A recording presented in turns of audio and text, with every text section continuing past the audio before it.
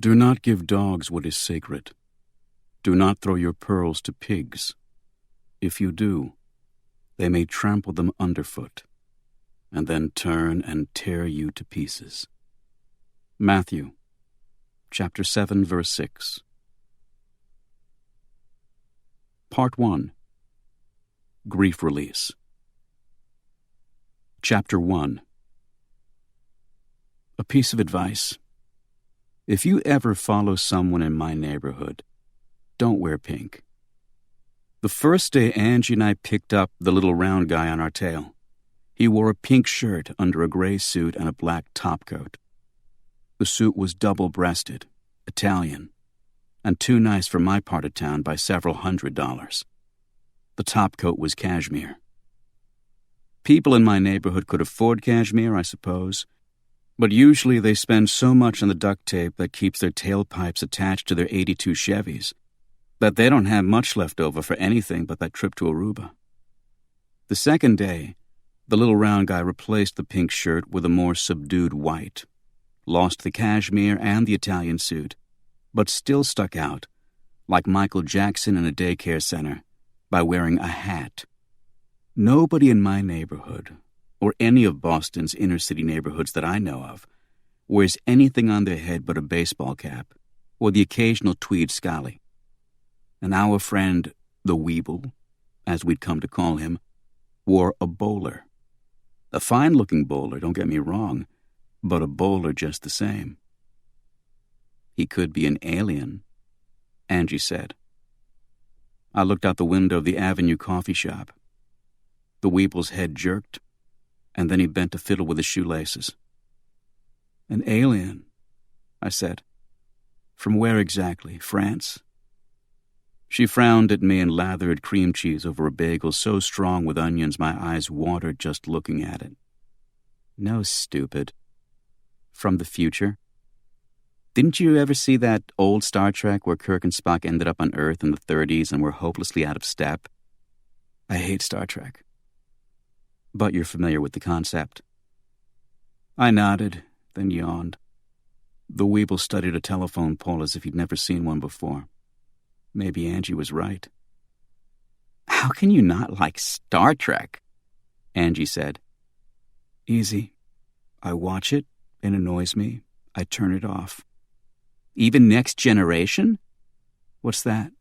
I said. When you were born, she said, I bet your father held you up to your mother and said, Look, hon, you just gave birth to a beautiful, crabby old man. What's your point? I said. The third day we decided to have a little fun. When we got up in the morning and left my house, Angie went north and I went south, and the Weeble followed her. But Lurch followed me. I'd never seen Lurch before, and it's possible I never would have if the Weeble hadn't given me reason to look for him. Before we left the house, I dug through a box of summer stuff and found a pair of sunglasses I use when the weather's nice enough to ride my bicycle. The glasses had a small mirror attached to the left side of the frame that could be swung up and out so you could see behind you. Not quite as cool as the equipment Q gave Bond, but it would do. And I didn't have to flirt with Ms. Moneypenny to get it. An eye in the back of my head. And I bet I was the first kid on my block to have one, too. I saw Lurch when I stopped abruptly at the entrance of Patty's Pantry for my morning cup of coffee. I stared at the door as if it held a menu, and swung the mirror out and rotated my head until I noticed the guy who looked like a mortician on the other side of the avenue by Pat J's pharmacy. He stood with his arms crossed over his sparrow's chest, watching the back of my head openly. Furrows were cut like rivers in his sunken cheeks, and a widow's peak began halfway up his forehead. In Patty's, I swung the mirror back against the frame and ordered my coffee. You go blind all of a sudden, Patrick? I looked up at Johnny Deegan as he poured cream into my coffee. What? The sunglasses, he said. I mean, it's what, middle of March? And no one's seen the sun since Thanksgiving. You go blind? Or are you just trying to look hipper and shit? Just trying to look hipper and shit, Johnny. He slid my coffee across the counter, took my money. It ain't working, he said. Out on the avenue, I stared through my sunglasses at Lurch as he brushed some lint off his knee, then bent to tie his shoelaces, just like the weeble had the day before. I took off my sunglasses, thinking of Johnny Deegan. Bond was cool, sure, but he never had to walk into Patty's pantry. Hell, just try and order a vodka martini in this neighborhood. Shaken or stirred, your ass was going out a window. I crossed the avenue as Lurch concentrated on his shoelace. Hi, I said. He straightened, looked around as if someone had called his name from down the block. Hi, I said again and offered my hand. He looked at it, looked down the avenue again. Wow, I said. You can't tail someone for shit, but at least your social skills are honed to the quick. His head turned, as slowly as the earth on its axis, until his dark pebble eyes met mine. He had to look down to do it, too. The shadow of his skeletal head puddling down my face and spreading across my shoulders. And I'm not a short guy. Are we acquainted, sir? His voice sounded as if it would due back at the coffin any moment. Sure, we're acquainted, I said. You're Lurch. I looked up and down the avenue. Where's Cousin It, Lurch? You're not nearly as amusing as you think you are, sir. I held up my coffee cup. Wait till I've had some caffeine, Lurch. I'm a certified bust-out 15 minutes from now. He smiled down at me and the furrows in his cheeks turned to canyons. You should be less predictable, Mr. Kenzie. How so, Lurch? A crane swung a cement post into the small of my back, and something with sharp, tiny teeth bit into the skin over the right side of my neck. And Lurch lurched past my field of vision as the sidewalk lifted off itself and rolled toward my ear. Love the sunglasses, Mr. Kenzie, the weeble said, as his rubbery face floated past me. They're a real nice touch. Very high-tech, Lurch said. And someone laughed, and someone else started a car engine, and I felt very stupid. Q would have been appalled. My head hurts, Angie said. She sat beside me on a black leather couch, and her hands were bound behind her back, too. How about you, Mr. Kenzie? A voice asked. How's your head? Shaken, I said. Not stirred. I turned my head in the direction of the voice, and my eyes met only a hard yellow light fringed by a soft brown. I blinked, felt the room slide a bit. Sorry about the narcotics, the voice said. If there had been any other way. No regrets, sir. A voice I recognized as Lurch's said. There was no other way. Julian, please give Ms. Gennaro and Mr. Kenzie some aspirin. The voice sighed behind the hard yellow light. And untie them, please. If they move? The weeble's voice. See that they don't, Mr. Clifton. Yes, sir, I'd be happy to. My name is Trevor Stone, the man behind the light said. Does that mean anything to you? I rubbed the red marks on my wrists. Angie rubbed hers, sucked a few gulps of oxygen from what I assumed was Trevor Stone's study. I asked you a question. I looked into the yellow light. Yes, you did. Very good for you. I turned to Angie. How you doing? My wrists hurt and so does my head. Otherwise? I'm generally in a foul mood. I looked back into the light. We're in a foul mood. I'd assume so. Fuck you, I said. Witty. Trevor Stone said from behind the soft light, and the Weeble and Lurch chuckled softly. Witty, the Weeble repeated. Mr. Kenzie, Miss Gennaro, Trevor Stone said, I can promise you that I don't want to hurt you. I will, I suppose, but I don't want to. I need your help. Oh, well. I stood up on wobbly legs, felt Angie rise beside me. If one of your morons could drive us home, Angie said. I gripped her hand as my legs swayed back against the couch and the room tilted to the right just a bit too much. Lurch pressed his index finger into my chest so lightly I barely felt it, and Angie and I fell back into the couch. Another 5 minutes, I told my legs, and we'll try it again. Mr. Kenzie, Trevor Stone said, you can keep trying to get up from that couch, and we can keep knocking you back down with a feather for at least another, 30 minutes by my estimate. So relax. Kidnapping, Angie said. Forced incarceration. Are you familiar with those terms, Mr. Stone? I am. Good. You understand that they're both federal crimes, carrying pretty stiff penalties? Trevor Stone said. Miss Gennaro, Mr. Kenzie, how acquainted are you with your own mortality? We've had a few brushes, Angie said. I'm aware of them, he said.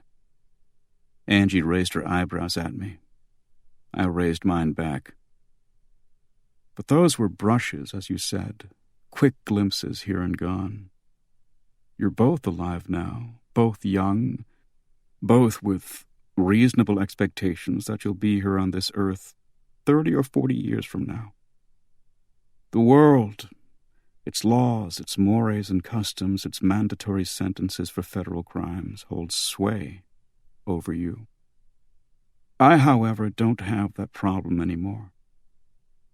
He's a ghost, I whispered, and Angie elbowed me in the ribs.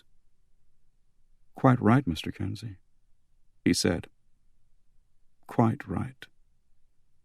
The yellow light swung away from my eyes, and I blinked into the black space that replaced it. A pinpoint of white in the center of the black pirouetted into several larger circles of orange and expanded past my field of vision like tracers. Then my vision cleared and I was looking at Trevor Stone. The top half of his face seemed to have been carved from blonde oak. Cliffs of eyebrows cutting shadows over hard green eyes, an aquiline nose, and pronounced cheekbones flashed the color of pearl. The lower half, however, had caved in on itself. His jaw had crumbled on both sides. The bones seemed to have melted somewhere into his mouth. His chin, worn to a nub, pointed straight down at the floor within the casing of a rubbery flap of skin, and his mouth had lost all shape whatsoever. It floated within the mess of his lower face like an amoeba. The lips seared white. He could have been anywhere from 40 to 70 years old. Tan bandages covered his throat in patches, wet like welts. As he stood from behind his massive desk, he leaned on a mahogany walking stick with a gold dragon's head hand grip. His gray Glen-plaid trousers billowed around his thin legs, but his blue cotton shirt and black linen jacket clung to his massive chest and shoulders, as if they'd been born there. The hand gripping the cane looked capable of crushing golf balls to dust with a single squeeze. He planted his feet and shook against the cane as he stared down at us. Take a good look, Trevor Stone said. And then, let me tell you something about loss. Chapter 2. Last year, Trevor Stone said, my wife was driving back from a party at the Somerset Club on Beacon Hill. You're familiar with it? We throw all our functions there, Angie said. Yes, well, anyway, her car broke down. I was just leaving my office downtown when she called, and I picked her up. Funny. What? I said. He blinked. I was just remembering how little we'd done that. Driven together. It was the sort of thing that had become a casualty of my commitment to work. Something as simple as sitting side by side in a car for 20 minutes, and we were lucky if we did it 6 times in a year. What happened? Angie said. He cleared his throat. Coming off the Tobin Bridge, a car tried to run us off the road. A carjacking, I believe it's called. I had just bought my car, a Jaguar XKE, and I wasn't about to give it up to a pack of thugs who thought wanting something was the same thing as being entitled to it. So, he stared out a window for a moment, lost, I can only assume, in the crunching of metals and revving of engines, the smell of the air that night. My car flipped onto the driver's side. My wife, Inez, couldn't stop screaming. I didn't know it then, but she'd shattered her spine. The carjackers were angry because I destroyed the car they presumably thought of as theirs already. They shot Inez to death as I tried to remain conscious. They kept firing into the car, and 3 bullets found my body. Oddly, none caused critical damage, though one lodged in my jaw. These 3 men then spent some time trying to light the car on fire, but they never thought to puncture the gas tank. After a time, they grew bored and left, and I lay there with 3 bullets in my body and several broken bones, and my wife dead beside me. We'd left the study and Lurch and the Weeble behind, and had made our way unsteadily into Trevor Stone's rec room, or gentleman's parlor, or whatever one called a room the size of a jet hangar, with both a billiard and snooker table, cherry wood backing to the dartboard, a poker table, and a small putting green in one corner. A mahogany bar ran up the east side of the room, with enough glasses hanging overhead to get the Kennedys through a month of partying. Trevor Stone poured 2 fingers of single malt into his glass, tilted the bottle toward my glass, then Angie's, and both of us refused. The men, boys, actually, who committed the crime were tried rather quickly and convicted, and recently began serving life without possibility of parole at Norfolk, and that's as close to justice as there is, I guess. My daughter and I buried Inez, and that should have been it, except for the grief. But, Angie said, while the doctors were removing the bullet from my jaw, they found the first sign of cancer, and as they probed deeper, they found it in my lymph nodes. They expect to find it in my small and large intestines next. Soon after that, I'm sure they'll run out of things to cut. How long? I said. 6 months. That's their opinion. My body tells me 5. Either way, I've seen my last autumn. He swiveled his chair and looked out the window at the sea again. I followed his gaze, noted the curve of a rocky inlet across the bay. The inlet forked and thrust out into something that resembled lobster claws, and I looked back to its middle until I found a lighthouse I recognized. Trevor Stone's house sat on a bluff in the midst of Marblehead Neck, a jagged finger of landscape off Boston's North Shore, where the asking price for a house was slightly less than that for most towns. Grief, he said, is carnivorous. It feeds whether you're awake or not, whether you fight it or you don't, much like cancer. And one morning you wake up, and all those other emotions, joy, envy, greed, even love, are swallowed by it. And you're alone with grief, naked to it. And it owns you. The ice cubes in his glass rattled, and he looked down at them. It doesn't have to, Angie said. He turned and smiled at her with his amoeba mouth. His white lips shook with tremors against the decayed flesh and pulverized bone of his jaw, and the smile disappeared. You're acquainted with grief, he said softly. I know. You lost your husband. 5 months ago, was it? Ex-husband, she said, her eyes on the floor. Yes. I reached for her hand, but she shook her head, placed her hand on her lap.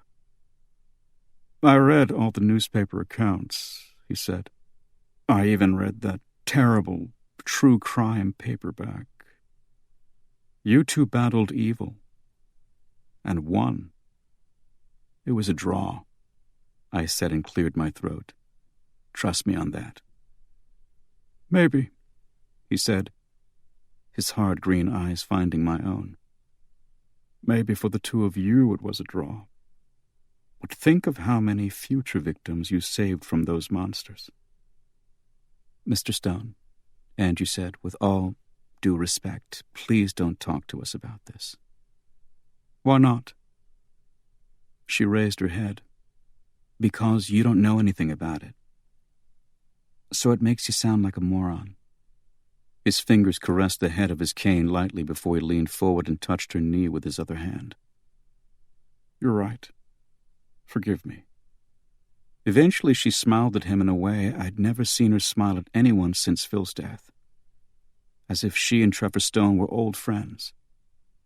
As if they'd both lived in places where light and kindness can't reach. I'm alone, Angie had told me a month ago. No, you're not.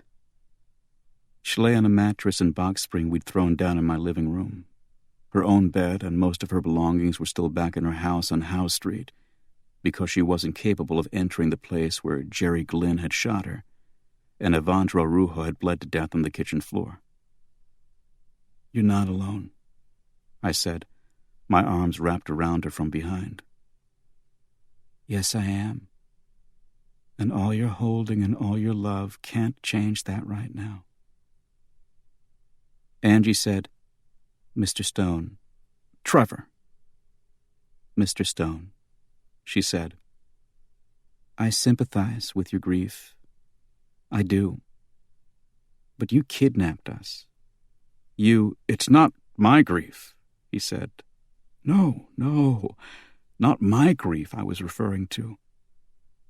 Then whose? I said. My daughter's. Desiree. Desiree. He said her name like it was the refrain of a prayer. His study, when well lighted again, was a shrine to her. Where before I'd seen only shadows, I now faced photos and paintings of a woman in nearly every stage of life. From baby snapshots to grade school, high school yearbook photos, college graduation. Aged and clearly mishandled Polaroids took up space in nude teakwood frames.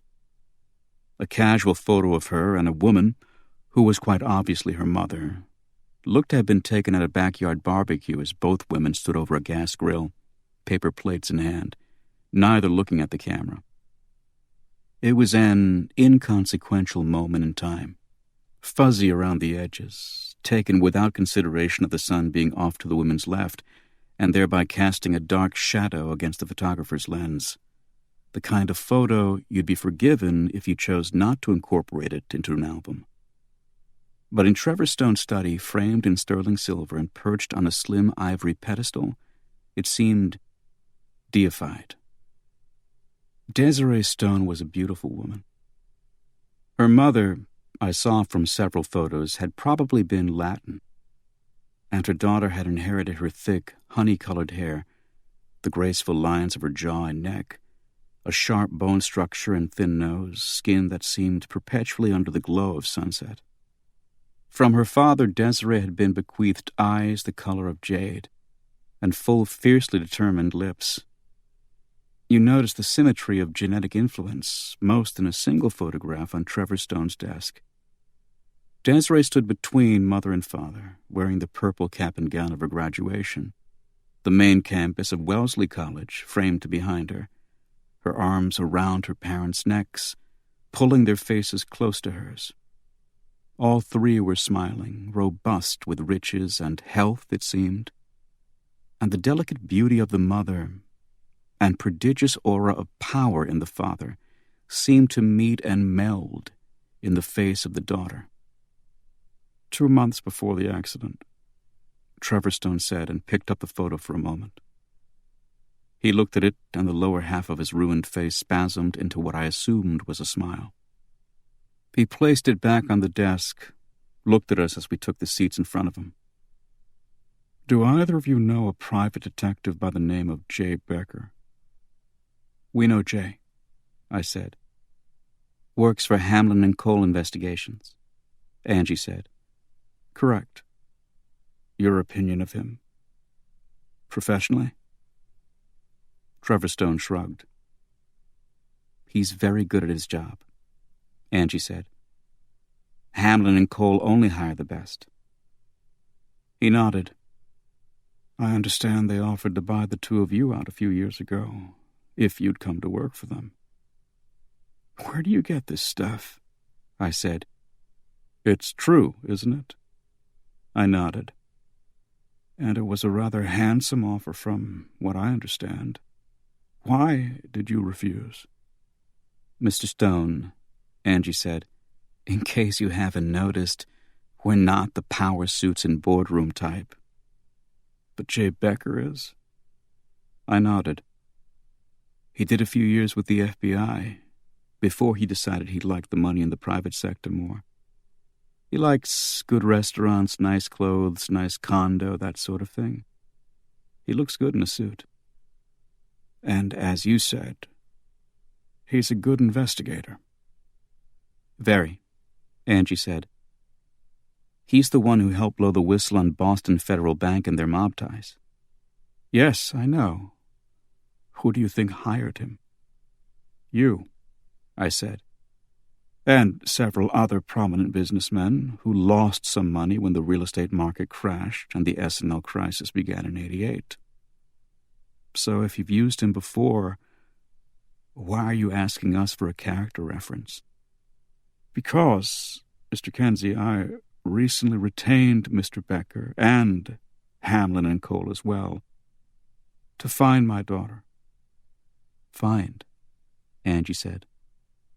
"How long has she been missing?" 4 weeks, he said. 32 days to be exact. "And did Jay find her?" I said. "I don't know," he said, "because now Mr. Becker is missing as well." In the city this morning, it had been cold but reasonable, with not much of a wind, the mercury hovering in the low 30s. Weather that made you aware of it, but not enough to make you hate it. On Trevor Stone's back lawn, however, the wind screamed off the Atlantic and the whitecaps churned, and the cold hit my face like pellets. I turned the collar of my leather jacket up against the ocean breeze, and Angie dug her hands deep into her pockets and hunched over. But Trevor Stone leaned into the wind. He added only a light gray raincoat to his wardrobe before leading us out here, and it flapped open around his body as he faced the ocean, seemed to dare the cold to infiltrate him. "Hamlin and Cole has returned my retainer and dropped my case," he said. "What's their cause?" "They won't say." "That's unethical," I said. "What are my options?"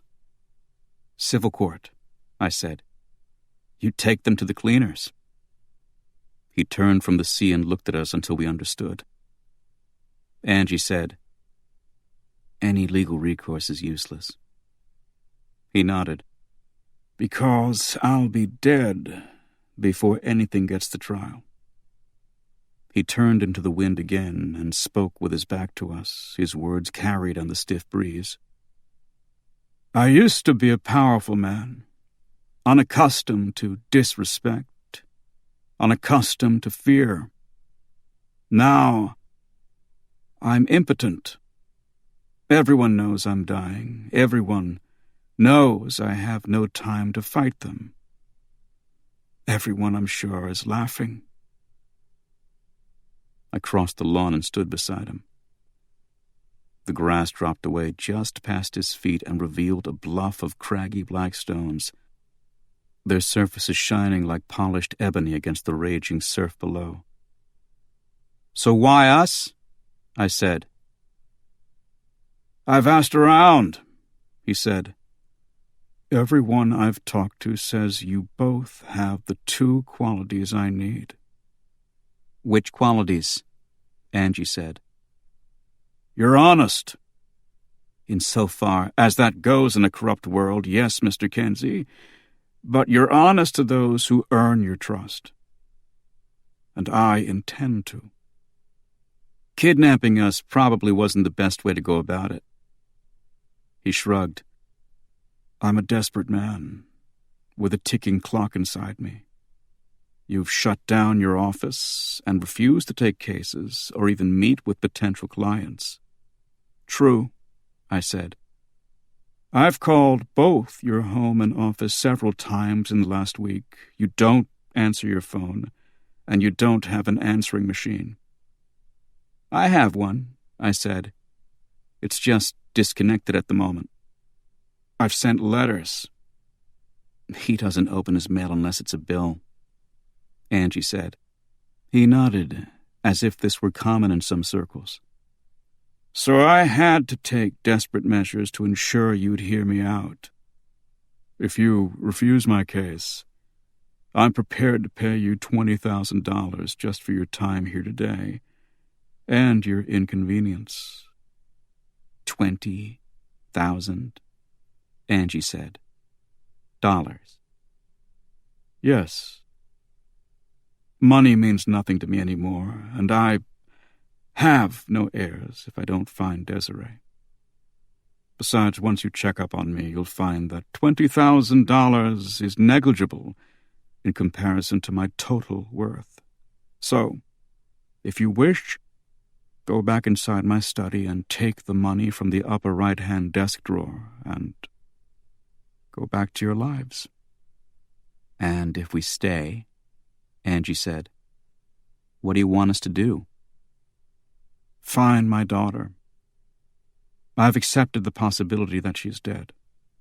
I'm aware of the likelihood of that, in fact. But I won't die wondering. I have to know what happened to her." "You've contacted the police?"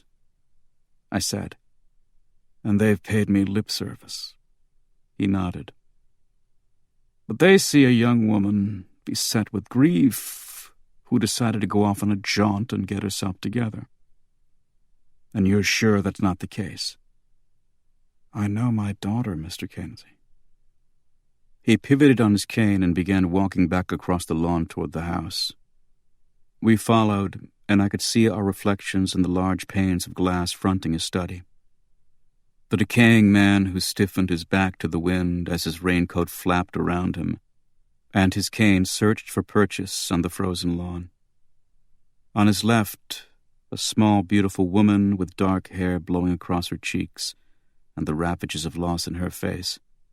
And on his right, a man in his early 30s wearing a baseball cap, leather jacket, and jeans, a slightly confused expression on his face as he looked at the two proud but damaged people beside him. As we reached the patio, Angie held the door open for Trevor Stone and said, "Mr. Stone, you said you'd heard we had the two qualities you were looking for most." "Yes." "One was honesty. What's the other?" "I heard you were relentless," he said as he stepped into his study. "Utterly relentless." Chapter 3. 50. Angie said as we rode the subway down from Wonderland Station toward downtown. "I know," I said. $50,000, she said. I thought 20 was insane enough, but now we're carrying $50,000, Patrick. I looked around the subway car at the mangy pair of winos about 10 feet away, the huddled pack of gangbangers considering the emergency pull switch in the corner of the car, the lunatic with the buzz-cut blonde hair and 1,000-yard stare gripping the handstrap beside me. Say it a little louder, Ange. I'm not sure the G-boys down back heard you. Whoops. She leaned into me. $50,000, she whispered. Yes, I whispered back as the train bucked around a curve with a metal screech and the fluorescents overhead sputtered off, then on, then off, then on again. Lurch, or Julian Archerson as we'd come to know him, had been prepared to drive us all the way home. But once we hit the standstill traffic on Route 1A, after sitting in an earlier automotive thicket on Route 129 for 45 minutes, we had him drop us as close to a subway station as possible and walked to Wonderland Station. So now we stood with the other sardines as the decrepit car heaved its way through the maze of tunnels and the lights went on and off, and we carried 50,000 of Trevor Stone's dollars on our persons. Angie had the check for 30,000 tucked in the inside pocket of her Letterman's jacket, and I had the 20,000 in cash stuffed between my stomach and belt buckle. You'll need cash if you're going to start immediately, Trevor Stone had said. Spare, no expense. This is just operating money. Call if you need more. Operating money. I had no idea if Desiree Stone was alive or not, but if she was, she'd have to have found a pretty remote section of Borneo or Tangier before I blew through 50 grand in order to find her. Jay Becker, Angie said and whistled. Yeah, I said. No kidding. When's the last time you saw him? 6 weeks ago or so, I said and shrugged. We don't keep tabs on each other. I haven't seen him since the Big Dick Awards. The lunatic on my right raised his eyebrows and looked at me. I shrugged. You can dress him up nice, you know, but you can't take him out. He nodded, then went back to staring at his reflection in the dark subway window as if it pissed him off. The Big Dick Award was actually the Boston Investigators Association's Gold Standard Award for excellence in detecting. But everyone I knew in the field called it the Big Dick Award. Jay Becker won the Big Dick this year, as he had last year, and back in '89 as well. And for a while, rumors abounded in the private detective community that he was going to open an office of his own, break away from Hamlin and Cole. I knew Jay well, though, and I wasn't surprised when the rumors proved false. It wasn't that Jay would have starved on his own. On the contrary, he was easily the best-known PI in Boston. He was good-looking, smart as hell, and could have charged retainers in the mid-5 figures if he chose. Several of Hamlin and Cole's wealthiest clients would have happily crossed the street if Jay had opened his doors there. The problem was, those clients could have offered Jay all the money in New England, and he still couldn't have taken their cases. Every investigator who signed a contract with Hamlin and Cole also signed a promissory note to the effect that should the investigator leave Hamlin and Cole, he agreed to wait 3 years before accepting any case from a client with whom he'd worked at Hamlin and Cole. 3 years in this business might as well be a decade. So Hamlin and Cole had a pretty good hold on him. If any investigator was good enough and respected enough, however, to jump ship from Everett Hamlin and Adam Cole and make a profit, Jay Becker was. But Jay was also shitty with money, as bad as anyone I've ever known. As soon as he got it, he spent it. On clothes, cars, women, leather sectionals, what have you. Hamlin and Cole paid his overhead, paid for his office space, provided and protected his stock options, his 401k, his portfolio of municipal funds, They daddied him, basically. And J. Becker needed a daddy. In Massachusetts, aspiring private investigators must perform 2,500 hours of investigatory work with a licensed private investigator before getting their licenses themselves. Jay only had to do 1,000 hours because of his FBI experience. And he did his with Everett Hamlin. Angie did hers with me. I did mine with Jay Becker. It was a recruiting technique of Hamlin and Cole to pick an aspiring private eye who they believed showed promise and provide that hungry wannabe with a seasoned investigator to show him the ropes, get him his 2,500 hours, and, of course, open his eyes to the gilded world of Hamlin and Cole.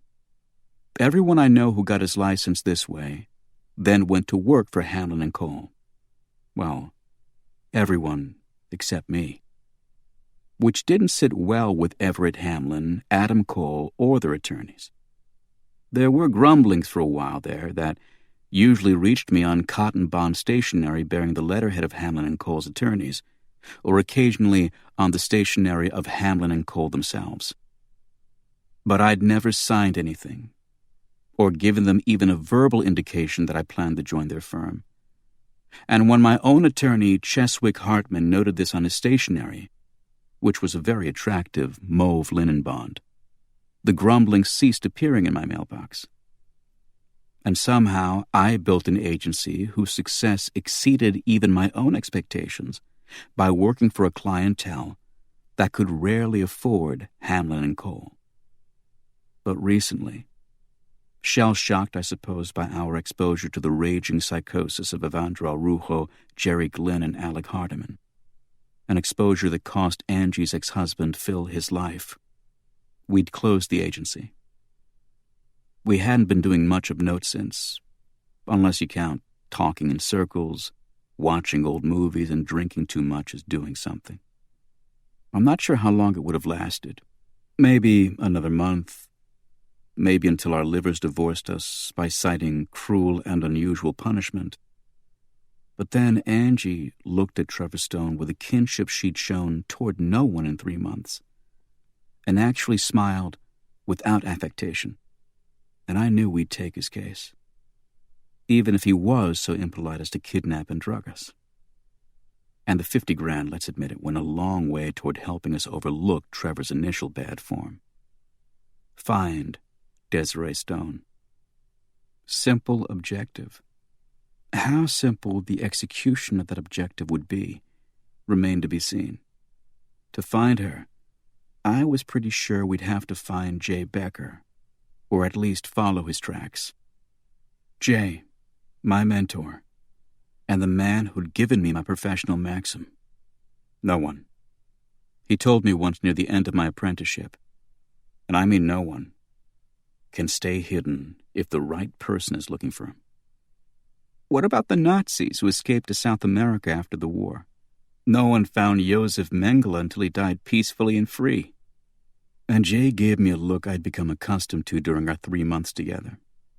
It was what I called his G-Man look. The look of a man who'd done his time in the darkest corridors of government. A man who knew where bodies were buried and which papers had been shredded and why. Who understood the machinations of true power better than most of us ever would. You don't think people knew where Mengele was? Are you kidding me? He leaned over our table in the Bay Tower room, tucked his tie against his waist, even though our plates and table crumbs had been cleared, impeccable as always. Patrick, let me assure you of something. Mengele had 3 huge advantages over most people who try to disappear. And they were: 1, he said, and his index finger rose. Mengele had money. Millions initially. But millionaires can be found. So, 2. His middle finger joined the index. He had information. On other Nazis. On fortunes buried under Berlin. On all sorts of medical discoveries he'd made using Jews as guinea pigs.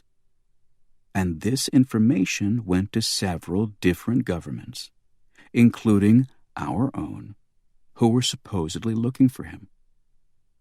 He raised his eyebrows and sat back smiling. And the third reason? Ah, yes, reason number 3, and the most important. Josef Mengele never had me looking for him.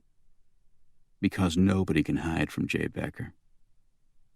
And now that I've trained you, D'Artagnan, my young Gascon, nobody can hide from Patrick Kinsey either. Thank you, Athos. He made a flourish with his hand and tipped his head. Jay Becker. No one alive ever had more style. Jay, I thought, as the subway car broke from the tunnel into the waxy green light of downtown crossing.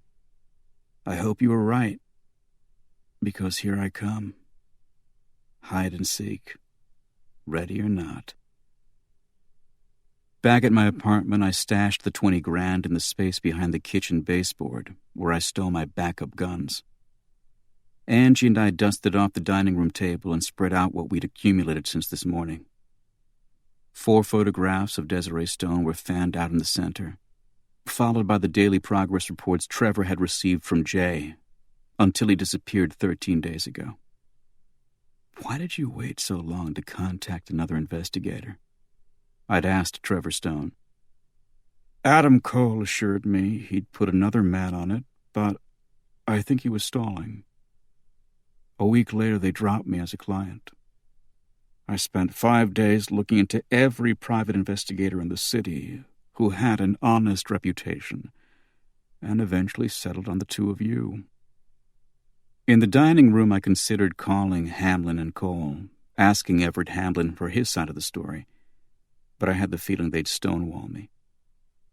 You drop a client of Trevor Stone's stature, you're not going to be advertising it or gossiping about it to a fellow competitor in the trade.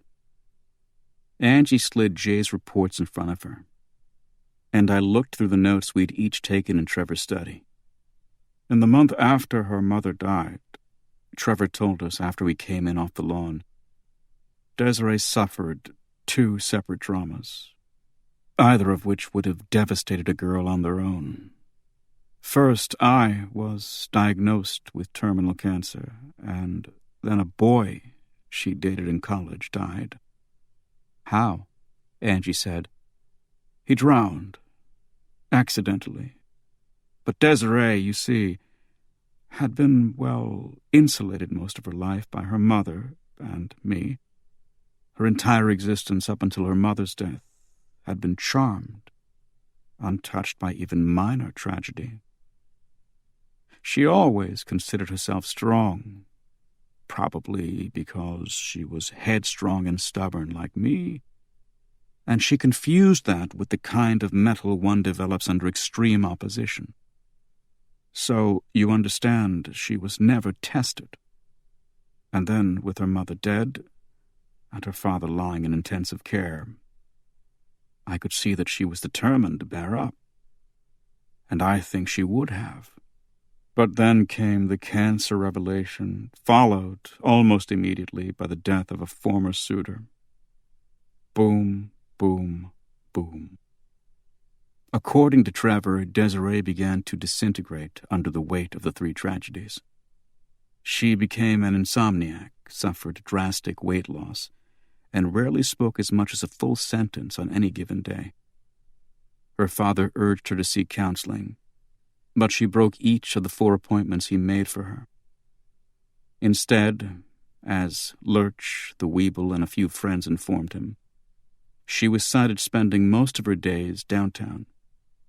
She'd drive the white Saab Turbo her parents had given her as a graduation present to a garage on Boylston Street, and spend her days walking the downtown and Back Bay greens of the Emerald Necklace, the 7-mile park system that surrounds the city.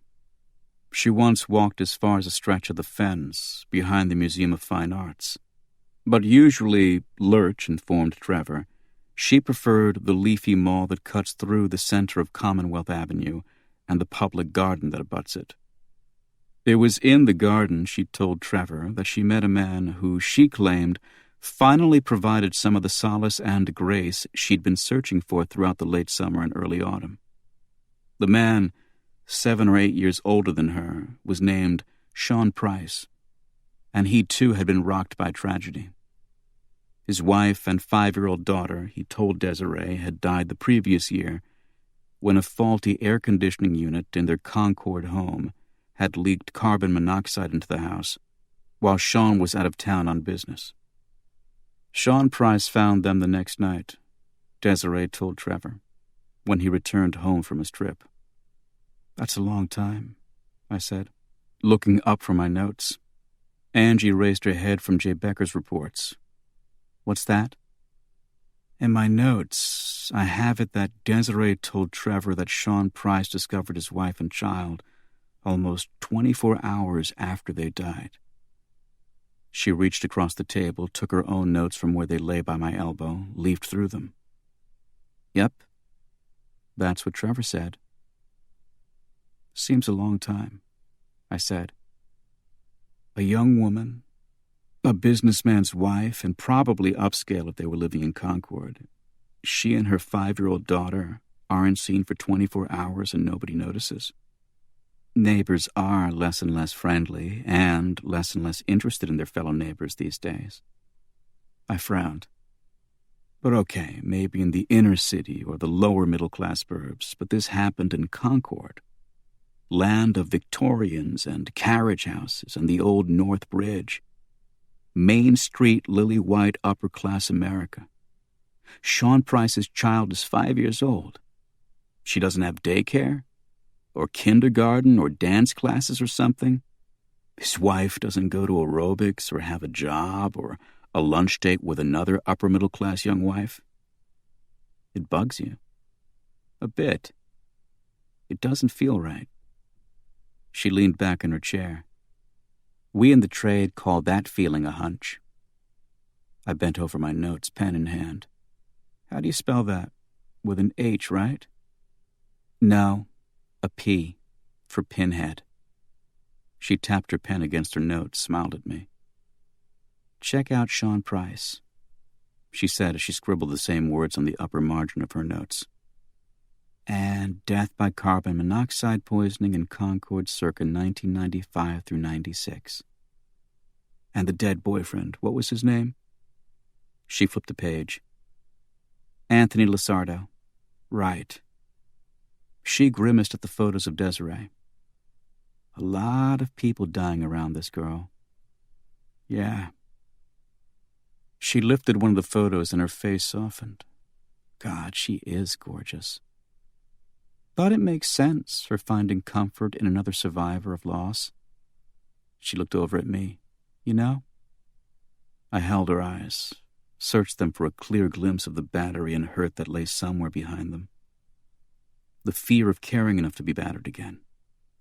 But all I saw were the remnants of recognition and empathy that had appeared when she looked at Desiree's photograph. The same remnants she'd borne after looking into the eyes of Desiree's father. "Yeah," I said. "I know. But someone could prey on that," she said, looking back into Desiree's face again. "How so?" "If you wanted to reach a person who was near catatonic with grief, but didn't necessarily want to reach them for benevolent motives, how would you go about it?" "If I was cynically manipulative?" "Yes. I'd form a bond based on shared loss." "By pretending to have suffered severe loss yourself, perhaps?" I nodded. "That'd be just the tack to take. I think we definitely need to find out more about Sean Price." Her eyes glistened with burgeoning excitement. "What's in Jay's reports about him?" "Well, let's see. Nothing we don't know already." She began to riffle the pages, then stopped suddenly, looked up at me, her face beaming. "What?" I said, feeling a smile growing on my face, her excitement infectious. "It's cool," she said. "What?"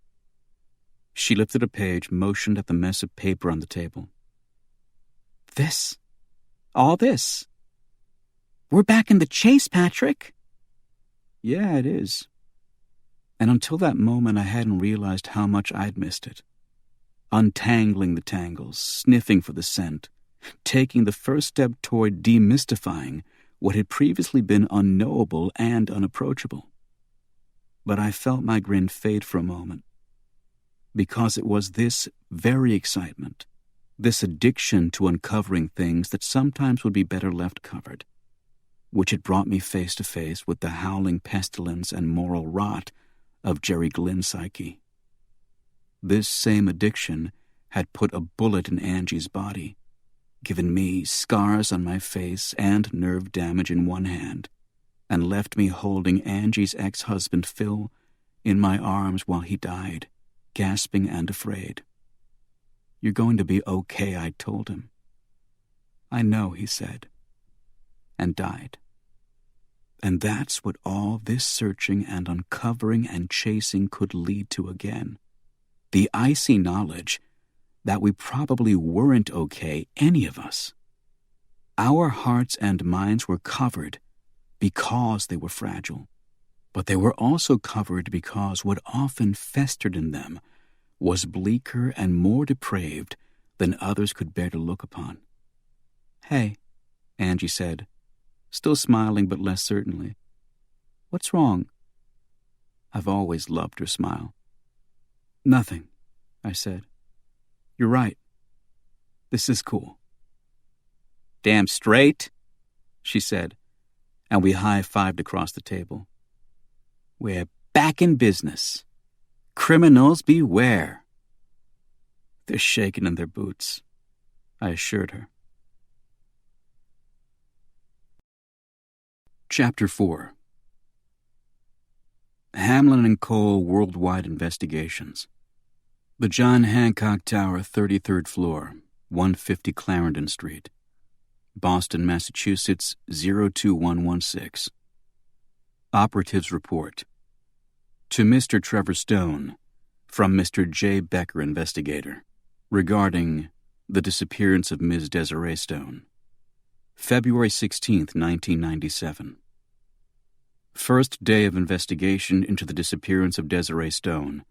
Last seen leaving her residence, 1468 Oak Bluff Drive, Marblehead, at 11 a.m. Eastern Standard Time, February 12th. This investigator interviewed Mr. Pietro Lehane, cashier of a parking garage at 500 Boylston Street, Boston, which led to the discovery of Ms. Stone's white 1995 Saab Turbo on level P2 of said garage. Ticket stub found in the glove compartment of car revealed it had arrived at garage at exactly 11:51 a.m., February 12th. Search of the car and the premises nearest to it yielded no suggestion of foul play. Doors were locked, alarm was engaged. Contacted Julian Archerson, Mr. Stone's valet, who agreed to pick up Ms. Stone's car from the premises using her spare set of keys and bring it back to the above-mentioned residence for further investigation. This investigator paid Mr. Lehane 5.5 days parking fee of $124 and left garage. See receipt attached to enclosed daily expenditure sheet.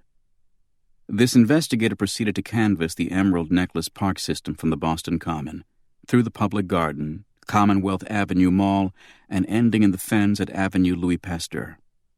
By showing park patrons several photographs of Miss Stone, this investigator found 3 individuals who claimed to have seen her at some time during the previous 6 months. 1. Daniel Mayhew, 23, student, Berklee College of Music. Sighted Miss Stone on at least 4 occasions seated on a bench in Comm Ave Mall, between Massachusetts Avenue and Charlesgate East. Dates are approximate, but sightings occurred during 3rd week of August, 2nd week of September, 2nd week of October, 1st week of November. Mr. Mayhew's interest in Miss Stone was of the romantic nature, but met distinct lack of interest from Miss Stone. When Mr. Mayhew attempted to engage her in conversation, Miss Stone walked away on 2 occasions, ignored him on a 3rd, and ended their 4th encounter, according to Mr. Mayhew, by spraying his eyes with either mace or pepper spray. Mr. Mayhew stated that on each occasion, Miss Stone was unequivocally alone. 2. Agnes Pasher, 44, transient. Ms. Pasher's testimony is questionable, as this investigator noted physical evidence of both alcohol and heroin abuse about her person. Ms. Pasher claims to have seen Ms. Stone on 2 occasions, both in September, approximate, in the Boston Common. Ms. Stone, according to Ms. Pasher, sat on the grass by the entrance at the corner of Beacon and Charles Streets, feeding squirrels with handfuls of sunflower seeds. Ms. Pasher, who had no contact with Ms. Stone, called her the Squirrel Girl. 3. Herbert Costanza, 34, sanitation engineer, Boston Parks and Recreation Department. Mr. Costanza, on numerous occasions from mid-August through early November, observed Ms. Stone, whom he dubbed the sad pretty girl, sitting under a tree in the northwest corner of the public garden. His contact with her was limited to polite hellos, which she rarely responded to. Mr. Costanza believed Miss Stone to be a poet, though he never witnessed her writing anything. Note that the last of these sightings occurred in early November. Miss Stone claimed to have met a man she identified as Sean Price in early November as well. Computer search of statewide NYNEX telephone listings for Sean or S. Price yielded 124 matches. State DMV listings for Sean Price reduced the number to 19 matches within the target age, 25 to 35. Since Miss Stone's sole physical description of Sean Price mentioned only his general age and race, Caucasian, the number was further reduced to 6 matches upon cross-referencing for ethnicity. This investigator will begin contacting and interviewing the 6 remaining Sean Prices tomorrow. Respectfully, J. Becker, investigator. CC Mr. Hamlin, Mr. Cole, Mr. Keegan, Ms. Tarnover. Angie looked up from the reports and rubbed her eyes. We sat side by side reading the pages together. Christ, she said. He is one thorough guy. He's Jay, I said. A model for all of us. She nudged me. Say it. He's your hero. Hero, I said. He's my god. Jay Becker could find Hoffa without breaking a sweat. She patted his report pages. Yet he seems to be having trouble finding either Desiree Stone or Sean Price. Have faith, I said and turned a page. Jay's rundown of the 6 Sean Prices had taken 3 days and yielded a big goose egg. One was a recent parolee who'd been in prison until late December of 1995. Another was a paraplegic and shut-in. A third was a research chemist for Genzyme Corporation who had been consulting on a project at UCLA throughout the autumn. Sean Edward Price of Charlestown was a marginally employed roofer and full-time racist. When Jay asked him if he'd recently been to either the Public Garden or the Boston Common, he responded, with the fruits and the liberals and the fucking mud races asking for handouts so as they can buy themselves some crack? They should throw a fence around the whole downtown and nuke it from space, pal. Sean Robert Price of Braintree was a chubby, bald salesman for a textile company who took one look at Desiree Stone's photograph and said, "If a woman who looked like that glanced in my direction, I'd have a cardiac on the spot." Since he covered the South Shore and the Upper Cape in his job, it would have been impossible for him to make trips into Boston without being noticed. His attendance record, his boss assured Jay, was flawless. Sean Armstrong Price of Dover was an investment consultant for Shearson Lehman. He ducked Jay for 3 days, and Jay's daily reports began to show an inkling of excitement until he finally caught up with Price while Price entertained clients at Grill 23. Jay pulled a chair up to the table and asked Price why he'd been avoiding him. On the spot, Price, who mistook Jay for an SEC investigator, admitted to a fraudulent scheme in which he advised clients to buy blocks of stock in floundering companies that Price himself had already invested in through a dummy corporation. This, Jay discovered, had been going on for years, and during October and early November, Sean Armstrong Price had made several trips to the Cayman Islands, Lower Antilles, and Zurich to bury money he never should have had. 2 days later, Jay noted, one of the clients Price had been entertaining reported him to actual SEC investigators, and he was arrested at his office on Federal Street. Reading between the lines of the rest of the data Jay gathered on Price, you could tell he thought Price was too dumb, too transparently slick, and too obsessed with finance to ever dupe or form a connection with Desiree. Outside of that minor success, however, Jay was getting nowhere, and 5 days into his reports, his frustration began to show. Desiree's few close friends had lost contact with her after her mother's death. She and her father had rarely spoken, nor had she confided in Lurch or the Weeble. With the exception of the macing of Daniel Mayhew, she'd been remarkably unobtrusive during her trips downtown. If she hadn't been so beautiful, Jay noted once, she probably wouldn't have been noticed at all. Since her disappearance, she'd used none of her credit cards, written no checks.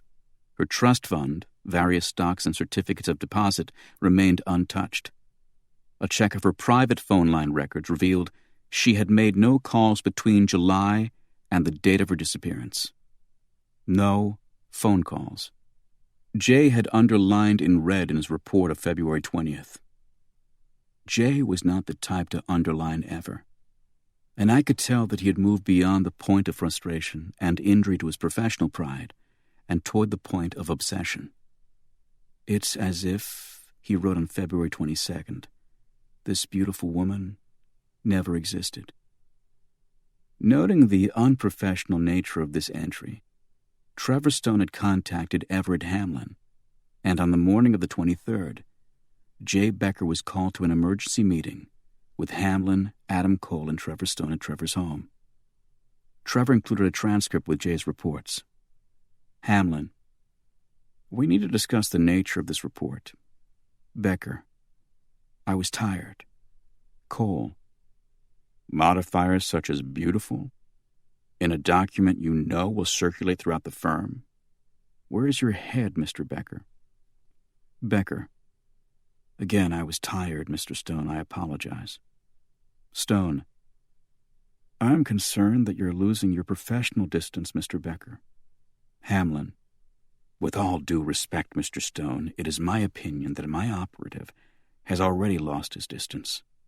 Cole: without question. Becker: you're pulling me off the case? Hamlin: if Mr. Stone agrees with our recommendation. Becker: Mr. Stone? Stone: convince me why I shouldn't, Mr. Becker. This is my daughter's life we're talking about. Becker: Mr. Stone, I admit I've become frustrated by the lack of any physical evidence to either your daughter's disappearance or the Sean Price she claimed to have met, and that frustration has caused some disorientation. And yes, what you've told me about your daughter, what I've heard from witnesses, and undoubtedly her physical beauty, has helped to create a sentimental attachment to her, which is not conducive to a professionally detached investigation. All true. But I'm close. I'll find her. Stone: when? Becker: soon, very soon. Hamlin: Mr. Stone, I urge you to allow us to employ another operative on this case as chief investigator. Stone: I'll give you 3 days, Mr. Becker. Cole: Mr. Stone. Stone: 3 days to come up with tangible proof of my daughter's whereabouts. Becker: thank you, sir, thank you. Thank you very much. This is bad, I said. What? Angie lit a cigarette. Never mind everything else in the transcript. Look at Jay's last line. He's being obsequious, almost sycophantic. He's thanking Stone for saving his job. I shook my head. That's not Jay. Jay's too proud. You get a single thanks out of the guy, you probably just saved him from a burning car. He's not a thank you type of guy. He's way too cocky. And the Jay I know would have been ripshit they even considered taking him off the case. But he's losing it here. I mean, look at his last few entries before they called that meeting. I stood up, paced back and forth along the dining room table. Jay can find anyone. So you've said. But in a week on this case, he'd found nothing. No Desiree, no Sean Price. Maybe he was looking in the wrong places. I leaned over the table, worked the kinks out of my neck and looked down at Desiree Stone. In one photo, she was sitting on a porch swing in Marblehead, laughing, her bright green eyes staring directly into the lens. Her rich honey hair was in tangles, and she wore a raggedy sweater and torn jeans, her feet bare, dazzling white teeth exposed. Her eyes drew you in, no question. But it was more than that kept you fixated on her. She had what I'm sure a Hollywood casting director would call presence. Frozen in time, she still radiated an aura of health, of vigor, of effortless sensuality, an odd mixture of vulnerability and poise, of appetite and innocence.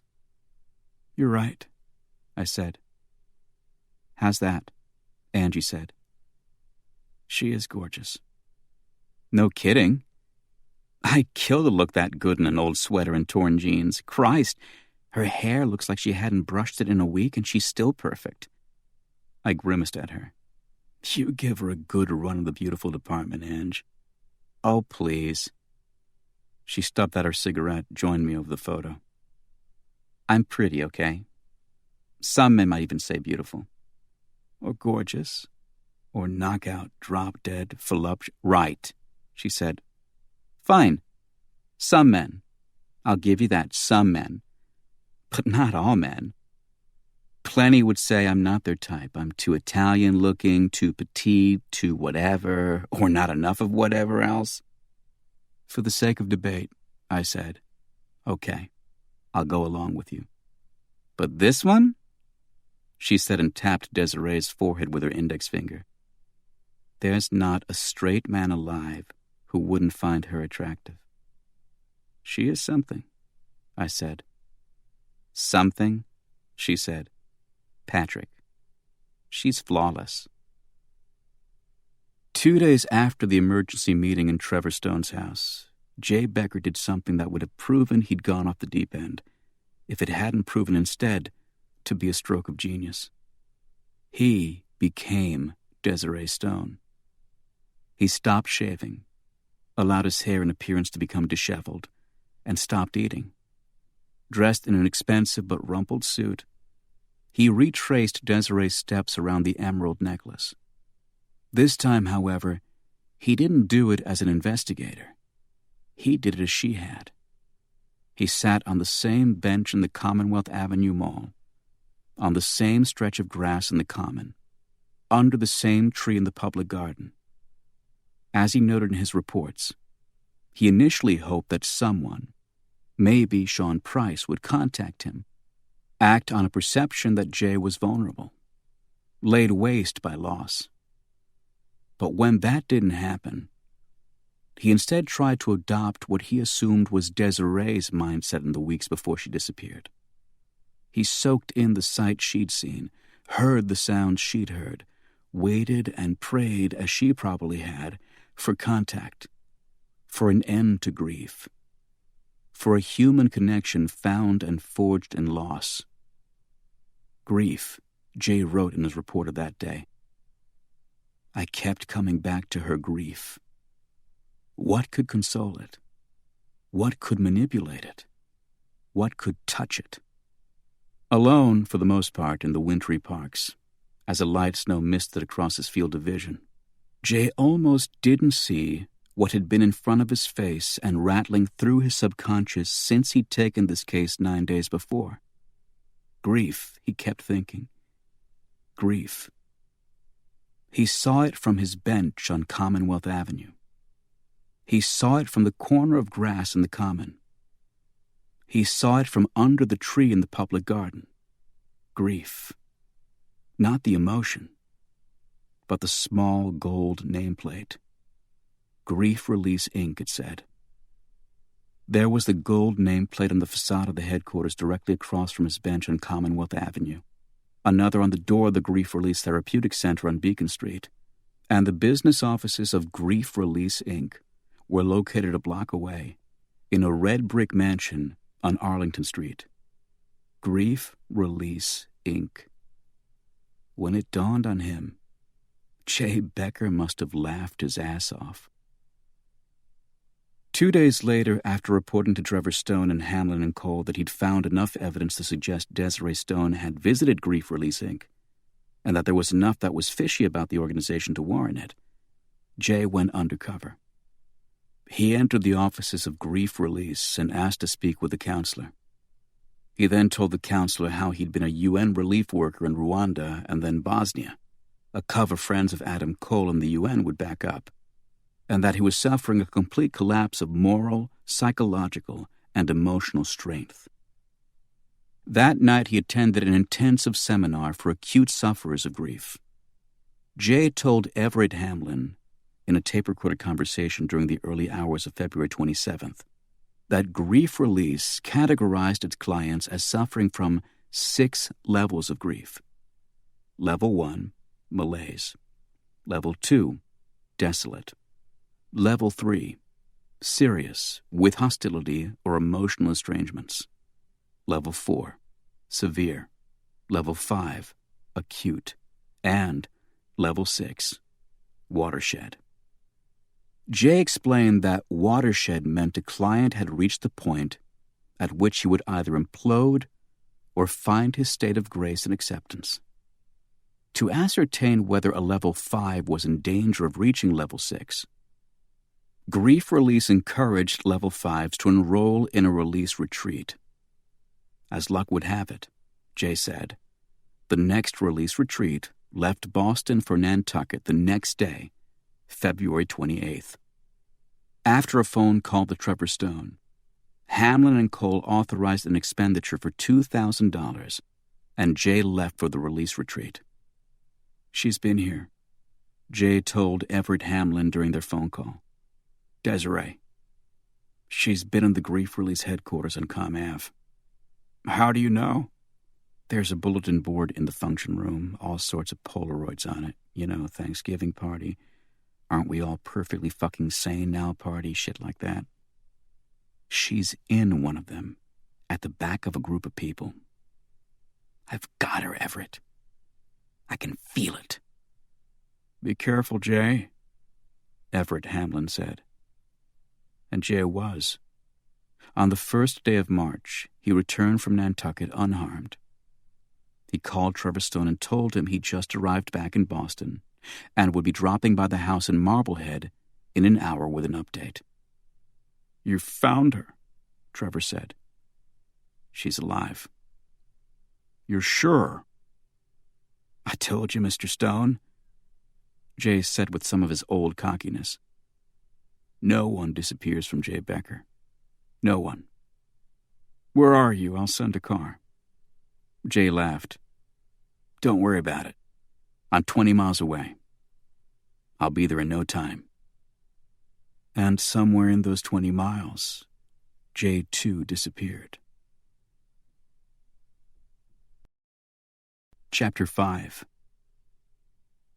Fin de siècle, Ginny Regan said. Fin de siècle, I said. Yes. It bothers you? She asked. Of course, I said. Doesn't it bother you? Ginny Regan was the receptionist at the business offices of Grief Release Inc., and she seemed a little confused. I didn't blame her. I don't think she knew the difference between fin du siècle and a popsicle. And if I hadn't consulted a thesaurus before coming over here, I wouldn't have either. As it was, I was still making this shit up on the fly, and I was starting to confuse myself. Chico Marx, I kept thinking, Chico Marx. Where would Chico take a conversation like this? Well, Ginny said, I'm not sure. Not sure? I thumped her desktop with the palm of my hand. How can you not be sure? I mean, you talk about fin du siècle and you're talking about some pretty serious shit. The end of the millennium, utter chaos, nuclear Armageddon, roaches the size of Range Rovers. Ginny looked at me nervously as a man in a drab brown suit shrugged his way into a topcoat in the office behind her and approached the small gate that, along with Ginny's desk, separated the lobby from the main office. Yes, Ginny said. Of course, it's very serious. But the writing's on the wall, Ginny. This society's coming apart at the seams. Look at the evidence. Oklahoma City, the World Trade Center bombings, David Hasselhoff, it's all there. Night, Ginny, the man in the topcoat said as he pushed the gate open by Ginny's desk. Night, Fred, Ginny said.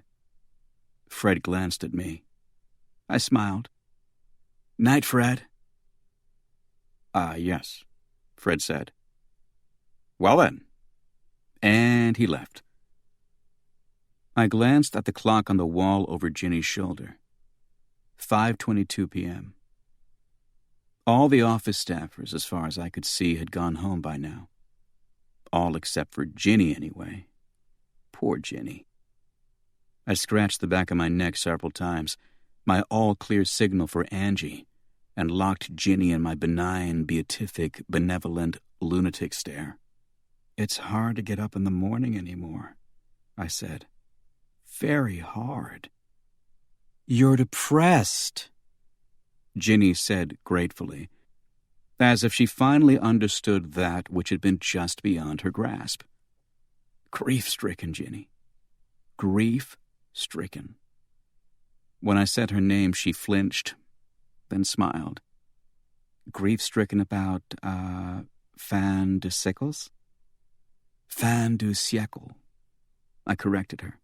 Yes, very much so. I mean, I don't agree with his methods, mind you, but maybe Ted Kaczynski was right. Ted, she said. Kaczynski, I said. Kaczynski. The Unabomber, I said. The Unabomber, she said slowly. I smiled at her. Oh, she said suddenly. The Unabomber. Her eyes cleared and she seemed excited and freed of a great weight suddenly. I get it. You do? I leaned forward. Her eyes clouded over in confusion again. No, I don't. Oh. I sat back. In the rear corner of the office, over Ginny's right shoulder, a window rose. The cold, I thought suddenly. She'll feel the cold air on her back. I leaned into her desk. Modern critical response to the best of popular culture confuses me, Ginny. She flinched, then smiled. It seemed to be her way. It does. Utterly, I said. And that confusion leads to anger, and that anger leads to depression, and that depression... My voice rose and thundered as Angie slid over the windowsill and Ginny's eyes widened to the size of frisbees as she watched me, her left hand slipping into her desk drawer. Leads to grief! Real grief, don't kid yourself, about the decay of art and critical acumen, and the end of the millennium, an accompanying sense of fin du siècle. Angie's gloved hand closed the window behind her. Mr. Ginny said. Doohan, I said. DeForest Doohan. Mr. Doohan, she said. Yes, I'm not sure if grief is the correct word for your troubles. And Bjork, I said. Explain, Bjork. Well, I can't, she said. But I'm sure Manny can. Manny? I said as the door behind me opened. Yes, Manny, Ginny said with a hint of a self-satisfied smile. Manny is one of our counselors. You have a counselor, I said, named Manny. Hello, Mr. Doohan. Manny said and came around in front of me with his hand outstretched. Manny, I ascertained by craning my neck to look up, was huge. Manny was humongous. Manny, I have to tell you, wasn't a person. He was an industrial complex with feet. "Hi, Manny," I said as my hand disappeared into one of the catcher's mitts attached to his wrists. "How yourself, Mr. Dewan? What seems to be the problem?" "Grief," I said. "Lot of that going around," Manny said, and smiled. Manny and I walked cautiously along the icy sidewalks and streets as we cut around the public garden toward the Grief Release Therapeutic Center on Beacon Street. Manny kindly explained that I'd made the common, understandable mistake of walking into the business offices of Grief Release when obviously I was seeking help of a more therapeutic nature. "Obviously," I agreed. "So what's bothering you, Mr. Dewan?" Manny had the softest voice for a man his size. It was calm, earnest, the voice of a kind uncle. "Well, I don't know, Manny," I said as we waited for a break in the rush hour traffic at the corner of Beacon and Arlington. "I've become saddened lately by the state of it all. The world, you know. America." Manny touched the back of my elbow and led me into a momentary lull in the traffic. His hand was firm, strong, and he walked with the strides of a man who'd never known fear or hesitation.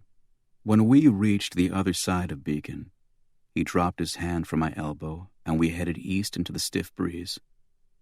"What do you do for work, Mr. Dewan?" "Advertising," I said. "Ah," he said. "Ah, yes. A member of the mass media conglomerate." "If you say so, Manny." As we neared the therapeutic center, I noticed a familiar group of kids in their late teens wearing identical white shirts and sharply pressed olive trousers. They were all male, all with neatly clipped hair, and all wore similar leather bomber jackets. "Have you received the message?" one of them asked an older couple ahead of us. He thrust a piece of paper at the woman, but she swiveled past him with a practiced sidestep that left his hand holding the paper to empty space. "Messengers," I said to Manny. "Yes," Manny said with a sigh. "This is one of their preferred corners for some reason." The messengers were what Bostonians called these earnest youth who stepped suddenly out from crowds and thrust literature at your chest. Usually male, sometimes female, they wore the white and olive uniform and the short hair, and their eyes were usually kind and innocent, with just a touch of a fever in the irises. They were members of the Church of Truth and Revelation, and unfailingly polite. All they wanted was for you to take a few minutes and listen to their message, which I think had to do with the coming apocalypse or rapture or whatever happened when the four horsemen descended from the heavens and galloped down Tremont Street, and hell opened up beneath the earth to swallow the sinners, or those who'd ignored the message, which I think was the same thing. These particular kids worked this corner hard, dancing around people and threading themselves through the weary crowd of pedestrians heading home from a day's work. "Won't you receive the message while there's still time?" one desperately asked a man who took the piece of paper and kept walking, balling it in his fist as he went. But Manny and I, it seemed, were invisible. Not one kid came near us. As we approached the doorway of the therapeutic center, in fact, they moved away from us in a sudden wave. I looked at Manny. "You know these kids?" He shook his massive head. "No, Mr. Dewan." "They seem to know you, Manny." "Probably recognize me from being around here so often." "Sure," I said. As he opened the door and stepped aside so I'd enter first, one of the kids glanced at him. The kid was about 17, with a light freckling of acne across his cheeks. He was bow-legged and so thin I was sure the next strong gust of winter would cast him into the street. His glance at Manny lasted about a quarter of a second, but it was telling enough. This kid had seen Manny before, no question, and he was afraid of him. Chapter 6. Hello. Hello. Hello. Good to see you. 4 people were coming out as Manny and I entered. And God, were they happy people. 3 women and a man, their faces glazed with joy, their eyes bright and clear, their bodies damn near rippling with vigor. Staffers? I said. Manny said. Those 4? I said. Staffers? And clients? Manny said. You mean some were staffers, some were clients?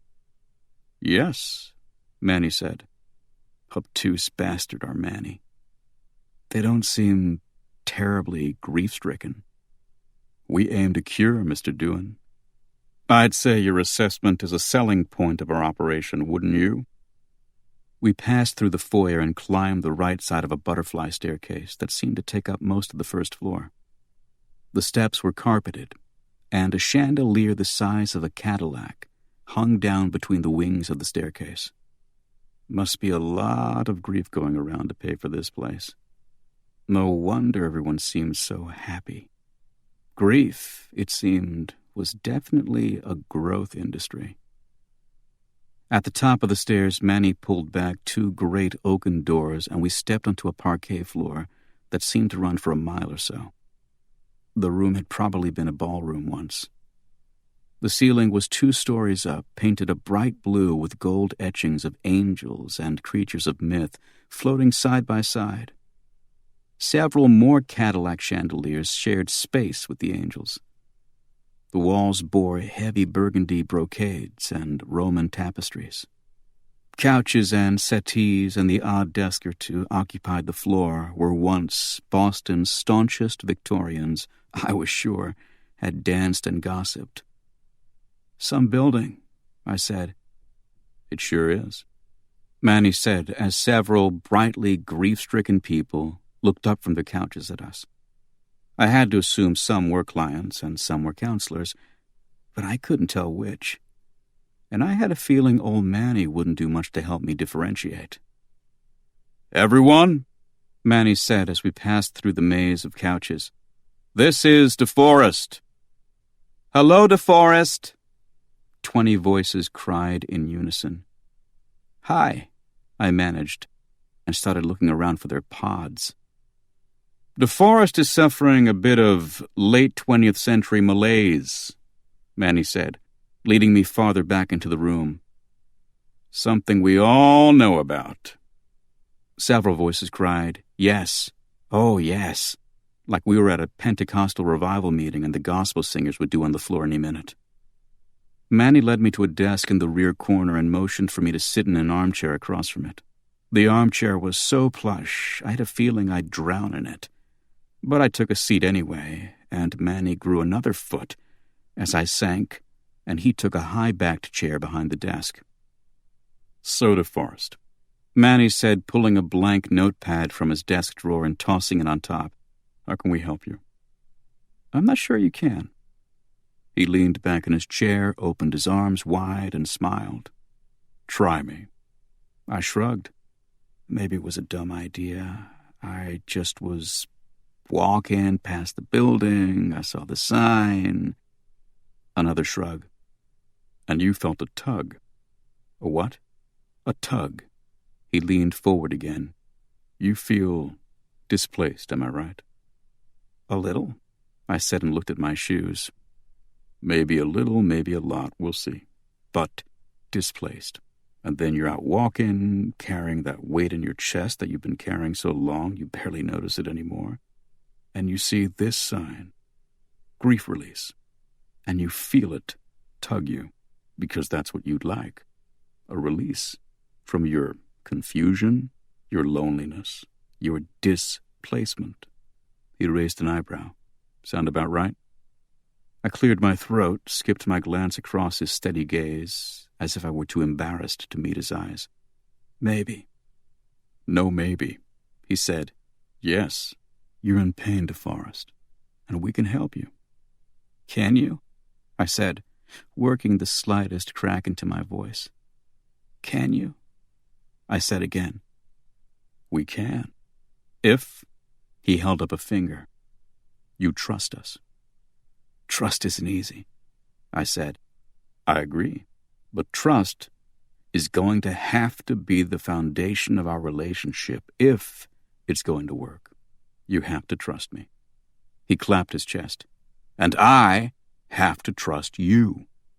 In that way, we can work toward a connection. What sort of connection? A human one. His kind voice had grown even softer. The only kind that matters. That's what grief stems from, what pain stems from, DeForest, a lack of connection with other human beings. You've mislaid your trust in the past, had your faith in people broken, shattered even. You've been betrayed, lied to, so you've chosen not to trust. And this protects you to some extent, I'm sure, but it also isolates you from the rest of humanity. You are disconnected, you are displaced, and the only way to find your way back to a place, to a connection, is to trust again. And you want me to trust you. He nodded. You have to take a chance sometime. And why should I trust you? Well, I'll earn your trust. Believe me. But it's a two-way street, DeForest. I narrowed my eyes. I need to trust you, he said. And how can I prove I'm worthy of your trust, Manny? He crossed his hands over his belly. You can start by telling me why you're carrying a gun. He was good. My gun was in a holster clipped to the waistband at the small of my back. I'd worn a loose, European-cut suit under a black topcoat as part of my ad exec look, and none of the clothing hugged the gun. Manny was very good. Fear, I said, trying to look sheepish. Ah, I see. He leaned forward and wrote fear on a piece of lined paper on the desk. In the margin above it, he wrote, DeForest Doin. You do? His face was non-committal, flat. Any specific fear? No, I said. Just a general sense that the world is a very dangerous place, and I feel lost in it sometimes. He nodded. Of course, that's a common affliction these days. People often sense that even the smallest things in such a large, modern world are beyond their control. They feel isolated, small, afraid they've become lost in the bowels of a technocracy, an industrialized world that has sprawled well beyond its own capacity to keep its worst impulses in check. Something like that, I said. As you said, it's a feeling of fin du siècle, common to the end of every century. Yes. I hadn't said fin du siècle in Manny's presence, which meant the accounting offices were bugged. I tried to keep that realization from flickering in my eyes, but I must have failed because Manny's brow darkened, and the heat of sudden recognition rose between us. The plan had been to get Angie inside before the alarm system was engaged. She'd trip it on her way out, of course, but by the time anyone official arrived on the scene, she'd be long gone. That had been the theory, but neither of us considered the possibility of an internal bugging system. Manny stared at me. His dark eyebrows arched, his lips pursed against the tent he'd made of his hands. He didn't look much like a sweet, big man anymore, nor like a counselor in grief. He looked like one mean motherfucker who shouldn't be messed with. Who are you, Mr. Doan? Really? I'm an advertising executive with deep fears about modern culture. He removed his hands from his face, looked at them. Yet your hands aren't soft, he said, and a few of your knuckles look like they've been broken over the years. And your face, my face, I sensed the room going deeply quiet behind me. Manny glanced at something or someone over my shoulder. Yes, your face. In the right light, I can see scars along your cheeks under your beard. They look like knife scars, Mr. Doohan. Or maybe from a straight razor. Who are you, Manny? I said. You don't seem much like a grief counselor. But this isn't about me. He glanced over my shoulder again. And then the phone on his desk rang. He smiled and picked it up. Yes? His left eyebrow arched as he listened, and his eyes found mine. That makes sense, he said into the phone. He's probably not working alone. Whoever that is inside the offices, he smiled at me. Hit them hard. Make sure they feel it. Manny hung up the phone and reached into his desk drawer, and I put my foot against the desk and pushed so hard I knocked the chair out from under me and toppled the desk onto Manny's chest. The guy who had been behind me making eye contact with Manny came at me from my right, and I sensed him before I saw him. I pivoted to my right, my elbow extended, and hit him so hard in the center of his face that my funny bone shrieked and the fingers of my hand numbed. Manny pushed back the desk and stood as I stepped around and placed my gun in his ear. Manny, for his part, was very poised for a guy with an automatic weapon against his head. He didn't look scared. He looked like he'd been through this before. He looked annoyed. You're going to use me as a hostage, I suppose? He chuckled. I'm a pretty big hostage to lug around, pal. Have you thought that through? Yes, I have. And I hit him in the temple with the butt of the gun. Some guys, that's all it would take. Just like in the movies, they'd drop like a sack of dirt and lie on the floor breathing heavily. But not Manny. And I hadn't expected him to. When his head jerked back from the hit to the temple, I hit him again where the neck meets the collarbone, and once again in the temple. The last shot was the lucky one, because he'd been raising his massive arms and would have tossed me across the room like a throw pillow if his eyes hadn't rolled back into his head instead. He pitched back into his overturned chair and smashed into the floor with just a bit more noise than a piano dropped from the ceiling would have made. I spun away from him and pointed my gun at the guy who'd collided with my elbow. He had a runner's ropey build, and the trim black hair on the sides of his head was offset by the swath of bare skin on top. He rose off the floor, face bleeding into his cupped hands. Hey, you, I said. Asshole. He looked at me. Put your hands over your head and walk in front of me. He blinked. I extended my arm, leveled the gun on him. Do it. He locked his fingers together atop his head and started walking with my gun between his shoulder blades. The crowd of shiny, happy people parted in waves as we walked, and they didn't look very happy or shiny as they did. They looked venomous, like asps who'd had their nest upended. Halfway across the old ballroom, I saw a guy standing behind a desk, a phone to his ear. I cocked the hammer on my gun and pointed it at him. He dropped the receiver. Hang it up, I said. He did, his hand shaking. Step back from the desk. He did. The guy in front of me with the broken face called out to the room, Don't anyone call the police! Then to me, You're in a lot of trouble. What's your name? I said and dug the pistol into his back. Screw you, he said. Nice name, is that Swedish? I said. You're dead. I reached around him with my free hand and slapped his broken nose lightly with my fingers. A woman standing frozen to our left said, Oh God, and Mr. Screw You gasped and wavered for a moment before he regained his footing. We reached the double doors, and I stopped Screw You by placing my free hand on his shoulder and the muzzle of my pistol under his chin. Then I reached down and pulled his wallet from his back pocket, flipped it open, read the name on his license. John Byrne. I dropped the wallet in the pocket of my topcoat. John Byrne, I whispered in his ear.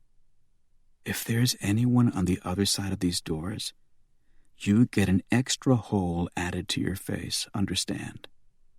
Sweat and blood dripped off his cheek into the collar of his white shirt. I got it, he said. Good. We're leaving now, John. I looked back at the happy people. No one had moved. Manny, I guessed, was the only one packing a gun on his desk. Anyone comes out that door after us, I said, my voice a little hoarse. They will die, okay? I got several nervous nods, and then John Byrne pushed the doors open. I pushed him out, holding on tight, and we stepped out at the top of the staircase. It was empty. I turned John Byrne around so he was facing the ballroom. Close the doors. He did, and then I turned him around again and we started down the stairs. There are very few places with less room in which to maneuver, or fewer places to hide, than a butterfly staircase. I kept trying to swallow as my eyes darted left, right, up, down, and back again, but my mouth was dry. Halfway down, I felt John's body tense, and I yanked him back into me, dug the muzzle into his flesh. Thinking about flipping me down ahead of you, John? No, he said through gritted teeth. No. Good, I said. That'd be real dumb. He went slack in my arm, and I leaned him forward again, and we walked down the rest of the staircase. His blood and sweat mixture had found the arm of my topcoat and formed a moist, rusty stain.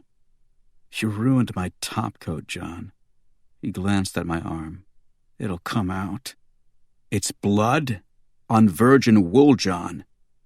A good dry cleaner, though, you know. I hope so, I said, because if it doesn't, I have your wallet, which means I know where you live. Think about that, John. We stopped at the door leading to the entrance foyer. You thinking about it, John? Yeah. There going to be anyone waiting for us outside? I don't know. Cops, maybe. I don't have a problem with cops, I said. I'd love to get arrested right now, John. You understand? I guess. What I'm concerned about, John, is a bunch of grief-stricken behemoths like Manny waiting out on Beacon Street with more guns than I have. What do you want me to say here? He said. I don't know what's waiting out there. I'm the one who'll catch the first bullet anyway. I tapped his chin with my gun. And the second, John. Remember that. Who the hell are you, man? I'm the really scared guy with the 15-bullet clip. That's who. What's the deal with this place? Is it a cult? No way, he said. You can shoot me, but I'm not telling you shit. Desiree Stone, I said. You know her, John? Pull the trigger, man. I ain't talking. I leaned in close, looked at his profile, at his left eye skittering in the socket. Where is she? I said. I don't know what you're talking about. I didn't have time to question him or beat the answer out of him now. All I had was his wallet. And that would have to be good enough for a second round with John at a future date. Let's hope this isn't the last minute of our lives, John, I said, and pushed him into the foyer ahead of me.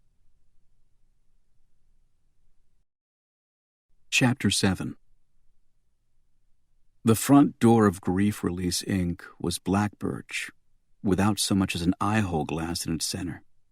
To the right of the door was brick, but to the left were two small rectangles of green glass, thick and fogged over by a combination of icy wind outside and warm air inside. I pushed John Byrne to his knees by the glass and wiped the glass with my sleeve. It didn't help much. It was like looking out from a sauna through 10 sheets of plastic wrap.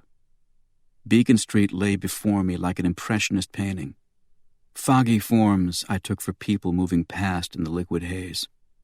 The white street lights and yellow gas lamps making everything worse somehow, as if I were staring at a picture that had been overexposed.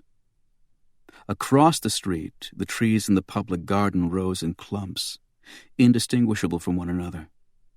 I couldn't be sure if I was seeing things or not, but it seemed that several smaller blue lights flashed repeatedly through the trees. There was no way to know what was out there, but I couldn't stay here any longer.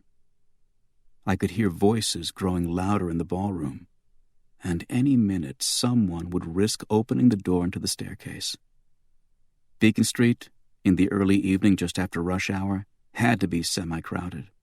Even if armed clones of Manny waited out front, it wasn't like they'd shoot me in front of witnesses. Then again, I didn't know that for sure. Maybe they were Shiite Muslims, and shooting me was the quickest route to Allah. The hell with it, I said, and pulled John to his feet. Let's go. Shit, he said. I took a few deep breaths through my mouth. Open the door, John. His hand hovered over the doorknob. Then he dropped it and wiped it on his pant leg. Take the other hand off your head, John. Just don't try anything stupid. He did, then looked at the doorknob again. Upstairs, something heavy fell to the floor. Anytime you're ready, John. Yeah. Tonight, for instance, I said. Yeah. He wiped his hand on his pants again. I sighed and reached around him and yanked open the door myself, dug my gun into his lower back as we came out on the staircase, and came face to face with a cop.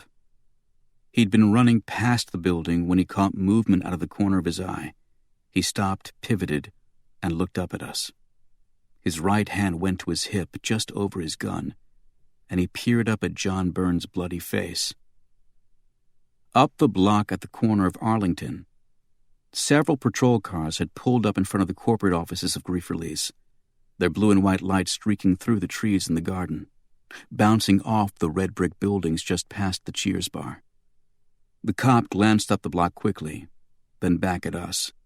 He was a beefy kid, rusty-haired and pug-nosed, with the studied glare of a cop, or a punk, from one of the neighborhoods.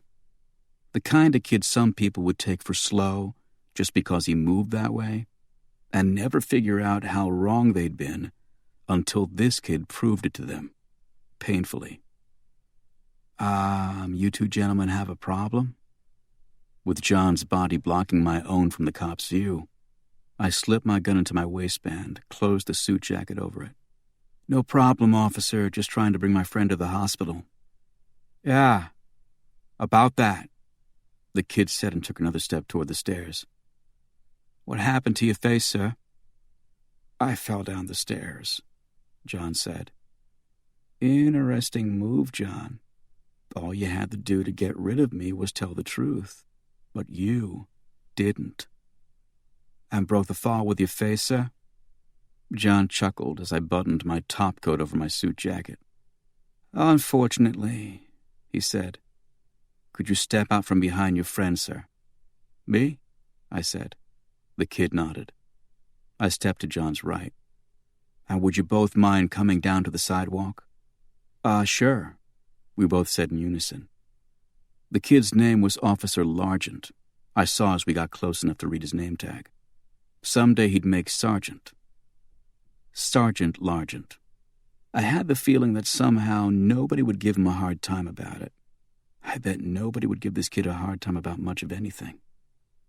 He pulled his flashlight from his hip, shined it on the door of Grief Release, read the gold plate. You gentlemen work here? I do, John said. And you, sir? Largent pivoted in my direction, and the flashlight shone in my eyes just long enough to hurt. I'm an old friend of John's, I said. You'd be John? The flashlight found John's eyes. Yes, officer. John Byrne. Largent nodded. I'm kind of in some pain here, officer. We were going to walk up to Mass General to get my face looked at. Largent nodded again, looked down at his shoes. I took the moment to pull John Byrne's wallet from my coat pocket. Could I see some ID, gentlemen? Largent said. ID? John said. Officer, I said and put my arm on John's back as if to steady him. My friend might have a concussion. "I'd like to see some ID," Largent said, and he smiled to underscore the edge in his voice. "If you'd step away from your friend. Now, sir." I shoved the wallet into the waistband of John's pants and removed my hand, began searching my pockets. Beside me, John chuckled very softly. He held the wallet out to Largent and smiled for my benefit. "Here you are, officer." Largent opened it as a crowd began to gather. They'd been on the perimeter the whole time, but now it was really getting interesting, and they closed in from either side of us. A few were the messengers we'd seen earlier, all wide-eyed and gee gosh golly about this example of late 20th century decadence happening right in front of them. 2 men getting rousted on Beacon Street, another sure sign of the apocalypse. Others were office workers or folks who'd been out walking their dogs or having coffee at the Starbucks 50 yards away. Some had come from the perpetual line out in front of Cheers, presumably deciding that they could take out a second mortgage to buy a beer any time, but this was special. And then there were a few I didn't like seeing at all. Men, well-dressed, coats closed over their waists, eyes like pinpoints bearing down on me, sprung from the same pods as Manny. They stood on the edges of the crowd, spread out so that they surrounded me whether I headed up toward Arlington, down toward Charles, or across to the garden. Mean-looking, serious men. Largent handed John's wallet back, and John gave me another little smile as he placed it in his front pants pocket. "Now you, sir?" I handed him my wallet, and he opened it, shone his flashlight on it.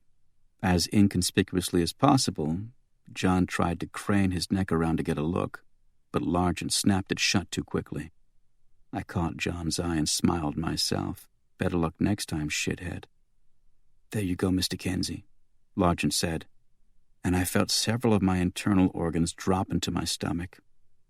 He handed me back the wallet as John Byrne beamed a grin the size of Rhode Island, then mouthed Kenzie to himself with a satisfied nod. I felt like weeping. And then I looked out on Beacon and saw the one thing that hadn't depressed me in the last 5 minutes. Angie, idling by the garden in a brown Crown Victoria. The car interior was dark, but I could see the coal of her cigarette every time she brought it to her lips. "Mr. Kenzie," a voice said softly. It was Largent, and he was looking up at me like a puppy, and I suddenly felt pure dread because I had a pretty good idea where this was going. "I'd just like to shake your hand, sir." No, I said, a sick smile on my face. "Go on," John said gleefully. "Shake the man's hand." "Please, sir, it would be an honor to shake the hand of the man who brought down those scales of Rujo and Glynn." John Byrne raised an eyebrow at me. I shook Largent's hand, even though I wanted to cold-cock the stupid bastard. "My pleasure," I managed. Largent was smiling and nodding and rippling all over. "You know who this is?" he said to the crowd. "No, tell us." I turned my head, saw Manny standing on the landing above me, a smile even bigger than John's on his face. "This," Largent said, "is Patrick Kenzie, the private detective who helped catch that serial killer Jerry Glynn and his partner, the hero who saved that woman and her baby in Dorchester back in November. You remember?" And a few people clapped, but none as loud as Manny and John Byrne. I resisted the urge to drop my head into my hands and cry. "Here's my card." Largent pressed it into my hand. "Any time, you want to hang out or you need help on a case, you can just pick up the phone, Mr. Kenzie." Any time I need help on a case, right, thanks. The crowd was dispersing now that they were reasonably sure no one was going to get shot, all except for the men with the buttoned-up coats and the stony faces. They stepped aside for the other onlookers to leave and kept their eyes on me. Manny came down the steps to the sidewalk, stood beside me, leaned in close to my ear. "Hi," he said. Largent said, Well, I guess you have to get your friend to the hospital, and I have to get over there. He gestured in the direction of the Arlington Street corner. He clapped my shoulder with his hand. A real pleasure meeting you, Mr. Kenzie. Sure, I said as Manny took a step closer to me. Good night. Largent turned and stepped out onto Beacon, began to cross. Manny clapped his hand on my shoulder. A real pleasure meeting you, Mr. Kenzie. Officer Largent, I called, and Manny dropped his hand. Largent turned, looked back at me. Wait up. I walked to the curb, and two pituitary cases stepped in front of me for a moment. Then one of them glanced over my shoulder, made a face, and then both parted grudgingly. I stepped between them and out onto Beacon. Yeah, Mr. Kenzie? Largent seemed confused. I thought I'd join you, see if any of my buddies are at the scene. I nodded in the direction of Arlington. What about your friend, Mr. Kenzie? I looked back at Manny and John. They had their heads cocked, waiting for my answer. Manny, I called. You sure you'll take him? Manny said. I guess your car is faster than walking. You're right. Oh, Largent said. He's got a car. Nice one, too. Ain't that right, Manny? Cherry, Manny said with a tight smile. Well, Largent said. Well, I said, Manny, you best get going. Good luck, John. I waved. Largent said, So, Mr. Kenzie, I've been meaning to ask you about Jerry Glynn. How'd you... The Crown Victoria slid up behind us. My ride, I said. Largent turned and looked at the car. Hey, Officer Largent, I said. Give me a call sometime. Really, it's been great. Have a good one. Best of luck. I opened the passenger door. Keep up the good work. Hope everything works out. Bye-bye. I slid in, shut the door. Drive, I said. Pushy, Angie said. We pulled away from Largent and Manny and John and the pods and turned left on Arlington, past the 3 patrol cars parked in front of Grief Release's corporate offices, their lights bouncing off the windows like ice afire. Once we were reasonably sure no one had followed us, Angie pulled over behind a bar in Southie. So, honey, she said, turning on the seat, how was your day? Well, ask me about mine, she said. Come on, ask. Okay, I said. How was your day, sweetie? Man, she said. They were there in 5 minutes. Who, the police? The police? She snorted. No, those freakazoids with the glandular problems. The ones who were standing around you and the cop and the guy with the busted face? Ah, I said. Them. No shit, Patrick, I thought I was dead. I'm in the back office, clipping some computer disks, and then, bang, the doors are flying open all over the place, alarms are going sonic on me, and wow, it wasn't pretty, partner, let me tell you. Computer disks? I said. She held up a handful of 3.5 diskettes, bound by a red elastic. So, she said, besides busting some guy's face and almost getting arrested, have you accomplished anything? Angie had made her way into the back office just before Manny arrived to take me over to the therapeutic center. She waited there as Ginny shut off the lights, turned off the coffee maker, pushed chairs neatly into their desks, all the while singing Foxy Lady.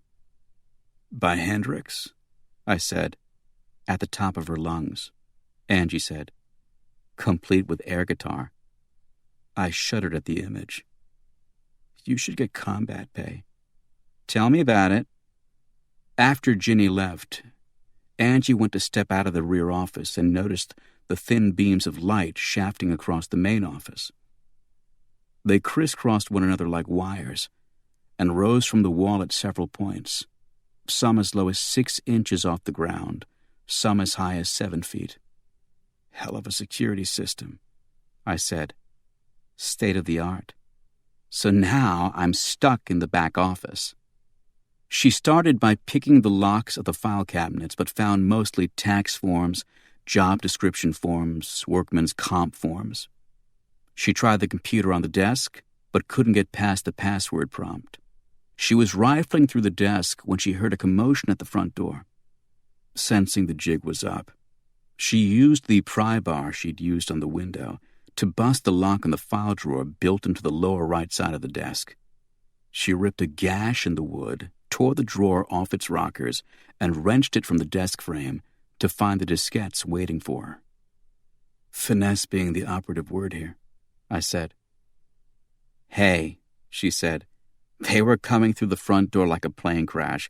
I grabbed what I could and went out the window.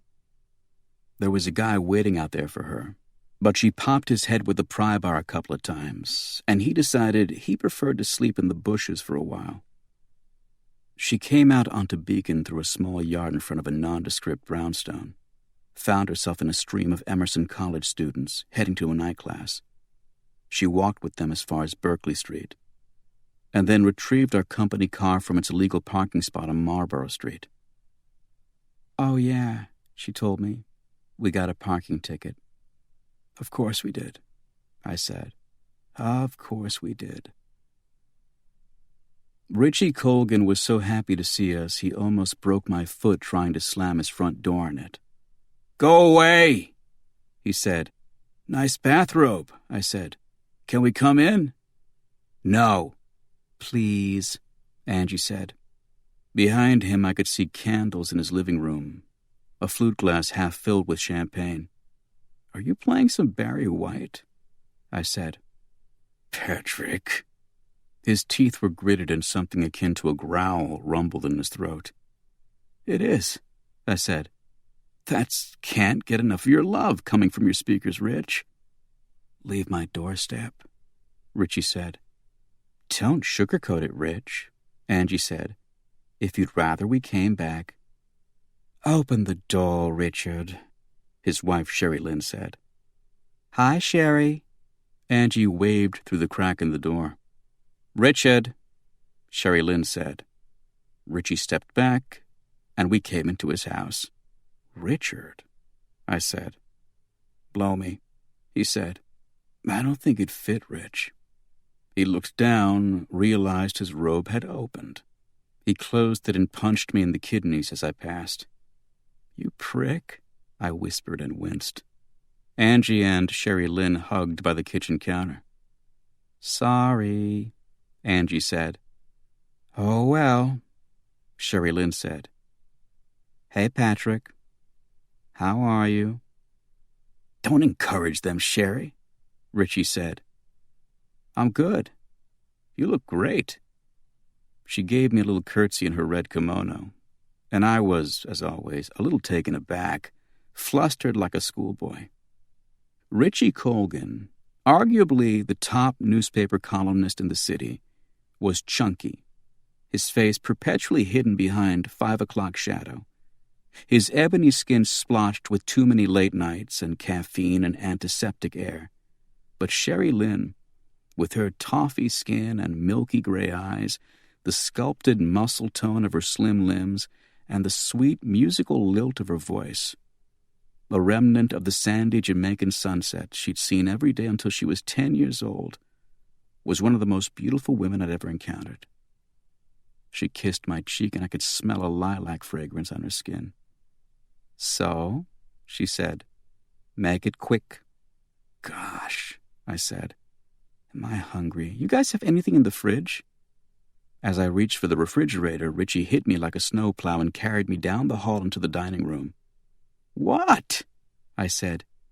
Just tell me it's important. His hand was an inch from my face.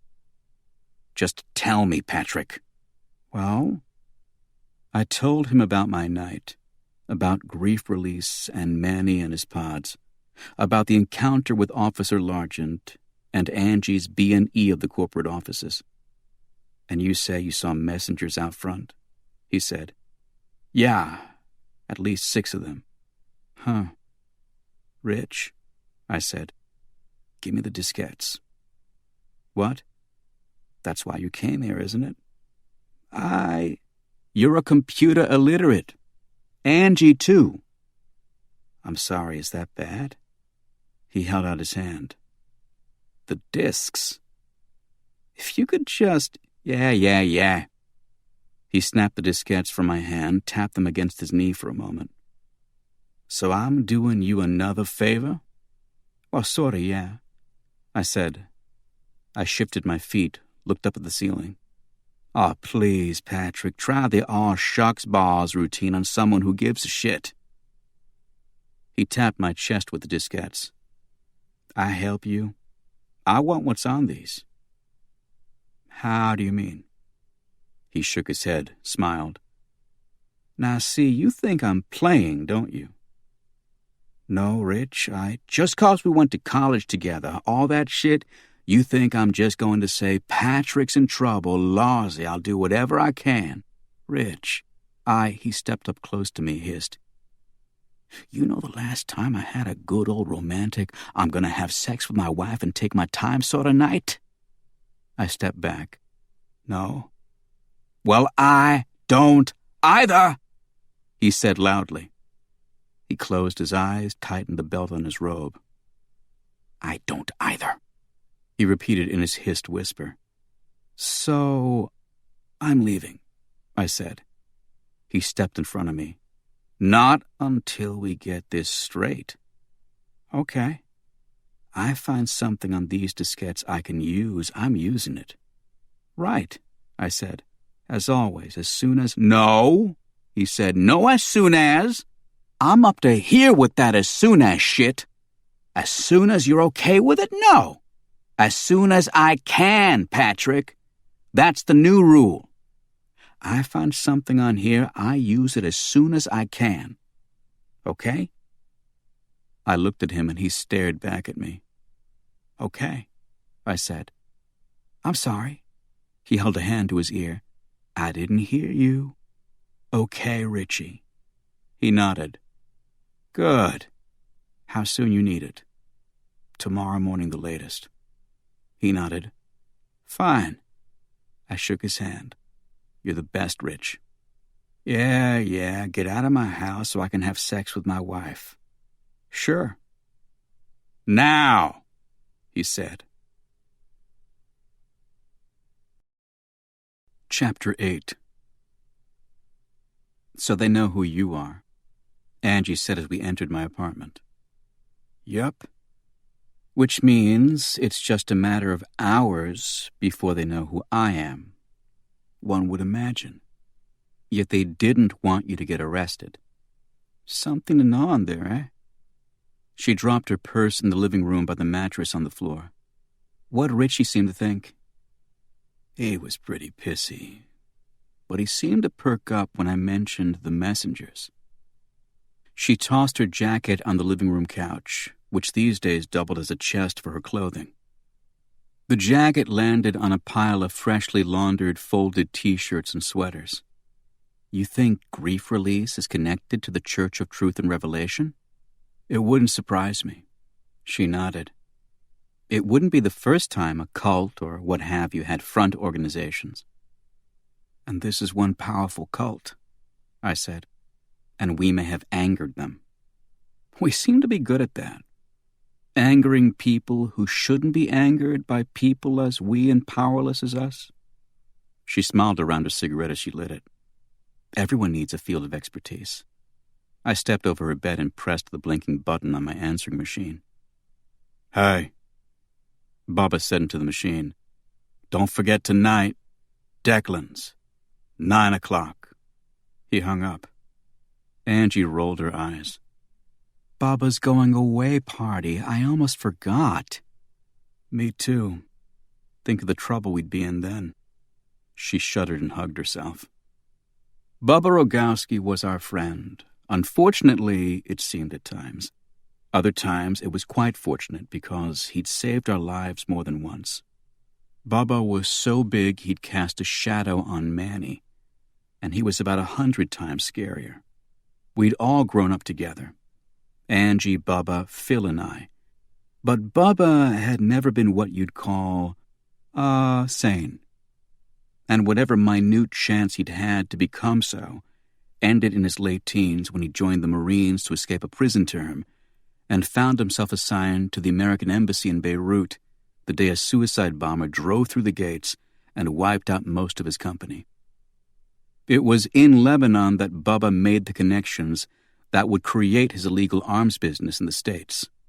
Over the last decade, he'd begun to branch out into often more lucrative enterprises such as fake IDs and passports, counterfeit money and name-brand appliance replicas, flawlessly bogus credit cards, permits, and professional licenses. Bubba could get you a degree from Harvard in 4 years less time than it took Harvard to confer it.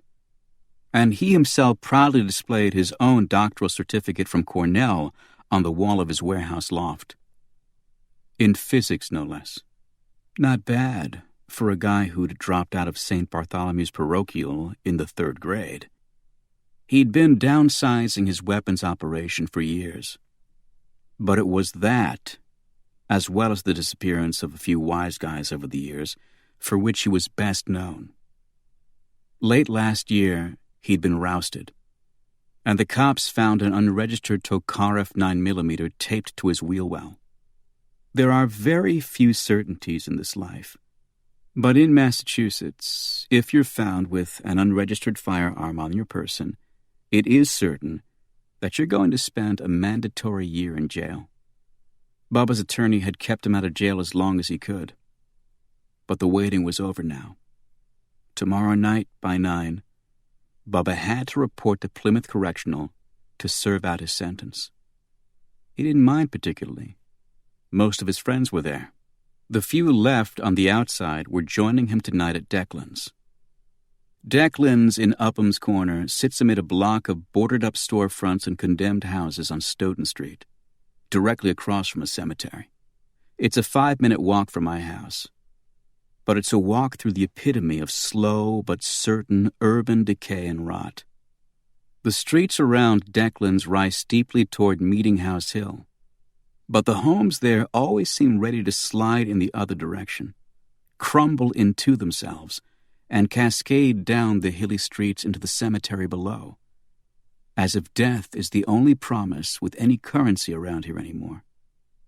We found Bubba in the back shooting pool with Nelson Ferrer and the Twomey brothers. Danny and Iggy. Not exactly a brain trust. And they seemed to be burning through whatever cells were left by trading shots of grain alcohol. Nelson was Bubba's sometime partner and knockabout pal. He was a small guy, dark and wiry, with a face that seemed set in a perpetual angry question mark. He rarely spoke, and when he did so softly, as if afraid the wrong ears would hear. And there was something endearing about his shyness around women. But it wasn't always easy feeling endearment toward a guy who'd once bitten off another guy's nose in a bar fight, and took it home as a souvenir. The Twomey brothers were small-time button men for the Winter Hill gang in Somerville, supposedly good with guns and driving getaway cars. But if a thought ever entered either of their heads, it died from malnourishment. Bubba looked up from the pool table as we came into the back, bounded over to us. "Hot shit," he said. "I knew you two wouldn't let me down." Angie kissed him and slid a pint of vodka into his hand. "Perish the thought, you knucklehead." Bubba, far more effusive than usual, hugged me so hard I was sure I felt one of my ribs cave in. "Come on," he said. "Do a shot with me. Hell, do 2. So it was going to be that kind of night. My recollection of that evening remains a bit hazy. Grain alcohol and vodka and beer will do that to you. But I remember betting on Angie as she ran the table against every guy stupid enough to put his quarters on it. And I remember sitting for a while with Nelson, apologizing profusely for getting his ribs broken 4 months ago during the height of hysteria in the Jerry Glynn case. "It's okay," he said. "Really. I met a nurse in the hospital. I think I love her." And how does she feel about you? I'm not sure. Something's wrong with her phone, and I think she might have moved and forgot to tell me. Later, as Nelson and the Twomey brothers ate really questionable-looking pizza at the bar, Angie and I sat with Bubba, our 3 pairs of heels up on the pool table, backs against the wall. I'm gonna miss all my shows, Bubba said bitterly. They have TV in prison, I reminded him. Yeah, but they're monopolized by either the brothers or the Aryans. So you're either watching sitcoms on Fox or Chuck Norris movies. Either way, it sucks. We can tape your shows for you, I said. Yeah, sure, Angie said. It's not a problem. I don't want to put you out. No problem, I said. Good, he said, reaching into his pocket. Here's my list. Angie and I looked at it. Tiny Toons, I said. Dr. Quinn, medicine woman? He leaned into me, his huge face an inch from mine. There's a problem? No, I said. No problem. Entertainment Tonight? Angie said. You want a full year's worth of Entertainment Tonight? I like to keep up with the stars, Bubba said and belched loudly. You never know when you could run into Michelle Pfeiffer, I said. If you've been watching E.T., you might just know the right thing to say. Bubba nudged Angie, jerked his thumb at me. See, Patrick knows. Patrick understands. Men, she said, shaking her head. Then, no, wait, that doesn't apply to you two. Bubba belched again, looked at me. What's her point? When the tab finally came, I ripped it out of Bubba's hand. On us, I said. No, he said. You two haven't worked in 4 months. Until today, Angie said. Today we got a big job, big money. So let us pay for you, big boy. I gave the waitress my credit card after making sure they knew what one was in this place, and she came back a few minutes later to tell me it had been declined. Bubba loved that. Big job, he crowed. Big money. Are you sure? I said. The waitress was wide and old, with skin as hard and beaten as a Hell's Angel's leather jacket. She said, You're right. Maybe the first 6 times I punched your number in, I did it wrong. Let me try again. I took the card from her as Nelson and the Twomey brothers joined in Bubba's snickering. Money bags, one of the Twomey nitwits cackled. Must have maxed out the card buying that jet last week. Funny, I said. Ha, I said. Angie paid the tab with some of the cash we'd gotten from Trevor Stone that morning, and we all stumbled out of the place. On Stoughton Street, Bubba and Nelson argued over which strip club best fit their refined aesthetic tastes, and the Twomey brothers tackled each other in a pile of frozen snow, started rabbit-punching each other. Which creditor did you piss off this time? Angie said. That's the thing, I said. I'm sure this is paid off. Patrick, she said in a tone my mother used to use. She even wore the same frown. You're not going to shake your finger at me and call me by my first, middle, and last name, are you, Ange? Obviously they didn't get the check, she said. I said, because I couldn't think of anything else to say. So you guys coming with us? Bubba said. Where? I asked, just to be polite. Mon's Honey, in Saugus. Yeah, Angie said. Sure, Bubba. Let me just go break a 50 so I have something to shove in their G-strings. Okay. Bubba leaned back on his heels. Bubba, I said. He looked at me, then at Angie, then back at me. Oh, he said, suddenly throwing back his head. You were kidding. Was I? Angie said. touching her hand to her chest. Bubba grabbed her by the waist and scooped her off the ground, hugged her to him one-handed, her heels up by his knees. "I'm going to miss you." "We'll see you tomorrow," she said. "Now put me down." "Tomorrow?" "We agreed to drive you to jail," I reminded him. "Oh, yeah, cool."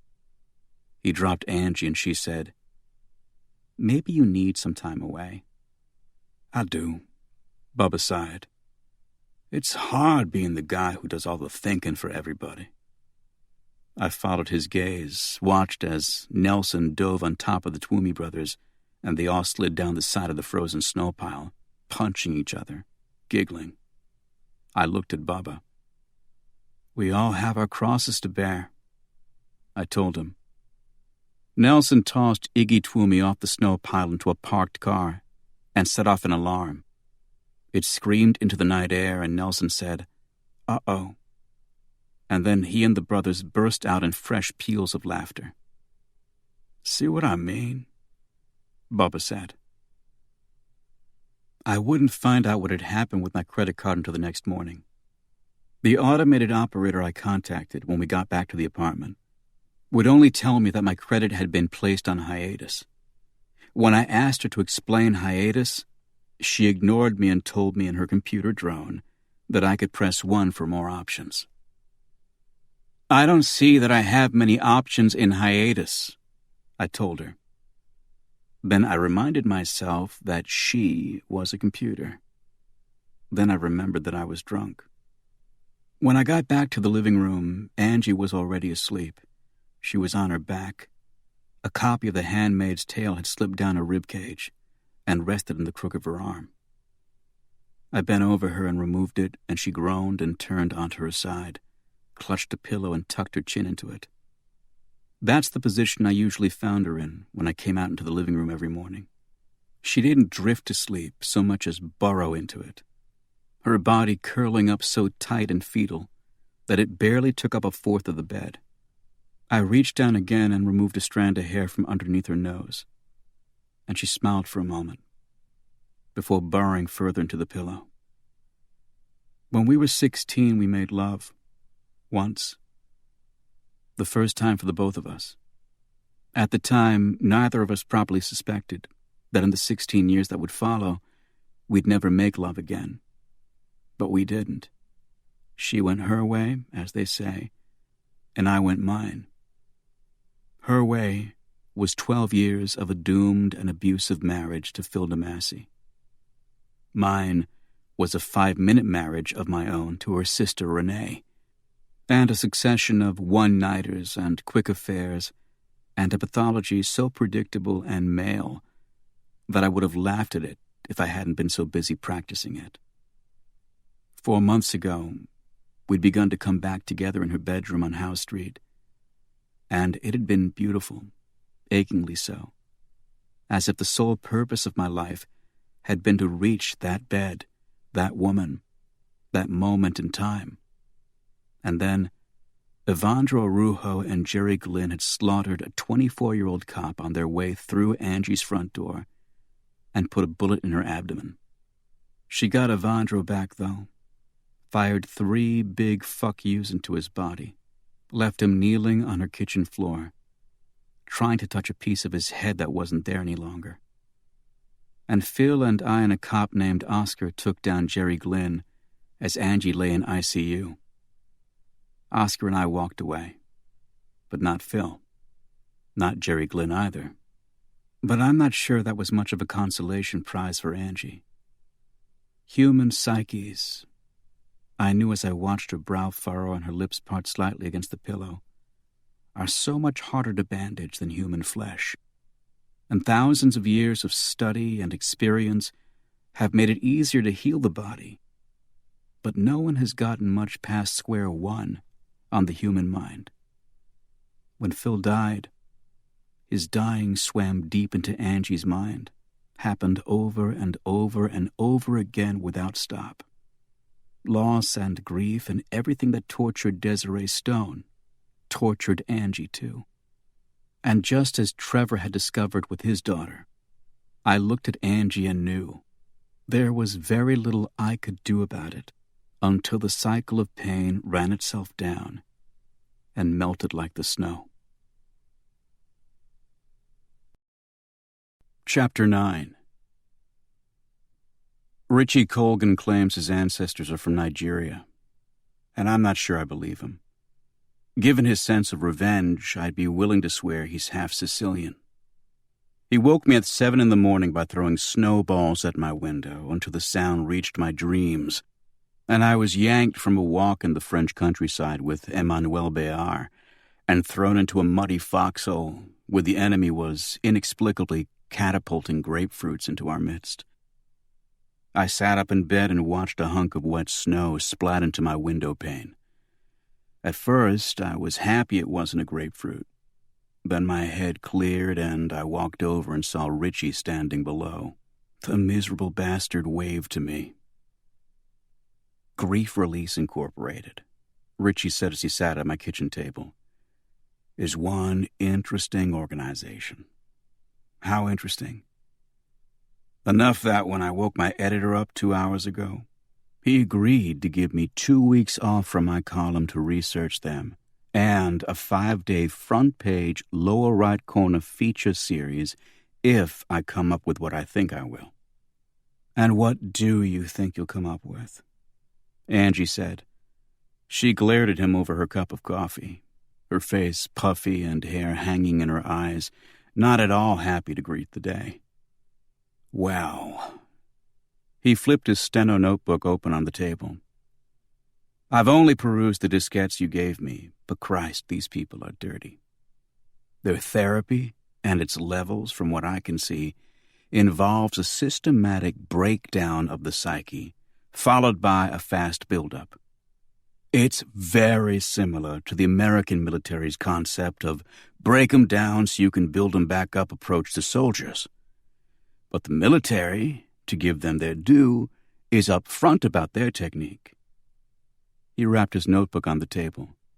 These mutants, however, are another story. Example, Angie said. Well, do you know about the levels, level 1, 2, etc.? I nodded. Well, within each of these levels is a set of steps. The names of these steps vary depending on what level you're at, but they're all essentially the same. The object of these steps is watershed. Watershed is level 6. Right, he said. Watershed is the alleged goal of everything. So, to reach total watershed, you have to have a bunch of little watersheds first. Such as if you're level 2, a desolate, say. You go through a series of therapeutic developments, or steps, by which you reach watershed and are no longer desolate. Those steps are honesty, nudity, Angie said. Yes, emotional, not physical, though that's accepted. Honesty, nudity, exhibition, and revelation. Revelation, I said. Yes, the watershed of level 2. What's it called in level 3? Angie said. He checked his notes. Epiphany. You see, it's the same thing. In level 4, it's called the unveiling. In 5, it's apocalypse. In 6, it's called the truth. How biblical, I said. Exactly. Grief Release is selling religion under the pretext of psychology. Psychology, Angie said, which is in and of itself a religion. True, but it isn't an organized one. The high priests of psychology and psychoanalysis don't pool their tips, is what you're saying. He tapped his coffee mug into my own. Exactly. So, I said, what's their objective? Grief release? No, Rich, I said. Burger King. Who are we talking about? He sniffed his coffee. Is this the extra caffeine kind? Richie, Angie said. Please. Grief Release's objective, as far as I see it, is to recruit for the Church of Truth and Revelation. You've proved their connection? Angie said. Not so I can print it yet, but yeah, they're in bed together. The Church of Truth and Revelation, as far as we all know, is a Boston church, correct? We nodded. So how come their management company is out of Chicago? And their real estate broker? And the law firm which is currently petitioning the IRS for religious tax-exempt status on their behalf? Because they like Chicago? Angie said. Well, so does Grief Release, Richie said. Because those same Chicago firms handle all their interests, too. So, I said, how long to link the two in newsprint? He leaned back in his chair, stretched, and yawned. Like I said, at least 2 weeks. Everything's buried in dummy corporations and blinds. At this point, I can infer a connection between Grief Release and the Church of Truth and Revelation, but I can't prove it in black and white. The church, anyway, is safe. But Grief Release, Angie said. He smiled. I can bury them cold. How? I said. Remember what I told you about all the steps in each separate level being essentially the same? Well, if you look at it from a benevolent point of view, they've found a technique that works, and they just utilize it with different degrees of subtlety, depending on the level of grief the particular person is suffering. But if you look at it less benevolently, as any good newspaper man should, goes without saying, then, Richie said, these people are first-class grifters. Let's look at the level 2 steps again, bearing in mind that all the other steps in the other levels are the same thing under different names.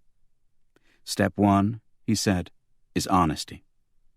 Essentially what it says, you come clean with your primary counselor about who you are, why you're there, what's really bugging you.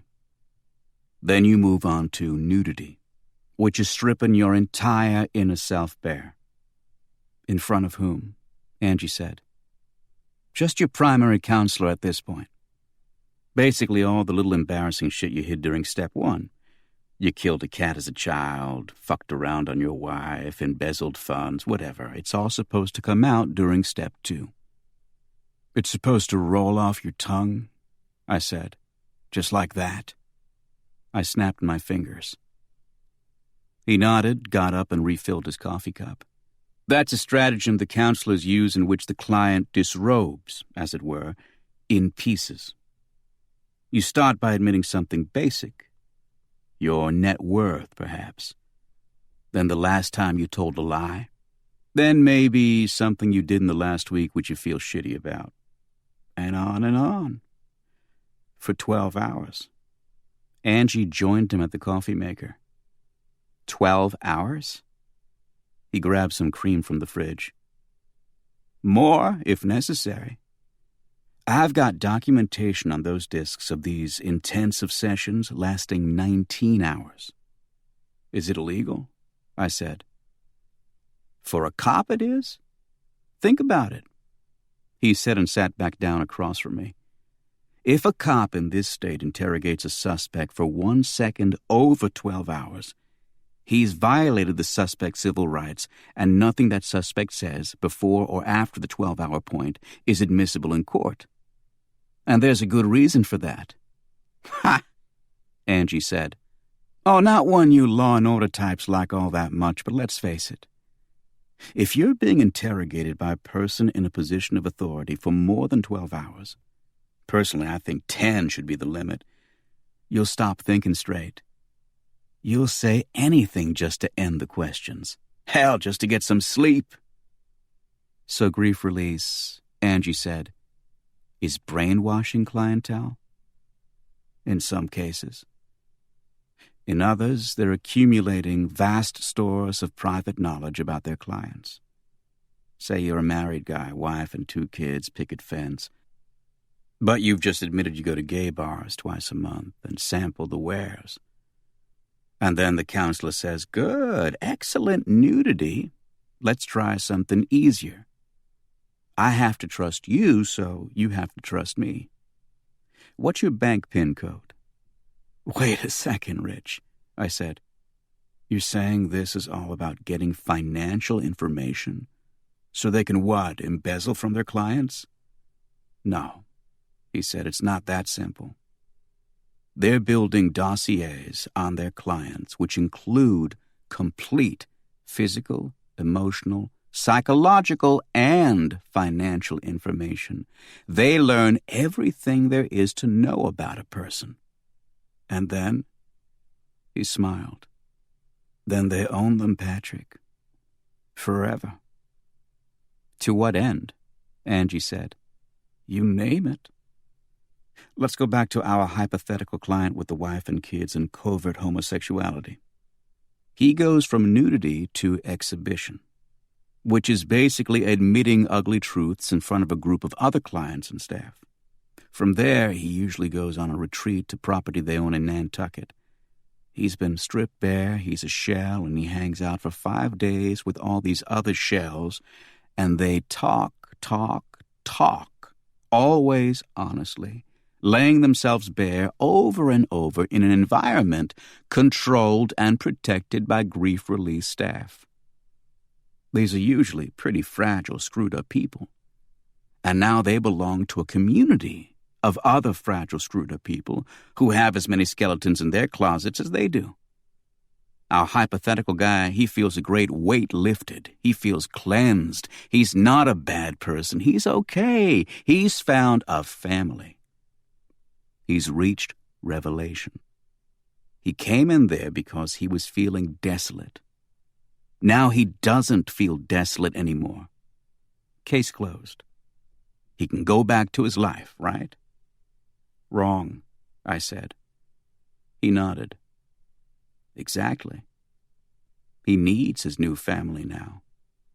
He's told he's made progress, but he can slip any time. There are other classes to take, other steps to follow, other levels to reach. I know, by the way, someone asks him, have you ever read Listening for the Message? The Bible of the Church of Truth and Revelation. Angie said, bingo. By the time our hypothetical guy realizes he's part of a cult and going deep into hock with dues and tithes and seminar and retreat fees or what have you, it's too late. He tries to leave grief release or the church. He finds he can't. They have his bank records, his PIN, all his secrets. You're theorizing here, though, I said. You don't have hard proof. While on grief release, I do. I have a training manual for counselors which advises them specifically to get financial information from their clients. I can bury them with that manual alone. But the church, no. I need to match membership roles. Come again? He reached into the gym bag by his feet, pulled out a stack of computer paper. These are the names of everyone who's ever received treatment from grief release. If I can get a copy of the membership rolls of the church and match them, I'm on my way to a Pulitzer. You wish, Angie said. She reached for the list, rifled through it until she found the page she wanted. Then she smiled. It's there, isn't it? I said. She nodded. In black and white, babe. She turned the sheaf of paper so I could see the name halfway down the page. Desiree Stone. Richie unloaded 9 inches of hard copy printout from his bag and left it on the table for us to sift through. Everything he'd found on the discs so far was there. He also returned the discs, having made copies for himself last night.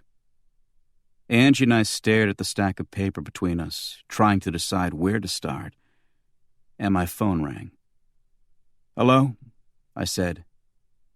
We'd like our discs, someone said. I'm sure you would, I said. I dropped the mouthpiece to my chin for a moment, said to Angie, they'd like their discs. Hey, finders keepers, she said. Finders keepers, I said into the phone. Have any trouble paying for things lately, Mr. Kenzie? Excuse me. You might want to call your bank, the voice said. I'll give you 10 minutes. Make sure the line's clear when I call back." I hung up and immediately went into my bedroom for my wallet. "What's wrong?" Angie said. I shook my head and called Visa. Worked my way through the automated operators until I got a person. I gave her my card number, expiration date, and zip code. "Mr. Kenzie," she said. "Yes." "Your card has been revealed to be counterfeit." "Excuse me?" "It's counterfeit, sir." "No, it's not. You issued it to me." She gave me a bored sigh. "No, we didn't. An internal computer search has revealed that your card and number were part of a large-scale infiltration of our accounting databanks 3 years ago." "That's not possible," I said. "You issued it to me." "I'm sure we didn't," she said in a patronizing sing-song. "What the hell does that mean?" I said. "Our attorneys will be contacting you, Mr. Kenzie, as will the Attorney General's Office, Division of Mail and Computer Fraud. Good day." She hung up in my ear. "Patrick?" Angie said. I shook my head again, dialed my bank. I grew up poor, always afraid, terrified actually, of faceless bureaucrats and bill collectors who looked down on me from above and decided my worth based on my bank account. Judged my right or lack of right to earn money by how much I'd started out with in the first place. I worked my ass off over the last decade to earn and save and build upon those earnings. I would never be poor, I told myself. Not again.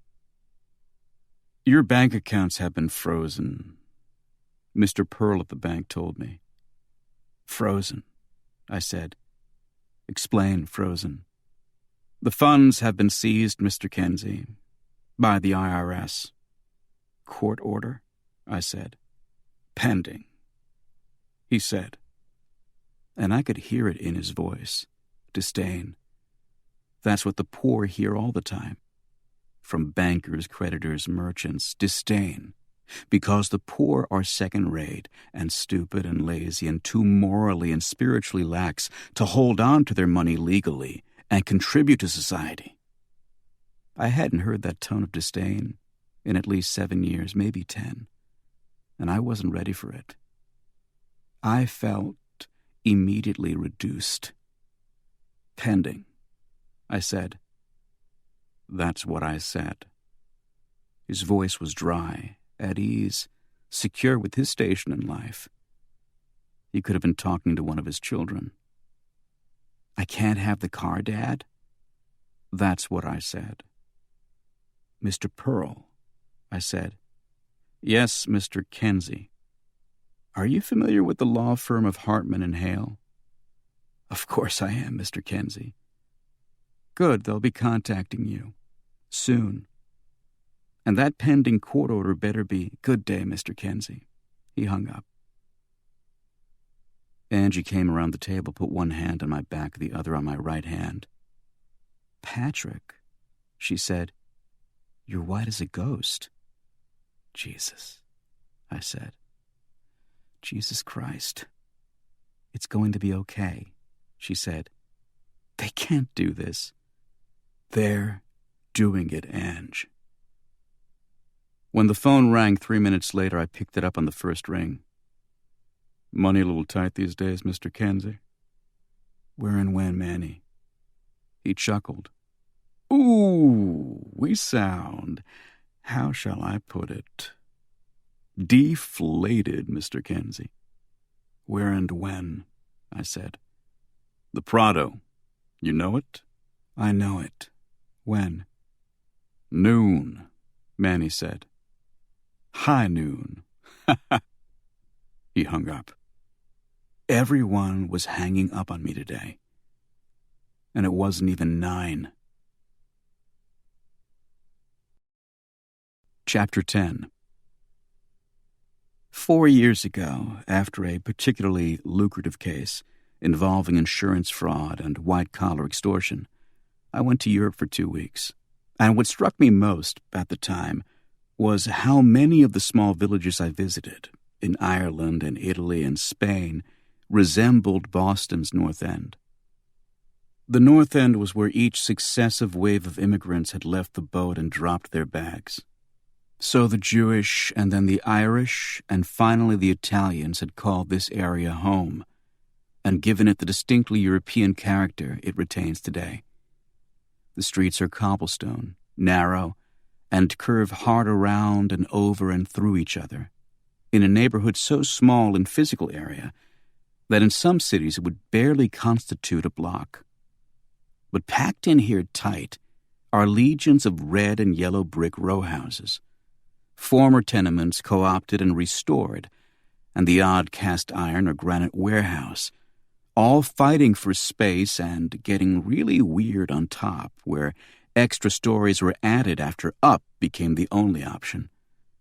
So clapboard and brick rise up from what were once mansard roofs, and laundry still stretches between opposite fire escapes and wrought iron patios, and yard is an even more alien concept than parking space.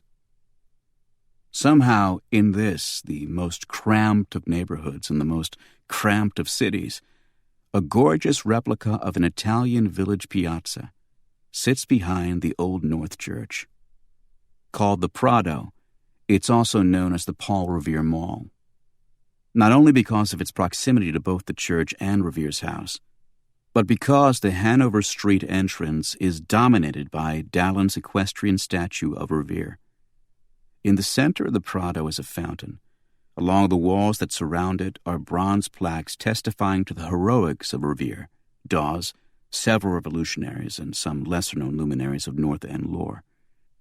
The temperature had risen into the 40s when we arrived at noon, entering from the Unity Street side, and dirty snow melted into the cracks in the cobblestone and puddled in the warps of the limestone bench tops. The fresh snowfall that had been expected today had turned into a light drizzle of rain due to the temperature. So the Prado was empty of tourists or North Enders on their lunch breaks. Only Manny and John Byrne and 2 other men waited for us by the fountain.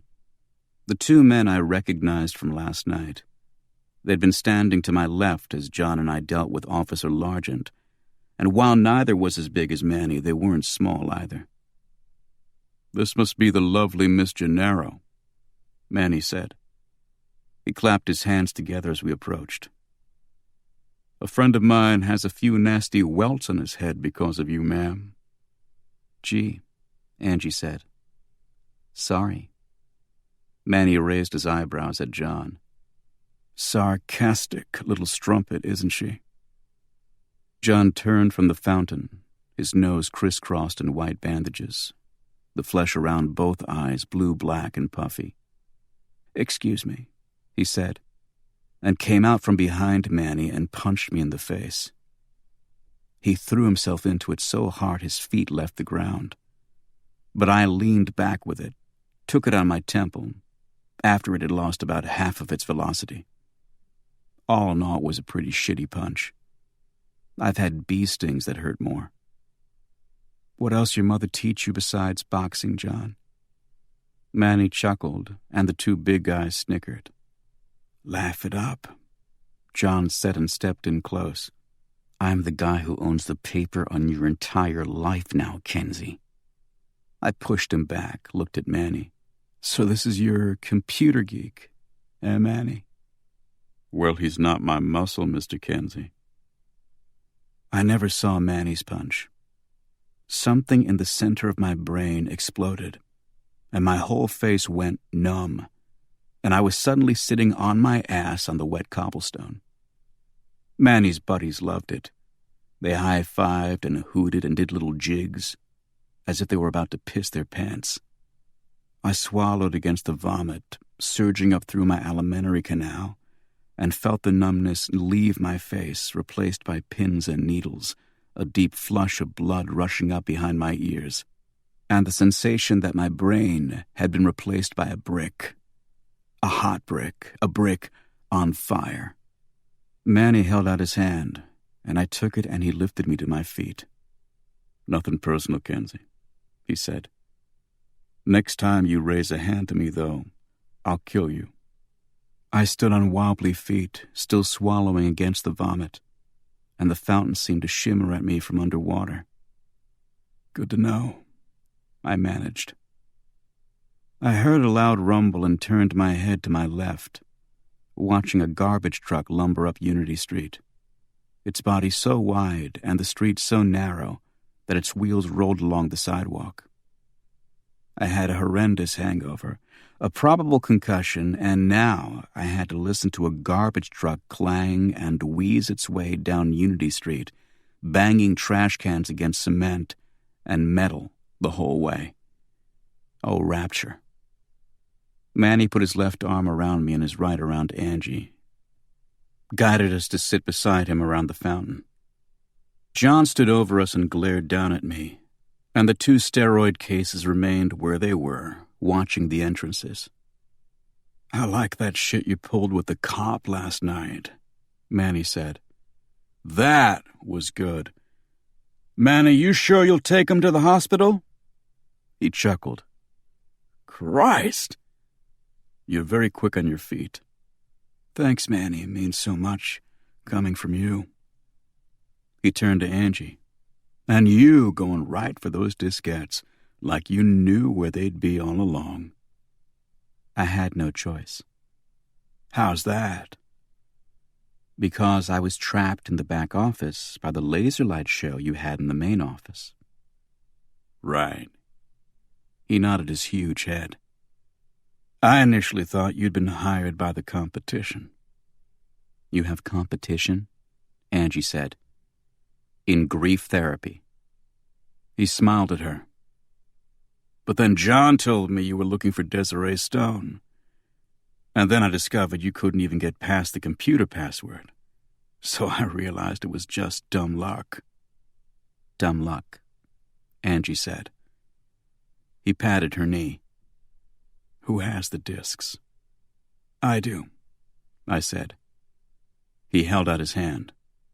I placed them on his palm and he tossed them to John. John placed them in an attaché case and snapped it shut.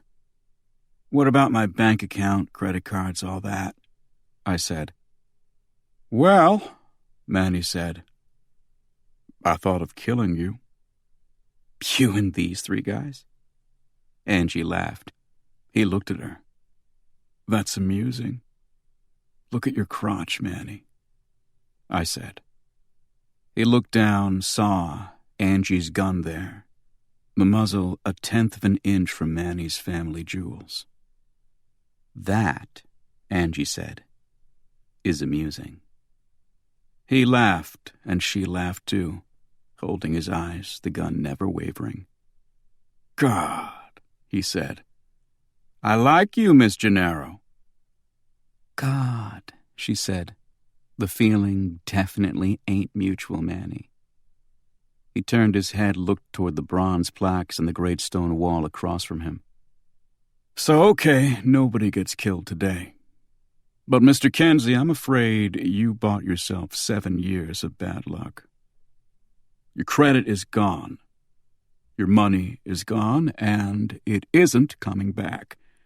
Myself and some associates decided you needed to be taught a lesson in power. Obviously I have, or you wouldn't have those discs. Ah, but while the lesson is over, I need to be sure it sinks in. So no, Mr. Kenzie, you're back to square one. You have my promise we'll leave you alone from this point. But the damage that's been done will remain that way. On Unity Street, the garbage men were tossing the metal cans back to the sidewalk from a height of over 4 feet, and a van that had come up behind them was blaring its horn, and some old lady was screaming from her window at everyone in Italian. All in all, it wasn't helping my hangover. So that's it. I thought of the 10 years of saving, the 4 credit cards in my wallet I'd never be able to use again, the hundreds upon hundreds of shitty cases, big and small, which I'd labored through. All for nothing. I was poor again. That's it. Manny stood up. Be careful who you fuck with, Kenzie. You know nothing about us, and we know everything about you. That makes us dangerous, and you predictable. Thanks for the lesson, I said. He stood over Angie until she looked up at him. Her gun was still in her hands, but pointing at the ground. Maybe until Mr. Kenzie can afford to take you to dinner again, I can pick up some of his slack. What do you say? I'd say pick up a copy of Penthouse on your way home, Manny, and say hello to your right hand. I'm a lefty. He smiled. I don't care, she said, and John laughed. Manny shrugged and for a moment looked like he was considering a retort, but instead he spun on his heel without another word and walked toward Unity Street. John and the other two men followed. At the entrance, Manny stopped and turned back to us, his massive physique framed by the blue and gray of the idling garbage truck. See you around, kids, he waved. And we waved back. And Bubba, Nelson, and the Twomey brothers came out from behind the garbage truck, each brandishing a weapon. John started to open his mouth, and Nelson hit him dead in the face with a sawed-off hockey stick. Blood spurted from John's broken nose, and he pitched forward, and Nelson caught him and hoisted him over his shoulder. The Twomey brothers came through the entranceway with metal trash cans in their hands. They swung the cans in pinwheels over their shoulders and brought them down on the heads of Manny's steroid cases, pile-drove the men into the cobblestone. I heard a loud crack as one of them shattered his kneecap on the stone, and then both crumpled and curled into the ground like dogs sleeping in the sun. Manny had frozen. His arms out by his sides, he watched bewildered as the three men around him were knocked out cold in under 4 seconds. Bubba stood behind him, a metal trash can lid raised like a gladiator's shield. He tapped Manny on the shoulder, and Manny got a sick look on his face. When he turned around, Bubba's free hand found the back of his head, grabbed it tight, and then the metal lid snapped down 4 times, each hit sounding like the wet splat of a watermelon dropped from the roof of a row house. "Manny!"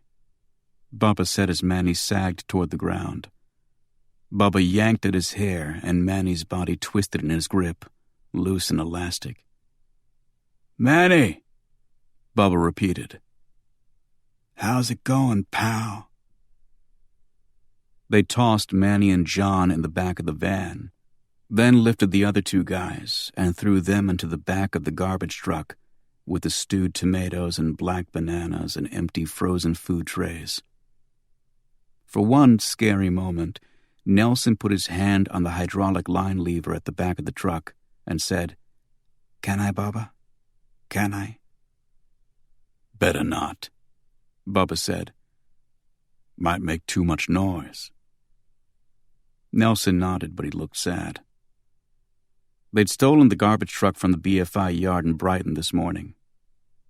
They left it where it was and walked back to the van. Bubba looked up at the windows fronting the street. Nobody was looking out. But even if they were, this was the North End, home of the Mafia. And one thing people knew around here from birth was no matter what they saw, they didn't see it, officer. "Nice get-up," I said to Bubba as he climbed into the van. "Yeah," Angie said. "You look good dressed up as a garbage man." Bubba said, "That's sanitation engineer to you."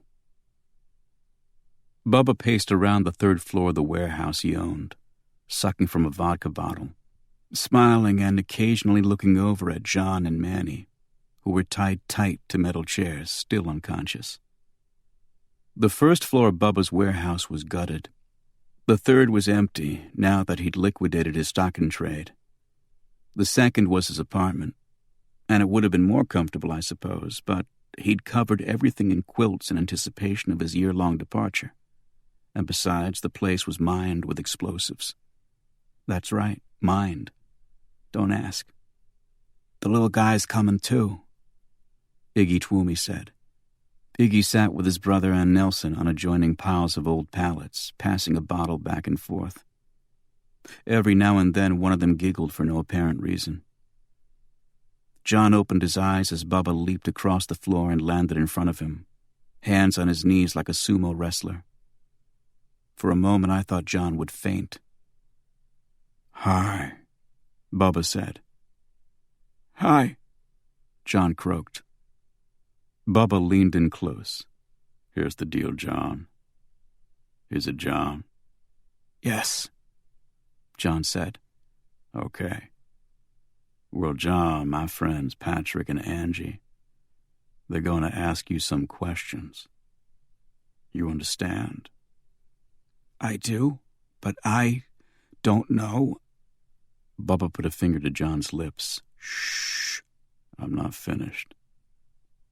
If you don't answer their questions, John, then my other friends, you see them over there."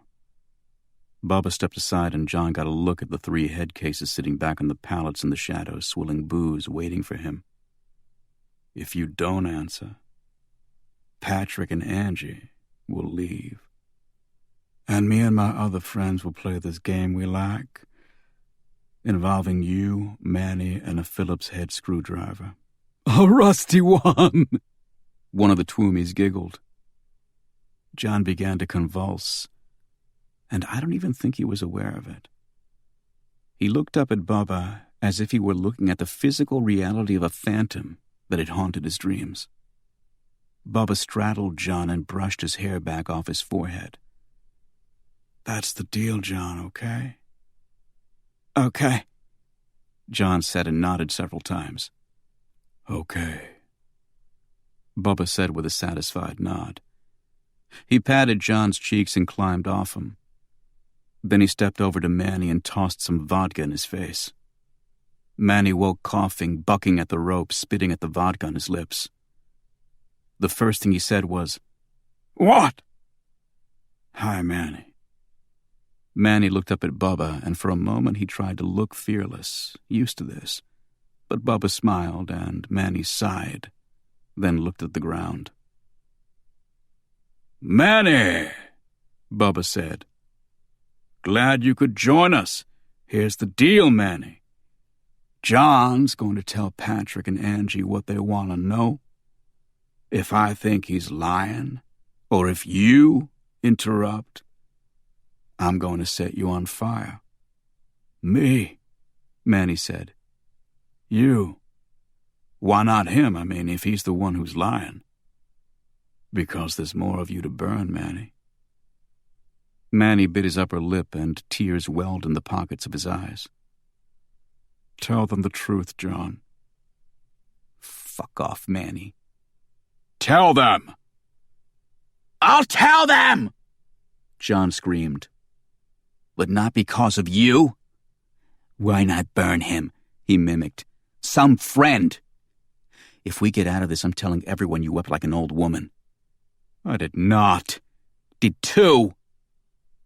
"John," Angie said, "who screwed with Patrick's bank account and credit cards?" He looked at the floor. "I did." "How?" I said. "I work for the IRS," he said. "So you'll fix it," Angie said.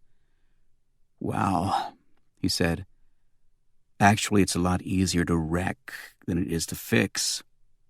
"John," I said, "look at me." He did. "Fix it." By tomorrow." "Tomorrow? I can't do that. It'd take—" I stood over him. "John, you can make my credit disappear, and that's a very scary thing. But I can make you disappear, and that's a little more scary. Wouldn't you say?" He swallowed, and his Adam's apple bobbed in his throat for a moment. "Tomorrow, John. Morning." "Yeah," he said. "Okay."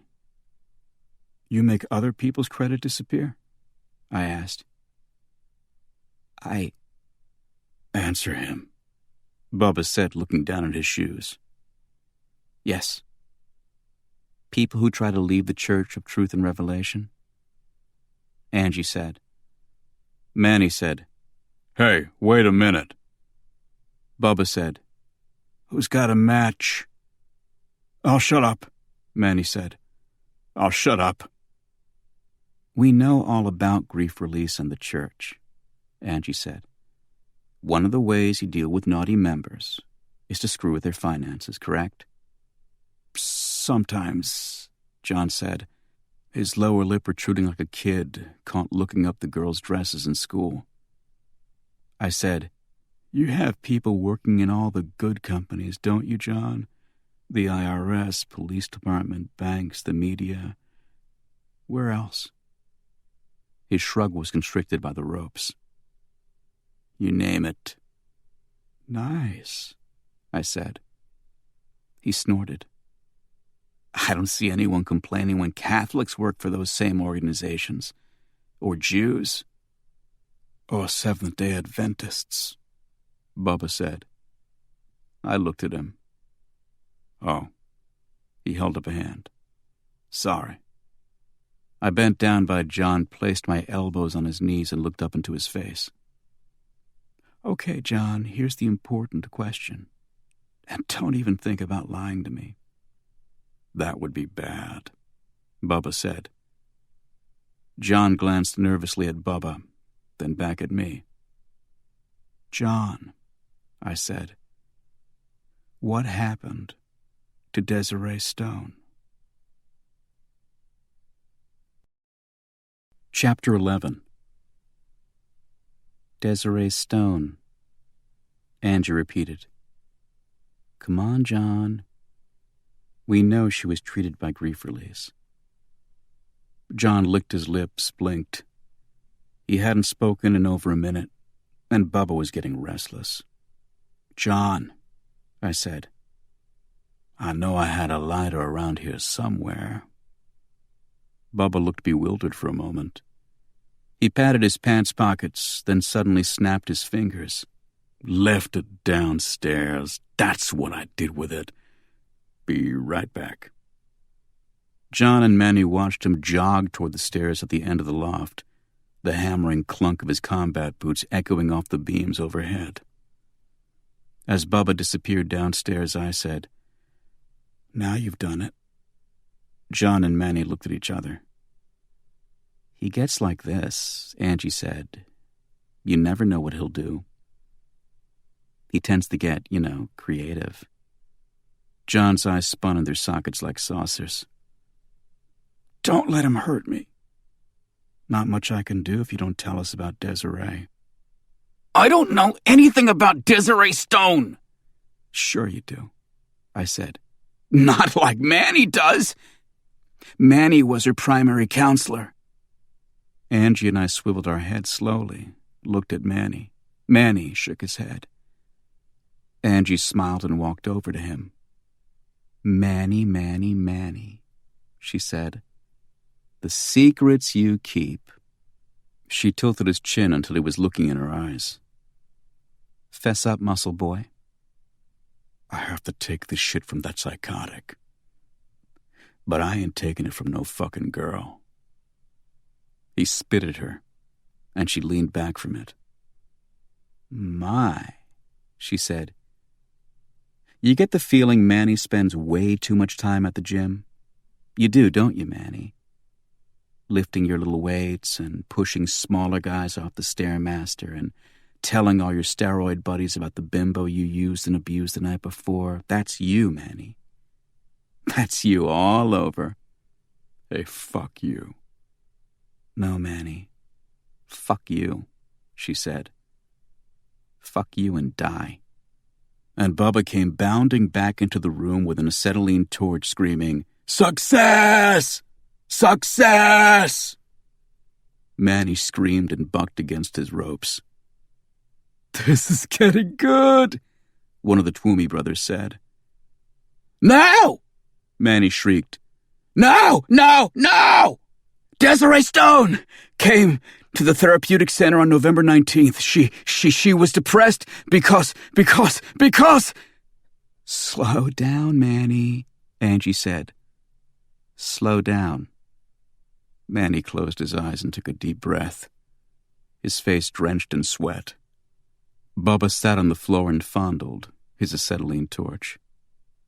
Okay, Manny, Angie said. From the top. She placed a tape recorder on the floor in front of him and turned it on. Desiree was depressed because her father had cancer. Her mother had just died, and a guy she'd known in college had drowned. We know that part, I said. So she came to us, and... How'd she come to you? Angie said. Did she just walk in off the street? Yes. Manny blinked. Angie looked at Bubba. He's lying. Bubba shook his head slowly and turned on the torch. Okay, Manny said. Okay. She was recruited. Bubba said, I turned this on again. I'm using it, Ange, whether you like it or not. She nodded. Jeff Price, Manny said. He was the recruiter. Jeff, I said. I thought his name was Sean. Manny shook his head. That was his middle name. He used it as an alias sometimes. Tell us about him. He was the treatment supervisor at Grief Release and a member of the church council, which is... The church council is like the board of directors. It's made up of people who've been with the church since its days in Chicago. So this Jeff Price, Angie said. Where's he now? Gone, John said. We looked at him. Even Bubba seemed to be getting interested. Maybe he was taking mental notes for the day he'd start his own church. The Temple Defective. Jeff Price stole $2 million from the church and disappeared. How long ago? I said. Little over 6 weeks ago, Manny said. Which is when Desiree Stone disappeared. Manny nodded. They were lovers. So you think she's with him? Angie said. Manny looked at John. John looked at the floor. What? Angie said. I think she's dead, Manny said. Jeff, you gotta understand he's a first-class bastard, John said. Coldest prick you'll ever meet. Manny nodded. He'd trade his mother to the alligators for a pair of fucking shoes, if you know what I mean. But Desiree could be with him, Angie said.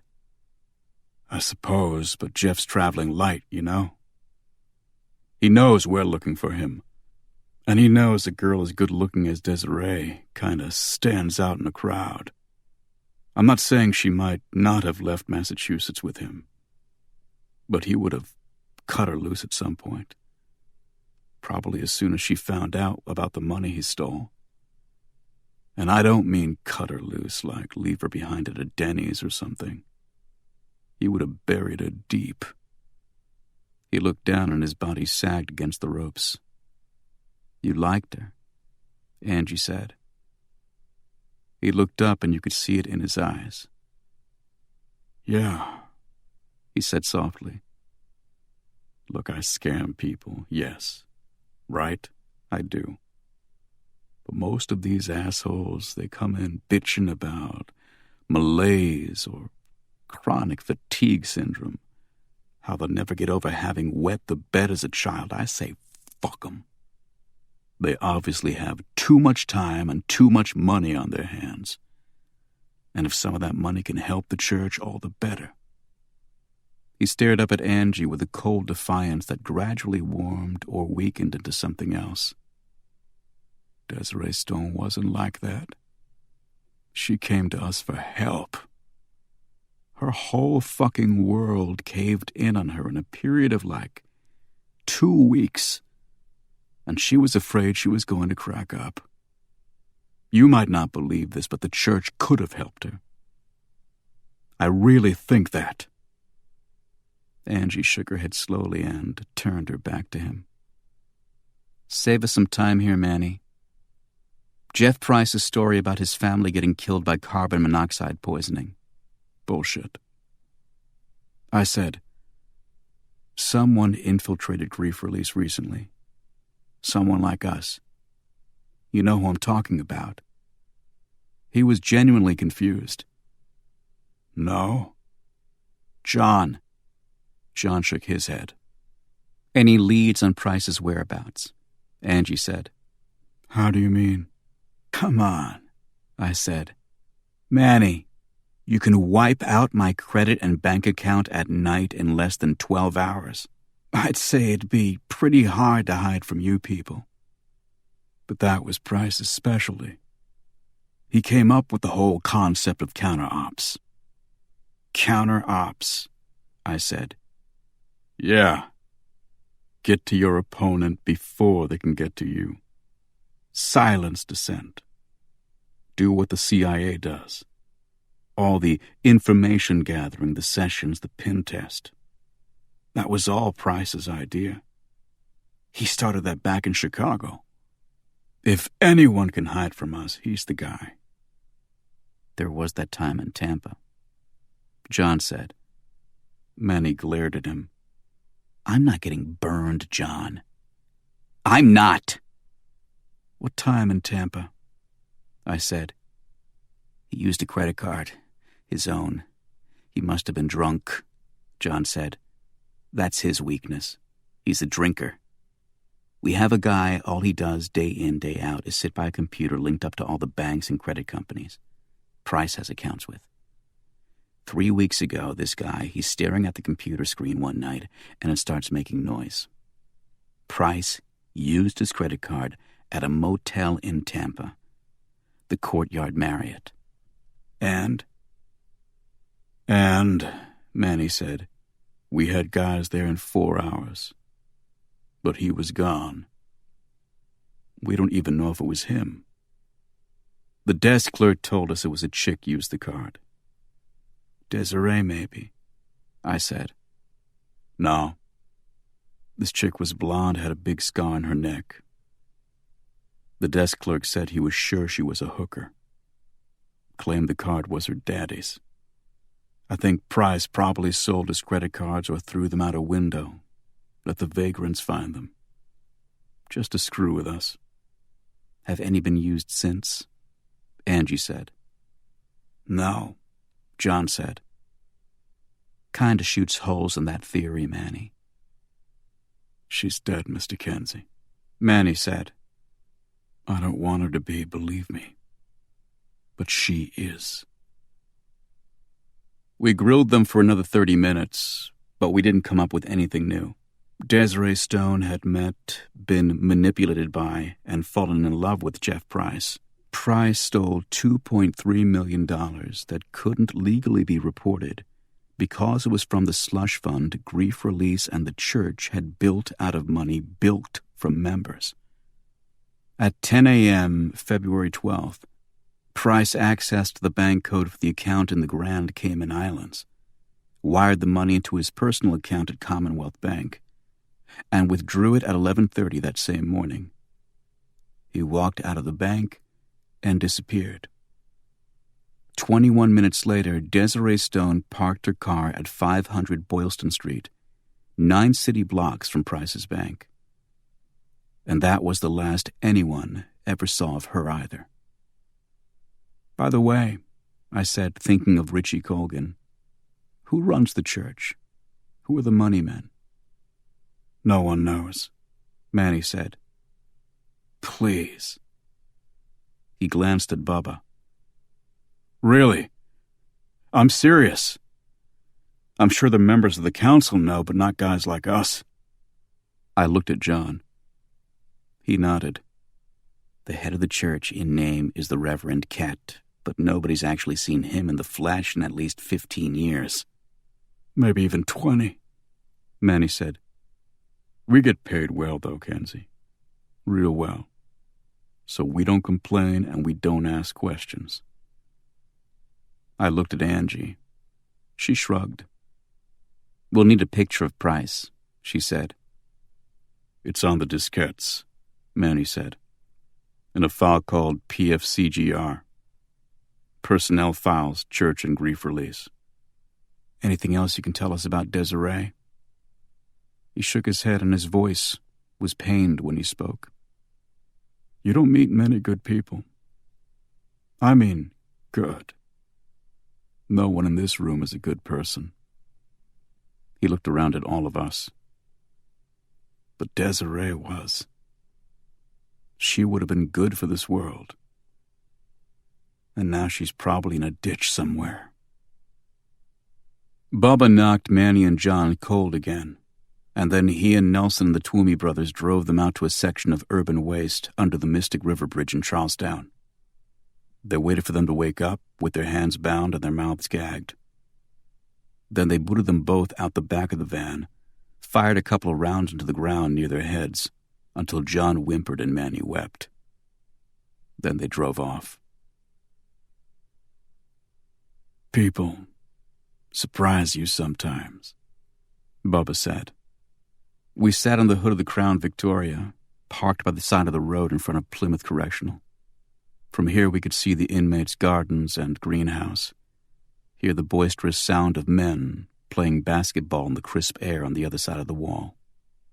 But one look at the cyclone fence stretched, coiled, and vicious around the top of the walls, or the silhouettes of guard and rifle in the towers, and you couldn't mistake it for anything but what it was: a place that caged human beings. No matter how you felt about crime and punishment, that fact was always there, and it was an ugly one. "She could be alive," Bubba said. "Yeah," I said. "No, seriously. Like I said, people surprise you. You two told me before those shitheads woke up in my place she maced some guy once." "So?" Angie said. "So it shows she's strong. You know, I mean, you got a guy sitting beside you and you pull out a can of mace and shoot it in his eyes? You know what kind of strength that takes? That's a girl with some spine. Maybe she found a way to get away from this guy, this Price shitbird. But then she would have called her father. She would have made some sort of attempt at contact." He shrugged. "Maybe. I don't know. You're the detectives. I'm the moron going to jail for packing a piece." We leaned back against the car, looked up again at the granite walls and cyclone fence, the hard, darkening sky. "Gotta go," Bubba said. Angie hugged him tightly and kissed his cheek. I shook his hand. "You want us to walk you to the door?" "Nah. Feel like you were my parents on the first day of school." "The first day of school," I said. "I remember you beat the hell out of Eddie Rourke because he gave me shit about my parents walking me to the door." He winked. "See you in a year." "Before that," Angie said, "you think we'd forget to visit?" He shrugged. "Don't forget what I told you. They'll surprise you, people." We watched him walk up the crushed shell and gravel walkway. His shoulders hunched, hands in his pockets, the stiff breeze rising off the frozen furrows of vegetation in the fields and mussing his hair. He went through the doors without a look back. Chapter 12. "So my daughter's in Tampa," Trevor Stone said. "Mr. Stone," Angie said, "did you hear what we said?" He tightened his smoking jacket at his throat, looked at her through bleary eyes. "Yes. 2 men believe she's dead." "Yes," I said. "Do you?" "Not necessarily," I said. "But from what we've heard of this Jeff Price, He doesn't seem like the type who would keep a woman as noticeable as your daughter with him while he tries to lie low. So the Tampa lead. He opened his mouth to speak, then closed it. His eyes clenched shut, and he seemed to be biting back against something acidic. His face was slick with sweat and paler than bleached bone. Yesterday morning he'd been prepared for us, and he'd used his cane and dressed smartly and presented the figure of a frail but proud and resilient warrior. Tonight, however, with no time to prepare for our arrival, he sat in the wheelchair Julian told us he used 3/4 of the time now, his mind and body exhausted by cancer and the chemotherapy trying to combat it. His hair stuck out in wispy, static tufts from his head, and his voice was a thin whisper, soaked in gravel. "It's a lead, however," he said, his eyes still closed, tremulous fist pressed to his mouth. "Maybe that's where Mr. Becker disappeared to also." "Maybe," I said. "How soon can you leave?" "Huh?" Angie said. He opened his eyes. "For Tampa. Could you be ready first thing in the morning?" "We'd have to make flight arrangements," I said. "Flight arrangements are unnecessary. Julian can pick you up first thing in the morning and take you to my plane." "Your plane," Angie said. "Find my daughter or Mr. Becker or Mr. Price."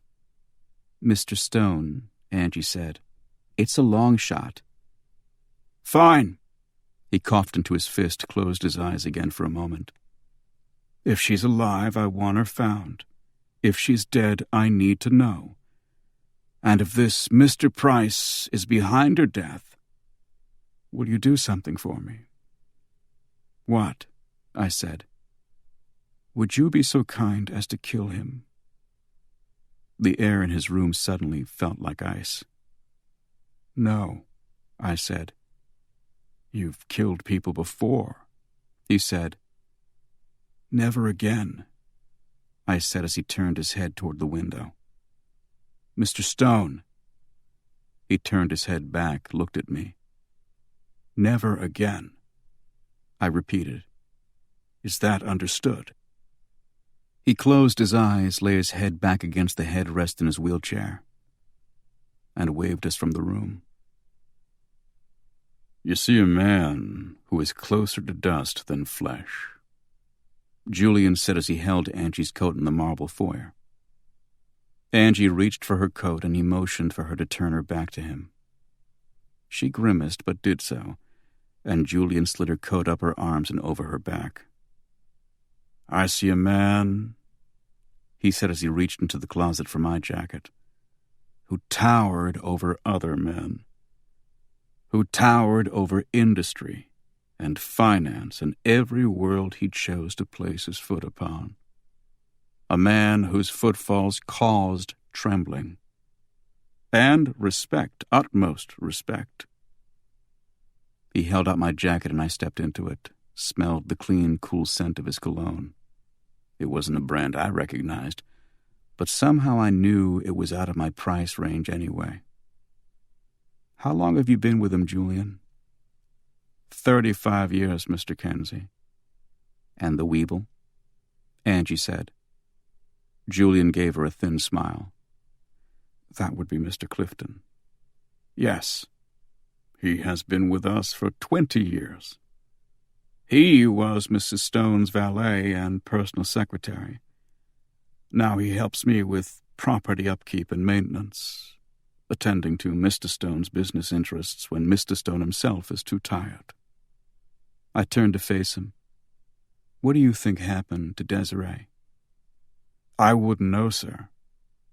I only hope it's nothing irreparable. She's a divine child." "And Mr. Becker?" Angie said. "How do you mean, miss?" "The night he disappeared, he was en route to this house. We checked with the police, Mr. Archerson. There were no reports of any disturbances or strange incidents along Route 1A that night. No car accidents or abandoned vehicles. No cab companies which drove a fare to or toward this address at the time in question. No rental cars rented to a J. Becker that day. And his own car is still parked in his condo parking lot. And this leads you to assume, Julian said. We have no assumptions, I said. Just feelings, Julian. Ah. He opened the door for us, and the air that flowed into the foyer was arctic. And those feelings tell you what? They tell us someone's lying, Angie said. Maybe a lot of someone's. Food for thought. Yes. Julian tipped his head. Good evening, Mr. Kenzie, Miss Gennaro. Do drive carefully. Up is down, Angie said as we drove over the Tobin Bridge, and the lights of the city skyline spread before us. What? I said. Up is down, black is white, north is south. Okay, I said slowly. Do you want to pull over and let me drive? She shot me a look. This case, she said. I'm starting to get the feeling everyone's lying and everyone has something to hide. Well, what do you want to do about it? I want to stop taking anything at face value. I want to question everything and trust no one. Okay. And I want to break into J. Becker's place. Now? I said. Right now, she said. J. Becker lived in Whittier Place, a high-rise overlooking the Charles River, or the Fleet Center, depending on the placement of your condo. Whittier Place is part of the Charles River Apartments, a horrific complex of modern luxury housing built in the 70s, along with City Hall, the Hurley and Lindemann Center buildings, and the JFK building, to replace the old West End neighborhood, which several genius city planners decided had to be raised so Boston in the 1970s would look like London in A Clockwork Orange. The West End had looked a lot like the North End, if a bit dustier and dingier in places, due to its proximity to the red light districts of Scully Square and North Station. The red light districts are gone now, as is the West End, as are most pedestrians after 5 o'clock. In the place of a neighborhood, city planners erected a cement complex of squat, sprawling, erector-set municipal buildings, no function and all form, and the form hideous too, and tall cinder-block apartment complexes that looked like nothing so much as an arid, characterless hell. If you lived here, the clever signs told us as we looped around Storrow Drive toward the entrance to Whittier Place, you'd be home now. If I lived in this car, Angie said, wouldn't I be home too? Or under that bridge? Or in the Charles? Or in that dumpster? We ran with that until we found a parking space. Another place we'd call home had we lived there. You really hate modern, don't you? She said, as we walked toward Whittier Place, and I looked up at it with a scowl on my face. I shrugged. I like modern music. Some TV shows are better than they've ever been. That's about it, though. There's not a single modern piece of architecture you like? I don't instantaneously want to nuke Hancock Towers or the Heritage when I see them. But Frank Lloyd Wrong and I.M. Pei have never designed a house or a building which could compete with even the most basic Victorian. You're definitely a Boston boy, Patrick, through and through. I nodded as we walked up through the doors of Whittier Place. I just want them to leave my Boston alone, Ange. Go to Hartford if they want to build shit like this, or L.A., wherever. Just away. She squeezed my hand, and I looked in her face, saw a smile there. We entered the visitors' foyer through a set of glass doors, came face to face with another set that was locked. To our right was a bank of nameplates. The nameplates bore 3-digit numbers beside them. and there was a phone to the left of the entire bank of names. Just as I'd feared. You couldn't even do the old trick of pressing 10 buzzers at once and hoping someone would buzz you in. If you used the phone, the person who picked it up could see you through a security camera. All those darn criminals have made it awful hard on us private detectives. It was fun watching you get worked up out there, Angie said. She opened her purse, held it over her head, and dumped the contents on the floor. Yeah? I knelt beside her and we began scooping things back into the purse. Yeah. It's been a while since you got worked up over anything. You too, I said. We looked at one another, and the questions in her eyes probably lived in my own right then. Who are we these days? What's left in the wake of all the things Jerry Glynn took? How do we get happy again? How many sticks of lip balm can one woman have? I said, and went back to the pile on the floor. 10's about right, she said. 5, if you gotta travel light. A couple approached on the other side of the glass. The man looked like an attorney, sculpted salt and pepper hair and red and yellow Gucci tie. The woman looked like an attorney's wife, pinched and suspicious.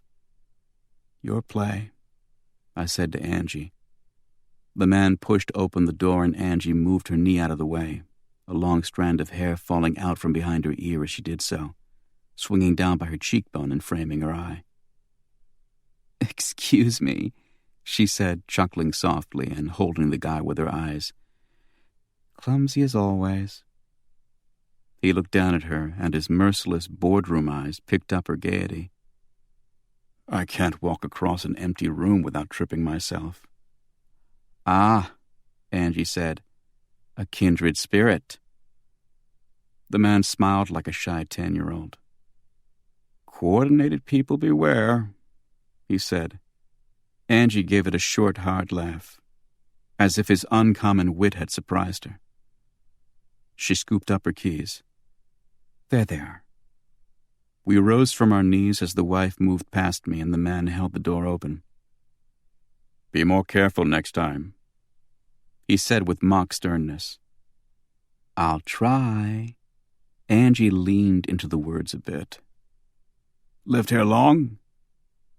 Come, Walter, the woman said. 6 months. Come, Walter, the woman repeated. Walter took one last look in Angie's eyes and went. When the door closed behind them, I said, Heel, Walter. Roll over, Walter. Poor Walter, Angie said as we reached the elevator bank. Poor Walter, please. Could you have been any more breathy, by the way? Breathy? 6 months, I said in my best Marilyn Monroe voice. I didn't say sex. I said 6. And I wasn't that breathy. Whatever you say, Norma Jean. She elbowed me and the elevator doors opened and we rode them up to the 12th floor. At Jay's door, Angie said, You got Bubba's gift? Bubba's gift was an alarm decoder. He'd given it to me last Christmas, but I hadn't had the chance to try it out yet. It read the sonic pitch of an alarm's call and decoded it in a matter of seconds. The moment a red light appeared in the tiny LED screen of the decoder, you pointed it at the alarm source and pressed a button in the center, and the alarm's bleat stopped. That was the theory, anyway. I'd used Bubba's equipment before, and usually it was fine as long as he didn't use the phrase, cutting edge.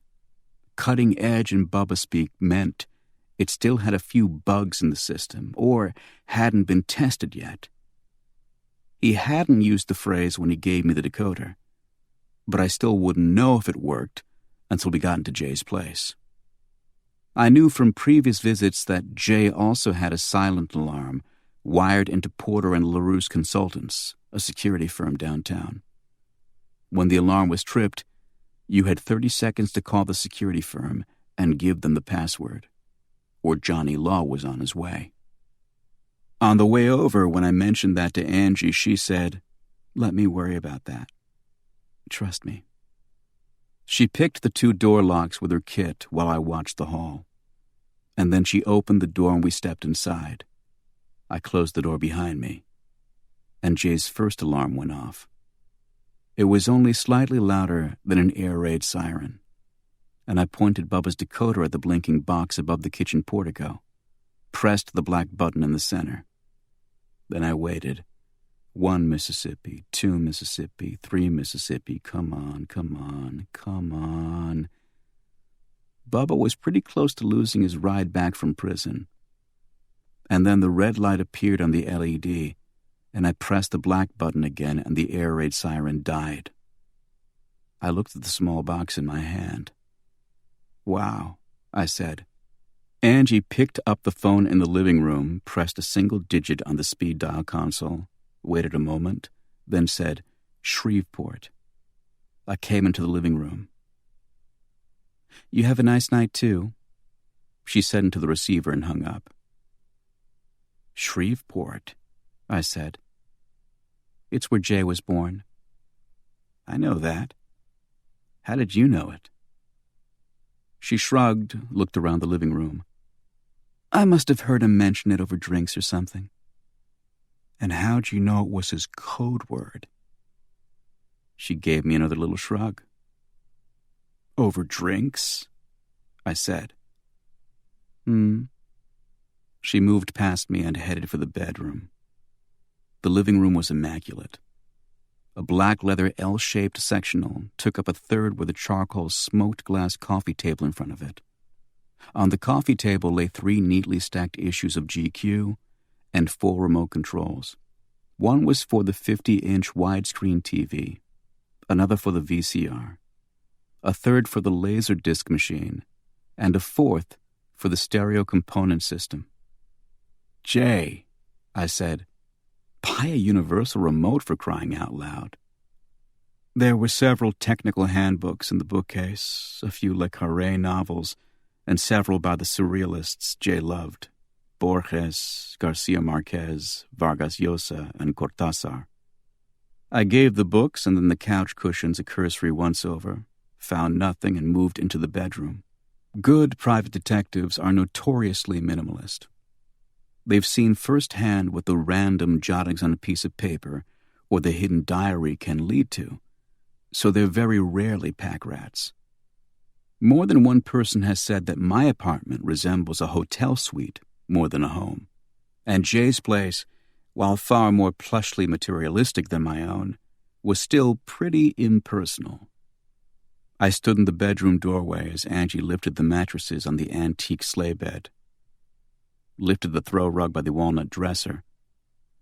The living room had been icy modern, all blacks and charcoals and cobalt blue postmodern paintings on the walls.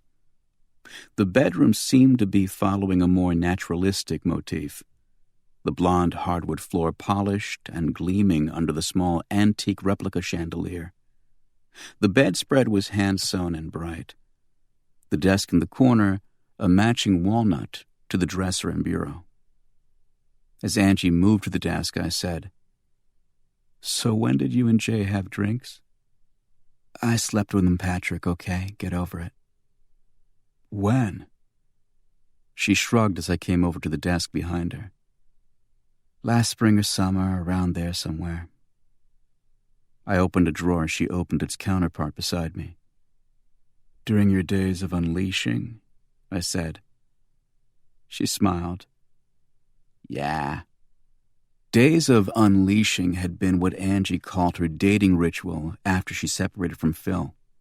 Extremely short-term relationships with no attachments, dominated by as casual an approach as was possible to sex in the years since the discovery of AIDS.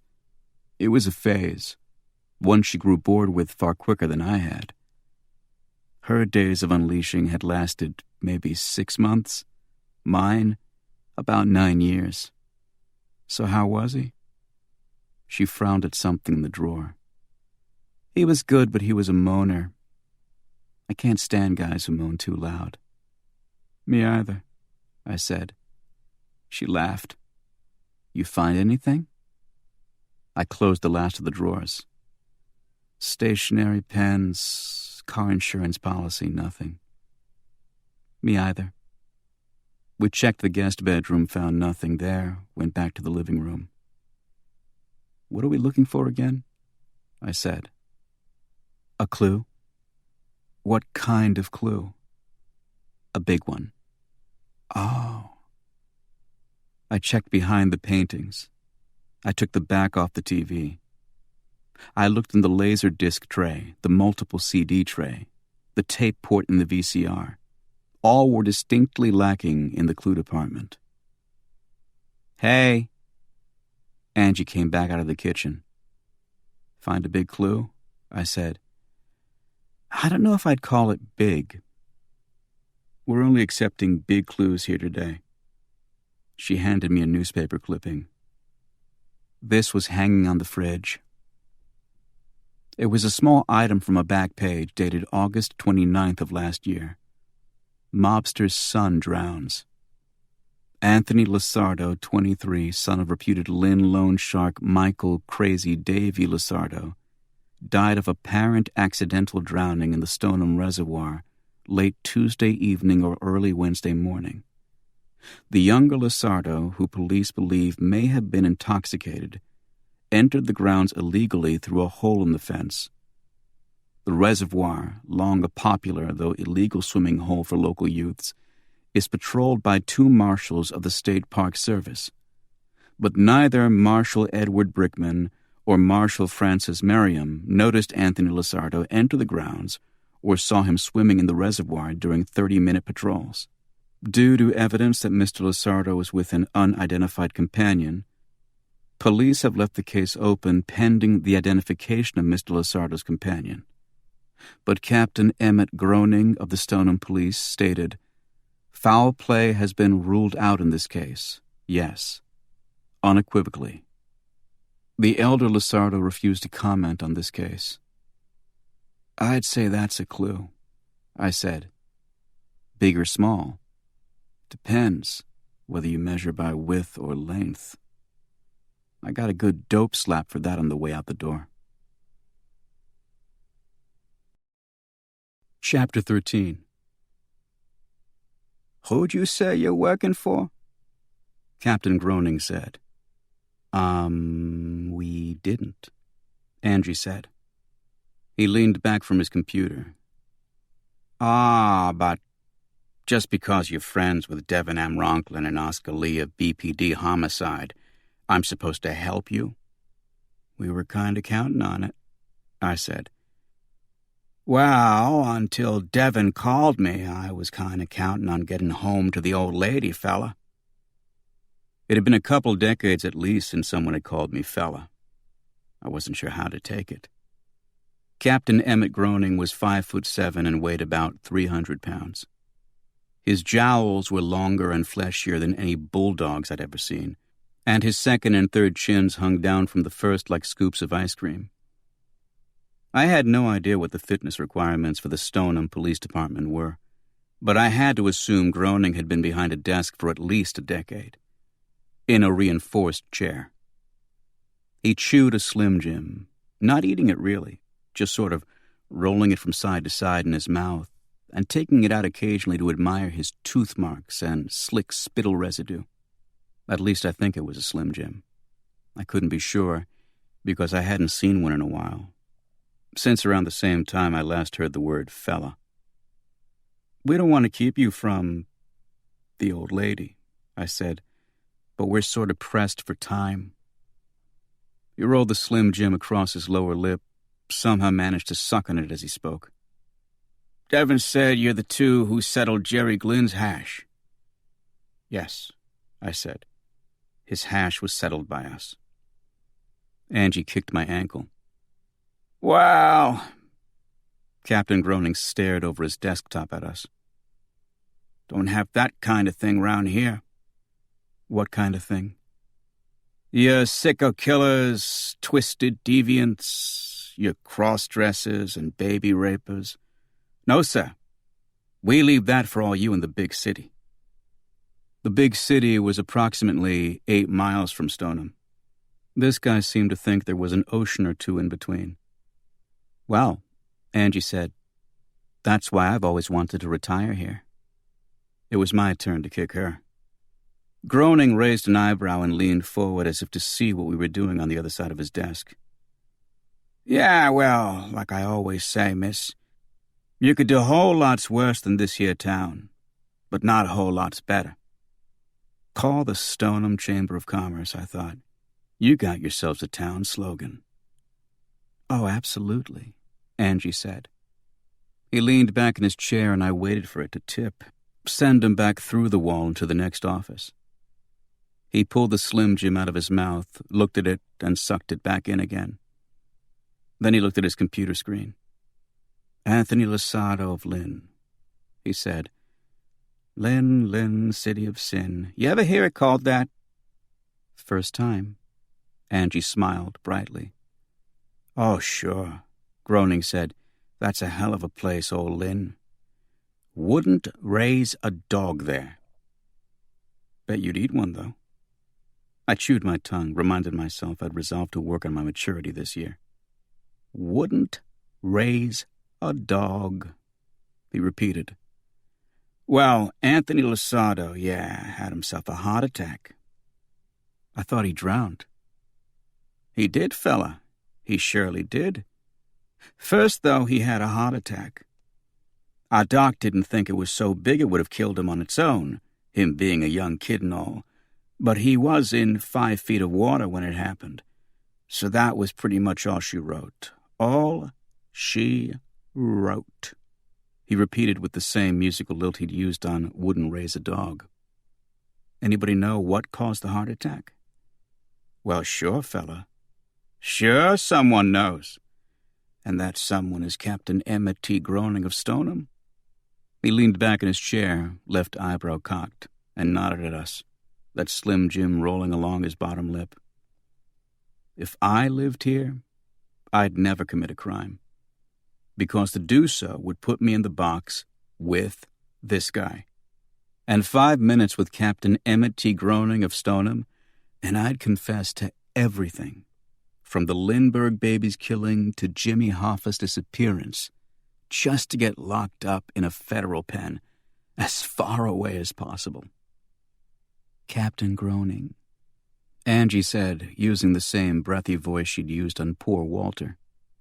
If you could tell us what caused Anthony Lasado's heart attack, why, I'd be much obliged. Much obliged. Angela Daisy May Gennaro. Cocaina, he said, or yayo, as some call it. I was stuck in Stoneham with a fat guy doing his Al Pacino as Tony Montana imitation. Life didn't get much better. He snorted cocaine, had a heart attack, and drowned. I said, didn't snort it. Smoked it, fella. So it was crack, Angie said. He shook his tiny head and his jowls made a flapping noise. Your standard cocaine, he said, mixed in with tobacco, what's known as the Ecuadorian cigarette. Tobacco followed by a hit of coke, followed by tobacco, then coke, tobacco, then coke, I said. He seemed impressed. You're familiar with it? A lot of people who went to college in the early to mid-'80s were, but I didn't tell him that. He struck me as the kind of guy who decided whether or not to elect presidents based on whether he believed they inhaled or not. I've heard rumors of it, I said. Well, that's what this Lasado boy smoked. Had himself a groovy high going, man. But that high came a-crashing on down in a real bummer way. Word, I said. What? Deaf, I said. What? Never mind, I said.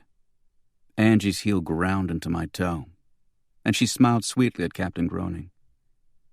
What about the witness? The newspaper said Lasado had a companion. Groening took his confused eyes off me and looked back at his computer screen. Kid named Donald Yeager, aged 22, left the scene in a panic, but called it in about an hour later. We ID'd him from a jacket he left behind. Sweated him in the box for a bit, but he didn't do jack. He just went to the reservoir with his buddy, drank some beer, smoked some marijuana, and went for a dip. Did he do any coke? Nah. He claimed he didn't know Lasardo was doing it either. Said Tony hated coke.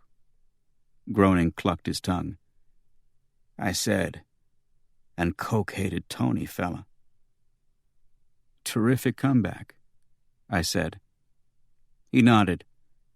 Sometimes when me and the boys get going in the box, there's just no stopping us. Captain Groening and the boys. But they had barbecues and went to church together and sang Hank Williams Jr. songs together, and never met a rubber hose they didn't like. So how does Anthony's father feel about his son's death? Angie asked. Crazy Davy, Captain Groening said. You see in the paper how they called him a mobster? Yes. Every corrupt Guinea north of Quincy's, a mobster all of a sudden, I swear. And this particular Guinea? Angie said, her hands locked together into fists. Small time. The paper said loan shark, which is partly true, but mostly he's a chop shop guy on the Linway. Boston is one of the safest, major metropolitan cities in the country. Our murder and assault and rape rates are barely blips on the screen compared with those of Los Angeles or Miami or New York. But we have all those cities beat when it comes to car theft. Boston criminals, for some reason, love to boost cars.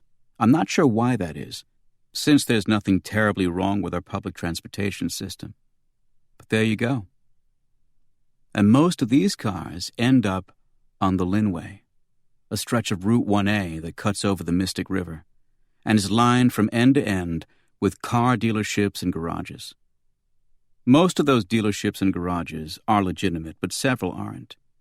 That's why most Bostonians who get their cars stolen shouldn't even bother checking their LoJack satellite tracking system. It will just beep from a spot in the depths of the Mystic, just off the Linway. The tracking system, not the car. The car's in pieces, and those pieces are on their way to 15 different places within half an hour after you parked. Crazy Davy isn't pissed about his son's death? I said. I'm sure he is, Captain Groening said, but there's not much he can do about it. Oh, sure, he gave us all the usual, my son don't do coke bullshit. But what else is he going to say? Luckily, the way the mob's all messed up around here these days, and Crazy Davy not even being in the running for a slot, I don't have to care what he thinks. So Crazy Davy's small time, I said. Like a guppy, Captain Groening said. Like a guppy, I said to Angie, and got another kick. Chapter 14. The offices of Hamlin and Cole Worldwide Investigations occupied the entire 33rd floor of the John Hancock Tower, IMP's icy skyscraper of metallic blue glass. The edifice consists of sheets of mirrored glass, each 20 feet high and 60 feet long. Pei designed them so that the surrounding buildings would be captured in the glass with perfect resolution. And as you approach, you can see the light granite and red sandstone of Trinity Church and the imposing limestone of the Copley Plaza Hotel, trapped in the smoked blue of merciless glass. It's not all that unattractive an image, really. And at least the sheets of glass don't have a habit of falling out like they used to. Everett Hamlin's office faced the Trinity Church side, and you could see clear to Cambridge on a sharp, cold night like tonight. Actually, you could see clear to Medford, but I don't know anyone who'd want to look that far. We sipped Everett Hamlin's top-shelf brandy and watched him stand by his sheet of glass and stare out at the city laid on a carpet of lights at his feet. He cut a hell of a figure, Everett did. Ramrod straight, skin so tight to his hard frame that I often thought if a paper cut appeared in the flesh, he'd burst wide open. His gunmetal hair was trimmed tight to the scalp, and I'd never seen so much as a hint of stubble or shadow on his cheeks. His work ethic was legendary. The one who turned on the lights in the morning and shut them off at night. A man who'd been overheard more than once saying that any man who needed more than 4 hours of sleep couldn't be trusted, because treachery lay in sloth and a need for luxury, and more than 4 hours sleep was a luxury. He'd been with the OSS during World War II, just a kid then, but now, more than 50 years later, he still looked better than most men half his age. Retirement would come for Everett Hamlin, it was said, the same night death did. "You know I can't discuss this," he said, his eyes watching our reflections in the glass. I met his eyes the same way. "Off the record then, Everett, please." He smiled softly and raised his glass, took a parsimonious sip of brandy. "You knew you'd find me alone, Patrick, didn't you?" "I assumed I would. You can see your light from the street if you know what square to look for. Without a partner to protect me if you both decided to double-team me, wear an old man down." Angie chuckled. "Now, Everett," she said, "please." He turned from the window, a twinkle in his eyes. "You are as ravishing as ever, Angela." "Flattery won't deflect our questions," she said, but a blush of rose lit the flesh under her chin for a moment.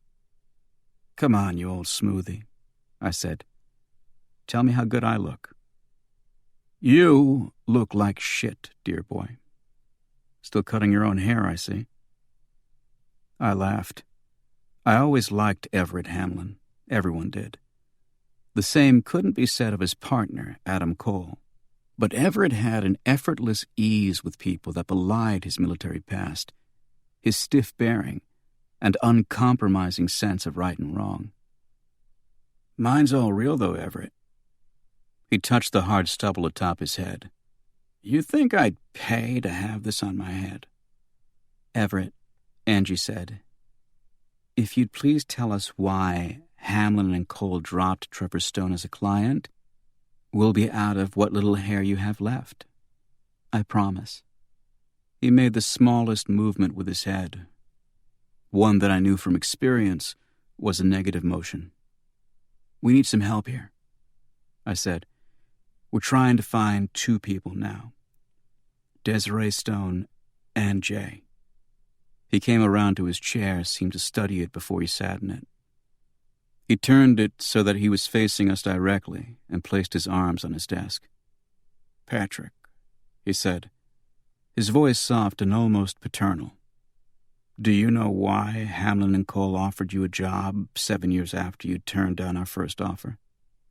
Envy of our client base?" "Hardly." He smiled.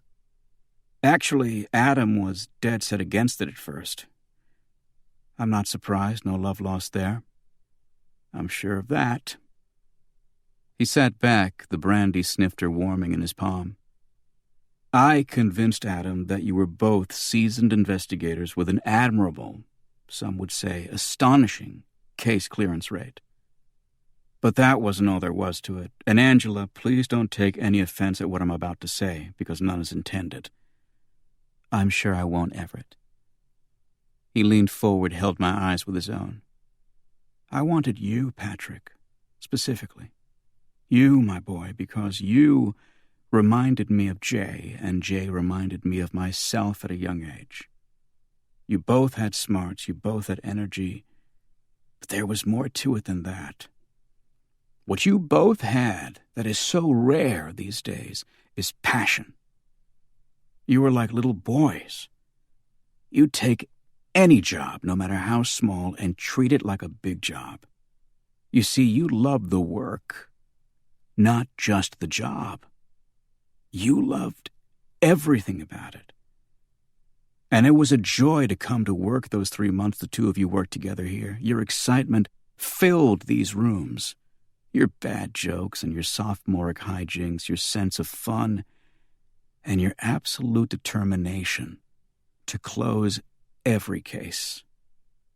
He leaned back in his chair and sniffed the air above him. It was a tonic. "Everett," I said, but stopped there, unsure what else to say. He held up a hand. "Please. I was like that once, you see. So when I tell you Jay was as close to a son as I've ever had, do you believe me?" "Yes," I said. "And if the world were more populated with men like him and myself and even you, Patrick, I think it would be a better place. The raging ego of a proud man, I know. But I'm old, so I'm entitled." "You don't look it, Everett," Angie said. "You're a dear child." He smiled at her. He nodded to himself and looked down at his brandy snifter.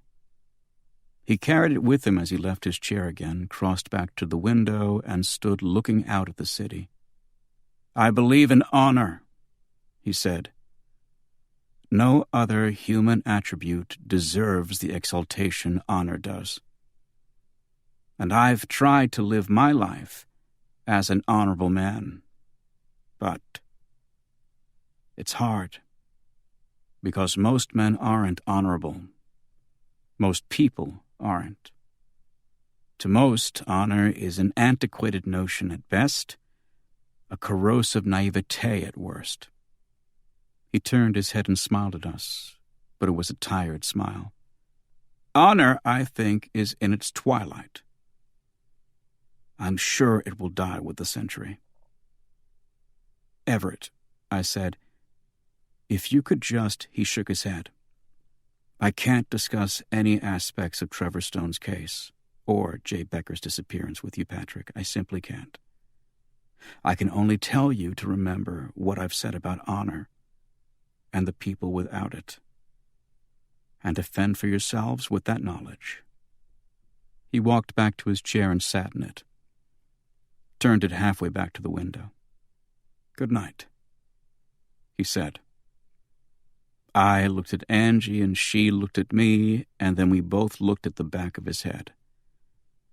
I could see his eyes reflected in the glass again, but they weren't looking at my reflection this time, only his own.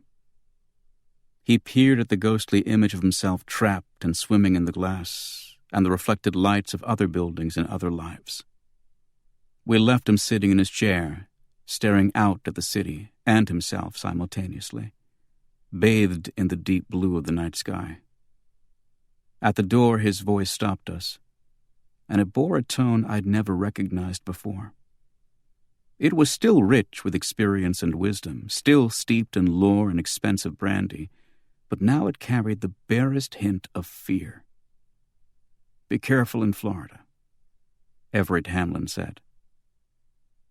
"We never said we were going to Florida," Angie said. "Be careful," he repeated, and leaned back in the chair to sip from his glass of brandy. "Please." Part 2. South of the Border. Chapter 15. I'd never been on a private jet before, so I really had nothing to compare it to.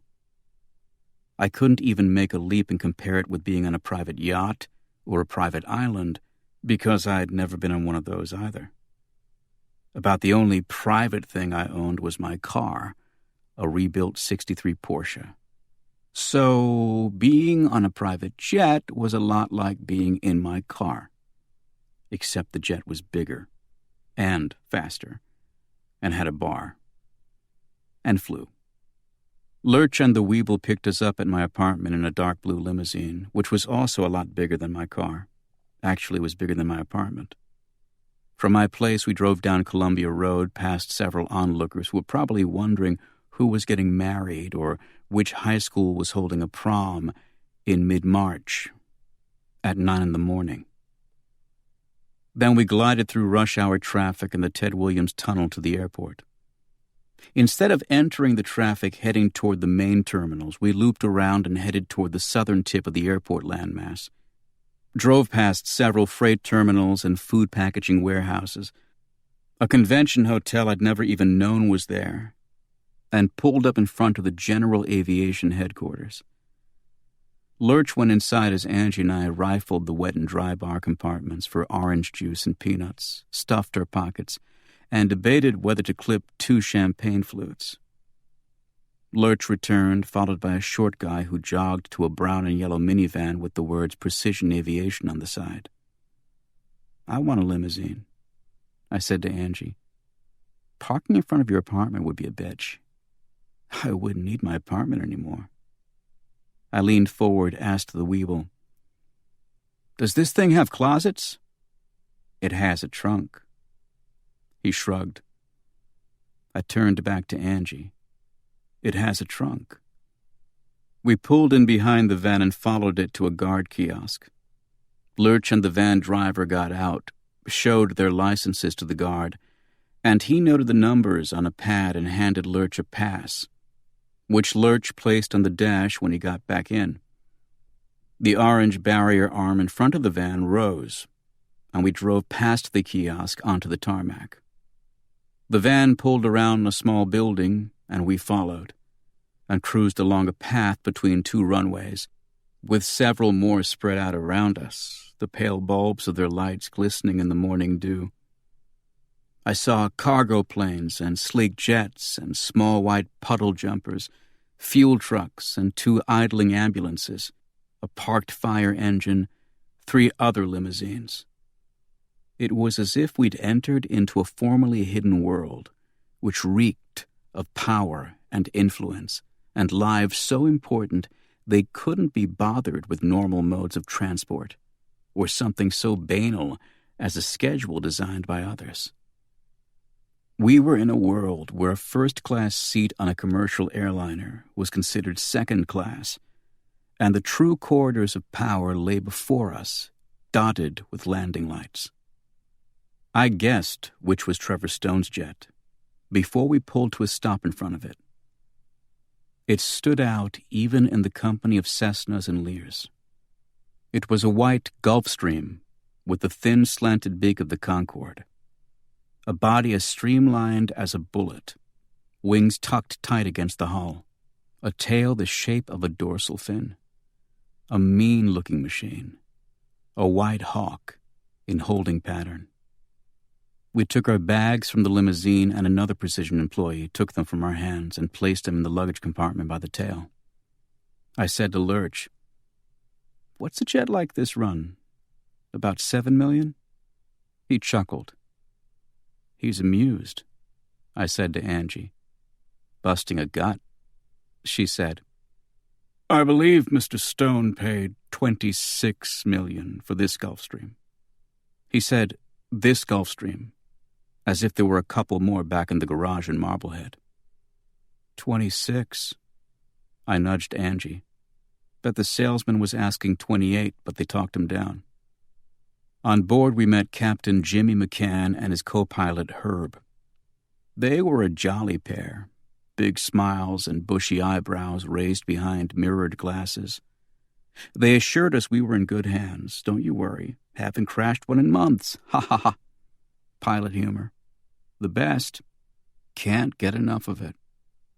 We left them to play with their dials and their torques and think up amusing ways to make us lose bowel control and whimper, and we headed back into the main compartment. It, too, seemed bigger than my apartment, but maybe I was just starstruck. There was a bar, a piano, 3 single beds in the rear. The bathroom had a shower in it. Plush lavender carpeting covered the floor. 6 leather seats were spread out along the right and left side, and 2 of them had cherry wood tables riveted to the floor in front of them. Each seat reclined like a Barca lounger. 5 of the seats were empty. The 6th was occupied by Graham Clifton, a.k.a. the Weeble. I'd never even seen him leave the limousine. He sat facing us, a leather-bound notebook in his lap, a closed fountain pen on top of it. "Mr. Clifton," I said. "I didn't know you'd be joining us." "Mr. Stone thought you could use an extra hand down there. I know the Gulf Coast of Florida well. We don't usually need extra hands." Angie said and sat down across from him. He shrugged. Mr. Stone insisted. I picked up the phone attached to my seat console. "Well, let's see if we can't change Mr. Stone's mind." He placed his hand on mine, pushed the phone back into the console. For such a small man, he was very strong. "Mr. Stone doesn't change his mind," he said. I looked into his tiny black eyes and saw only my reflection, blinking back at me. We landed at Tampa International at 1, and I felt the sticky heat in the air even before our wheels touched down on the tarmac without so much as a bump. Captain Jimmy and co-pilot Herb might have seemed like goofball knuckleheads, and maybe they were in all other aspects of their lives. But by the way they handled that plane during takeoff, landing, and one bit of turbulence over Virginia, I suspected they could land a DC-10 on the tip of a pencil in the middle of a typhoon. My first impression of Florida, after the heat, was one of green. Tampa International looked to have erupted from the center of a mangrove forest, and everywhere I looked I saw shades of green. The dark, blackish green of the mangrove leaves themselves, the wet gray green of their trunks, the grassy small hills that bordered the ramps into and out of the airport, the bright teal tram cars that crisscrossed the terminals like something out of Blade Runner, if it had been directed by Walt Disney. Then my gaze rose to the sky and found a shade of blue I'd never seen before, so rich and bright against the white coral arches of the expressway that I would have sworn it had been painted there. Pastels, I thought, as we blinked against the light streaming through the windows of the tramcar. I hadn't seen this many assaultive pastels since the nightclub scene in the mid-'80s. And the humidity, Jesus. I'd gotten a whiff of it as I left the jet, and it was like a hot sponge had punched a hole in my chest and burrowed straight into my lungs. The temperature in Boston had been in the mid-30s when we left, and that had seemed warm after such a long winter. Here, it had to be 80, maybe more, and the moist furry blanket of humidity seemed to kick it up another 20 degrees. "I've got to quit smoking," Angie said as we arrived at the terminal. "Or breathing," I said. "One of the two." Trevor, of course, had a car waiting for us. It was a beige Lexus, 4-door, with Georgia plates and Lurch's Southern Double for a driver. He was tall and thin and of an age somewhere between 50 and 90. His name was Mr. Cushing, and I had a feeling he'd never been called by his first name in his life. Even his parents had probably called him Mr. Cushing. He wore a black suit and driver's cap in the broiling white heat, but when he opened the door for Angie and myself, his skin was drier than talc. "Good afternoon, Mr. Narrow, Mr. Kenzie. Welcome to Tampa." "Afternoon," we said. He closed the door and we sat in the air conditioning as he walked around and opened the front passenger door for the Weeble. Mr. Cushing took his place behind the wheel and handed 3 envelopes to the Weeble, who took 1 and handed 2 back to us. "Your hotel keys," Mr. Cushing informed us as he pulled away from the curb. "Miss Gennaro, you are staying in Suite 611. Mr. Kenzie, you are in 612. Mr. Kenzie, you'll also find in your envelope a set of keys to a car Mr. Stone has rented on your behalf. It's parked in the hotel parking lot. The parking space number is on the back of the envelope." The Weeble opened a personal computer the size of a small paperback, pressed a few buttons. "We're staying at the Harbor Island Hotel," he said. "Why don't we all go back and shower, and then we'll drive to the Courtyard Marriott where this Jeff Price supposedly stayed?" I glanced at Angie. "Sounds fine." The Weeble nodded and his laptop beeped. I leaned forward and saw that he'd called up a map of Tampa on the screen. It morphed into a series of city grids, each growing tighter and tighter, until a blinking dot I assumed was the Courtyard Marriott sat in the center of the screen, and the lines around it filled with street names. Any moment I expected to hear a tape-recorded voice tell me what my mission was. "This tape will self-destruct in 3 seconds," I said. "What?" Angie said. "Never mind." Chapter 16. Harbor Island looked to be man-made and relatively new. It grew out of the older section of downtown, and we reached it by crossing a white bridge the length of a small bus. There were restaurants and several boutiques and a yacht basin that glittered gold in the sun. Everything seemed to be following a coral Caribbean motif. Lots of sand-blasted whites and ivory stucco and crushed shell walkways. As we pulled up to the hotel, a pelican swooped in toward the windshield, and both Angie and I ducked. But the freaky-looking bird caught a bit of wind and rode it in a low swoop onto the top of a piling by the dock.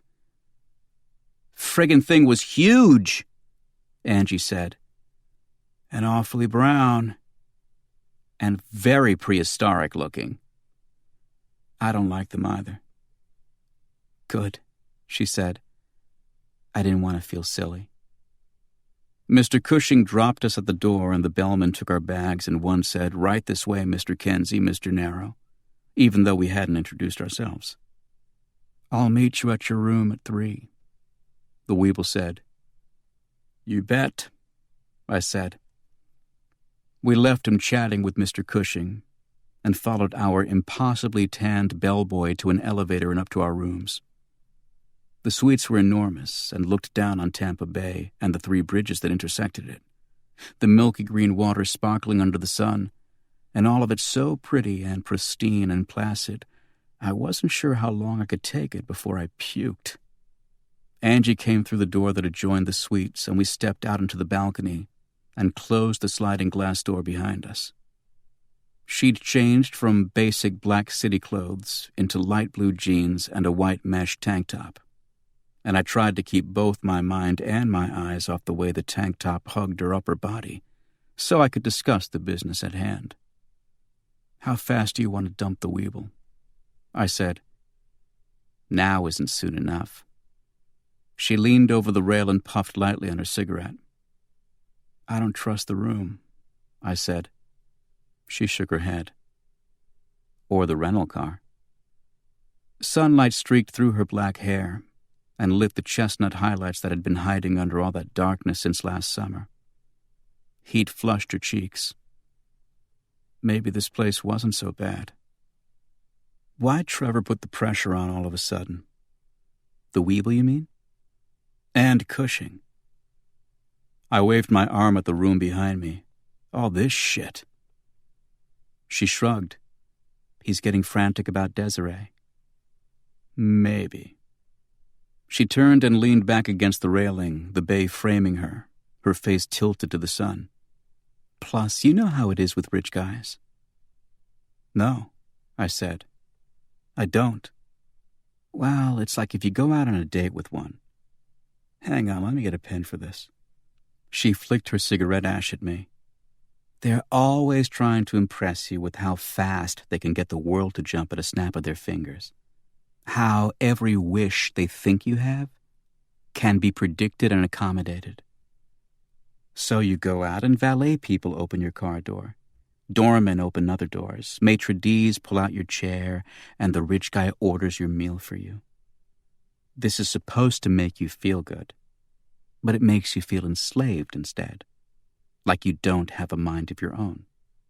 Or, she said, a choice in the matter. Trevor probably wants us to feel that every one of his resources is at our disposal. But you still don't trust the room or the rental car." She shook her head. "He's used to power. He's probably not very good at trusting others to do what he'd do on his own if he were healthy. And once Jay went missing, he wants to know our every move. Exactly. I said, I like the guy and all. But too bad for him. She agreed.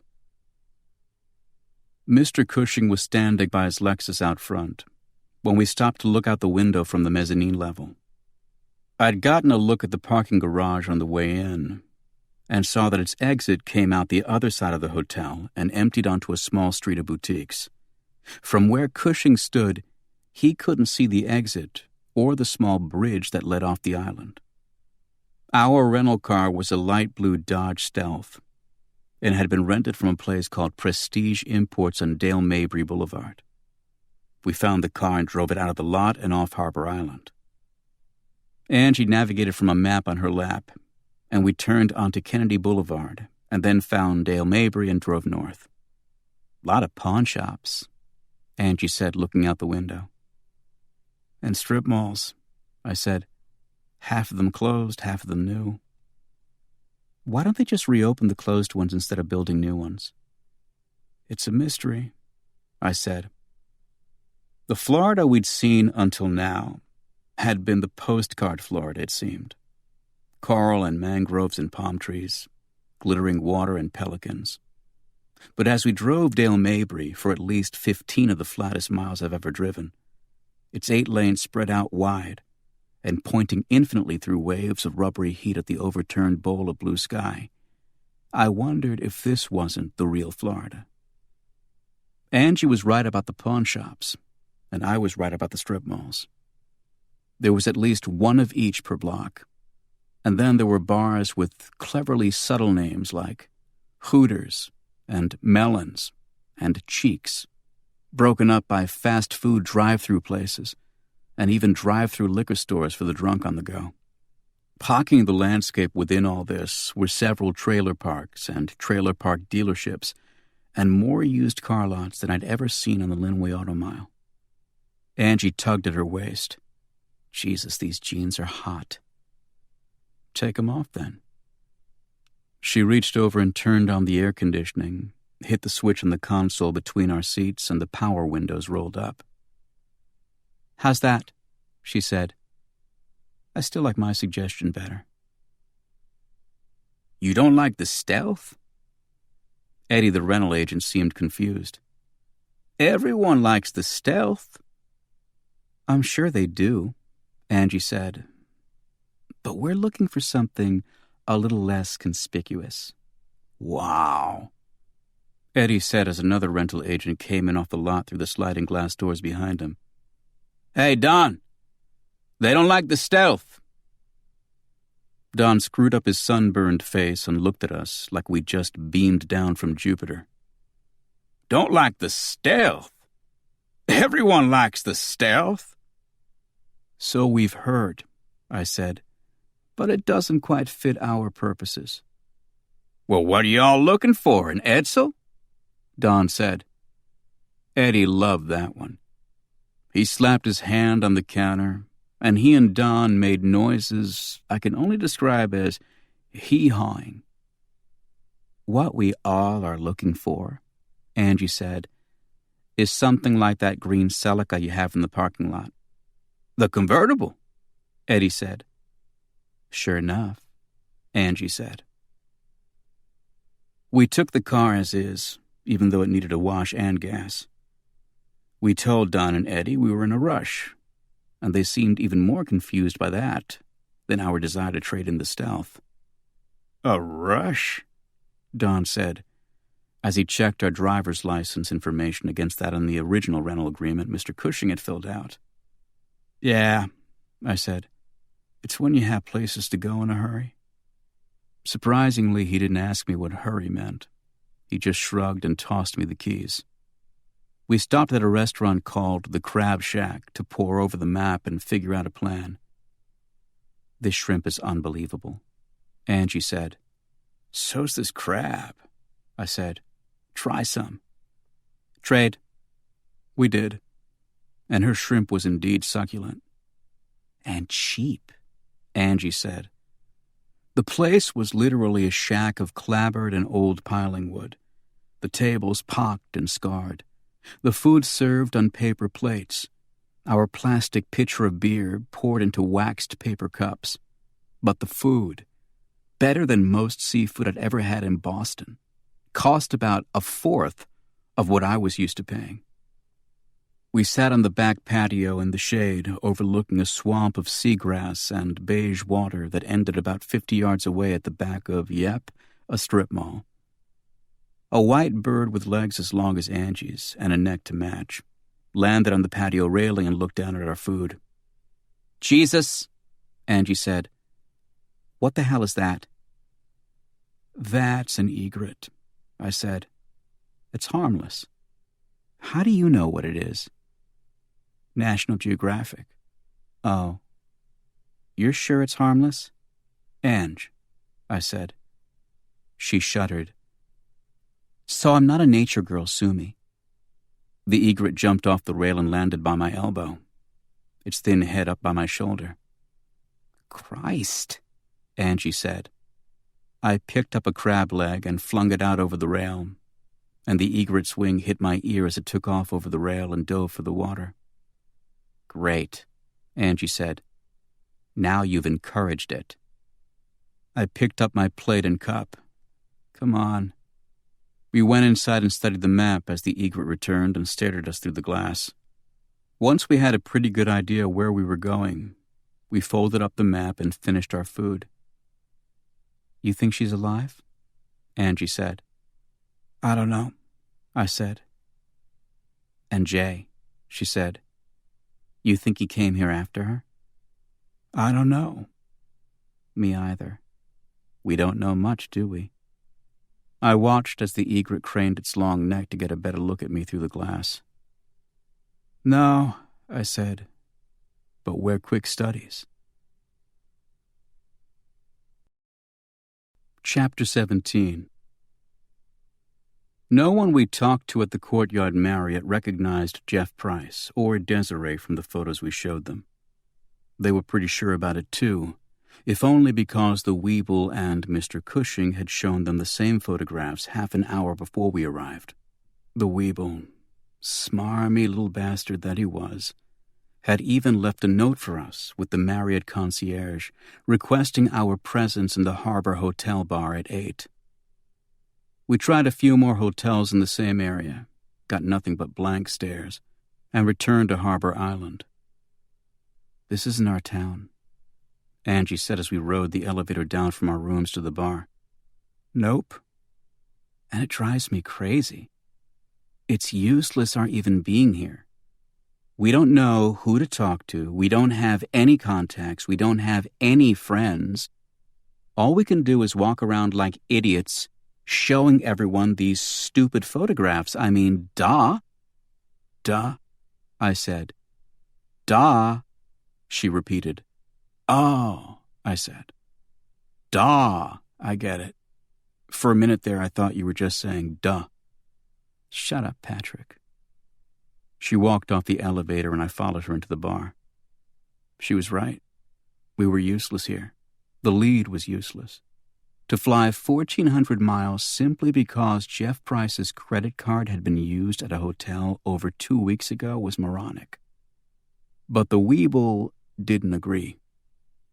We found him in the bar, sitting at a window overlooking the bay, an abnormally blue concoction filling the daiquiri glass in front of him. The pink plastic stirrer in his glass was carved at the top into the shape of a flamingo. The table itself was nestled in between 2 plastic palm trees.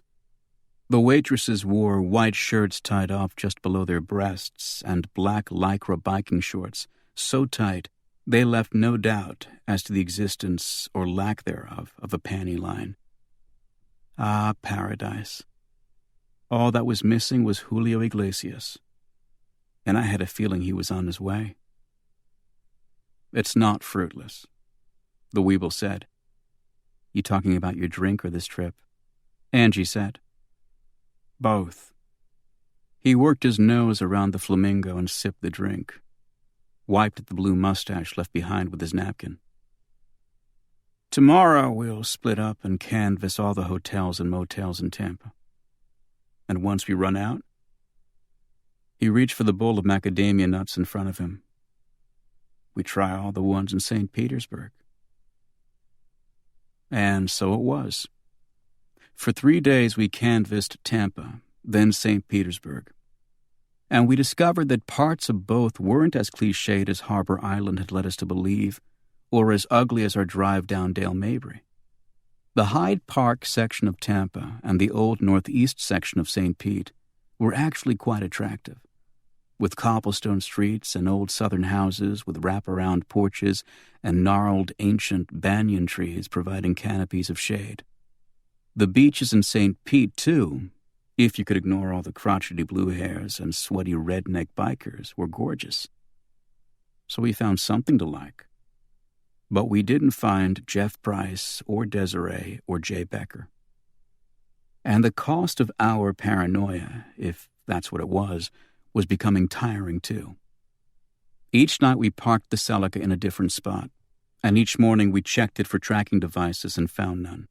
We never bothered looking for bugs because the car was a convertible, and whatever conversations we had in it would be drowned out by the wind, the radio, or a combination of the two. Still, it felt odd to be so aware of the watchful eyes and ears of others, almost as if we might be trapped in a movie everyone was watching except us. The third day, Angie went down by the hotel pool to reread everything in our case file, and I took the phone out onto the balcony, checked it for bugs, and called Richie Colgan at the city desk of the Boston Tribune. He answered the phone, heard my voice, and put me on hold. Some pal, I swear. 6 stories below, Angie stood by her chaise lounge and stripped off her gray shorts and white T-shirt to reveal the black bikini underneath. I tried not to watch. I really did. But I'm weak. And a guy. "What are you doing?" Richie said. "You wouldn't believe me if I told you." "Try me." "Watching my partner squirt sunblock on her legs." "Bullshit."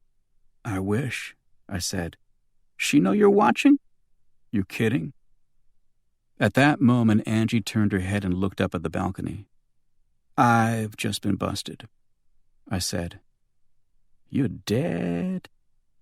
Even from this distance, though, I could see her smile. Her face stayed tilted toward mine for a moment. Then she shook her head gently and turned back to the business at hand and rubbed the oil into her calves. "Christ," I said, "it is way too hot in this state." "Where are you?" I told him. "Well, I got some news," he said. "Pray tell." Grief Release Incorporated filed suit against the Trib. I leaned back in my chair. "You published a story already?" "No," he said. "That's the point. My inquiries, such as they've been, have been extremely discreet. There's no way they could have known I was onto them. But they do. Yeah, and they aren't fucking around either. They're taking us into federal court for invasion of privacy, interstate theft." "Interstate?" I said. "Sure. A lot of their clients don't necessarily live in the Bay State. They got files on those disks for clients from across the Northeast and Midwest. Technically, Angie stole information that crossed state lines." "That's a fine line," I said. "Of course it is. And they still have to prove I have the disks and a whole lot of other shit, but they must have a judge in their pocket, because at 10 this morning my publisher got an injunction slapped on him prohibiting the publication of any article on Grief Release which can be directly linked to information found only on those disks." "Well, then you got them," I said. "How so?" "They can't prove what's on those disks if they don't have them. And even if they have everything backed up on a hard drive, they can't prove that what's on the hard drive is necessarily what's on those disks, right?" "Exactly, but that's the beauty of the injunction. We can't prove that what we intend to publish doesn't come from those disks. Unless we're stupid enough to produce them, of course, in which case they're useless anyway." Catch-22. Bingo. "Still," I said, "this sounds like a smokescreen, Rich." If they can't prove you have the discs or that you even know about them, then sooner or later some judge is going to say they don't have a legal leg to stand on. But we have to find that judge, Richie said, which means filing appeals, maybe going to a federal superior court, which takes time. Meanwhile, I have to run around and independently substantiate everything on those discs by using other sources. They're eating up a clock on us, Patrick. That's what they're doing. And they're succeeding.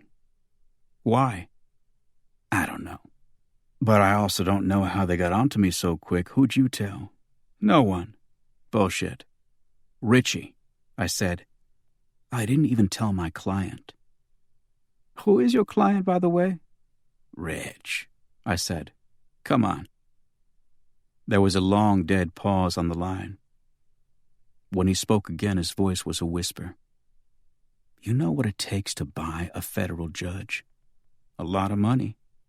A lot of money, he said. And a lot of power, Patrick. I've been looking into the alleged head of the Church of Truth and Revelation, guy by the name of P.F. Nicholson Kett. No shit, that's his full name? Yeah, why? Nothing, I said. Just, what a dorky name. Yeah, well, P.F. Nicholson Kett is like a god and guru and high priest all rolled into one, and no one has seen him in over 20 years. He transmits messages through underlings, supposedly from his yacht off the coast of Florida. And Florida, I said. Right, look, I think the guy's bullshit.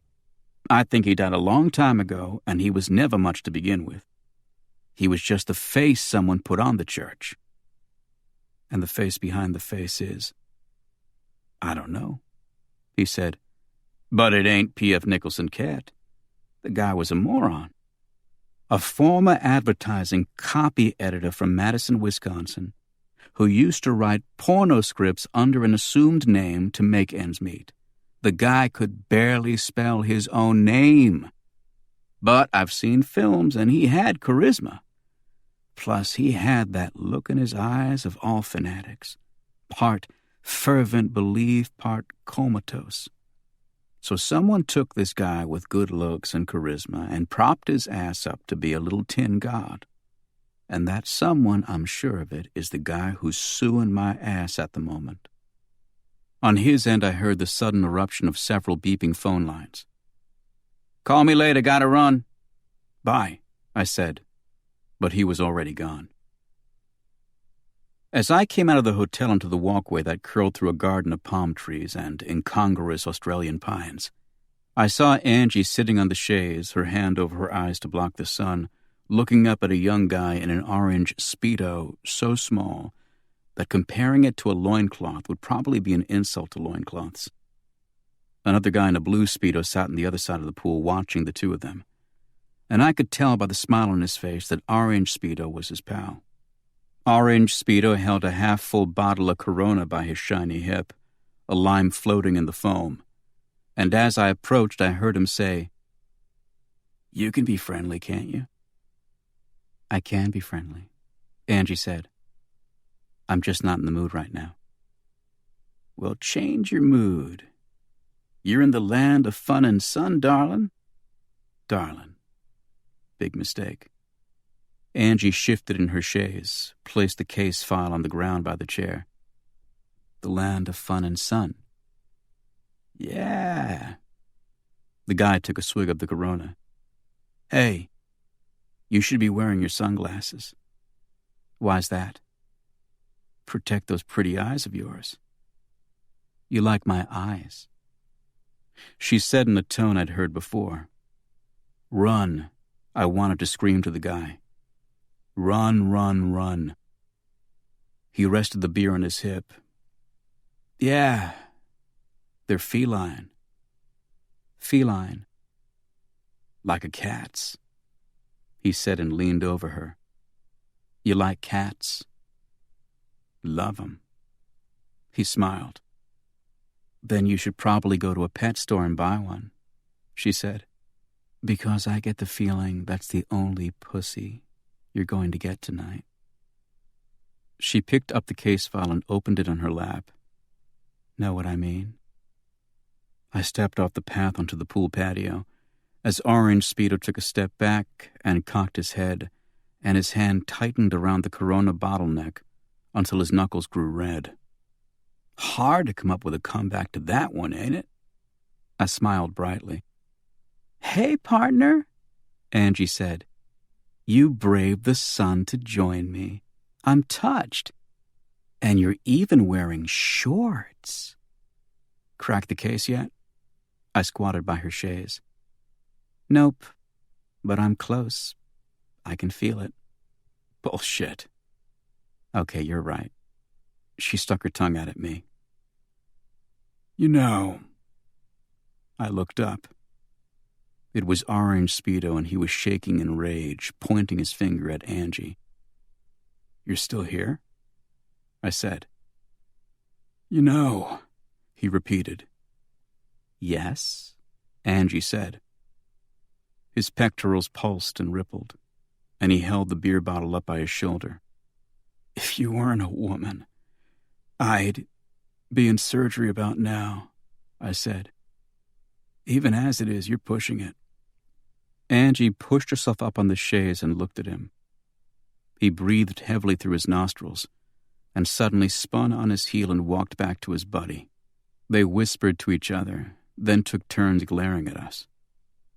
You get the feeling my temperament just isn't right for this place? Angie said.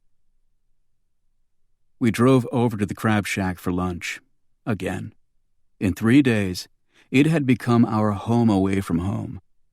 Rita, a waitress in her mid-40s, who wore a weathered black cowboy hat, fishnet stockings, under-cut-off jeans, and smoked cheroots, had become our first pal in the area. Jean, her boss and the chief cook at the crab shack, was fast becoming our second. And the egret from the first day, her name was Sandra, and she was well-behaved, as long as you didn't serve her beer. We sat out on the dock and watched another late-afternoon sky gradually turn deep orange and smelled the salt off the marsh, and the gas, too, unfortunately. And a warm breeze fingered its way through our hair and shook the bells on the pilings and threatened to toss our case file folder into the milky water. At the other end of the dock, 4 Canadians with pink lemonade skin and ugly floral shirts scarfed platters of fried food and talked loudly about what a dangerous state they'd chosen in which to park their RV. First those drugs on the beach, eh? One of them said. Now this poor girl. The drugs on the beach and the poor girl had been all over the local news the last 2 days. Oh yeah. One of the women in the group clucked. We might as well be in Miami. And that is the truth, yeah? The morning after we arrived, a few members of a Methodist widows support group on vacation from Michigan were walking the beach in Dunedin when they noticed several small plastic bags littering the shoreline. The bags were small and thick, and as it turned out, filled with heroin. By noon, several more had washed up on beaches in Clearwater and St. Petersburg, and unconfirmed reports even placed some as far north as Homosassa and as far south as Marco Island.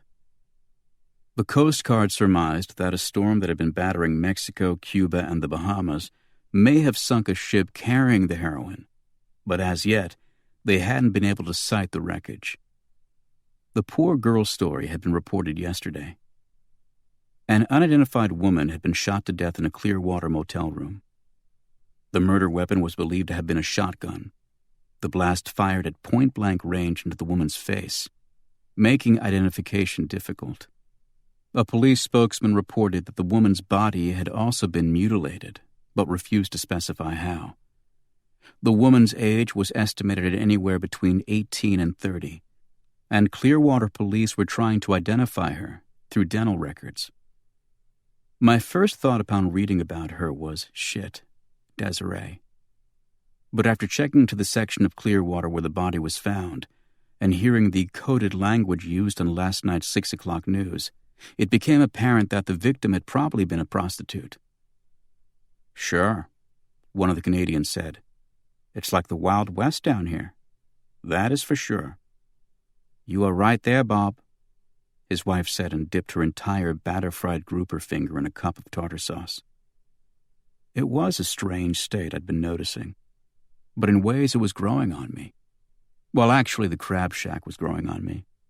I liked Sandra and Rita and Jean and the two signs behind the bar that said, "If you like the way they do things in New York so much, take I-95 North," and "When I get old, I'm going to move to Canada and drive real slow." I was wearing a tank top and shorts, and my normally chalk-white skin had reached a happy shade of beige. Angie wore her black bikini top and a multicolored sarong, and her dark hair was twisted and curled, and the chestnut highlights were turning almost blonde.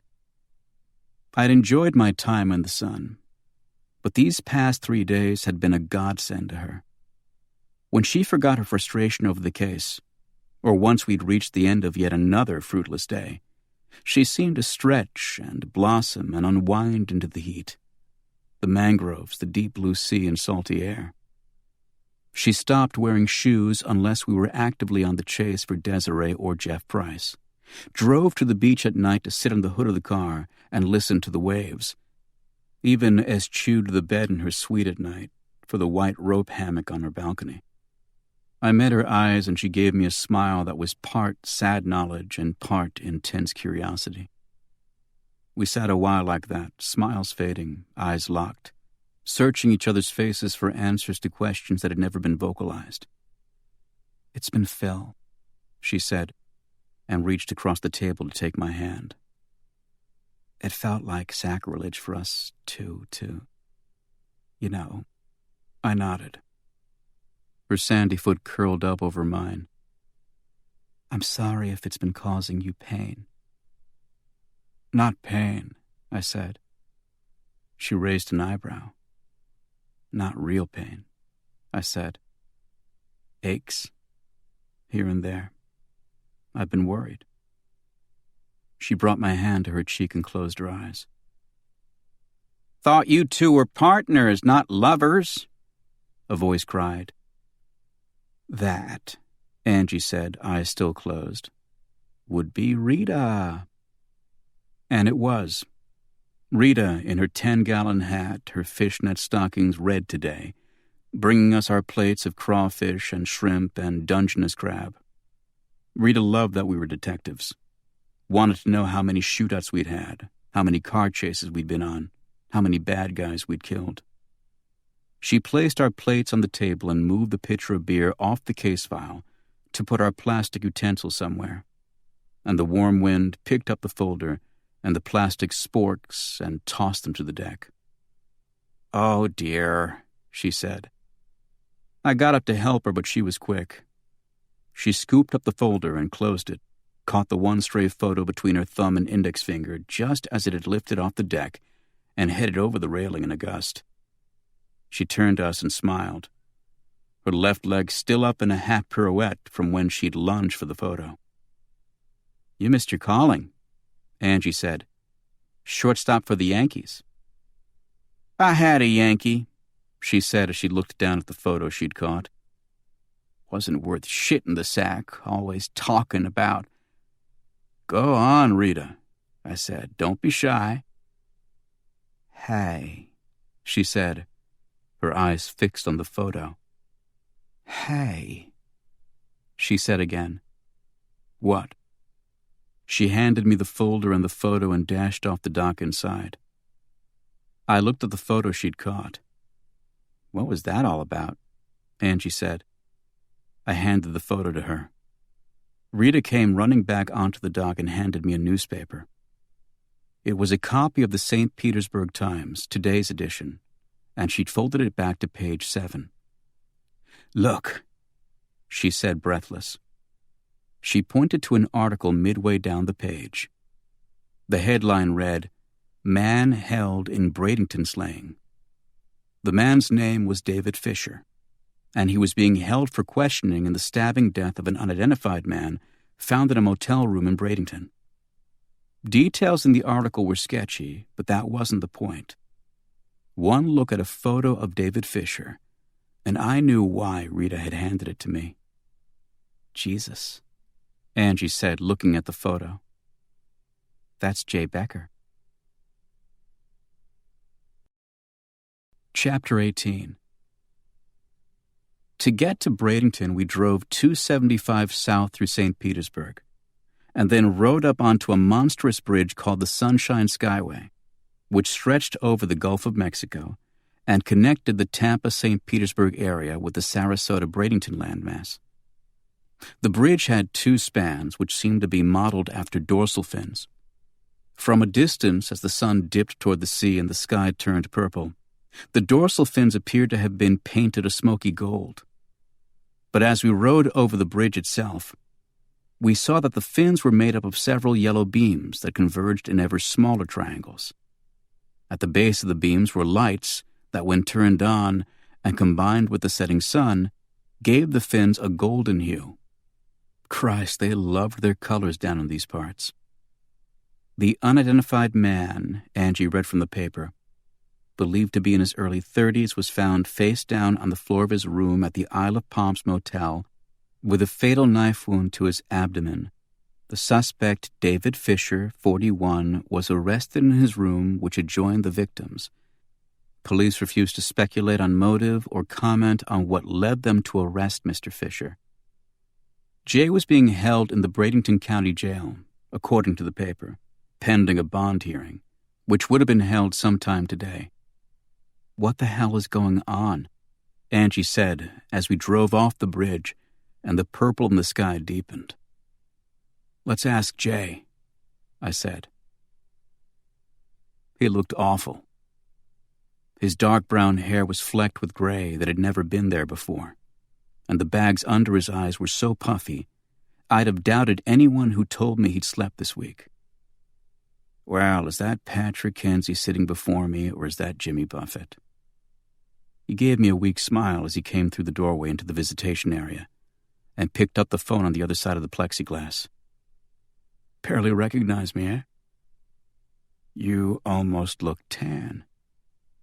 I didn't know such a thing was possible for you pasty Celtic folk. Actually, I said, it's makeup. Cash bail is $100,000, he said, and sat down in his cubicle across from mine, cradled the phone between chin and shoulder long enough to light a cigarette. In lieu of $1 million bond, my bail bondsman's a guy named Sidney Merriam. When'd you start smoking? Recently. Most people are quitting at your age, not starting. He winked. I'm no slave to fashion. $100,000, I said. He nodded and yawned. 5-15-7. What? I said. Locker 12. Where? I said. Bob Dylan in St. Pete, he said. What? Run the clue down, Patrick. You'll find it. Bob Dylan in St. Pete, I said. He looked over his shoulder at a slim, muscular guard with the diamond-back's eyes. Songs, he said.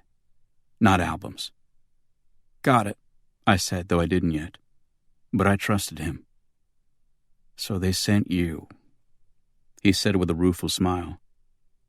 Who else? I said. Yeah, makes sense.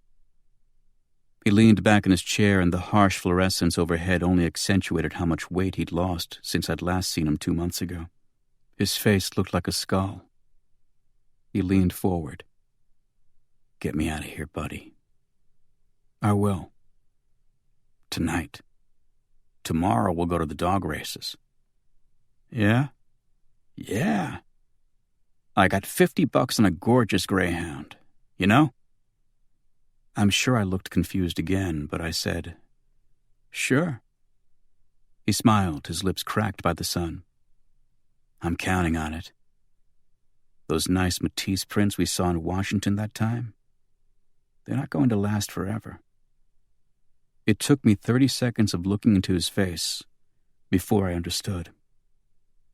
See you soon, I said. Tonight, Patrick. Angie drove back over the bridge, as I looked through a street map of St. Petersburg we'd bought at a gas station. "So he doesn't think his prints will hold up," Angie said. "No. He told me once that when he was with the FBI, he'd made himself up a false identity. I guess it was this David Fisher guy. He has a friend in latent prints at Quantico, so his fingerprints are actually on file twice." "Twice?" "Yeah, it's not a solution, it's a Band-Aid. The local police send his prints to Quantico. This friend of his has the computer program to spit out the Fisher identity, but only for a couple of days.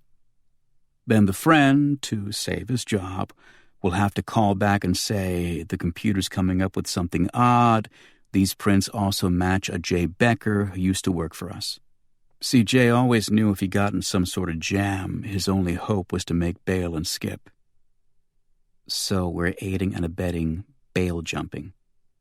"Not so as they can prove it in court," I said. "Is he worth it?" I looked at her. "Yeah." We crossed into St. Petersburg and I said, "Name some Dylan songs." She glanced at the map on my lap. "Highway 61 Revisited." "Nope." "Leopard Skin Pillbox Hat." I grimaced at her. "What?" She scowled. "Okay. Positively 4th Street." I looked down at the map. "You're a wonder," I said. She held up an imaginary tape recorder. "Could you say that into the mic, please?" 4th Street in St. Petersburg ran from one end of the city to the other, at least 20 miles, with a lot of lockers in between, but only one Greyhound station. We pulled in the parking lot and Angie sat in the car while I went inside, found locker 12, and dialed the combination on the lock. It popped open on the first try, and I pulled out a leather gym bag. I hefted it, but it wasn't terribly heavy. It could have been filled with clothes for all I knew. And I decided to wait until I was back in the car before I checked. I closed the locker and walked back out of the terminal, got in the car. Angie pulled onto 4th Street, and we drove through what appeared to be a slum. Lots of people lounging on the porches in the heat, waving at flies. Kids huddled in groups along the corners, half the streetlights knocked out. I placed the bag on my lap and unzipped it. I stared inside for a full minute. "Drive a little faster," I said to Angie. "Why?" I showed her the contents of the bag. "Because there's at least $200,000 in here." She stepped on the gas. Chapter 19. "Jesus, Angie," Jay said. "Last time I saw you, you looked like Chrissy Hine taking fashion tips from Morticia Adams, and now you look like an island girl." The jail clerk slid a form over the counter to Jay. Angie said, "You always knew how to smooth-talk a girl." Jay signed the form and handed it back. "No shit, though. I didn't know a white woman's skin could get that dark." The clerk said, "Your personal effects," and emptied a manila envelope onto the counter. "Careful," Jay said as his watch bounced on the counter. "That's a Piaget." The clerk snorted. "One watch, Piaget. One money clip, gold, $675, cash. One keychain, 38 cents in coins." As the clerk checked off each of the remaining items and slid them across to Jay, Jay leaned against the wall and yawned. His eyes skipped from Angie's face to her legs, rose back up over her cut-off jeans and ripped sweatshirt with the sleeves shorn off at the elbows. She said, "Would you like me to pivot so you can ogle the back?" He shrugged. "Been in prison, ma'am. You'll have to excuse me." She shook her head and looked at the floor, hid her smile on the hair that fell around her face. It was odd to watch them occupy similar space, knowing what I did now about their past together. Jay always wore a certain wolfish look around beautiful women. But rather than take offense, most women found it innocuous, And a bit charming, if only because Jay was so blatant and boyish about it. But there was more to the look tonight. Jay's face held a melancholia I'd never seen before, an aura of bone-deep fatigue and resignation as he glanced at my partner. She seemed to notice it too, and a curious curl formed in her lips. "You okay?" she said. Jay pushed himself off the wall. "Me? Fine." "Mr. Merriam," the clerk said to Jay's bail bondsman, "you'll have to co-sign here and here." Mr. Merriam was a middle-aged man in an off-white three-piece suit who tried to give off the air of the genteel Southern gentleman, even though I picked up traces of New Jersey in his accent. "Be my pleasure," he said, and Jay rolled his eyes. They signed the papers, and Jay scooped up the last of his rings and his wrinkled silk tie, placed the rings in his pocket, and the tie loosely under the collar of his white shirt. We walked out of the station and stood in the parking lot to wait for a cop to bring Jay's car around front. "They let you drive here?" Angie said. Jay sucked the wet night air into his nostrils. "They're very courteous down these parts. After they questioned me at the motel, this old cop with a real polite way about him asked me if I'd mind following him down to the station for a few questions. He even said, 'If y'all got the time, we sure would appreciate it, yes, sir.' But he wasn't really asking, if you know what I mean." Miriam stuck a card in Jay's hand. "Sir, if you ever require my services again, why, it would—" "Sure." Jay snapped the card from his hand and looked off at the soft blue circles that pulsed around the yellow streetlights fringing the parking lot. Miriam shook my hand, then Angie's, then walked with the stilted steps of the constipated or the practicing drunk to his Carmen Ghia convertible with the dented passenger door. The car stalled once on its way out of the parking lot, and Mr. Merriam kept his head down as if mortified before he got it going again and pulled out onto the main road. Jay said, "If you guys hadn't shown up, I would have had to send that guy to the Greyhound station. You believe it?" "If you jump bail," Angie said, "won't that poor guy get ruined financially?" He lit a cigarette, looked down at her. "Don't worry, Ange. I've got everything figured out. That's why we're bailing you out of jail, Jay." He looked at her, then at me, and laughed. It was a short, hard sound, more bark than anything. "Jesus, Patrick. She give you this much shit on a regular basis?" "You're looking rough, Jay. Bad as I've ever seen you." He stretched his arms out, cracked the muscles between his shoulder blades. "Yeah, well, I get me a shower and a good night's sleep. I'll be good as new." "We have to go somewhere and talk first," I said. He nodded. "You didn't come 1,400 miles just to work on your tans, marvelous as they are, and they are marvelous." He turned and looked at Angie's body openly, his eyebrows raised. "I mean, my God, Ange, I gotta tell you again, your skin, it's the color of a coffee regular at Dunkin' Donuts, for Christ's sake. Makes me wanna—" "Jay," she said, "will you just quit it? Give it a fucking rest, for crying out loud." He blinked and leaned back on his heels. "Okay," he said with a sudden coldness. "No, and you're right. And you're right, Angela. You are right." She looked at me and I shrugged. "Right is right," he said. "Right is definitely right." A black Mitsubishi 3000 GT pulled up with two young cops in it.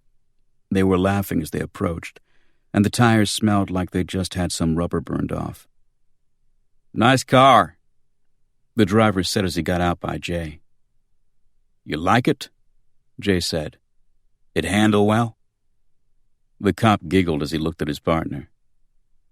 "Handled just fine, buddy." "Good.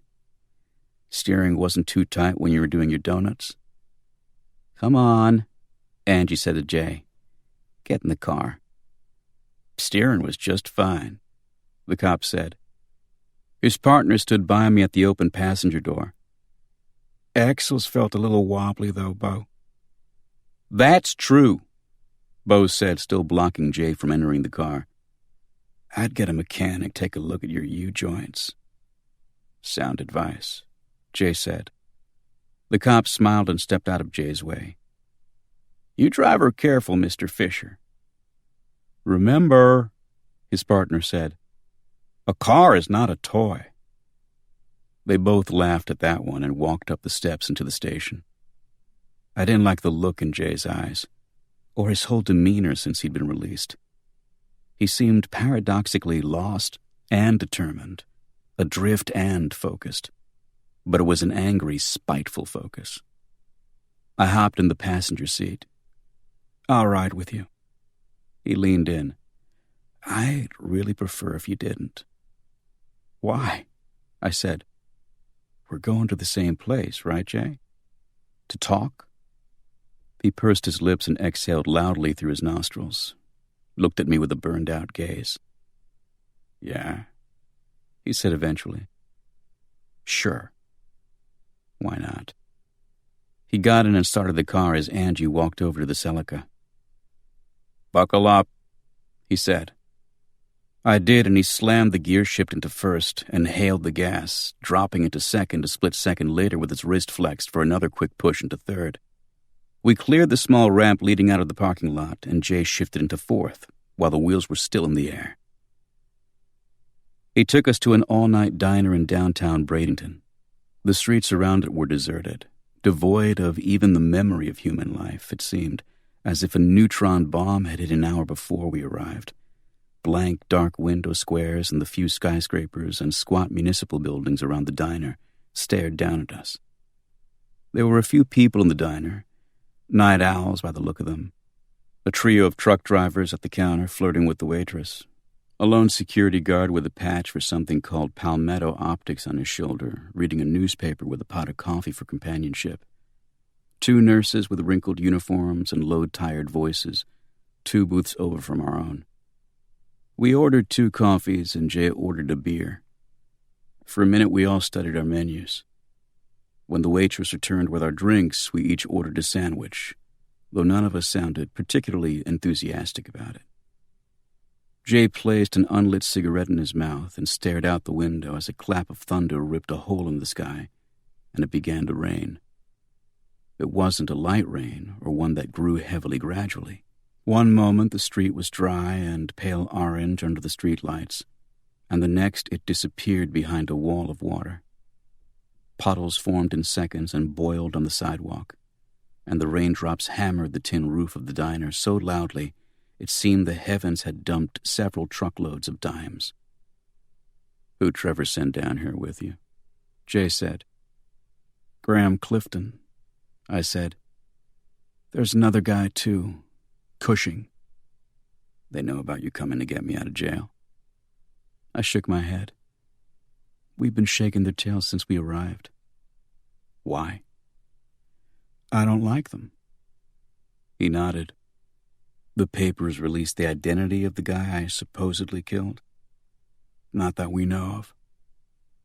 Angie leaned across the table and lit a cigarette. Who was it? Jay puffed on the cigarette, but didn't withdraw it from his mouth. Jeff Price. He glanced at his reflection in the window as the rain poured down the pane in rivulets and turned his features to rubber, melted his cheekbones. Jeff Price, I said. Former treatment supervisor for grief release. That Jeff Price? He took the cigarette from his mouth, tapped the ash into the black plastic ashtray. You've done your homework, D'Artagnan. Did you kill him? Angie asked. He sipped his beer and looked across the table at us, his head cocked to the right, his eyes swimming from side to side. He took another drag off his cigarette and his eyes left us and followed the smoke as it pirouetted from the ash and floated over Angie's shoulder. Yeah, I killed him. Why? I said. He was a bad man, he said. A bad, bad man. There are lots of bad men out there, Angie said. Bad women, too. True, he said. Very true. Jeff Price, though. That fucker deserved a lot slower death than I gave him, I guarantee you that. He took a good-sized slug from his beer. He had to pay. Had to. Pay for what? Angie said. He raised the beer bottle to his mouth and his lips trembled around it. When he placed the bottle back on the table, his hand was as tremulous as his lips. Pay for what, Jay? Angie repeated. Jay gazed out the window again as the rain continued to clatter against the roof and boil and snap in the puddles. The dark hollows under his eyes reddened. Jeff Price killed Desiree Stone, he said, and a single tear fell from his eyelid and rolled down his cheek. For a moment I felt a deep ache bore through the center of my chest and leak into my stomach. When? I said. 2 days ago. He wiped his cheek with the back of his hand. Wait, Angie said. She was with Price all this time, and he just decided to kill her 2 days ago. He shook his head. She wasn't with Price the entire time. She ditched him 3 weeks ago. The last 2 weeks, he said softly, she was with me. With you? Jay nodded and sucked at the air, blinked back the tears in his eyes. The waitress brought our food, but we barely looked at it. With you? Angie said. As in... Jay gave her a bitter smile. Yes. With me. As in, Desiree and I were falling in love, I guess. He chuckled, but it only half left his mouth. The other half seemed to strangle in the back of his throat. Hilarious, ain't it? I come down here hired to kill her, and I end up falling for her. Whoa, I said. Hired to kill her? He nodded. By whom? He looked at me like I was retarded. Who do you think? I don't know, Jay. That's why I'm asking. Who hired you? He said. Trevor Stone. He looked at us until we got it. Jesus Christ! Angie said and hit the table with her fist so loudly the 3 truck drivers turned in their seats to look at us. Glad I can bring you both up to speed, Jay said. Chapter 20. For the next few minutes, none of us spoke. We sat in our booth as the rain spewed against the windows and the wind bent the row of royal palms along the boulevard, and we ate our sandwiches. Nothing, I thought, as I chewed my sandwich without really tasting it, was as it seemed just 15 minutes ago. Angie had been right the other night. Black was white, up was down. Desiree was dead. Jeff Price was dead. Trevor Stone had hired Jay not just to find his daughter, but to kill her. Trevor Stone. Jesus Christ. We had taken this case for 2 reasons: greed and empathy. The first was not an honorable motive, but $50,000 is a lot of money, particularly when you haven't worked in several months, and your chosen profession isn't known for its workman's comp bennies. But it was still greed. And if you accept the job because you're greedy, you can't really bitch too much when your employer turns out to be a liar. The pot calling the kettle black and all that. However, greed wasn't our only motivation. We'd taken this case because Angie had looked at Trevor Stone with sudden recognition. The recognition of one griever upon meeting another. She'd cared about his grief. I had too. And any lingering doubts I'd had disappeared when Trevor Stone showed us the shrine he'd erected to his lost daughter. But it hadn't been a shrine, had it? He hadn't surrounded himself with photos of Desiree because he needed to believe she was alive. He'd filled his room with his daughter's face so his blood could feed off his hate. Once again, my perspective of prior events was reshaping, transmogrifying. reinventing itself until I felt increasingly stupid for ever trusting my initial instincts. This case, I swear. Anthony Lasardo, I said to Jay eventually. He chewed his sandwich. What about him? What happened to him? Trevor had him whacked. How? Laced a pack of cigarettes with coke, gave it to Lasardo's friend, what was his name? Donald Yeager. And Yeager left the pack in Lasardo's car the night they went to the reservoir. What? Angie said. The coke was laced with strychnine or something? Jay shook his head. Lasardo had an allergic reaction to coke. He'd collapsed once at a college party when he was dating Desiree. That was his first heart attack. And that was the first and only time he was stupid enough to try coke. Trevor knew about it, laced the cigarettes. The rest is history. Why? Why Trevor killed Lasardo? Yeah. He shrugged. Man had a problem sharing his daughter with anyone, if you know what I mean. But then he hired you to kill her, Angie said.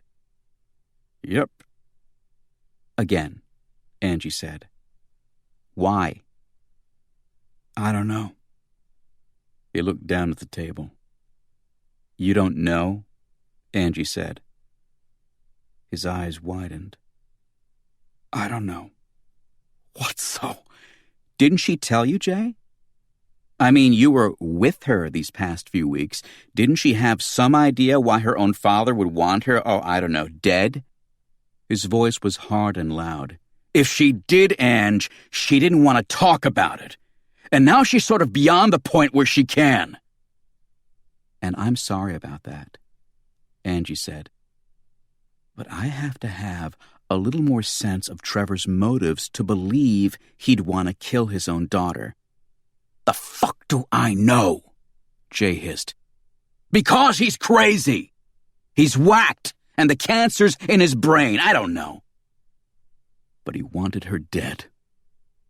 He crumpled an unlit cigarette in his palm. And now she is. Whether by his hand or not, she's gone. And he's going to pay.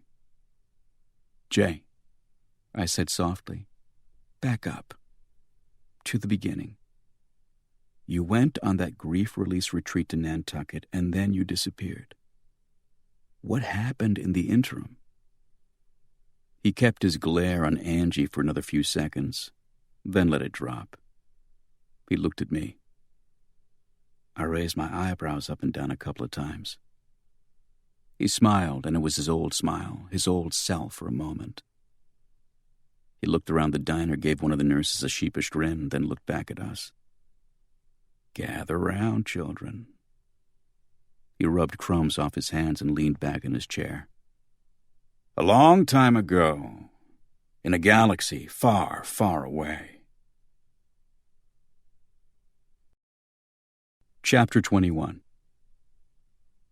The grief release retreat for level 5s was held in a 9-bedroom Tudor on a bluff overlooking Nantucket Sound. The first day, all level 5s were encouraged to join in a group purging session in which they try to shed their layers of negative aura, or malapsia blood poisoning, as Grief Release termed it, by talking in depth about themselves and what had led them there.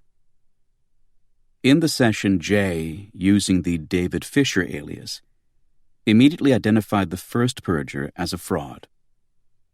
Lila Khan was in her early 30s and pretty, with the sinewy body of an aerobics junkie. She claimed to have been the girlfriend of a small-time drug runner in a Mexican town called Gatise, just south of Guadalajara. Her boyfriend had ripped off the local consortium of drug lords who had taken their revenge by kidnapping Lila and her boyfriend off the street in broad daylight. They were dragged by a gang of 5 men to the basement of a bodega, where her boyfriend was shot once in the back of the head. The 5 men then raped Lila for 6 hours, an experience she described in vivid detail to the group. She was allowed to live to serve as a warning to any other gringos who might think of coming to Gatise and getting mixed up with the wrong element. Once Lila finished her story, the counselors hugged her and complimented her on her bravery in retelling such a horrific story. Only problem was, Jay told us in the diner, the story was utter horseshit. In the late 1980s, Jay was part of a joint FBI-DEA task force that went to Mexico in the wake of the murder of Kiki Camarena, a DEA agent. Ostensibly an information-seeking force, the real job of Jay and his fellow agents was to kick ass, take names, and make sure the Mexican drug lords would sooner shoot their own young before they'd entertain the idea of shooting a federal agent again. I lived in Catice for 3 weeks, he said. There's not a basement in the entire town. The ground's too soft because the town's built over swampland. The boyfriend getting shot in the back of the head? No way. That's an American mafia hit, not a Mexican one. You rip off a drug lord down there, you die one way and one way only. Colombian necktie. They cut your throat and pull your tongue out through the hole, toss your body from a moving car into the village square. And no Mexican gang rapes an American woman for 6 hours and lets her live to serve warning to other gringas? Warning for what? They wanted to send a warning. They would have cut her into pieces and airmailed her back to the States. Looking for lies and inconsistencies now, Jay identified 4 other alleged Level 5s whose stories didn't hold water. It was, he'd find out as the retreat wore on, standard operating procedure for grief release to place these frauds in groups of truly grief-stricken people, because internal studies had shown that a client was far likelier to first confide in a peer before a counselor. And what pissed Jay off most was hearing the bullshit stories threaded in with the real ones. A mother who'd lost her infant twins in a fire she escaped. A 25-year-old man with an inoperable brain tumor. A woman whose husband had walked out on her for his 19-year-old secretary, 20 years after their wedding, and 6 days after the woman lost a breast in a mastectomy. These were shattered people, Jay told us, looking for a lifeline, for hope. And these grief-release scumbags nodded and cooed and probed for every dirty secret and every piece of financial minutiae just so they could blackmail them later and enslave them to the church. When Jay got mad, he usually got even. By the end of the first night, he noticed Lila glancing at him, giving him shy smiles. The next night, he went to her room, and far from fitting the psychological profile of a woman who'd been gang-raped less than a year ago, Lila was joyfully uninhibited and quite inventive in bed. You know the golf ball through the garden hose analogy? Jay asked me. Jay, Angie said. Oh, he said. Sorry. For 5 torrid hours, Jay and Lila had sex in her room. During breaks between rounds, she'd probe for information about his past, his current means, his hopes for the future. Lila, he whispered in her ear during their final tryst that night. There are no basements in Catice. His interrogation of her took 2 more hours, during which he convinced her that he was a former hitman for the Gambino family in New York, who was trying to lie low a while and figure out Grief Release's angles before he muscled his way in on whatever con they had going here. Lila, who Jay correctly guessed got turned on by men of danger, was no longer enamored of her position with either Grief Release or the church. She told Jay the story of her former lover, Jeff Price, who'd heisted over $2 million from the coffers of Grief Release. After promising to take her with him, Price ditched her and took off with the Desiree bitch, as Lila called her. But Lila, Jay said, you know where Price went, don't you? She did, but she wasn't telling. But then Jay convinced her that if she didn't cough up Price's whereabouts, He'd make sure her fellow messengers knew she was in on the heist with Price. "You wouldn't," she said. "Want to bet?" "What do I get if I tell you?" She pouted. "A flat 15% of whatever I take off Price." "How do I know you'll pay it?" "Because if I don't," Jay said, "you'll rat me out." She chewed on that, and eventually she said, "Clearwater." Jeff Price's hometown, and the place where he planned to turn the $2 million into 10 by going in on a drug deal with old friends who had heroin connections in Thailand. Jay left the island that morning, but not before giving Lila one final piece of advice. "You hold your breath until I get back, and you'll have a nice chunk of change. But Lila, you try and warn Price I'm coming, and I'll do far worse to you than any 5 Mexicans would have." So I got back from Nantucket and called Trevor. Trevor, far from what he told us or Hamlin and Cole, sent a car for Jay, and the Weeble drove him back to the house in Marblehead. He commended Jay on his diligent work, toasted him with his fine single malt, and asked Jay how he felt about Hamlin and Cole's attempt to remove him from the case. "It must be a tremendous ego blow to a man with your skills." And it had been, Jay admitted. As soon as he found Desiree and returned her safely, he was going out on his own.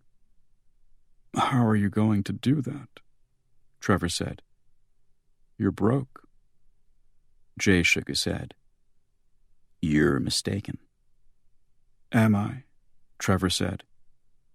And he explained to Jay exactly what Adam Cole had been doing with the 401ks, municipal funds, and stock options Jay had so blindly entrusted to him. "You're, Mr. Cole, invested heavily, and on margin, I might add, in stocks I advised him on recently. Unfortunately, these stocks didn't perform as well as expected. And then there's Mr. Cole's unfortunate and well-documented gambling addiction." Jay sat stunned as Trevor Stone detailed Adam Cole's long history of playing fast and loose with the stock and dividends of Hamlin and Cole employees. "In fact," Trevor said, "you won't have to concern yourself with leaving Hamlin and Cole because they'll be filing for Chapter 11 within 6 weeks."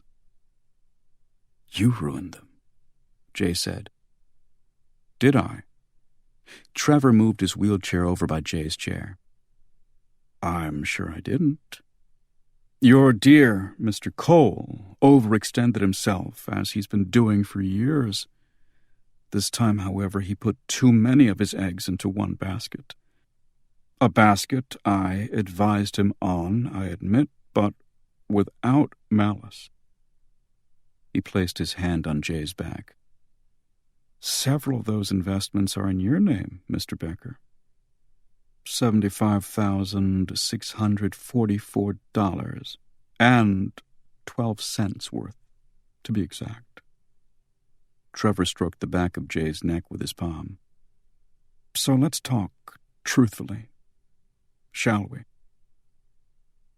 "He had me," Jay told us. "And it wasn't just the debt. I was shell-shocked when I realized that Adam, and maybe Everett too, had actually betrayed me." "Did you talk to them?" Angie asked. He nodded. "I called Everett and he confirmed it. He said he hadn't known it himself. I mean, he'd known Cole had a gambling problem, but he never thought he'd stoop to wiping out a 53-year-old company in about 7 weeks. Cole had even pilfered the pension fund on Trevor Stone's advice. Everett was devastated. You know his big thing about honor, Patrick." I nodded, remembering how Everett had spoken to Angie and me about honor in its twilight, about how hard it was to be an honorable man surrounded by dishonorable ones. How he'd stared at the view out his window, as if it were the last time he'd ever see it. "So," Jay said, "I told Trevor Stone I'd do whatever he wanted. And he gave me $230,000 to kill Jeff Price and Desiree. I am more things than you could possibly fathom," Trevor Stone told Jay that night. "I own trading corporations, shipping companies, more real estate than can be assessed in a day. I own judges, policemen, politicians, whole governments in some countries. And now I own you." His hand tightened on Jay's neck. "And if you betray me, I will reach across any oceans you try to put between us and rip your jugular from your throat and cram it through the hole in your penis." So Jay went to Florida. He had no idea what he'd do once he found Desiree or Jeff Price, only that he wouldn't kill anyone in cold blood. He'd done that once for the feds in Mexico, and the memory of the look in the drug lord's eyes just before Jay blew his heart all over his silk shirt had haunted him so completely, he quit the government a month later. Lila had told him about a hotel in downtown Clearwater, the Ambassador, which Price had often raved about, due to the vibrating beds and varied selection of porn movies available through the satellite TVs. Jay thought it was a long shot, but then Price proved stupider than he'd thought when he walked out the front door 2 hours after Jay began staking the place out. Jay followed Price all day as he met with his buddies with the Thailand connections, got drunk in a bar in Largo, and took a hooker back to his room. The next day, while Price was out, Jay broke into his room but found no evidence of the money or Desiree. One morning, Jay watched Price leave the hotel and was about to give the room another toss when he got the feeling he was being watched.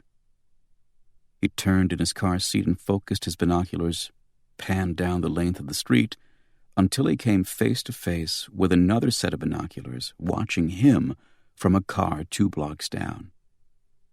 "That's how I met Desiree," he told us. Each of us watching the other through binoculars. He'd been wondering by this time if she'd ever really existed at all. He dreamed about her constantly, stared at her photographs for hours, believed he knew what she smelled like, how her laugh sounded, what her bare legs would feel like pressed against his own. And the more he built her up in his mind, the more she grew into something mythic. The tortured, poetic, tragic beauty who'd sat in Boston parks through the mists and rains of autumn, awaiting deliverance. And then, one day, she was standing in front of him. She didn't drive away when he left his car to approach hers. She didn't pretend it was all a misunderstanding. She watched him come with calm, steady eyes, and when he reached her car, she opened the door and stepped out. "Are you from the police?" she said. He shook his head, unable to speak. She wore a faded T-shirt and jeans, both of which looked like they'd been slept in. Her feet were bare, her sandals on the floor mat of the car, and he found himself worrying that she might cut her feet on the glass or pebbles that littered the city street. "Are you a private detective, perhaps?" He nodded. "A mute private detective?" she said with a small smile. And he laughed. Chapter 22. "My father," Desiree told Jay 2 days later, once they'd begun to trust each other, "owns people. That's what he lives for. He owns businesses and homes and cars and whatever else you can think of. But what he really lives for is the owning of people."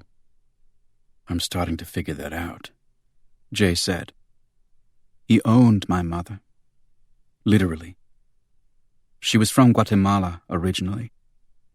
He went down there in the 1950s to oversee construction of a dam his company was financing, and he bought her from her parents for less than $100 American. She was 14 years old. Nice, Jay said. Real fucking nice. Desiree had holed up in an old fisherman's shack on Longboat Key, which she'd rented at exorbitant rates until she could figure out her options. Jay had been sleeping on the couch, and one night he woke to Desiree screaming from a nightmare, and they both left the house for the cool of the beach at 3 a.m, both too rattled to sleep.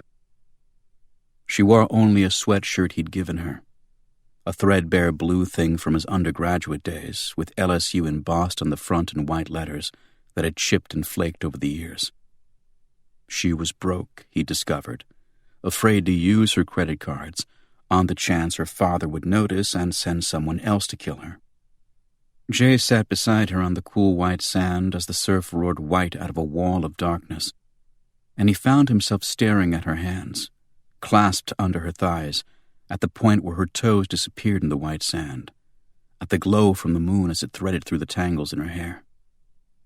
And for the first time in his life, Jay Becker fell in love. Desiree turned her head and met his eyes. "You won't kill me?" she said. "No, not a chance." "And you don't want my money?" "You don't have any," Jay said, and they both laughed. "Everyone I care about dies," she said. "I know," Jay said. "You've had some shitty luck." She laughed, but it was bitter and fearful. "Or betrays me like Jeff Price." He touched her thigh just below the hem of the sweatshirt. He waited for her to remove his hand, and when she didn't, he waited for her to close her own over it. He waited for the surf to tell him something, to suddenly know the right thing to say. "I won't die," he said and cleared his throat. "And I won't betray you. Because if I do betray you," and he was as sure of this as he'd been of anything, "I definitely will die." And she smiled at him, her teeth the white of ivory in the night. Then she peeled off the sweatshirt and came to him, brown and beautiful and shaking from fear. "When I was 14, she told Jay that night as she lay beside him, I looked just like my mother had. And my father noticed and acted upon it," Jay said. "What do you think?" "Trevor give you his speech about grief?" Jay asked us as the waitress brought us 2 more coffees and another beer. "The one about grief being carnivorous?" "Yeah," Angie said. Jay nodded. "Gave me the same speech when he hired me." He held his hands out in front of him on the table, turned them back and forth. "Grief isn't carnivorous," he said. "Grief is my hands." "Your hands," Angie said. "I can feel her flesh in them," he said. "Still. And the smells." He tapped his nose. "Sweet Jesus. The scent of sand on her skin, or the salt in the air coming through the screens of that fisherman's shack. Grief, I swear to God, doesn't live in the heart. It lives in the senses. And sometimes, all I want to do is cut off my nose so I can't smell her. Hack my fingers off at the joint." He looked at us as if suddenly realizing we were there. "You son of a bitch," Angie said, and her voice cracked as tears glistened on her cheekbones. "Shit," Jay said. "I forgot. Phil, Angie, I'm sorry." She waved away his hand and wiped her face with a cocktail napkin. "Angie, really, She shook her head. "It's just... sometimes I hear his voice, and the sound of it is so clear. I'd swear he's sitting beside me. And for the rest of the day, that's all I can hear.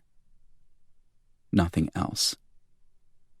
I knew better than to reach for her hand, but she surprised me by suddenly reaching for mine.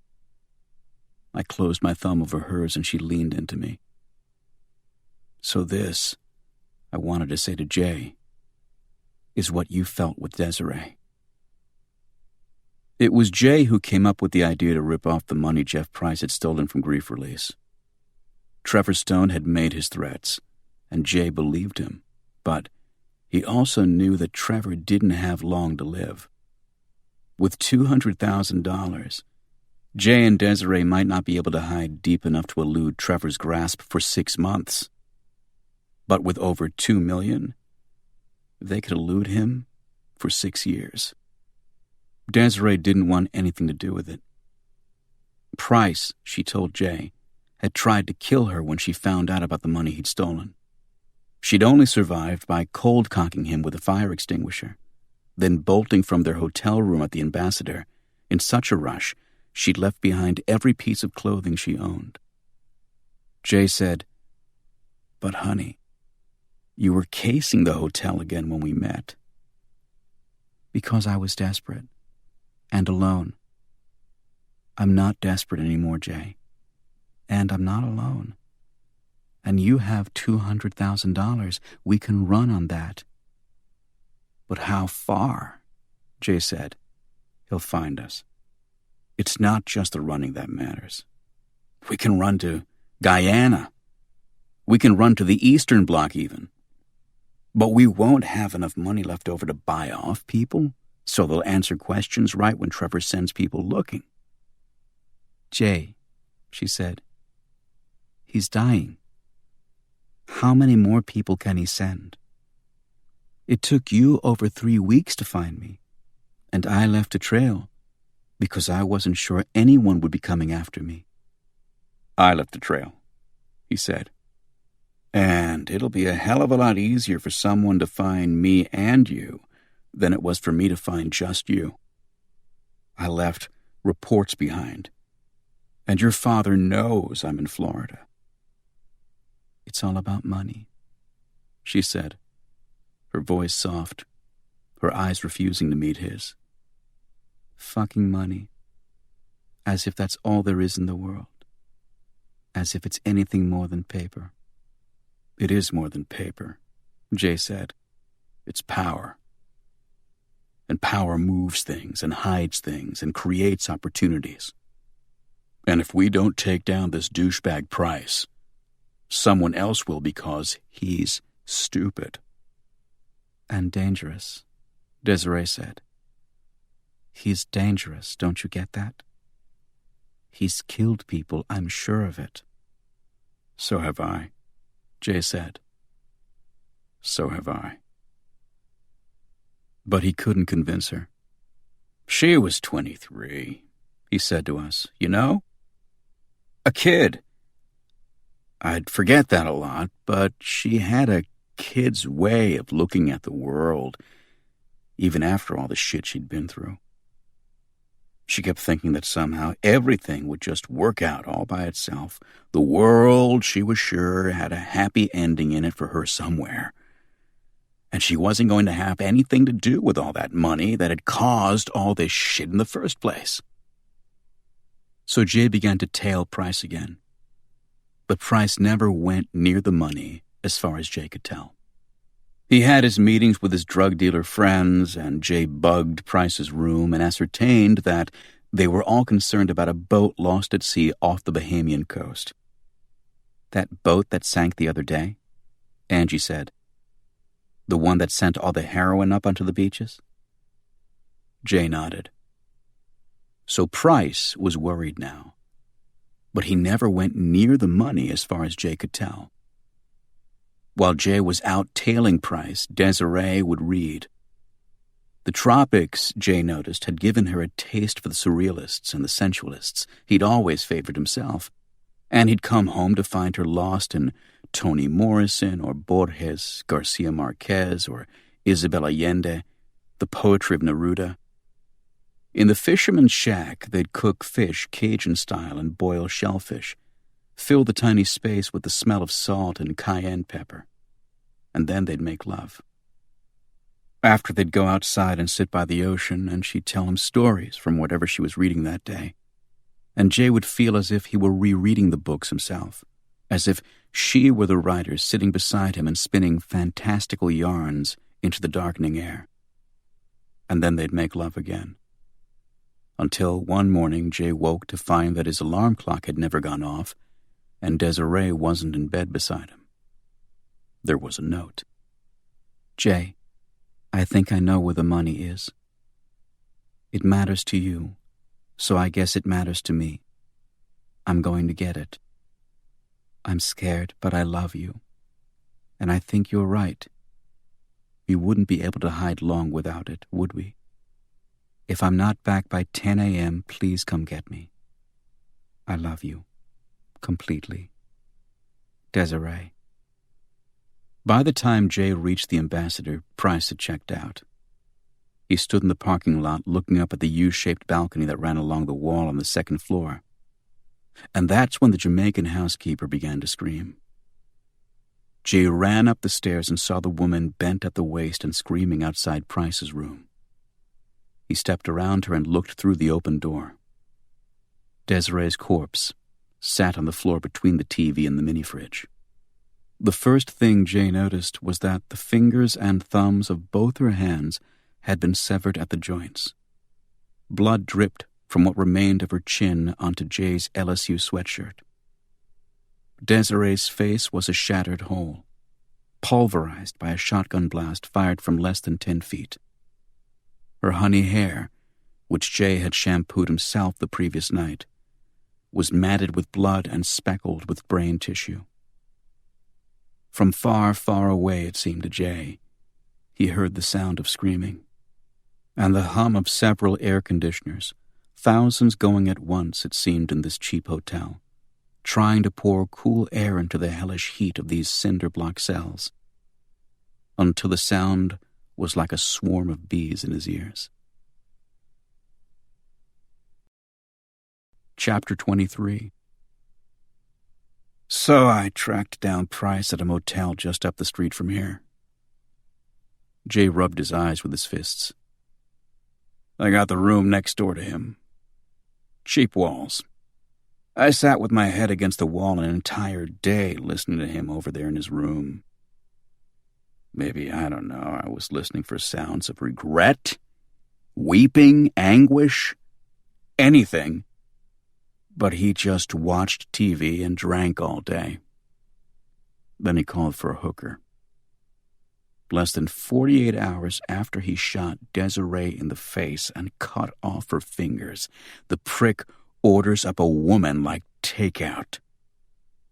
Jay lit another cigarette, stared at the flame for a moment. After the hooker left, I went over to his room. We had some words and I pushed him around a little bit. I was hoping he'd grab a weapon, and what do you know? He did. A 6-inch switchblade. Fucking pimp's knife. Good thing he pulled it, though. Made what I did next look like self-defense. Sort of. Jade turned his worn face toward the window. Looked out as the rain lit up just a bit. When he spoke again, his voice was flat and soulless. I cut a smile through his abdomen from hip to hip, held his chin tight and made him look me in the eyes, as his large intestines spilled out onto the floor. He shrugged. I think Desiree's memory was owed that. It was probably 75 degrees outside, but the air in the diner felt colder than slate in a mortuary. So what are you going to do now, Jay? Angie said. He smiled the smile of a ghost. I'm going back to Boston, and I'm going to open up Trevor Stone, too.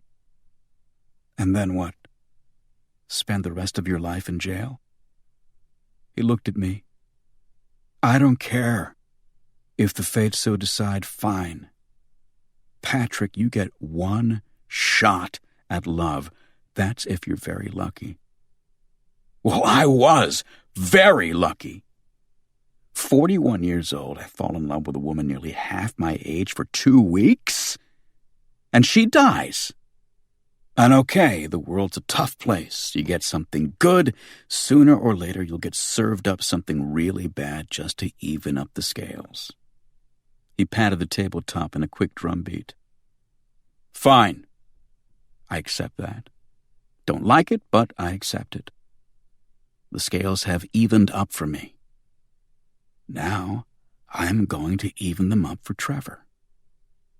Jay, Angie said, it'd be a suicide mission. He shrugged. Tough shit. He dies. Besides, you think he hasn't already put a hit out on me?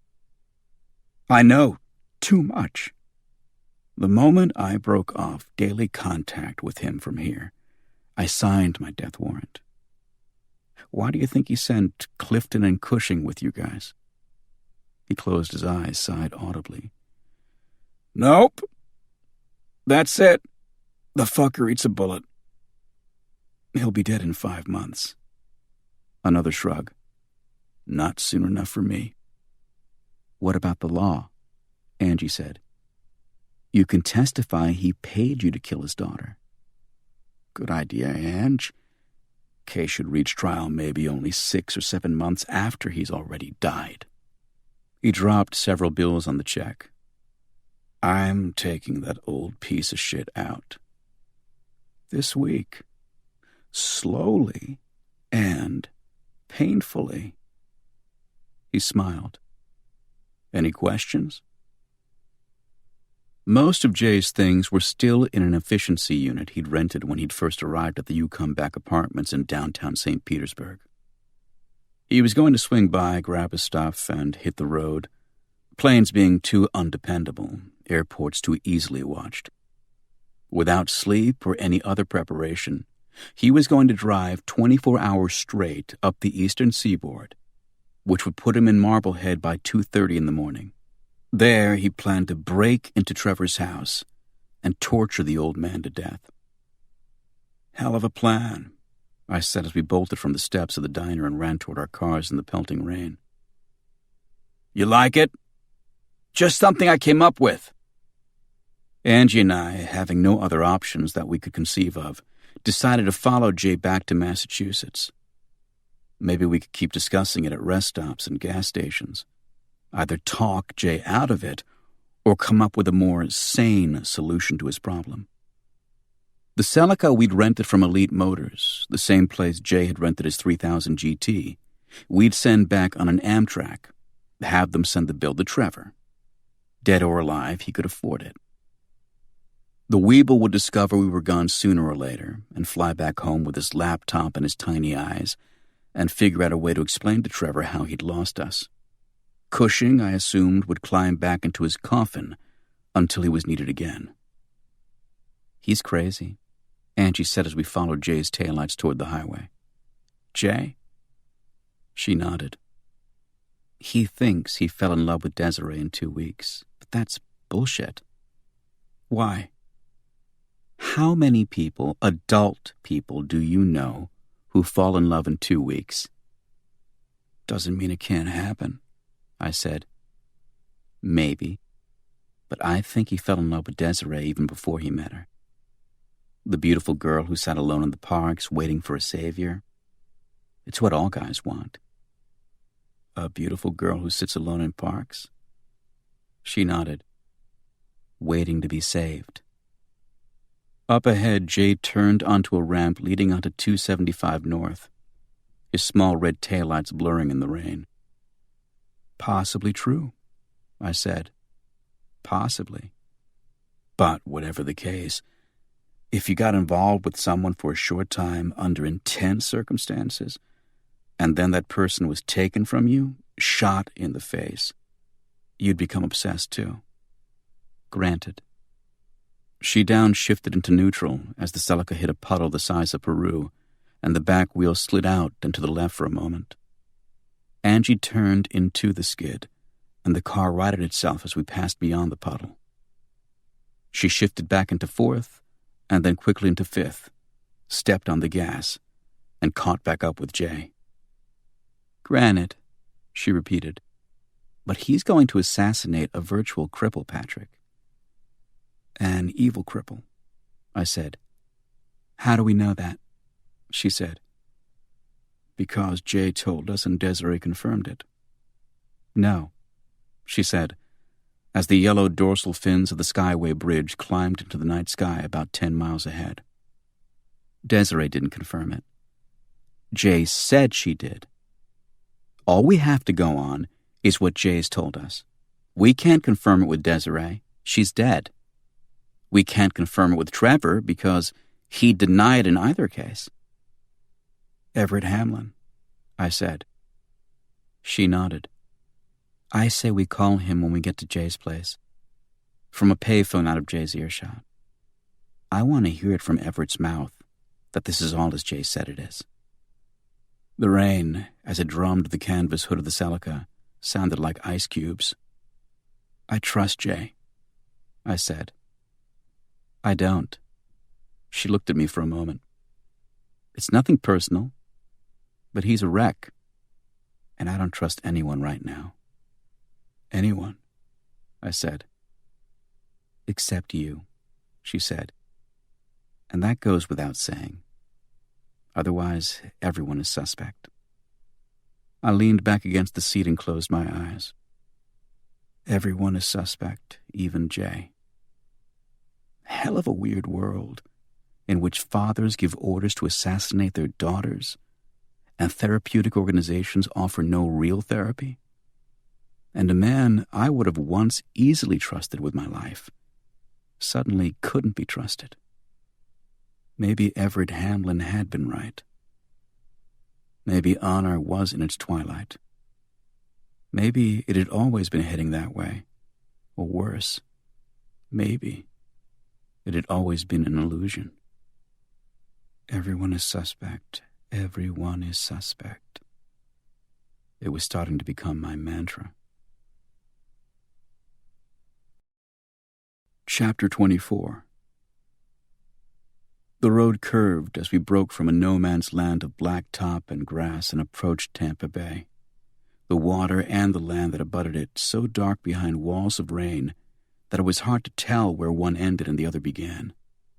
Small white shacks, some with signs on their roofs that I couldn't read in the blurry darkness, cropped up on either side and seemed to hover effortlessly in a rainy netherworld without foundation.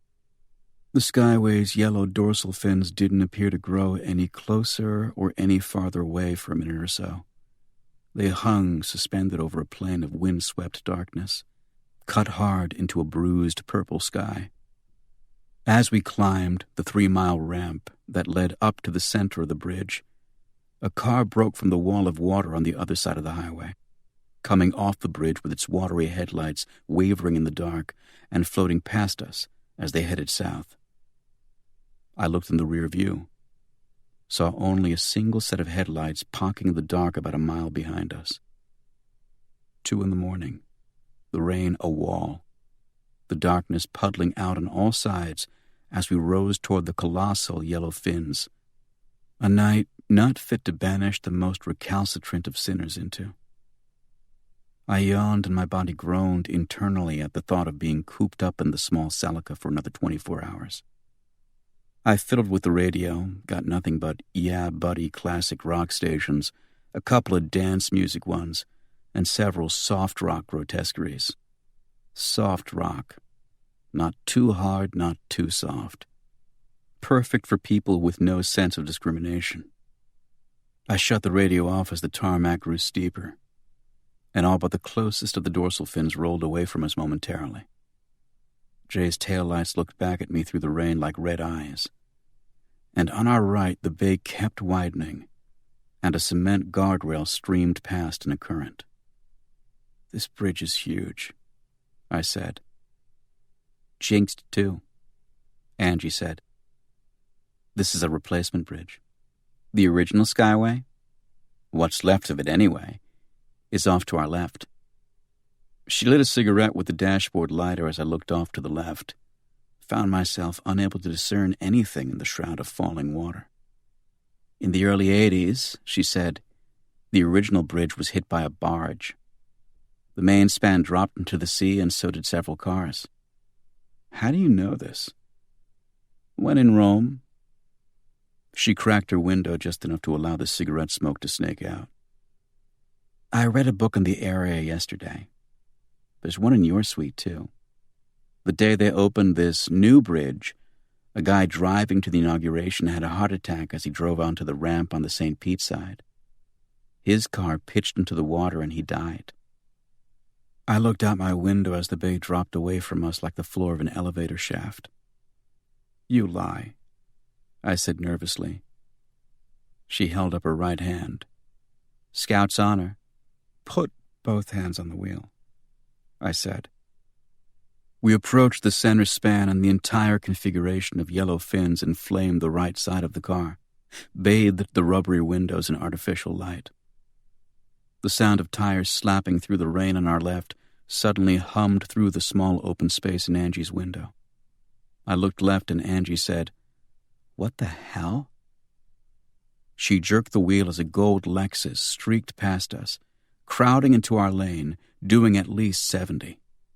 The wheels on the Celica's passenger side bit against the curb between the road and the guardrail, and the entire frame shuddered and bounced as Angie's arm went ramrod straight against the wheel. The Lexus hurtled past us as we jerked back into the lane.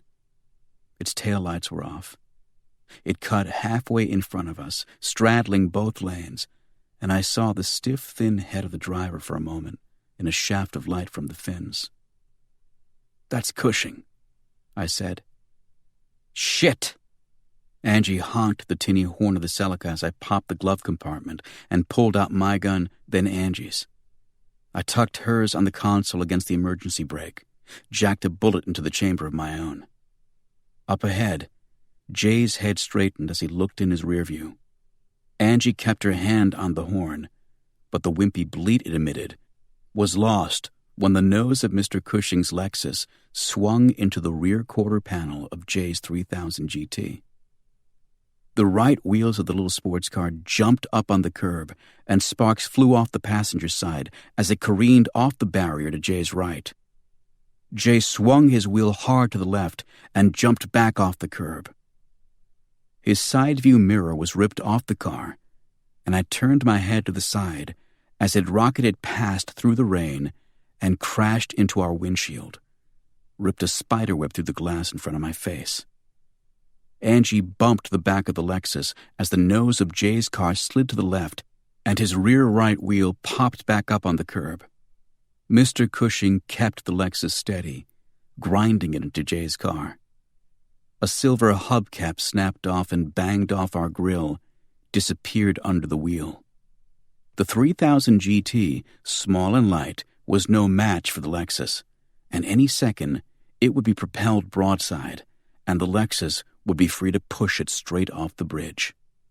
I could see Jay's head as it bobbed back and forth, and he fought the wheel as the Lexus ground harder against the driver's side. "Keep this steady," I said to Angie, and rolled down my window. I leaned my upper body out into the pelting rain and screaming wind, and pointed my gun at the rear windshield of the Lexus. As the rain bit into my eyes, I fired 3 quick shots. The muzzle flashes exploded into the air like heat lightning, and the rear windshield of the Lexus collapsed all over the trunk. Mr. Cushing tapped his brakes, and I jerked myself back inside as Angie rammed the Lexus, and Jay's car shot out ahead of it. Jay came off the curb too fast, though, and the right wheels of the 3000 GT bounced off the ground and then rose into the air. Angie screamed, and muzzle flashes erupted from inside the Lexus. The Celica's windshield imploded. The rain and wind launched a storm of glass through our hair and off our cheeks and necks. Angie swerved to the right, and our tires ate curb again, the hubcaps crunching against the cement. The Toyota seemed to buckle into itself for a moment, then swerved back into the lane. Ahead of us, Jay's car flipped. It bounced on the driver's side, then rolled over onto its roof, and the Lexus accelerated and hit it hard enough to send it spinning through the rain toward the bridge barrier. "Screw these guys," I said, and rose off my seat and extended my body over the dashboard. I leaned so far forward, my wrists passed through the shattered windshield and rested on the car hood. I steadied my hand as tiny specks of glass bit into my wrists and face and fired another 3 shots into the interior of the Lexus. I must have hit someone, because the Lexus jerked away from Jay's car and swung back across the left lane. It hit the barrier under the last of the yellow fins so hard it bounced sideways and then backward, its heavy gold body jumping trunk first into both lanes ahead of us. "Get back in!" Angie yelled at me as she swung the Celica to the right, trying to clear the trunk of the Lexus as it jumped across our path. The gold machine floated through the night toward us. Angie turned the wheel with both hands, and I tried to get back into my seat. I didn't make it, and neither did Angie. When we smashed into the Lexus, my body shot airborne. I cleared the hood of the Celica and landed on the trunk of the Lexus like a porpoise, my chest slashing through the beads of water and pebbled glass, without slowing down much. I heard something crash on my right, a cement crashing that was so loud it sounded as if the night sky had been torn in half. I hit the tarmac with my shoulder and something cracked by my collarbone, and I rolled and flipped and rolled some more. I held tight to the gun in my right hand, and it discharged twice as the sky spun and the bridge twirled and dipped. I skidded to a stop on a bloody, howling hip.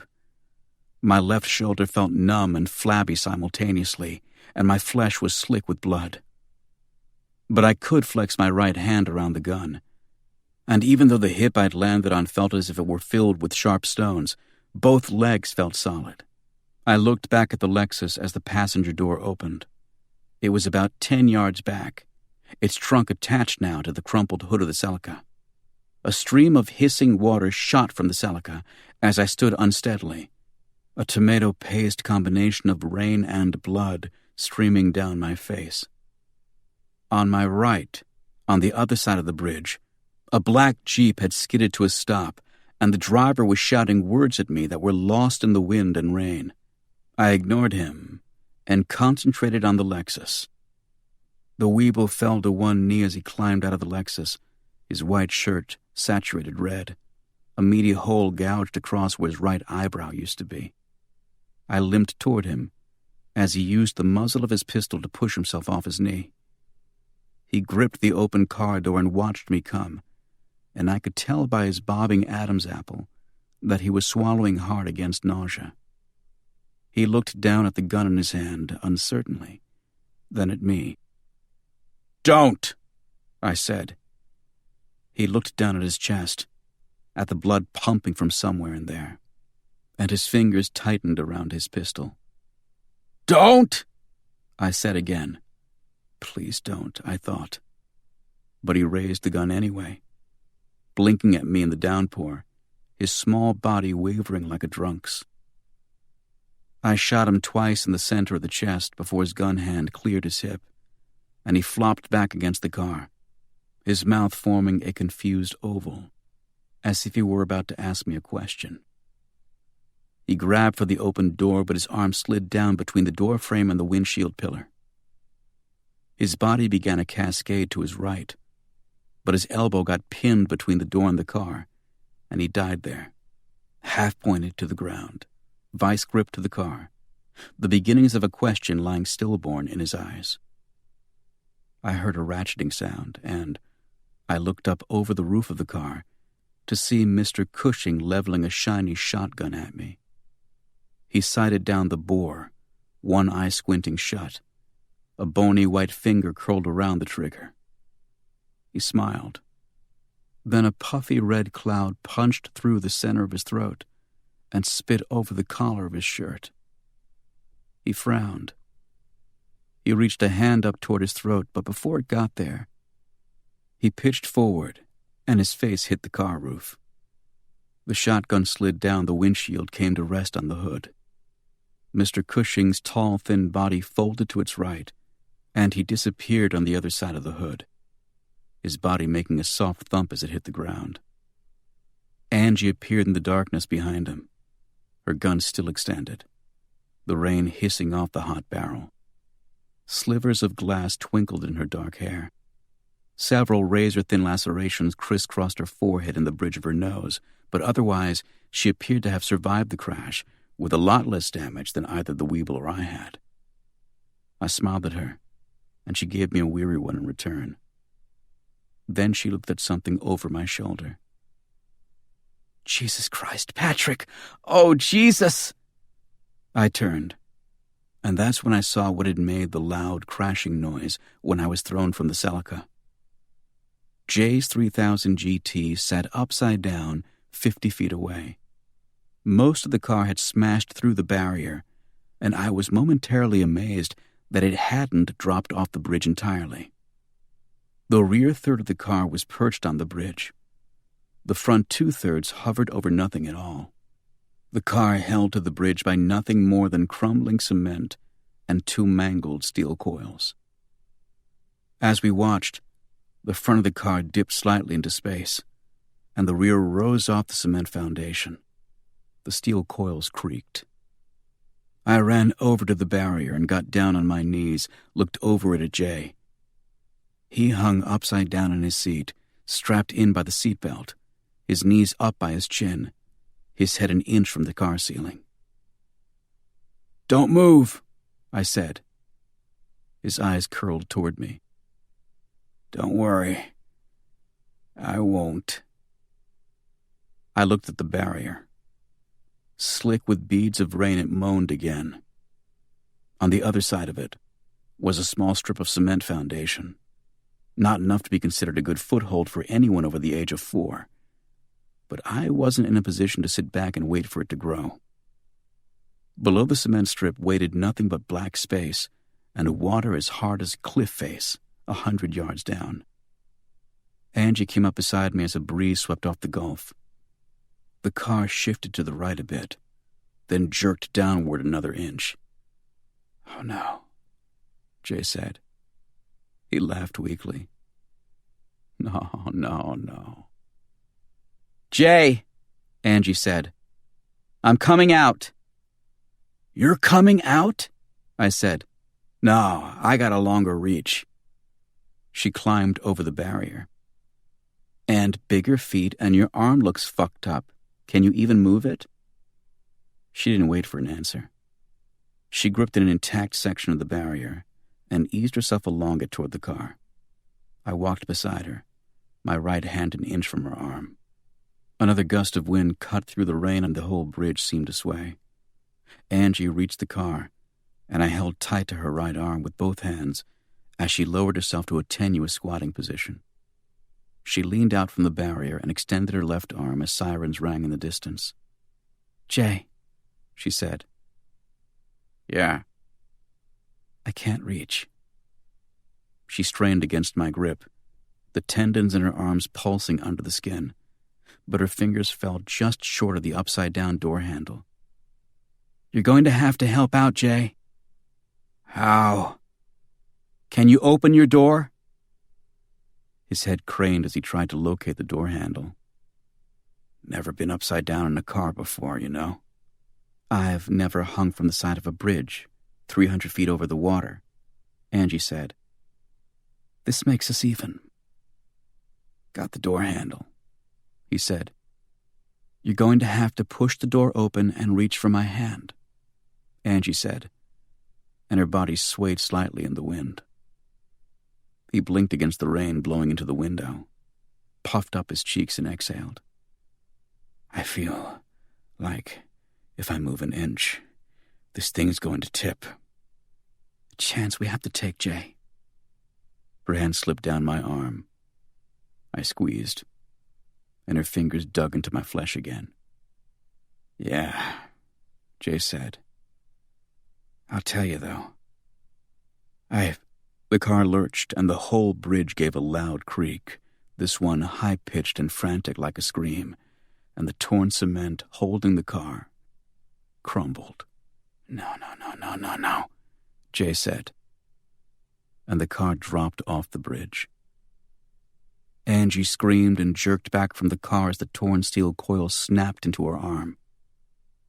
I gripped her hand tight and pulled her over the barrier as her legs kicked at the open air. With her face pressed against mine, and her arm wrapped tight around my neck, her heart hammering against my biceps, and my own pounding in my ear, we peered down at the place where Jay's car had plummeted through streams of rain and disappeared into black.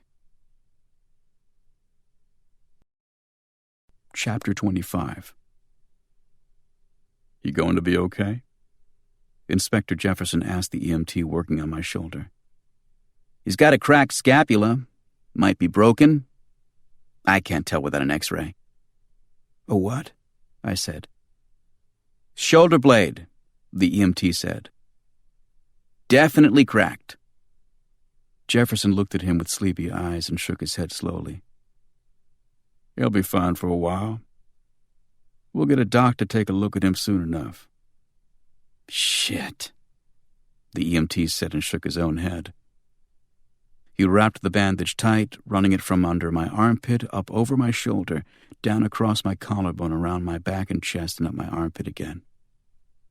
Inspector Carnell Jefferson watched me steadily with his sleepy eyes as the EMT did his work.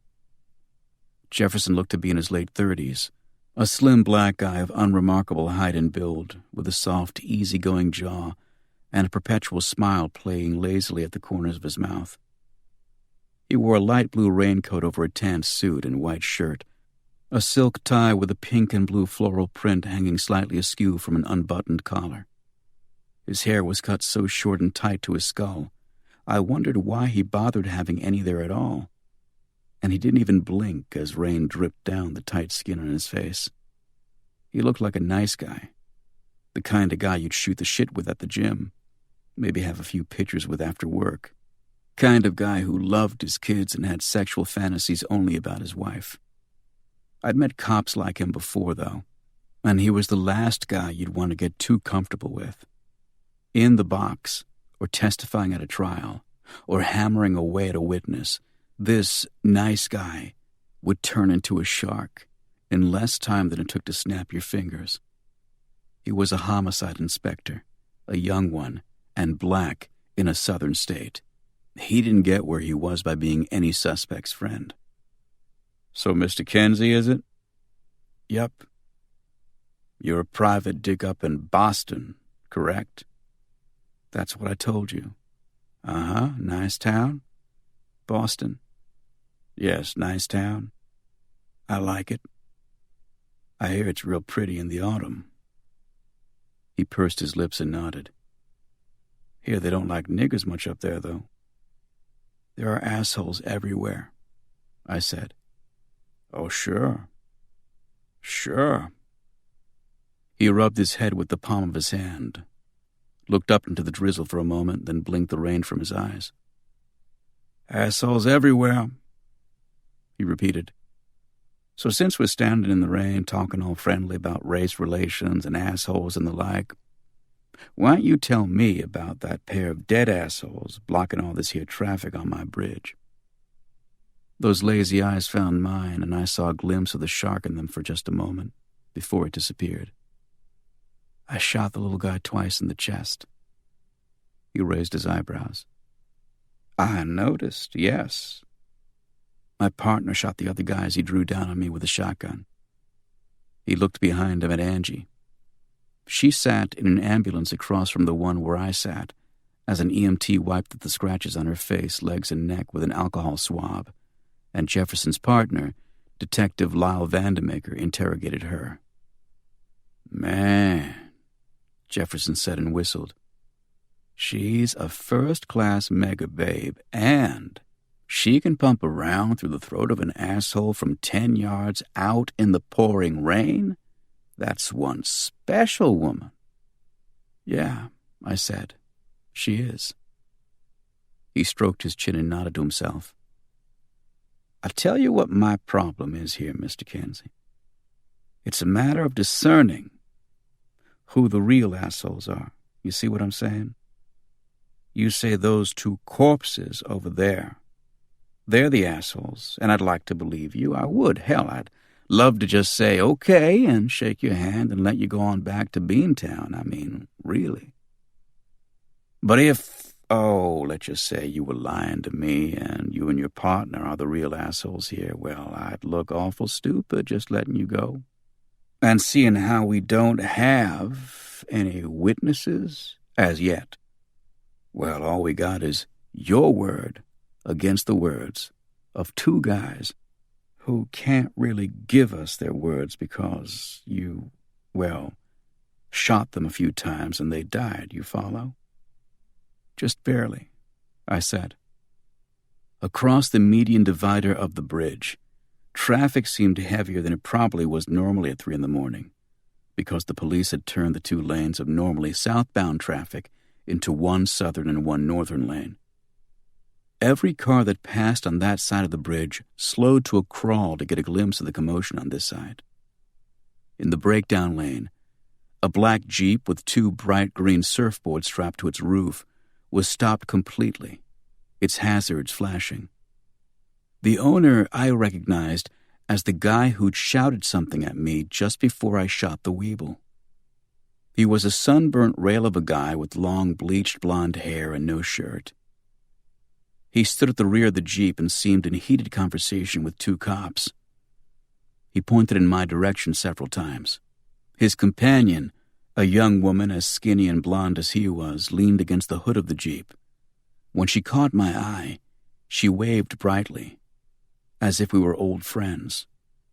I managed a half-wave back at her, because it seemed the polite thing to do, then turned back to my immediate surroundings.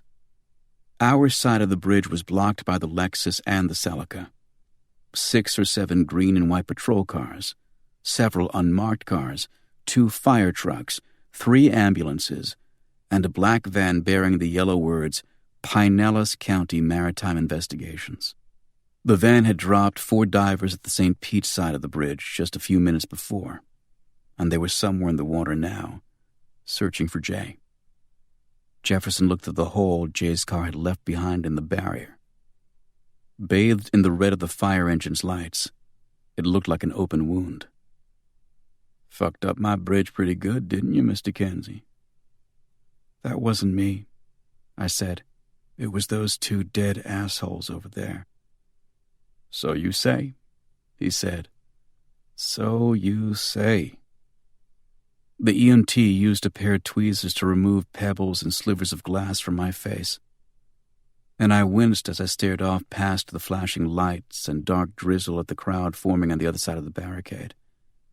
They'd walked up the bridge in the rain at 3 a.m, just so they could get a first-hand look at violence.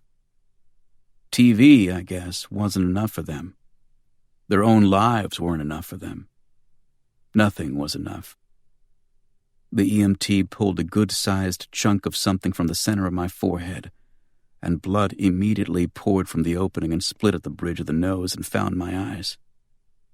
I blinked several times as he grabbed some gauze, and as my eyelids fluttered and the lights of the various sirens flickered like strobes, I saw a glimpse of rich honey hair and skin in the crowd.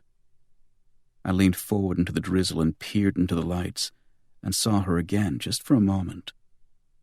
And I decided my fall from the car must have given me a concussion, because it wasn't possible. But maybe it was. For 1 second, through the rain and lights and blood in my eyes, I locked eyes with Desiree Stone, and then she was gone. Chapter 26. The Skyway bridged 2 counties. Manatee County, on the southern side, consisted of Bradenton, Palmetto, Longboat Key, and Anna Maria Island. Pinellas County, on the northern side, was made up of St. Petersburg Beach, Gulfport, and Pinellas Park. St. Petersburg police had been the first on the scene, as had their divers and their fire trucks. So after some arguing with the Bradenton PD, we were transported off the bridge by the St. Pete cops and driven north. As we came off the bottom of the bridge, Angie locked up in the back seat of one cruiser and me in the back of another. The 4 divers, dressed in black rubber from head to toe, carried Jay's body from Tampa Bay up onto a grassy embankment. As we passed, I looked out the window. They laid his wet corpse down in the grass, and his flesh was the white of a fish's underbelly. His dark hair plastered his face, and his eyes were closed tight, his forehead dented. If you didn't notice the dent in his forehead, he looked like he was sleeping. He looked at peace. He looked about 14 years old. "Well," Jefferson said as he came back into the interrogation room, "we have some bad news for you, Mr. Kenzie." My head was throbbing so hard I was sure a band of majorettes had taken up residence in my skull, and the inside of my mouth felt like sun-baked leather. I couldn't move my left arm. Wouldn't have been able to even if the bandages had permitted it, and the cuts on my face and head had caked and swelled. "How's that?" I managed. Jefferson dropped a manila folder on the table between us and removed his suit jacket and placed it over the back of his chair before he took a seat. "This Mr. Graham Clifton? What'd you call him back on the bridge? The Weeble?" I nodded. He smiled. "I like that. Well, the Weeble had 3 bullets in him, all from your gun. The first entered his back and came out through his right breast." I said, "I told you I fired into the car while it was moving. I thought I hit something." "And you did," he said. "Then you shot him twice as he came out of the car. Yeah. Anyway, that's not the bad news. The bad news is you told me this Weeble guy, he worked for Trevor Stone of Marblehead, Massachusetts." I nodded. He looked at me and shook his head slowly. "Wait a minute," I said. "Mr. Clifton was employed by Bullock Industries, a research and development consulting firm located in Buckhead." "Buckhead," I said. He nodded. "Atlanta, Georgia. Mr. Clifton, as far as we know, never set foot in Boston." "Bullshit," I said. "Afraid not. I spoke to his landlord, his boss in Atlanta, his neighbors." "His neighbors," I said. "Yeah, you know what neighbors are, don't you? The people who live beside you. See you every day, nod hello. Well, there's a whole bunch of these neighbor types in Buckhead who swear they saw Mr. Clifton just about every day for the last 10 years in Atlanta. And Mr. Cushing," I said as the majorettes in my head started banging their cymbals together. "Also employed by Bullock Industries. Also lived in Atlanta. Hence the Georgia license plates on the Lexus. Now your Mr. Stone, he was mighty confused when I called him. Seems he's a retired businessman dying of cancer who hired you to find his daughter. He has no idea what the hell you're doing down in Florida. Says the last time he talked with you was 5 days ago. He thought, frankly, that you'd skip town with the money he paid you. As for Mr. Clifton or Mr. Cushing, Mr. Stone says he never heard of them." "Inspector Jefferson," I said, "did you check out the owner of record of Bullock Industries?" "What do you think, Mr. Kenzie?" "Of course you did." He nodded and looked down at his folder. "Of course I did.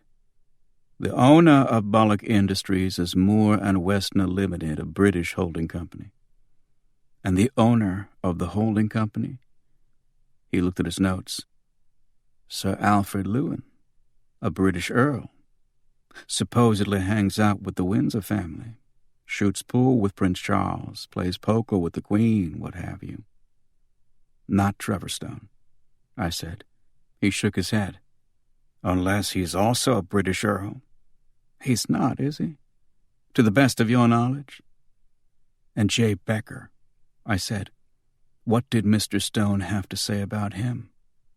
Same thing he said about you. Mr. Becker skipped town with Mr. Stone's money. I closed my eyes against the burning white fluorescent overhead, tried to quell the banging in my head with sheer willpower. It didn't work. "Inspector," I said. What do you think happened on that bridge last night?" He leaned back in his chair. "Glad you asked me, Mr. Kenzie. Glad you asked me." He pulled a pack of gum from his shirt pocket, proffered it to me. When I shook my head, he shrugged and unwrapped a piece, popped it in his mouth, and chewed for about 30 seconds. "You and your partner found Jay Becker somehow and didn't tell anyone. You decided to steal Trevor Stone's money and skip town, but the $200,000 he gave you wasn't enough." "The $200,000, I said. "That's what he told you he paid us." He nodded. "So you find Jay Becker, but he gets suspicious and tries to get away from you. You chase him on the Skyway, and you're both jockeying back and forth when this innocent pair of businessmen get in your way. It's raining, it's dark, the plan goes awry. All three of you crash. Becker's car goes off the bridge. No problem there, but now you've got the matter of 2 bystanders to take care of. So you shoot them, plant guns on them, shoot out their back window so it looks like they fired from the car, and that's it. You're done."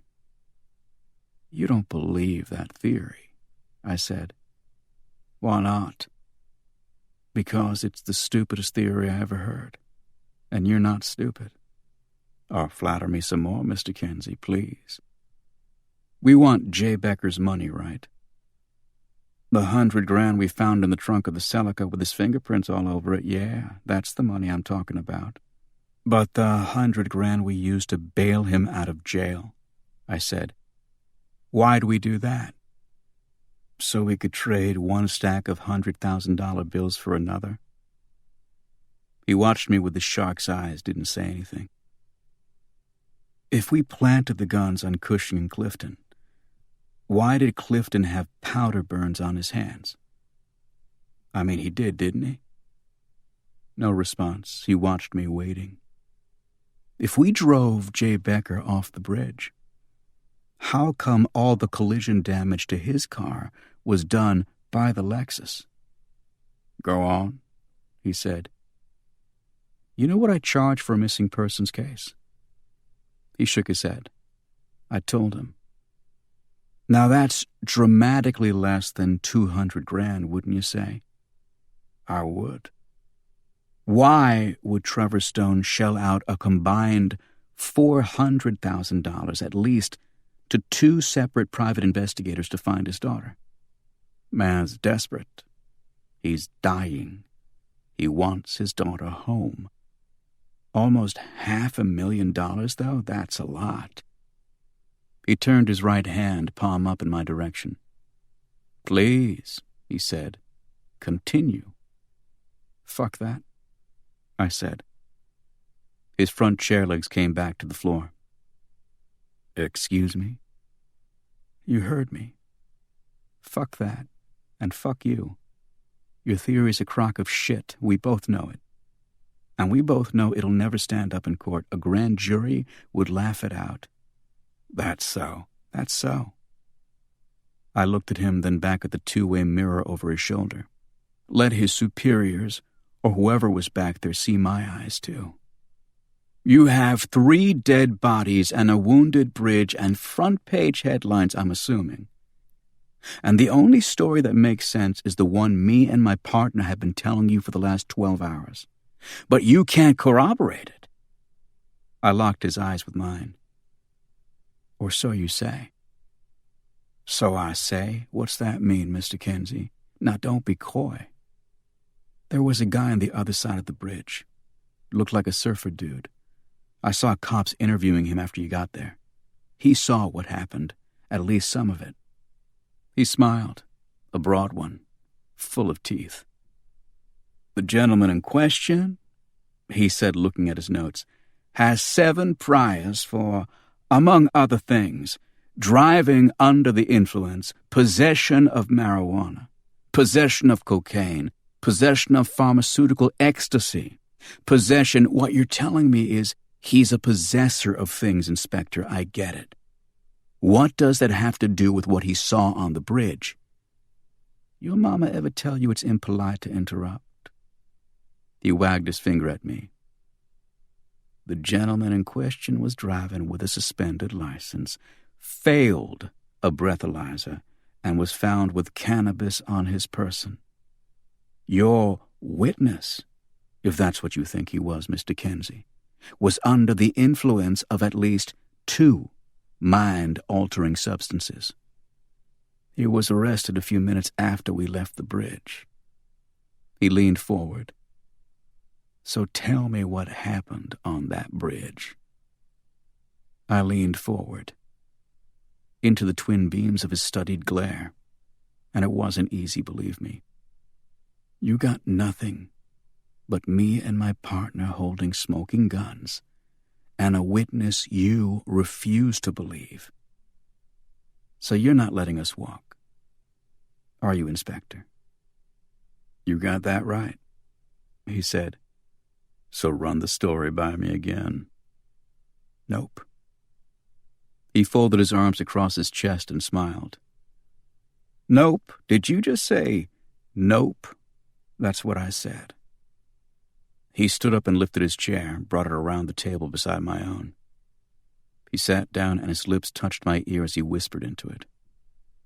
You're all I got, Kenzie. Get it? And you're a cocky, white, Irish motherfucker, which means I hated you on sight. So, tell me what you're going to do. Send in my lawyer, I said. I didn't hear you, he whispered. I ignored him and slapped the tabletop.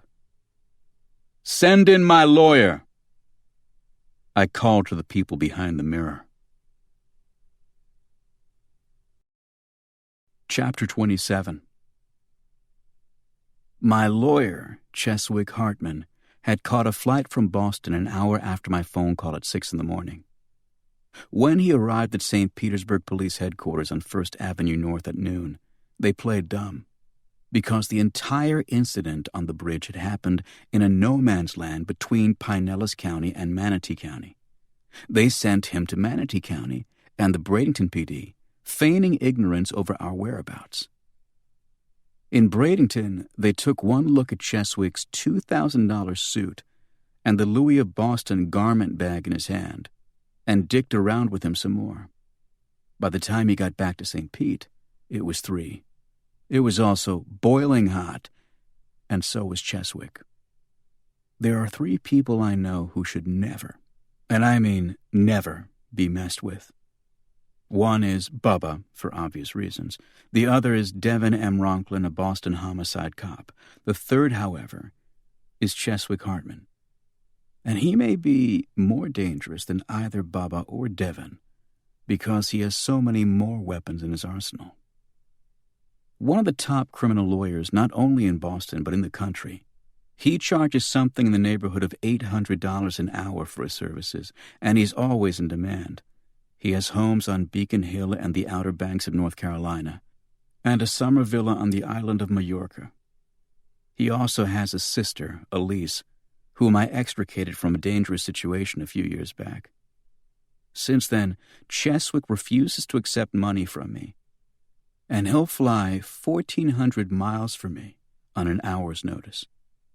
But it screws up his life to do so, and when his time gets wasted even further by yokel cops with bad attitudes, his briefcase and Mont Blanc pen turn into a nuclear weapon and an ignition switch. Through the grimy window in the interrogation room, I could see the squad room through even grimier Venetian blinds, and 20 minutes after Jefferson left me alone, a commotion erupted as Cheswick burst through the scattered desks with a legion of police brass in tow. The cops were shouting at Cheswick and each other and calling Jefferson's name and the name of Lieutenant Grimes, and by the time Cheswick threw open the door of the interrogation room, Jefferson was in the crowd too. Cheswick took one look at me and said, "Get my client some water." Now!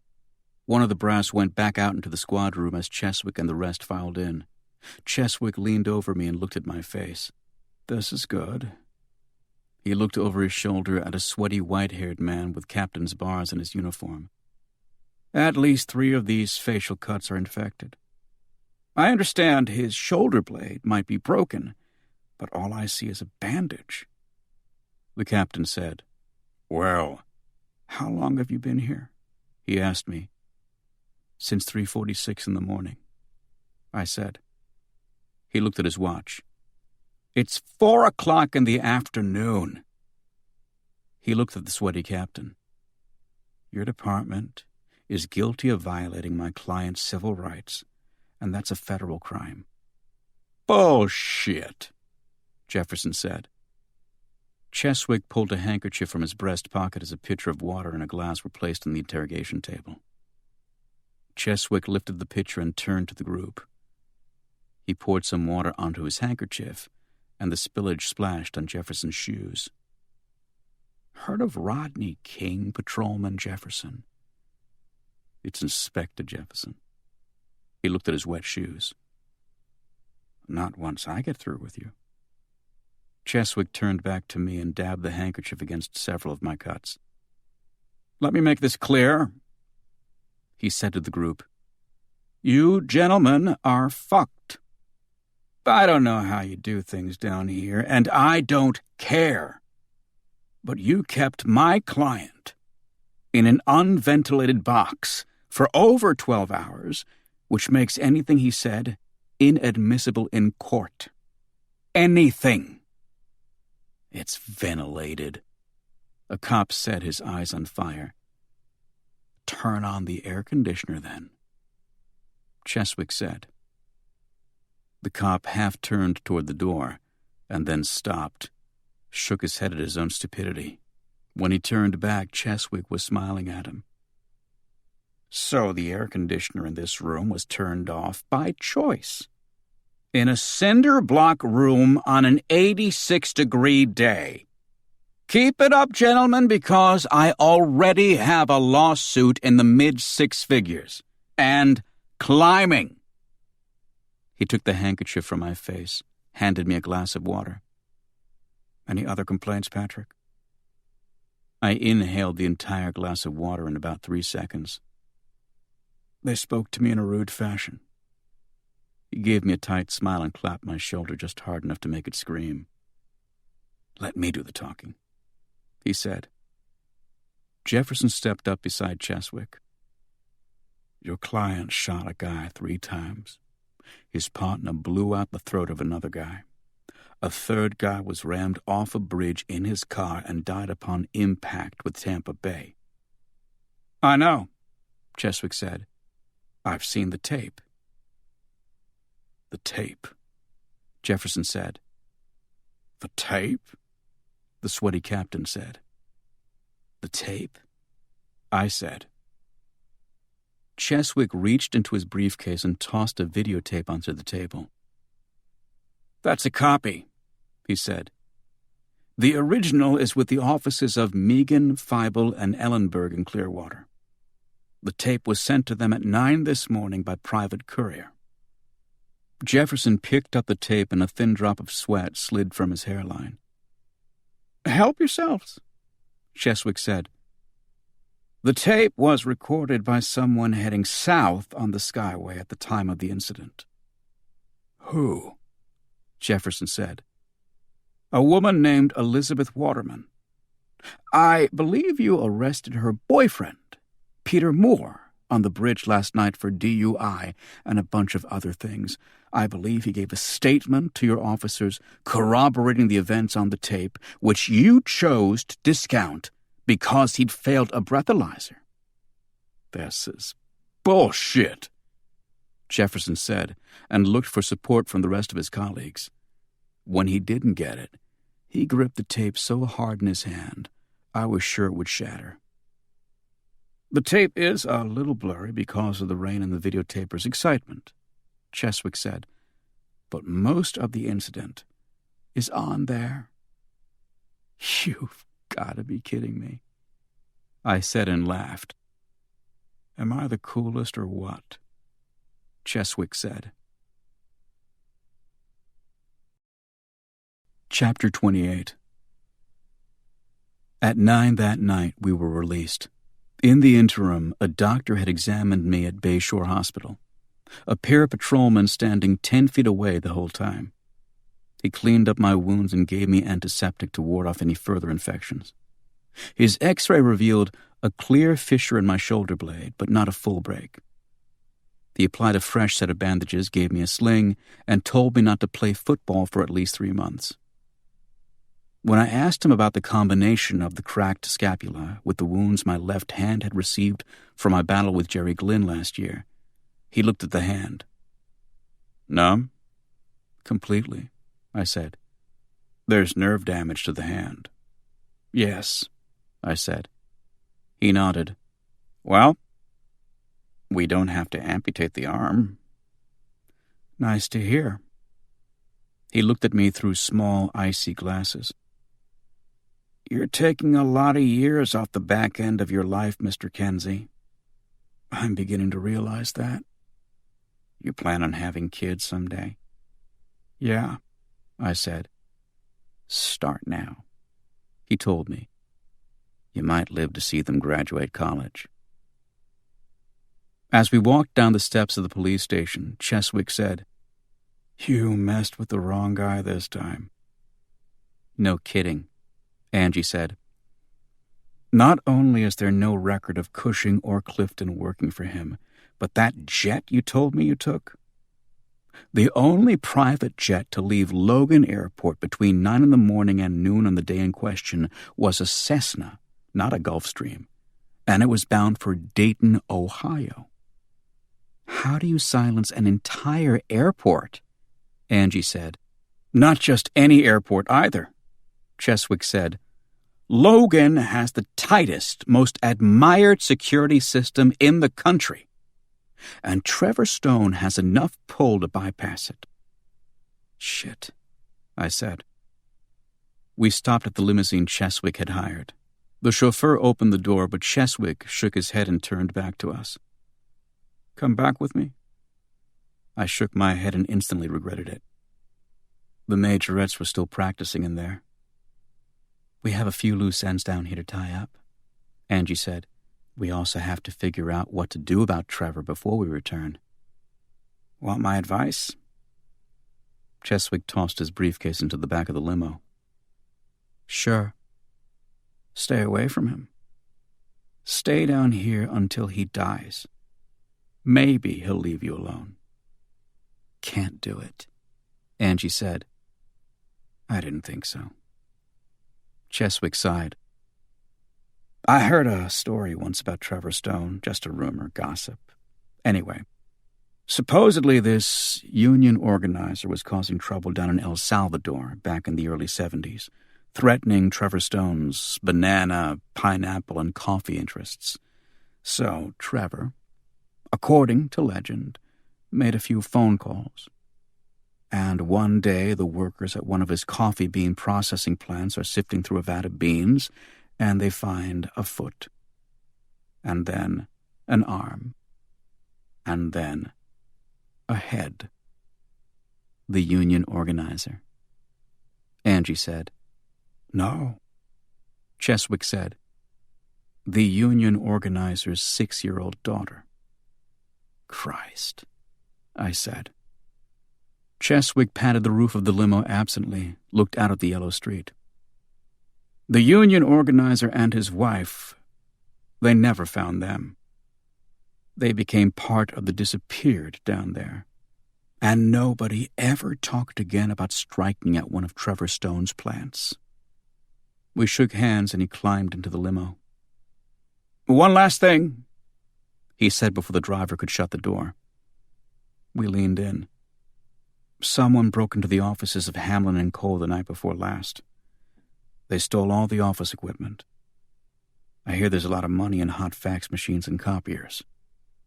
Supposedly, Angie agreed.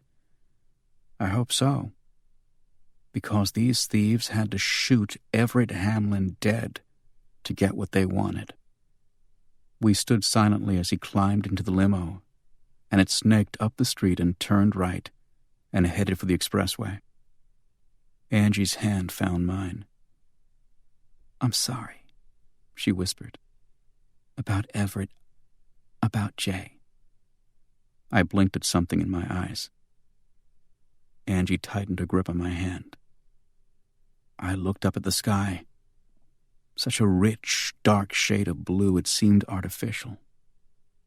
That was something else I'd been noticing down here.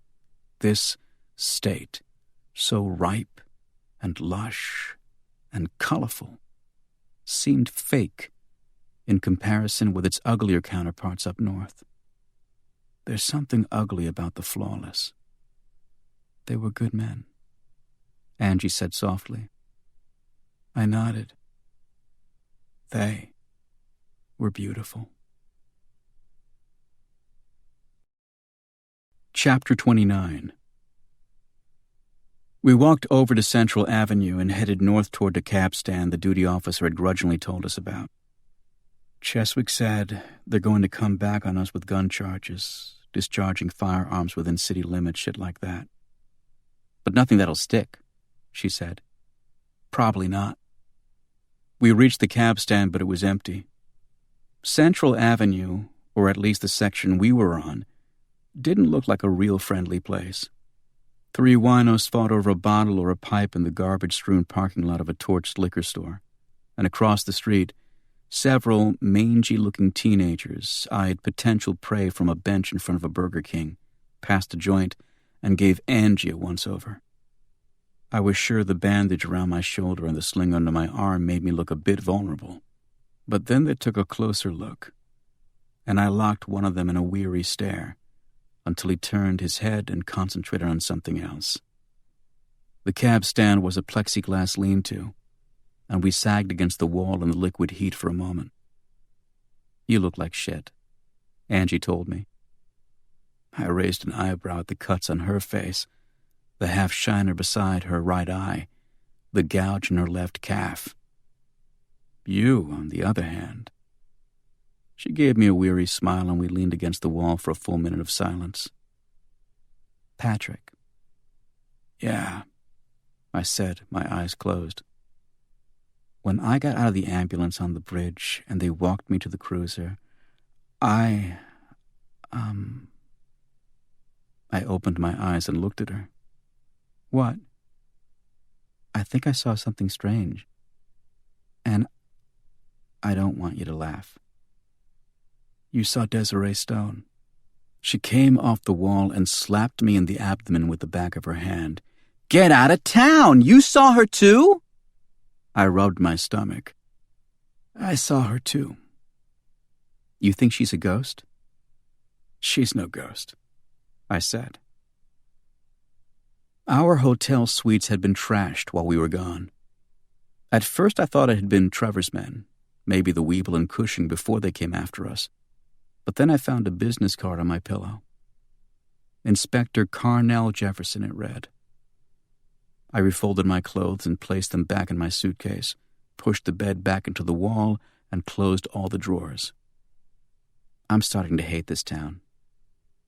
Angie came into the room with 2 bottles of Dos Equis, and we took them out to the balcony and left the glass doors open behind us. If the room was bugged by Trevor, we were already high on his shit list anyway. Nothing we said was going to change his mind about dealing with us the way he dealt with Jay and Everett Hamlin and was trying to deal with his daughter, who didn't have the decency to die easily.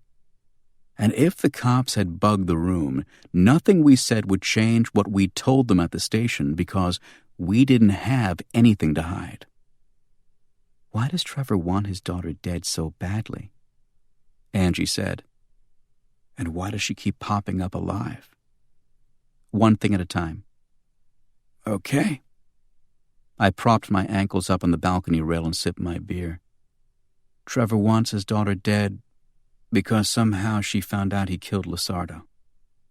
And why did he kill Losardo in the first place? I looked at her. Because. Yes? She lit a cigarette. I don't have a clue. I took a hit off her cigarette to quell the adrenaline that had been chewing through my blood since I'd shot from the car 20 hours ago. She took her cigarette back and looked at it.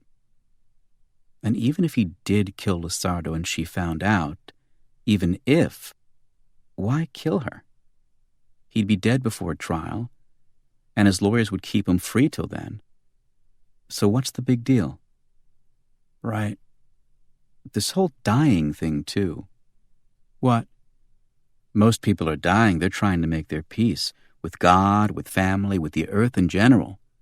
But not Trevor. Exactly. If he really is dying, then his hate for Desiree has to run so deep, it can't even be measured by most human minds. If he's dying, I said. She nodded and stubbed out her cigarette. Let's consider that for a second. How do we know for sure he's dying? One good look at him. She opened her mouth as if to argue, then closed it and lowered her head to her knees for a moment. Then she raised her head. She flipped the hair back off her face and leaned back in her chair. You're right, she said. Dumb idea. The guy's definitely got one foot in the grave. So, I said, back to square one.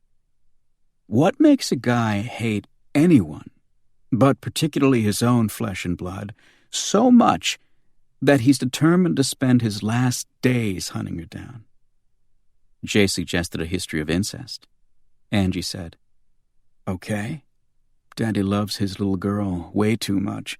They have a conjugal relationship and something gets in the way. Anthony Lizardo. Back to him again.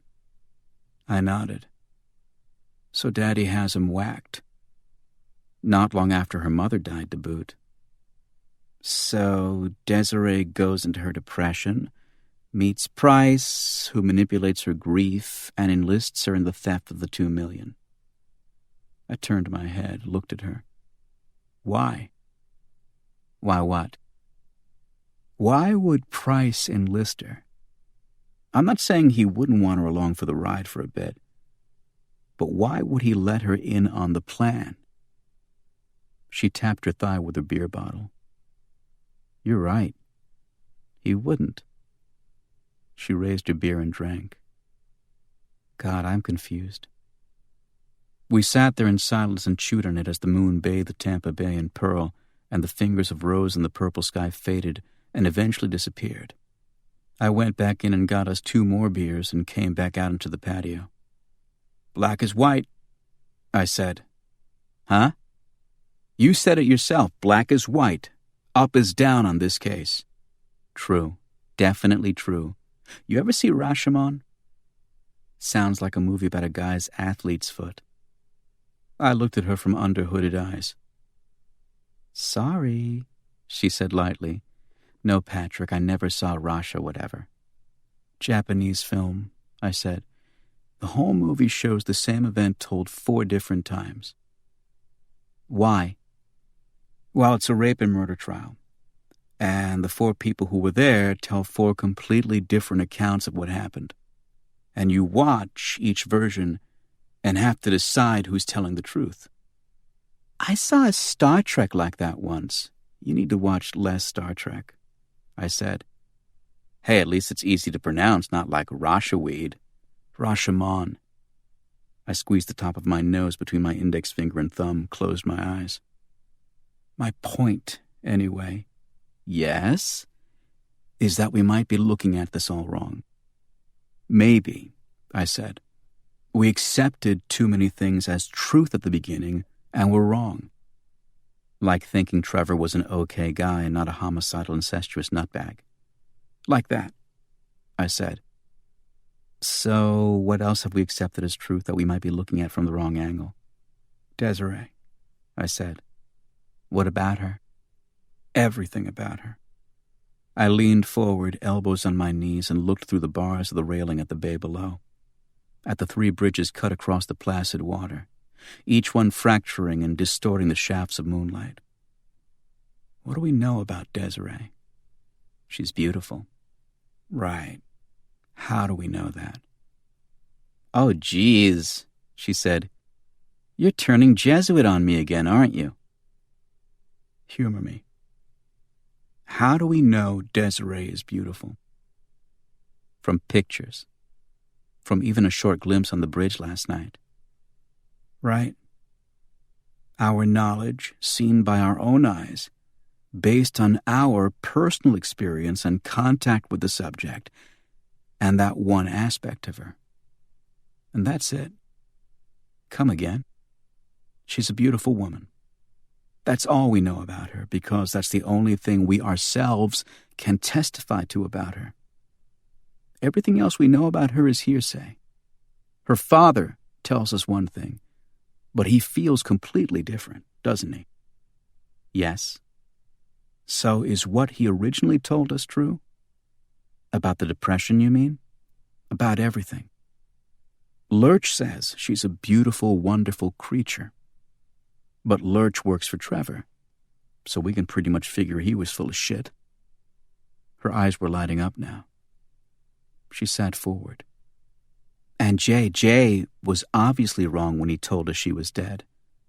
Exactly. So all his perceptions about her could have been wrong. Or blinded by love or infatuation. Hey, she said. What? If Desiree didn't die, whose body was that with Jay's sweatshirt and a shotgun blast to the face?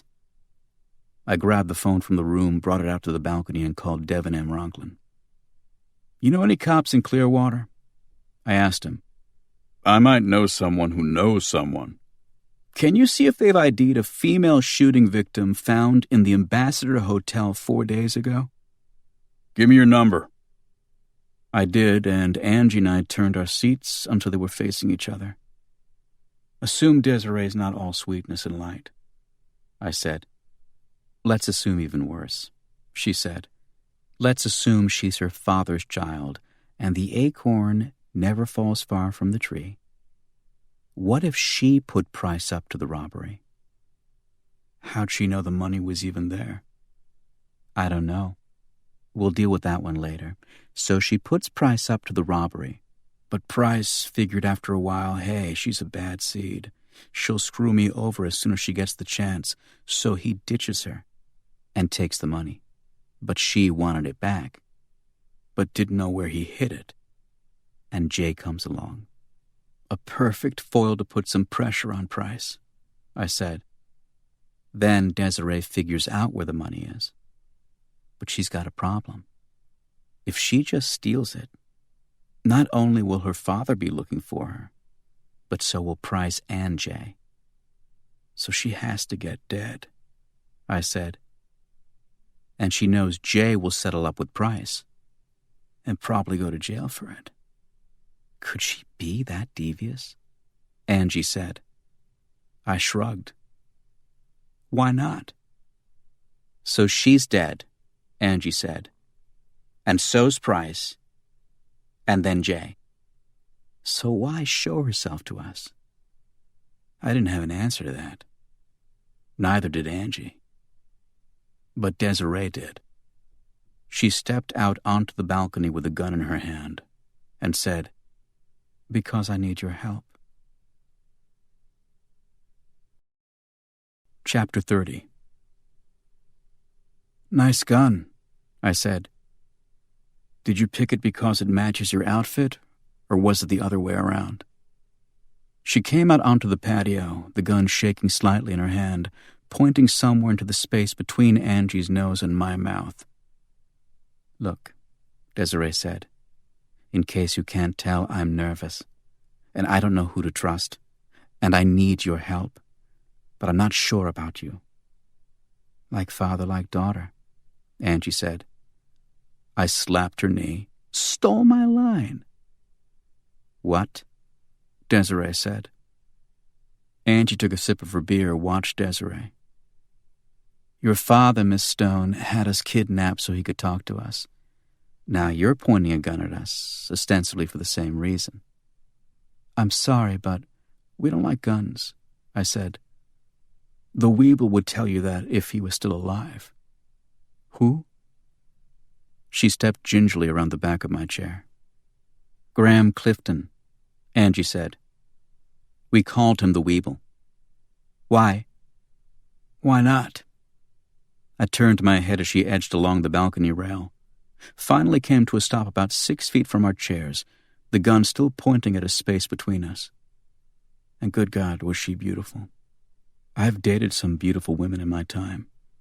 Women who based their worth on their external perfection because the world judged them by pretty much the same standard. Lithe or lush, tall or petite, achingly attractive women around whom men forgot how to speak.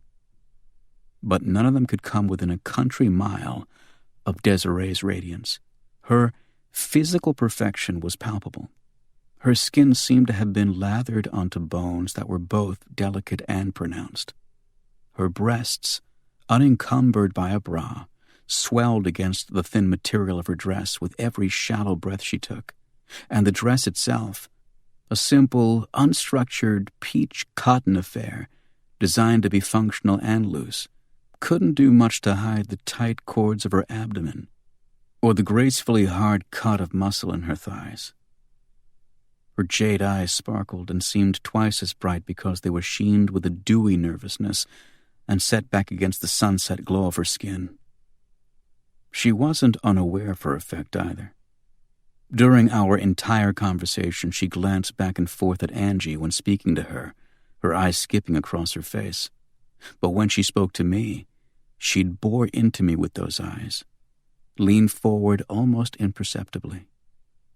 "Miss Stone," I said, "put the gun down." "I can't. I'm not sure." "Put it down or shoot us," Angie said. "You have 5 seconds." "I won," Angie said. Her eyes welled up. "I just want to be sure." 2. Desiree looked at me, but I gave her nothing back. 3. "Look." 4. Angie turned her chair to her right, and the metal made a short screech against the concrete. "Just stay there," Desiree said, and the wavering gun turned toward Angie. 5. Angie stood up. Desiree pointed the quivering gun at her, and I reached up and slapped her hand. The gun bounced off the railing, and I snatched it from the air before it could drop to the garden 6 stories below. Lucky, too, because when I peered over the side, I saw a couple of kids, grade school age, playing on their ground floor patio by the garden. "Look what I found, Ma!" Boom. Desiree's face dropped into her hands for a moment, and Angie looked at me. I shrugged. The gun was a Ruger 22 automatic, stainless steel. It felt light in my hand. But that's deceptive when you're holding a pistol. Guns are never light. She'd left the safety on, and I ejected the clip into my sling, pulled it back out, and placed the gun in my left pocket, the clip in my right. Desiree raised her head, her eyes red. "I can't do this anymore." "Do what?" Angie pulled another chair over. "Sit down."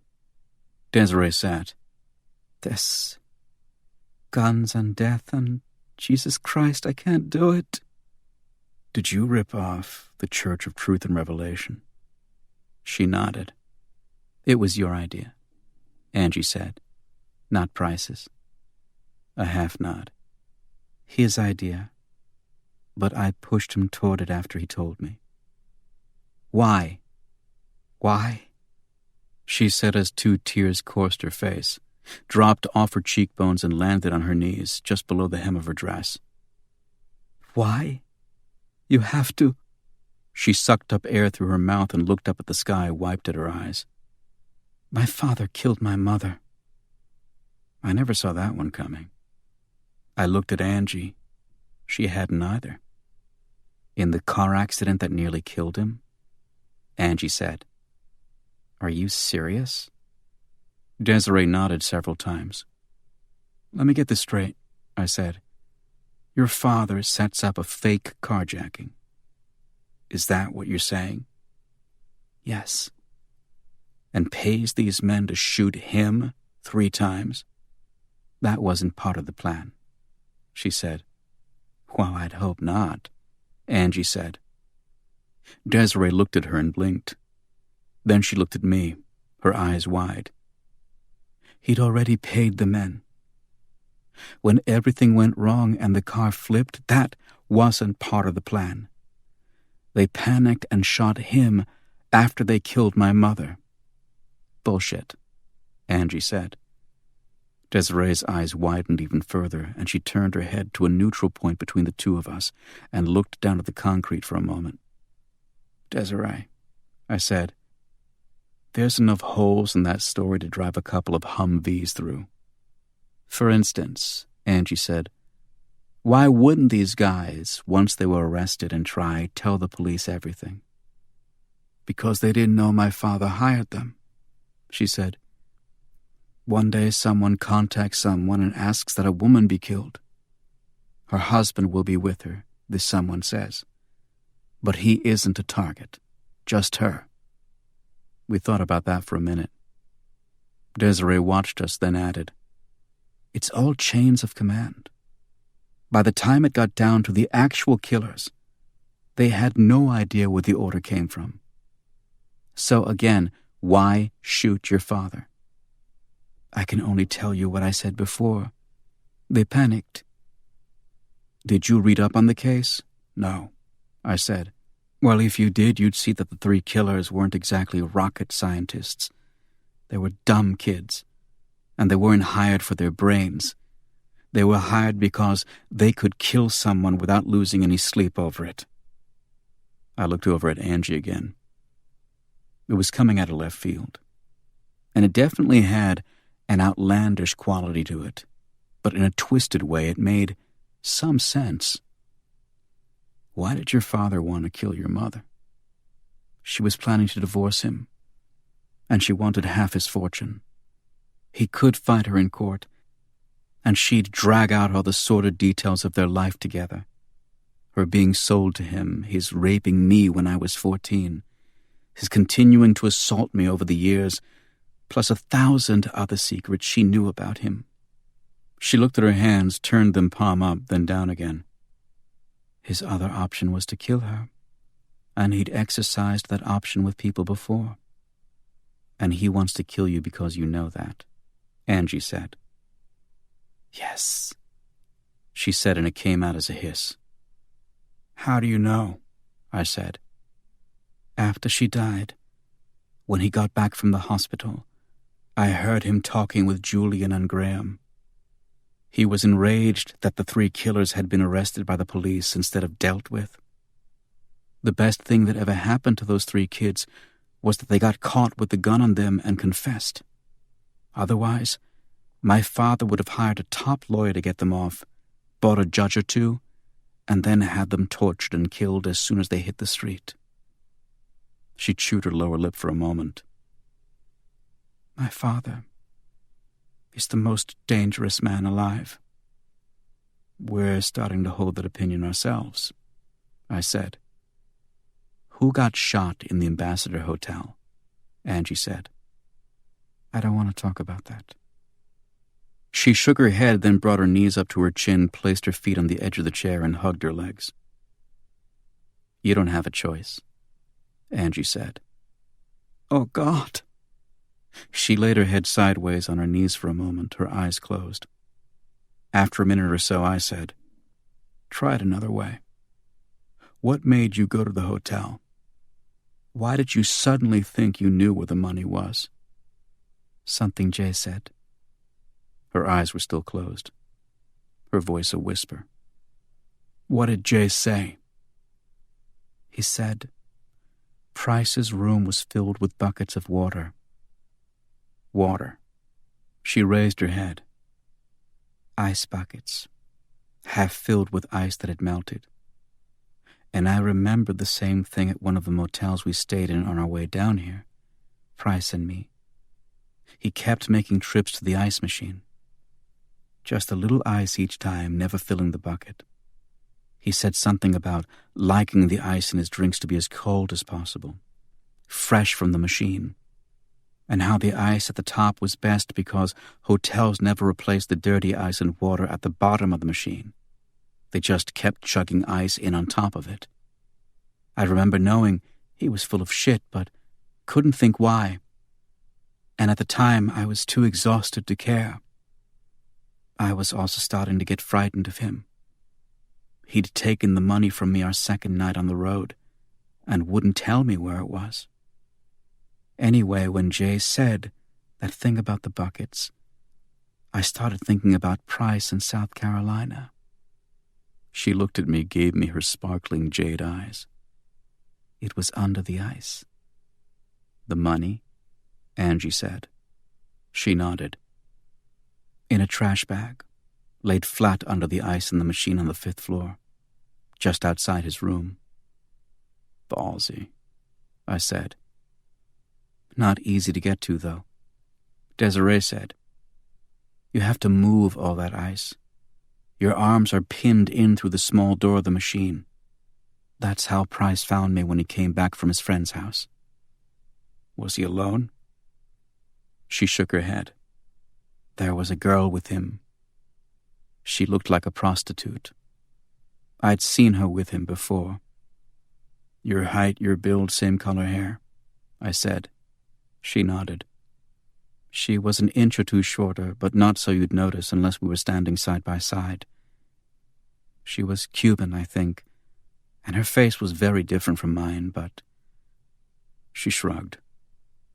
Go on, Angie said. They took me in the room. Price was stoned on something, flying and paranoid and raging. She turned in her chair, looked out at the water, and her voice dropped to a whisper again. Did things to me. Both of them? She kept her eyes on the water. What do you think? Her voice was ragged and thick now. After the woman put on my clothes. Sort of to mock me, I guess. They put a bathrobe around me and drove me to the College Hill section of Tampa. You know it? We shook our heads. It's like Tampa's version of the South Bronx. They stripped the bathrobe off me and pushed me out of the car, drove off laughing. She raised a quaking hand to her lips for a moment. I managed to get back. Stole some clothes off the line, hitched a ride back to the Ambassador. But the police were everywhere. And a corpse with the sweatshirt Jay had given me was lying in Price's room. Why'd Price kill her? I said. She shrugged, her eyes wet and red again. I think because she must have wondered why I was going through the ice machine. She put 2 and 2 together, and Price didn't trust her. I don't know for sure. He was a sick man. Why didn't you contact Jay? I said. He was gone. After Price. I sat in the shack we had on the beach and waited for him. And the next thing I know, he's in jail. And then I betrayed him. She clenched her jaw and the tears came in streams. Betrayed him? I said. How? I didn't go to the jail. I thought, Jesus, people had probably seen me with Price, maybe even with the dead girl. What good would it do if I went to visit Jay in jail? All it would do is implicate me. I flipped. I lost my mind for a day or two. And then I thought, the hell with it. I'm going to go get him out of there, have him tell me where his money is, so I can post bail. But he'd left with you two by that point. By the time I caught up with all of you.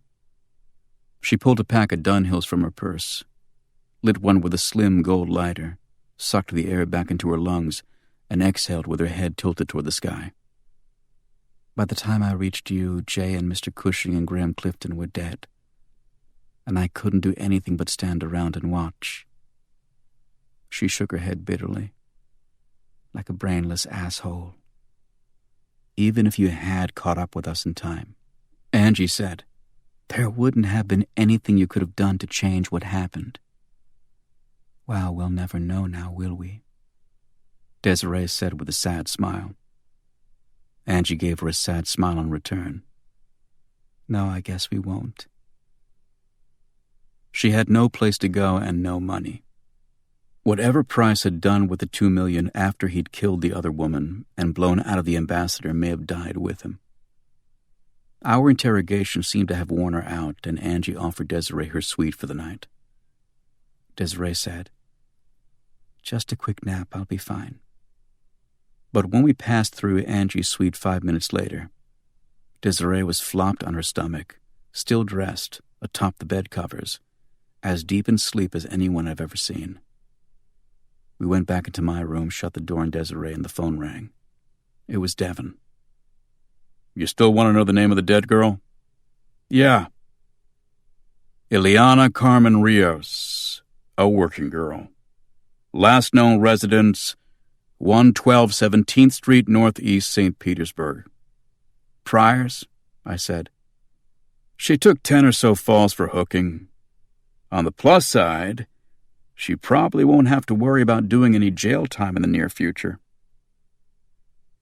"I don't know," Angie said as we stood in the bathroom with the shower running. If the room was bugged, now we had to worry about what we said again. "Don't know what?" I said as the steam rose in clouds from the tub. She leaned against the sink. "About her. I mean, every story she told had a fantastic quality to it, didn't you think?" I nodded, but none any less so than most of the stories we've heard in this case. Which is what bothers me. Story upon story, layer upon layer, and all of it either complete or partial bullshit since this thing began. And why does she need us? Protection? She sighed. "I don't know. Do you trust her?" "No." "Why not?" "Because I don't trust anyone except you." "Hey, that's my line." "Yeah." I smiled. "Sorry." She waved her hand at me. "Go ahead, take it. What's mine is yours." "Really?" "Yeah," she said and turned her face up toward mine. "Really?" she said softly. "Feelings mutual," I said. Her hand disappeared in the steam for a moment, and then I felt it on my neck. "How's your shoulder?" she said. "Tender. My hip, too." "I'll keep that in mind," she said. And then she bent to one knee and tugged up my shirt. When she kissed the skin around the bandage over my hip, her tongue felt electric. I bent and wrapped my good arm around her waist. I lifted her off the floor, sat her on the sink, and kissed her as her legs curled around the back of mine and her sandals dropped to the floor. For at least 5 minutes, we barely came up for air. These last few months, I hadn't just been hungry for her tongue, her lips, her taste. I'd been weak and lightheaded from wanting. "No matter how tired we are," she said as my tongue found her neck, "we don't stop this time until we both pass out." "Agreed," I murmured. Somewhere around 4 a.m, we finally did pass out. She fell asleep curled on my chest as my own eyelids fluttered. And I found myself wondering, just before I lost consciousness, how I could have thought, even for a second, that Desiree was the most beautiful woman I'd ever seen. I looked down at Angie sleeping naked on my chest, at the scratches and swollen flesh in her face, and I knew that only now, at this exact moment, and for the first time in my life, did I understand anything about beauty. Chapter 31. "Hi." I opened one eye and looked into the face of Desiree Stone. "Hi," she said again, her voice a whisper. "Hi," I said. "You want coffee?" she said. "Sure." "Shh." She put a finger to her lips. I turned, saw Angie sleeping deeply beside me. "It's in the next room," Desiree said and left. I sat up in bed and took my watch off the dresser. 10 in the morning. I'd had 6 hours sleep, but it felt like about 6 minutes. The last time I'd slept before last night had been at least 40 hours previous. But I guess I couldn't sleep through the day. Angie seemed to be giving it a good bid, though. She was curled into the tight fetal ball I'd become accustomed to during her months on my living room floor. The sheet had risen up to her waist, and I reached over and pulled it back over her legs, tucked it in the corner of the mattress. She didn't stir or so much as groan when I got off the bed. I put on jeans and a long-sleeved T-shirt as quietly as possible and headed toward the door adjoining the suites, then stopped. I came back around to her side of the bed and knelt by her, touched her warm face with the palm of my hand, and kissed her lips lightly, breathed in her smell. In the last 32 hours, I'd been shot at, been thrown from a speeding vehicle, had cracked my shoulder blade, had taken innumerable shards of glass into my flesh, had shot a man dead, had lost about a pint of blood, and had been subjected to 12 hours of hostile questioning in a sweltering cinder block box. Somehow, though, with Angie's face warming my palm, I'd never felt better. I found my sling on the floor by the bathroom, slipped my dead arm into it, and went next door. The heavy, dark curtains were drawn against the sun, and only a small light on the nightstand provided any illumination. Desiree sat in an armchair by the nightstand, sipping coffee, and appeared to be naked. "Miss Stone?" "Come in. Call me Desiree." I squinted into the near darkness as she stood up. And that's when I saw that she wore a French-cut bikini the color of roasted honeycomb, about a shade lighter than her flesh.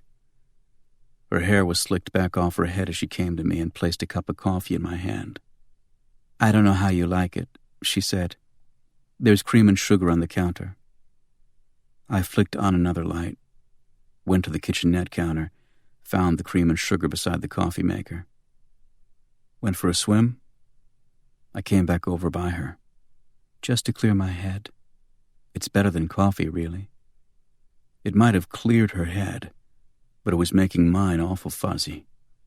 She sat back in the chair, which, I noticed now, was protected from the dampness of her skin and bikini by the bathrobe she'd removed at some point while sitting in it. She said, "Should I put this back on?" "Whatever makes you most comfortable."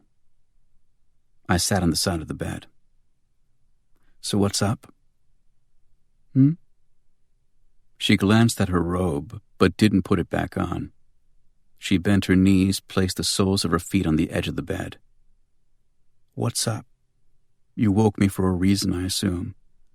"I'm leaving in 2 hours." "For where?" I said. "Boston." "I don't think that makes a whole lot of sense." "I know." She wiped at some perspiration on her upper lip. "But tomorrow night my father will be out of the house, and I have to get in there." "Why?" She leaned forward, her breasts pressing against her knees. "I have things in that house." "Things worth dying over?" I sipped my coffee, if only so the inside of the cup would give me something to look at. "Things my mother gave me. Sentimental things." "And when he dies," I said, "I'm sure they'll still be there. Get them then." She shook her head. "By the time he dies, what I'm going to get might not be there anymore. One quick trip into the house on a night I know he'll be away, and I'm free." "How do you know he'll be away?" "Tomorrow is the night of the annual stockholders' meeting of his biggest company, Consolidated Petroleum. They hold it every year at the Harvard Club Room at 1 Federal. Same date, same time, rain or shine." "Why would he go?" "He's not going to be able to make it next year." She leaned back, placed her coffee cup on the nightstand. "You don't understand my father yet, do you?" "No, Miss Stone, I guess I don't." She nodded, used an index finger to absently wipe at a bead of water sliding down her left calf. My father doesn't honestly think he's going to die. And if he does, he's going to use every resource he has left to buy himself immortality. He's the chief stockholder in over 20 corporations. The hard copy of his diversified portfolio for his United States interests alone is thicker than the phone book for Mexico City. That's some serious thick, I said. Something flashed through her jade eyes for a moment, something incensed.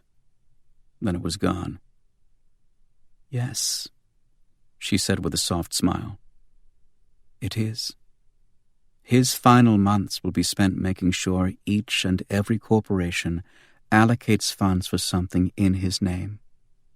A library, a research lab, a public park, what have you. And if he dies, how is he going to make sure all this immortality making gets done? Danny, she said. Danny, I said. Her lips parted slightly and she reached for her coffee cup. Daniel Griffin, my father's personal attorney. Ah, I said. Even I've heard of him. About the only attorney more powerful than your own, Patrick. It was the first time I'd heard my name pass from her lips. It had a disconcertingly sweet effect, like a warm hand pressed to my heart. How do you know who my attorney is? Jay talked about you once. Really? For almost an hour one night. He looked on you like you were a little brother he'd never had. He said you were the only person in the world he truly trusted. He said if anything ever happened to him, I was to come to you. I had a flash of Jay, sitting across from me at Ambrosia on Huntington, the last time we'd seen each other socially, and he was laughing, a heavy scotch glass half filled with gin held up in his manicured hand, his perfectly coiffed hair darkening one side of the glass, exuding the confidence of a man who couldn't remember the last time he'd second-guessed himself. Then I had another flash of him, being carried from Tampa Bay, his skin puffy and bleached white, his eyes closed, looking no older than 14. I loved Jay, I said. And the moment the words left my mouth, I didn't know why I'd said them. Maybe it was true. Or maybe I was trying to see what Desiree's reaction would be.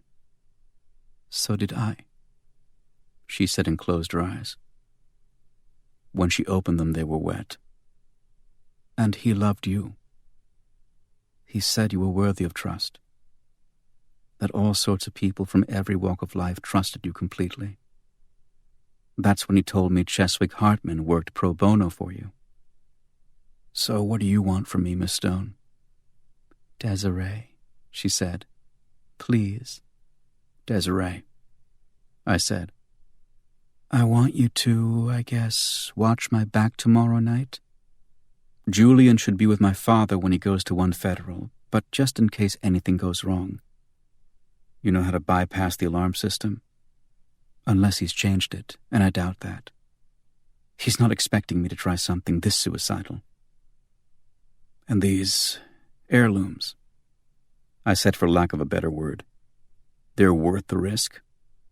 She leaned forward again, grasped her ankles in her hands. My mother wrote a memoir shortly before she died. A memoir of her girlhood in Guatemala. Stories about her mother and father, her brothers and sisters, a whole part of my family I never met and never heard about. The memoir ends the day my father came to town. There's nothing in it of any great importance, but she gave it to me not long before she died. I hid it, and it's become unbearable to think of it, still lying in that house, waiting to be found. And if my father finds it, he'll destroy it. And then the last piece of my mother that I have left will die too. She met my eyes. Will you help me, Patrick? I thought of the mother, Inez, bought at 14 by a man who thought anything was for sale. And unfortunately, he was usually proven right. What kind of life had she had in that big house with that crazed megalomaniac. One in which, I guess, her only refuge was in taking pen to paper and writing about the life she'd led before that man had come and taken her away. And who to share her most precious inner world with? Her daughter, of course, as trapped and soiled by Trevor as she was. "Please," Desiree said, "will you help me?" "Sure," I said. She reached across and took my hand. "Thank you. Don't mention it." Her thumb ran up the inside of my palm. "No," she said. "Really? I mean it." "I do too," I said. "Don't mention it, really." "Are you and Miss Gennaro?" she said. "I mean, have you been for very long?"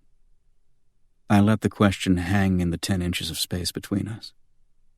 Her hand dropped away from mine, and she smiled. "All the good ones are taken," she said. "Of course." She leaned back in her chair and I held her gaze, and she didn't look away. For a full minute we looked at each other in silence. And then her left eyebrow arched ever so slightly. "Or are they?" she said. "They are," I said. "In fact, one of the last good ones, Desiree." "Yes." "Dropped off a bridge the other night." I stood up. She crossed her legs at the ankles. "Thanks for the coffee. How are you getting to the airport?" "I still have a car Jay rented for me. It's due back at the downtown budget tonight." "You want me to drive you and drop it off?" "If you don't mind," she said, her eyes on her coffee cup. "Get dressed. I'll be back in a few minutes." Angie was still sleeping so deeply, I knew the only alarm clock that could wake her would be a hand grenade. I left her a note, and Desiree and I went out to a rented Grand Am, and she drove toward the airport. It was another hot, sunny day, same as every other one I'd seen since arriving. At around 3, I'd learned from experience it would rain for half an hour, and things would cool off for a bit. Then the humidity would steam off the earth to follow the rain, and it would be brutal until sundown. "About what happened back in the room," Desiree said. "Forget it," I said. "No, I loved Jay. I did. And I barely know you." "Right," I said. "But maybe, I don't know, are you aware of the pathology of many incest and sex abuse victims, Patrick?" "Yeah, Desiree, I am. Which is why I said to forget it." We pulled onto the airport roadway and followed the red signs for the Delta terminal. "Where'd you get your plane ticket?" I said. "Jay, he bought 2. "Jay was going along with this?" She nodded. "He bought 2. She repeated. "I heard you the first time, Desiree." She turned her head. "You could be back here in 2 days. Meanwhile, Miss Gennaro could get some sun, see the sights, relax." She pulled up at the Delta gate. "Where do you want to meet us in Boston?" I said. She stared out the window for a moment, her hands on the wheel, fingers tapping lightly, her breathing shallow. Then she rummaged through her purse, distracted, and reached in the back for a mid-sized black leather gym bag. She wore a baseball cap over her hair, turned backward, a pair of khaki shorts, and a man's denim shirt, sleeves rolled up to her elbows. Nothing special, and she'd still put cricks in the necks of most men she passed on the way to her plane. As I sat there, the cars seemed to shrink around us. What did you ask me?" she said. "Where and when tomorrow?" "When are you arriving?" "Probably tomorrow afternoon," I said. "Why don't we meet in front of Jay's condo building?" She got out of the car. I climbed out too as she took another small bag from the trunk and closed it, gave me the keys. "Jay's building?" "That's where I'll be lying low. He gave me a key, the password, the alarm code. Okay, I said. What time? 6. 6 it is. Great. It's a date. She turned toward the doors. Oh, I almost forgot. We have another date. We do. She smiled, hoisted her bag onto her shoulder. Yeah, Jay made me promise. April 1st. Fail-safe. Fail-safe, I said, as the temperature of my body dropped 20 degrees in the sweltering heat. She nodded, her eyes crinkling against the sun. He said if anything happened to him, I was supposed to keep you company this year. Hot dogs and Budweiser and Henry Fonda. Isn't that the tradition? That's the tradition, I said. Well, then it's set. A done deal. If Jay said so, I said. He made me promise. She smiled and gave me a little wave as the electronic doors opened behind her. So it's a date? It's a date, I said, giving her my own little wave in return, beaming my best smile. See you tomorrow. She walked into the airport, and I watched through the glass as her ass swayed gently as she passed through a crowd of frat boys and then turned down a corridor and disappeared. The frat boys were still watching the space she'd occupied for all of 3 seconds, as if it were blessed by God, and I was doing the same. Get a good look, guys, I thought. That's as close to flawless as some of you will ever encounter. Never, probably, was there a creature created who could match her spirit of relentless near perfection. Desiree. Even her name stirred the heart. I stood by the car, smiling from ear to ear, properly looking like a complete idiot, when a baggage porter stopped in front of me and said, You okay, man? Fine, I said. You lose something? I shook my head. Found something. Well, good for you, he said and walked off. Good for me, yes. Bad for Desiree.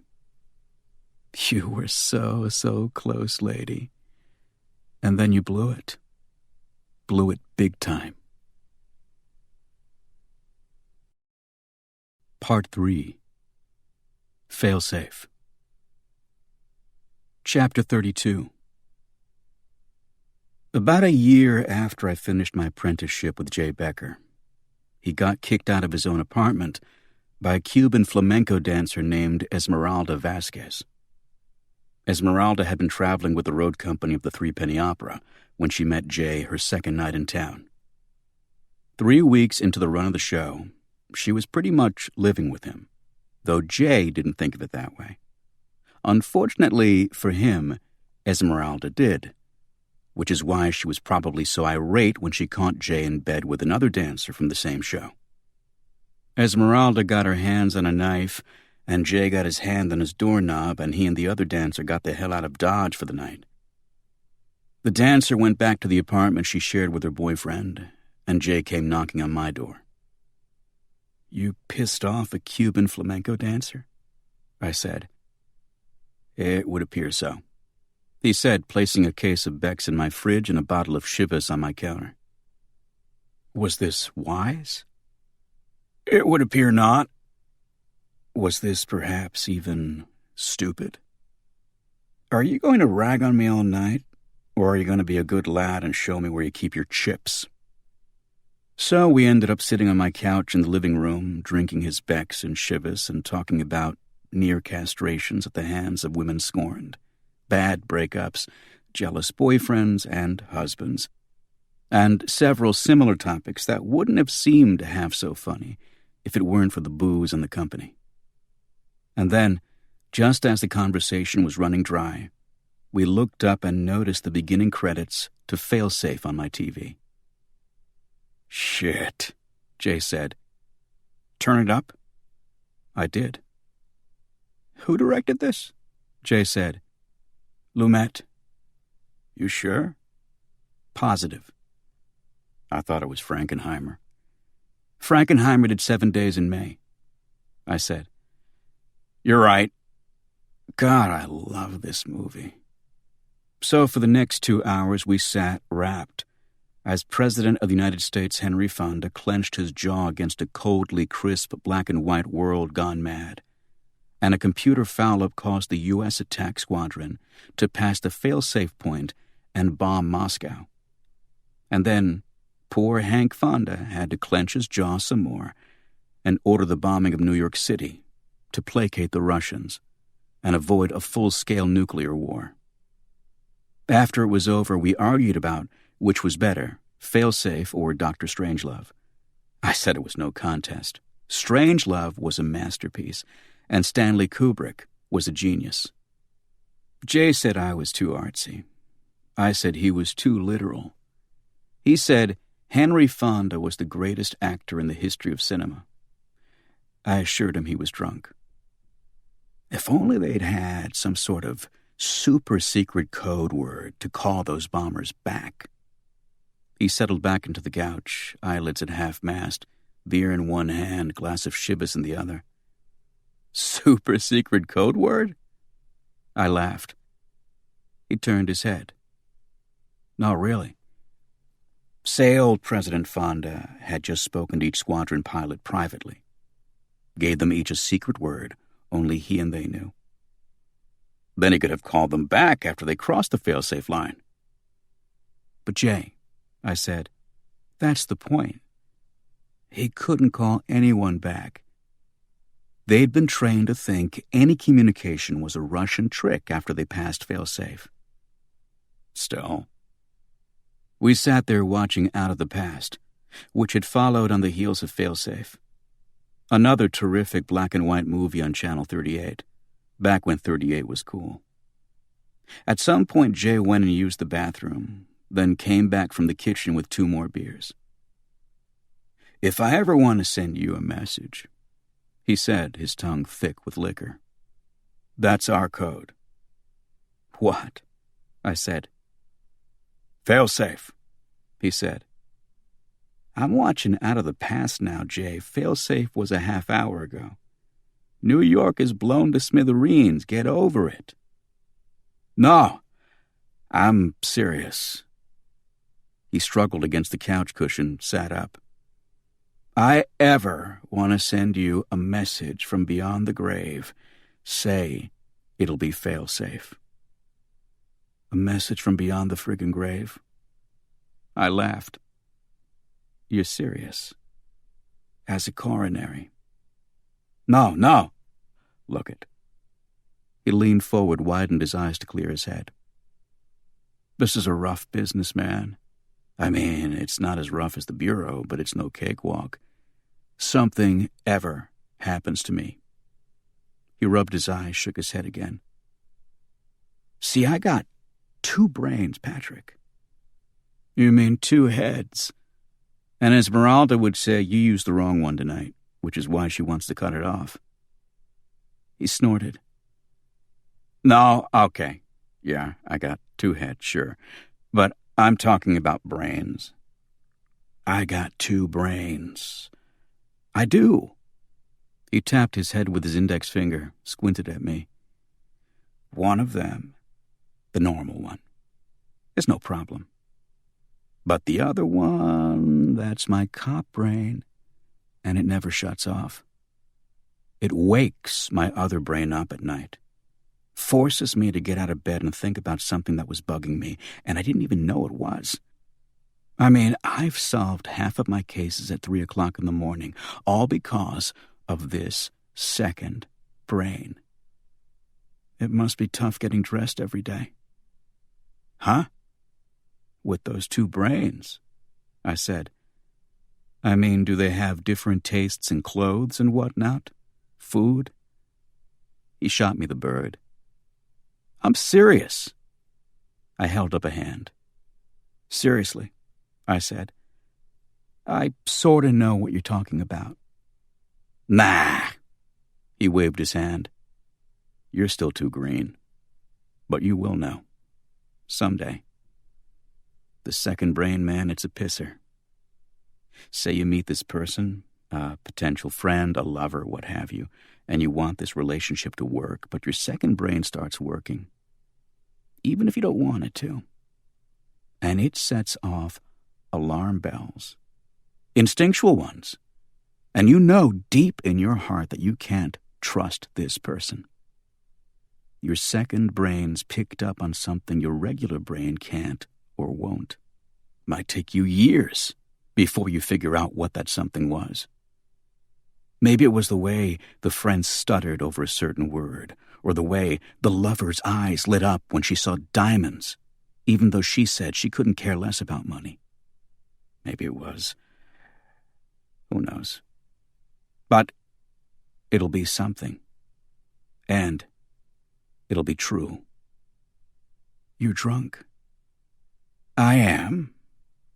But that doesn't mean I'm not speaking God's truth. Look, I'm just saying, I ever get whacked? Yeah. It's not going to be by some mob iceman or scumbag drug dealer or somebody I'd smell a mile off. It's going to be by someone I trust, someone I love. And maybe I'll go to my grave trusting them. Most of me. He winked. But my second brain, I swear it's a bullshit detector. And it'll tell me to set up some sort of safeguard against this person, whether the rest of me wants to do it or not. So, that's it. He nodded to himself, sat back. That's what? That's the plan. What plan? You haven't said a thing that's made sense in at least 20 minutes. If I ever die, and someone who was close to me comes up to you and says some bullshit about having a message about failsafe, then you know you gotta take them out, or take them down, or generally fuck up their shit in a big way. He held up his beer. Drink on it. This doesn't involve slicing our thumbs with razors and mingling the blood or anything, does it? He frowned. Don't need that with you. Drink. We drank. But what if it's me who sets you up for a hit, Jay? He looked at me, one eye squinted shut. Then I'm screwed, I guess. And he laughed. He refined the message from the grave, as I called it, over the years and beers in between. April Fool's Day was added as a second joke on the person or persons who might hurt him and then try to befriend me. It's such a long shot, I used to tell him. It's like placing a single landmine in the Sahara Desert and expecting a particular guy to step on it. One guy, one landmine, a desert 3.5 million square miles. I'll take the odds, he said. Might be a long shot, but that landmine goes off. People are going to be able to see it for miles. Just remember that second brain of mine, buddy. When the rest of me's in the ground, that second brain might just send you a message. You make sure you're there to hear it. And I was. Take them out or take them down, or generally fuck up their shit in a big way. He'd asked me all those years ago. Okay, Jay. No problem. My pleasure. Chapter 33.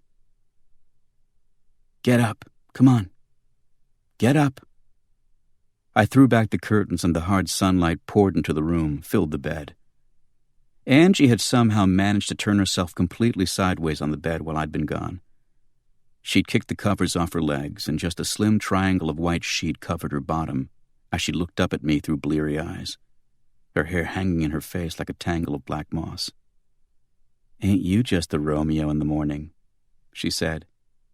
Come on, I said. Let's go. I grabbed my gym bag, started stuffing it with my clothes. Let me guess, she said. There's money on the dresser, it was swell, but don't let the door hit my butt on the way out. I dropped to my knees and kissed her. Something like that. Come on. We're in a rush. She rose to her knees and the covers dropped away and her arms slid over my shoulders. Her body, soft and warm with sleep, crushed against my own. We sleep together for the first time in 17 years, and you wake me up like this? Unfortunately, I said, yes. This better be good. It's better than good. Come on. I'll tell you on the way to the airport. The airport. The airport. The airport, she said with a yawn and stumbled out of bed and went into the bathroom. The forest greens and coral whites, pale blues and burnt yellows dropped away and turned to square quilted patches as we rose into the clouds and headed north. Run this by me again, Angie said. The half-naked part. She was wearing a bikini, I said. In a dark room. With you in it, she said. Yes. And you felt how? Nervous, I said. Whoa, she said. Wrong answer. Wait, I said, but I knew I'd signed my death warrant. We made love for 6 hours and you still felt tempted by this little bimbo in a bikini? She leaned forward in her seat, turned and looked at me. I didn't say tempted, I said. I said nervous. Same thing. She smiled, shook her head. Guys, I swear. Right, I said. Guys. Don't you get it? No, she said. She raised her fist to her chin, squinted so I'd know she was concentrating. Please, elucidate. All right. Desiree is a siren. She sucks men in.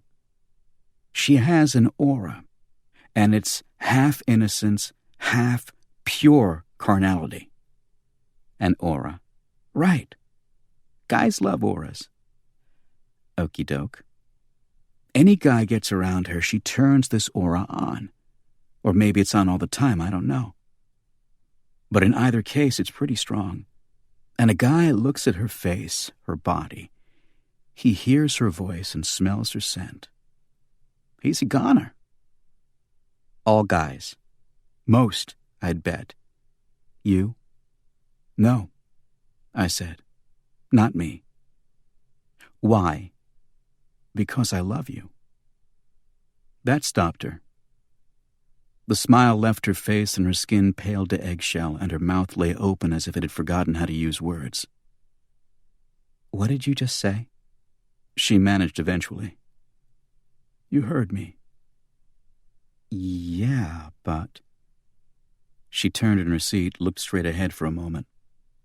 Then she turned to the middle-aged black woman sitting in the seat beside her, who'd been following our conversation since we got on the plane without any pretense to be doing otherwise.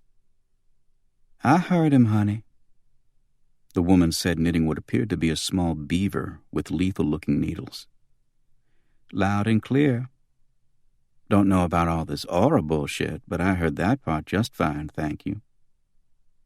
Wow, Angie said to her. You know? He ain't that good looking, the woman said. He may be rated G, but he don't rate no wow, seemed to me. Angie turned back to me. G, she said. Go on, the woman said to me. Get back to telling us about this slut-made-you coffee. Anyway, I said to Angie. She blinked, closed her mouth by placing the heel of her hand to her jaw and pushing up. Yeah. Back to that. If I wasn't, in love, the lady said. I glared at her. With you, Ange, yeah. I would have been a dead man in there. She's a viper. She picks guys, almost any guy, and she gets them to do her bidding, whatever that may be. I want to meet this girl, the woman said. See if she can get my Leroy to mow the lawn. But that's what I don't get, Angie said. Guys are that stupid. Yes. What he said, the woman said, concentrating on her knitting. Men and women are different, I said. Most of them, anyway. Particularly when it comes to the reactions to the opposite sex. I took her hand in mine. Desiree passes 100 guys in the street, at least half of them will think about her for days. And when she passes, they won't just go, nice face, nice ass, pretty smile, whatever. They'll ache. They'll want to possess her on the spot, melt into her, inhale her. Inhale her? She said. Yes. Men have a completely different reaction to beautiful women than women do to beautiful men. So Desiree, again, is... She ran the backs of her fingers up the inside of my arm. The flame. And we're the moths. You ain't half bad, the woman said, leaning forward and looking past Angie at me. If my Leroy could talk that sort of sweet bullshit you talk, he'd have gotten away with a lot more than he did these last 20 years. Poor Leroy, I thought. Somewhere over Pennsylvania, Angie said, Jesus. My head came off her shoulder. What? The possibilities, she said. What possibilities? Don't you see? If we invert everything we thought, if we look at things from the perspective of Desiree being not just a little screwed up or slightly corrupt, but a black widow, a machine of relentless self-interest, then, my God. I sat forward. Run with it, I said. She nodded. Okay. We know she put Price up to the robbery, right? Right. And then she gets Jay thinking about getting that money back from Price. She plays the opposite. You know, oh, Jay, can't we be happy without the money? But of course, inside she's thinking, take the bait. Take the bait, you fool. And Jay does. But he can't find the money. And then she realizes where it is. And she goes there. But she doesn't get caught like she said. She gets the money. But now, she's got a problem. Jay. Exactly. She knows he'll never stop trying to find her if she disappears. And he's good at his job. And she has to get Price out of the way, too. She can't just disappear. She has to get dead. So, she killed Ileana Rios, I said. We looked at each other, my eyes as wide as hers, I'm sure. Shot her point blank in the face with a shotgun, Angie said. Could she have? I said. Why not? I sat there thinking about it, letting it sink in. Why not indeed? If we accept this premise, I said, then we're accepting that she's totally without conscience or morality or empathy or anything which makes us humane. She nodded. And if she is, I said, then she didn't just become that way overnight. She's been that way for a long time. Like father, like daughter, Angie said. And that's when it hit me, like a building had fallen on me. The oxygen in my chest swirled into a vortex created by a single instant of horrifying clarity. What's the best type of lie in the world? I asked Angie. The type that's mostly true. I nodded. Why does Trevor want Desiree dead so badly? You tell me. Because he didn't set up that murder attempt on the Tobin Bridge. She did. Angie said in a near whisper. Desiree killed her mother, I said, and tried to kill her father. No wonder he's pissed at her, the woman beside Angie said. No wonder, I repeated. Chapter 34. It was all there to see in black and white for anyone who had the right information and the right perspective. With headlines such as, 3 men charged in brutal slaying of Marblehead socialite, or alleged thrill-kill trio arraigned for carjack kill, the stories quickly fell off the front page when the 3 killers, Harold Madsen of Lynn, Colum Devereaux of South Boston, and Joseph Brodeen of Revere, entered guilty pleas the day after the grand jury's decision to indict. Angie and I went straight from the airport to the Boston Public Library in Copley Square. We sat in the periodical room and scrolled through the microfilm of the Trib and the News until we found the stories, then read each one until we found what we were looking for. It didn't take long. In fact, it took less than half an hour. The day before the grand jury met, Harold Madsen's attorney had contacted the district attorney's office with a proposal deal for his client. Madsen would enter a plea of guilty to first-degree manslaughter for a sentence of 14 to 20 years. In exchange, he would finger the man who had hired him and his friends to kill Trevor and Inez Stone. It had all the makings of a bombshell, because up to this point, no mention had ever been made of the murder resulting from anything but a botched car theft. Carjack Killer claims it was a hit. The News screamed. But when the man Madsen claimed had hired them turned out to have died 2 days after Madsen's arrest, the DA laughed them out of his office. Anthony Lasardo? Assistant District Attorney Keith Simon said to a Trib reporter, "Are you kidding me?" He was a high school buddy of 2 of the defendants who died of a drug overdose. It's a pathetic ploy by the defense to give this sordid crime a grandeur it never had. Anthony Lasardo had absolutely no connection to this case. No one on the defense team could prove he did either. If Madsen, Devereaux, and Brodeen had been contacted by Lasardo, that fact died with him. And since their story hinged on contact with Lasardo and no one else, they took the fall for Inez Stone's murder all by themselves. A defendant who pleads guilty before a potentially costly trial for the state usually gets some time taken off his sentence. Madsen, Devereaux, and Brodeen, however, were each convicted of first-degree murder, both the judge and the DA having rejected a reduction to second degree with depraved indifference.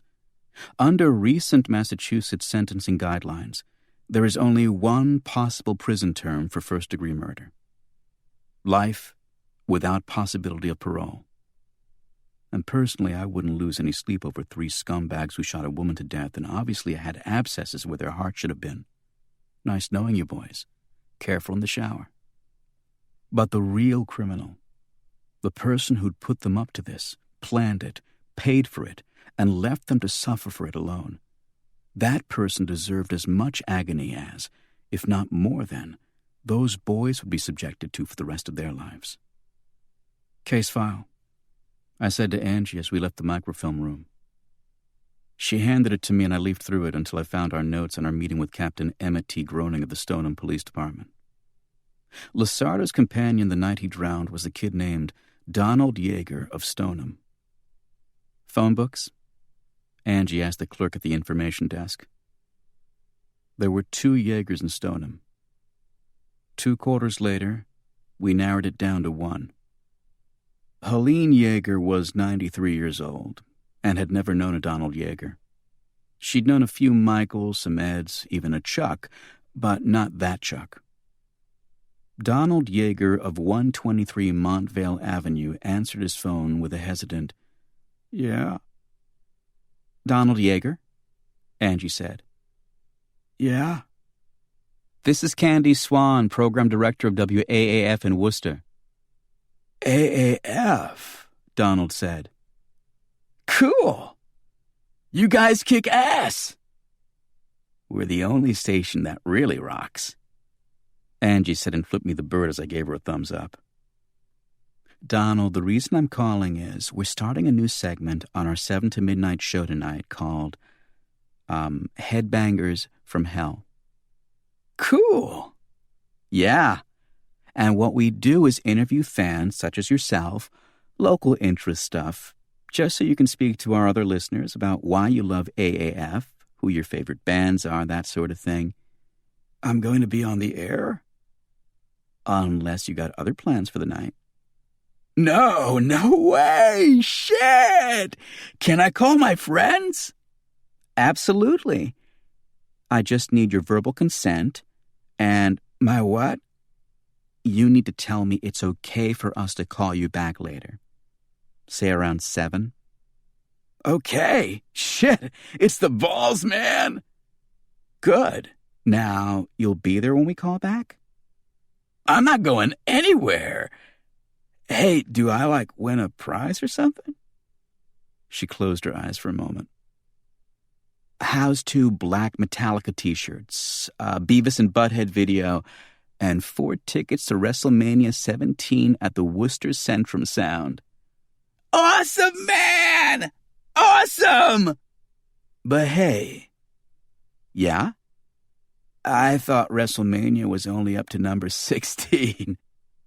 My mistake, Donald. We'll call you at 7. Make sure you're there. With bells on, babe. Where'd you come up with that? I said as we took a cab back to Dorchester to drop off our luggage, clean up, replace the guns we'd lost in Florida, and get our car. I don't know. Stoneham, AAF, they seem to go together. The only station that really rocks, I said. Dude. I took a fast shower after Angie's and came back into the living room to find her rummaging through piles of her clothes. She wore a pair of black boots, black jeans, and no shirt over her black bra as she went through a stack of T-shirts. Mistress Gennaro, I said. My.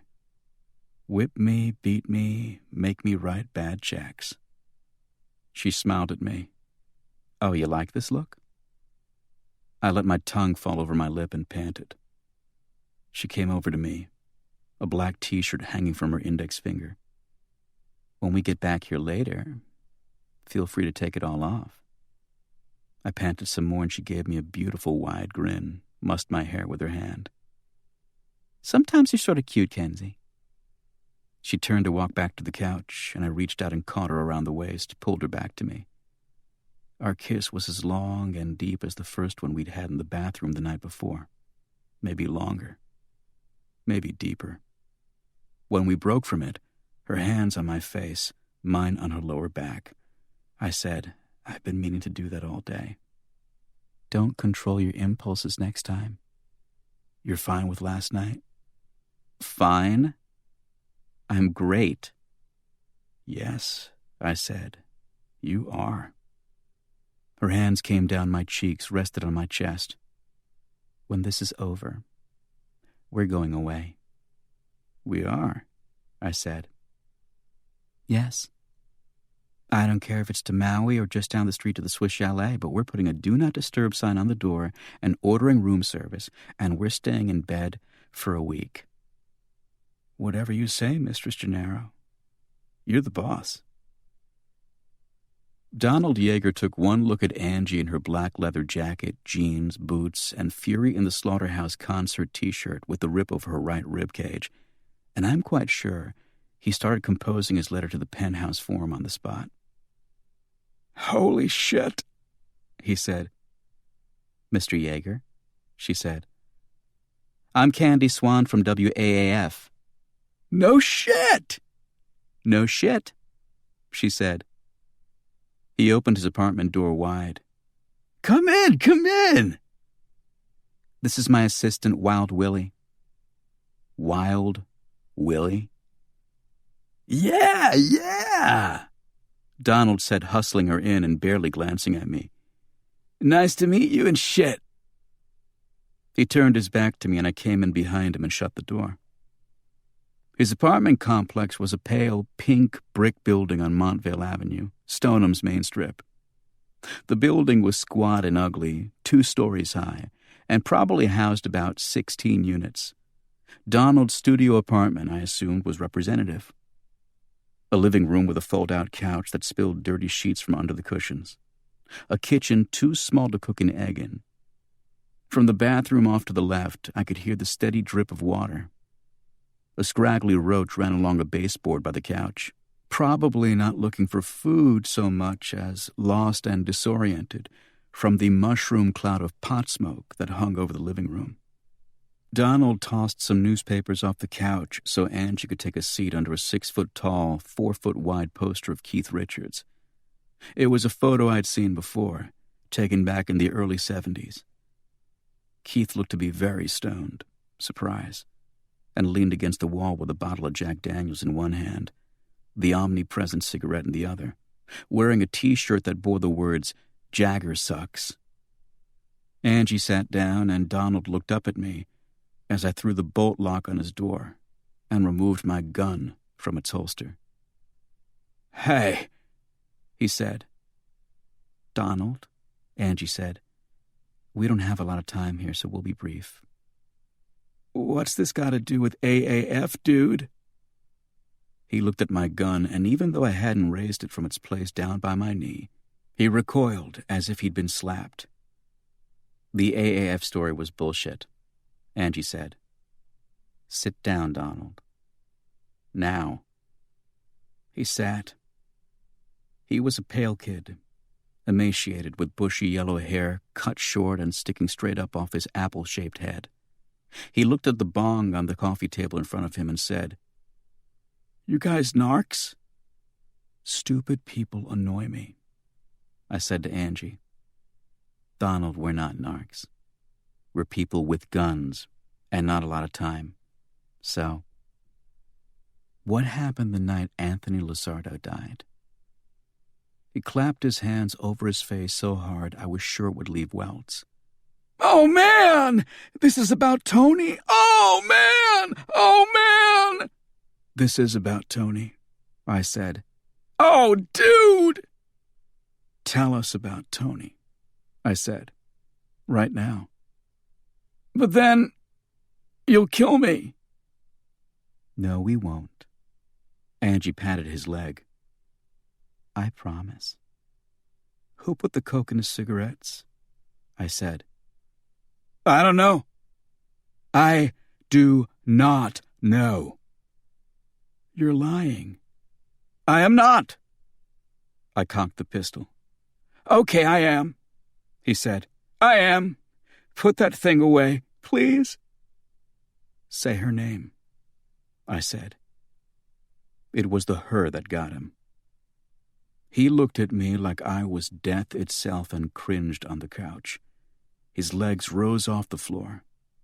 His elbows tightened against his sparrow's chest. "Say it." "Desiree Stone, man. It was her." "Why?" Angie said. "I don't know." He held out his hands. "Really, I don't. Tony'd done some shit for her, something illegal. But he wouldn't tell me what it was. He just said stay away from the chick because she was bad fucking news, buddy." "But you didn't stay away." "I did," he said. "I did. But she came over here like supposedly to buy some weed, you know? And man, I gotta tell you, wow, is all I can say." "She screwed you so hard your eyes spun," Angie said. "My toe spun, man.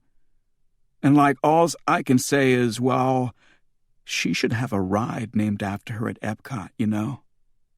"The cigarettes," I reminded him. "Yeah, right." He looked down at his lap. "I didn't know," he said softly, "what was in them. I swear to God. I mean, Tony was my best friend." He looked at me. "My best friend, man." "She told you to give him the cigarettes?" Angie said. He nodded. "They were his brand. I was just supposed to leave them in his car, you know? But then we went driving and ended up down at the reservoir, and he lights one up and goes out into the water, and then he gets this funny look on his face, like he's stepping on something and he don't like the way it feels. Anyway, that was it. Just that funny look on his face, and he sort of touched his chest with his fingertips, and then he went underwater. You pull him out? I tried, but it was dark. I couldn't find him out there. So after 5 minutes, I got scared. I left. Desiree knew he had an allergic reaction to Coke, didn't she? I said. Yeah. He nodded. Tony only did pot and booze, though as a messenger and all, he wasn't supposed to. Lizardo belonged to the Church of Truth and Revelation. He looked up at me. Yeah, since he was like a kid. I sat on the arm of the couch for a moment, took a deep breath, got a mouthful of Donald Yeager's pot fumes for my trouble. Everything, Angie said. I looked over at her. What? Everything this woman's done since day one has been calculated. The depression, grief release, everything. How'd Lizardo become a messenger? I asked Donald. His mother, man. She's kinda nutty 'cause her husband's a loan shark and shit. She forced Tony into it about 10 years ago. He was a kid. How'd Tony feel about it? Angie said. He waved his hand dismissively. Thought it was a pile of shit. But he respected it too, kinda, 'cause he said they were like his dad, always scamming. He said they had lots of money, boatloads of the shit. They couldn't report to no IRS. Desiree knew all this, didn't she? He shrugged. Not so she told me or nothing. Come on, Donald. He looked up at me. I don't know. Tony was a talker, okay? So, yeah, he probably told Desiree everything about himself from the womb on. I mean, not long before he died, Tony told me he'd met this dude, was going to take off the church for some serious cash, and I'm like, Tony, don't be telling me these kind of things, you know? But Tony was a talker. He was a talker. Angie and I locked eyes. She'd been right a minute ago. Desiree had calculated every single move she'd made. She'd targeted grief release and the Church of Truth and Revelation, not the other way around. She'd zeroed in on Price and Jay and everyone else probably who'd ever thought they were zeroing in on her. I whistled softly under my breath. You almost had to hand it to the woman. She was a piece of work, unlike any other. So, Donald, you didn't know the cigarettes were laced, I said. No, he said. No way. I nodded. You just thought she was being nice, giving her ex-boyfriend a free pack of smokes. No, look, it's like I didn't know. I just see Desiree, she gets what she wants. Always. And she wanted your best friend dead, Angie said. And you made sure she got it, I said. No, man, no. I loved Tony. I did. But Desiree was a great fuck, Angie said. He closed his mouth, looked at his bare feet. I hope she was the greatest of all time, I said, because you helped her kill your best friend. And you gotta live with that for the rest of your life. Take it easy. We walked to his door, opened it. She'll kill you too, he said. We looked back at him. He leaned forward, packed weed into the bong with trembling fingers. You get in her way. Anything gets in her way, she'll wipe it out. She knows I won't say anything to any real cops because I'm nothing, you know. He looked up at us. See, Desiree? I don't think she cares about screwing. Good as she is at it, I get the feeling she could take it or leave it. But destroying people, man, I bet that gets her off like a bottle rocket on the 4th of July. Chapter 35. What she gained by coming back here? Angie said, adjusting the focus on her binoculars and peering through them at the lighted windows of Jay's condo in Whittier Place. Probably not her mother's memoirs, I said. I think we can safely rule that out. We were parked in a lot under an expressway off-ramp, on an island between the new Nashua Street Jail and Whittier Place. We'd sunk as low as possible in our seats so we could get a clear view of the bedroom and living room windows of Jay's place. And in the time we'd been here, we'd seen 2 figures, one male, one female, pass the windows. We didn't even know if the female was Desiree, for sure, because Jay's thin curtains were drawn, and all we could see were silhouettes. The identity of the male was anyone's guess.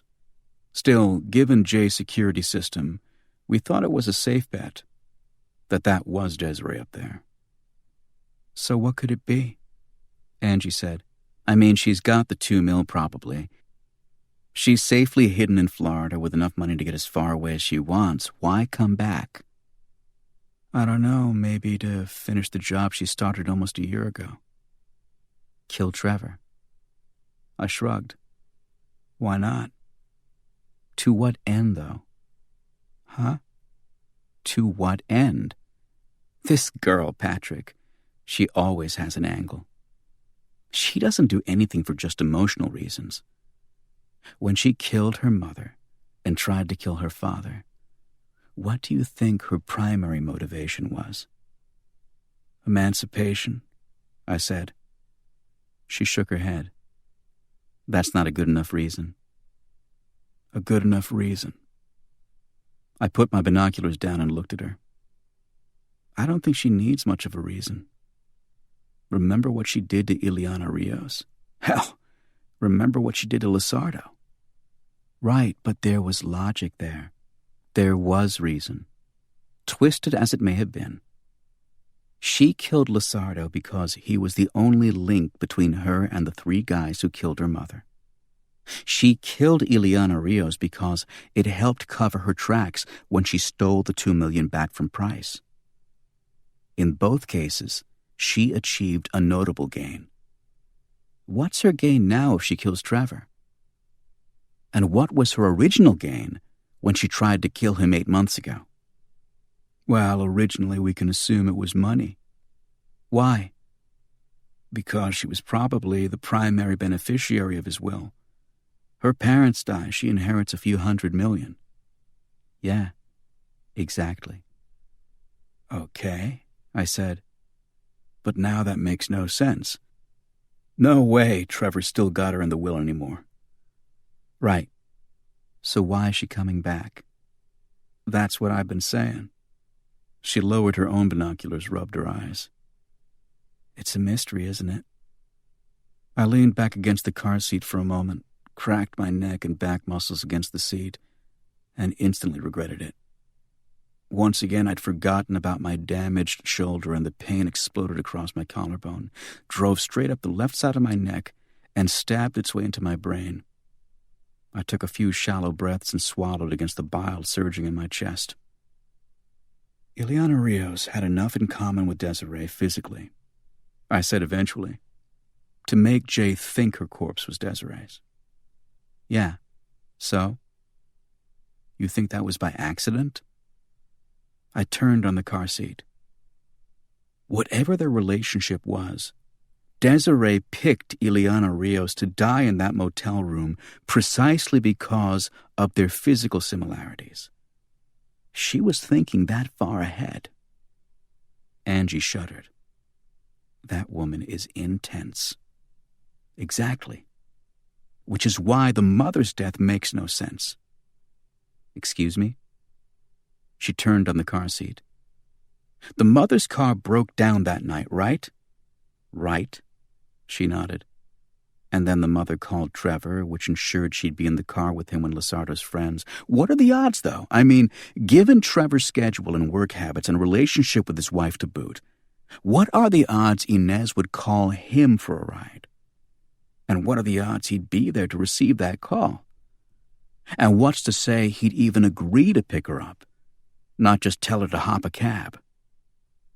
It is leaving a lot to chance, she said. Right. And Desiree never leaves anything to chance, as you said. You're saying the mother's death wasn't part of the plan. I don't know. I looked up at the window and shook my head. With Desiree, I don't know a lot. Tomorrow she wants us to accompany her to the house, ostensibly for protection. As if she ever needed protection in her entire life. Right. So why does she want us there?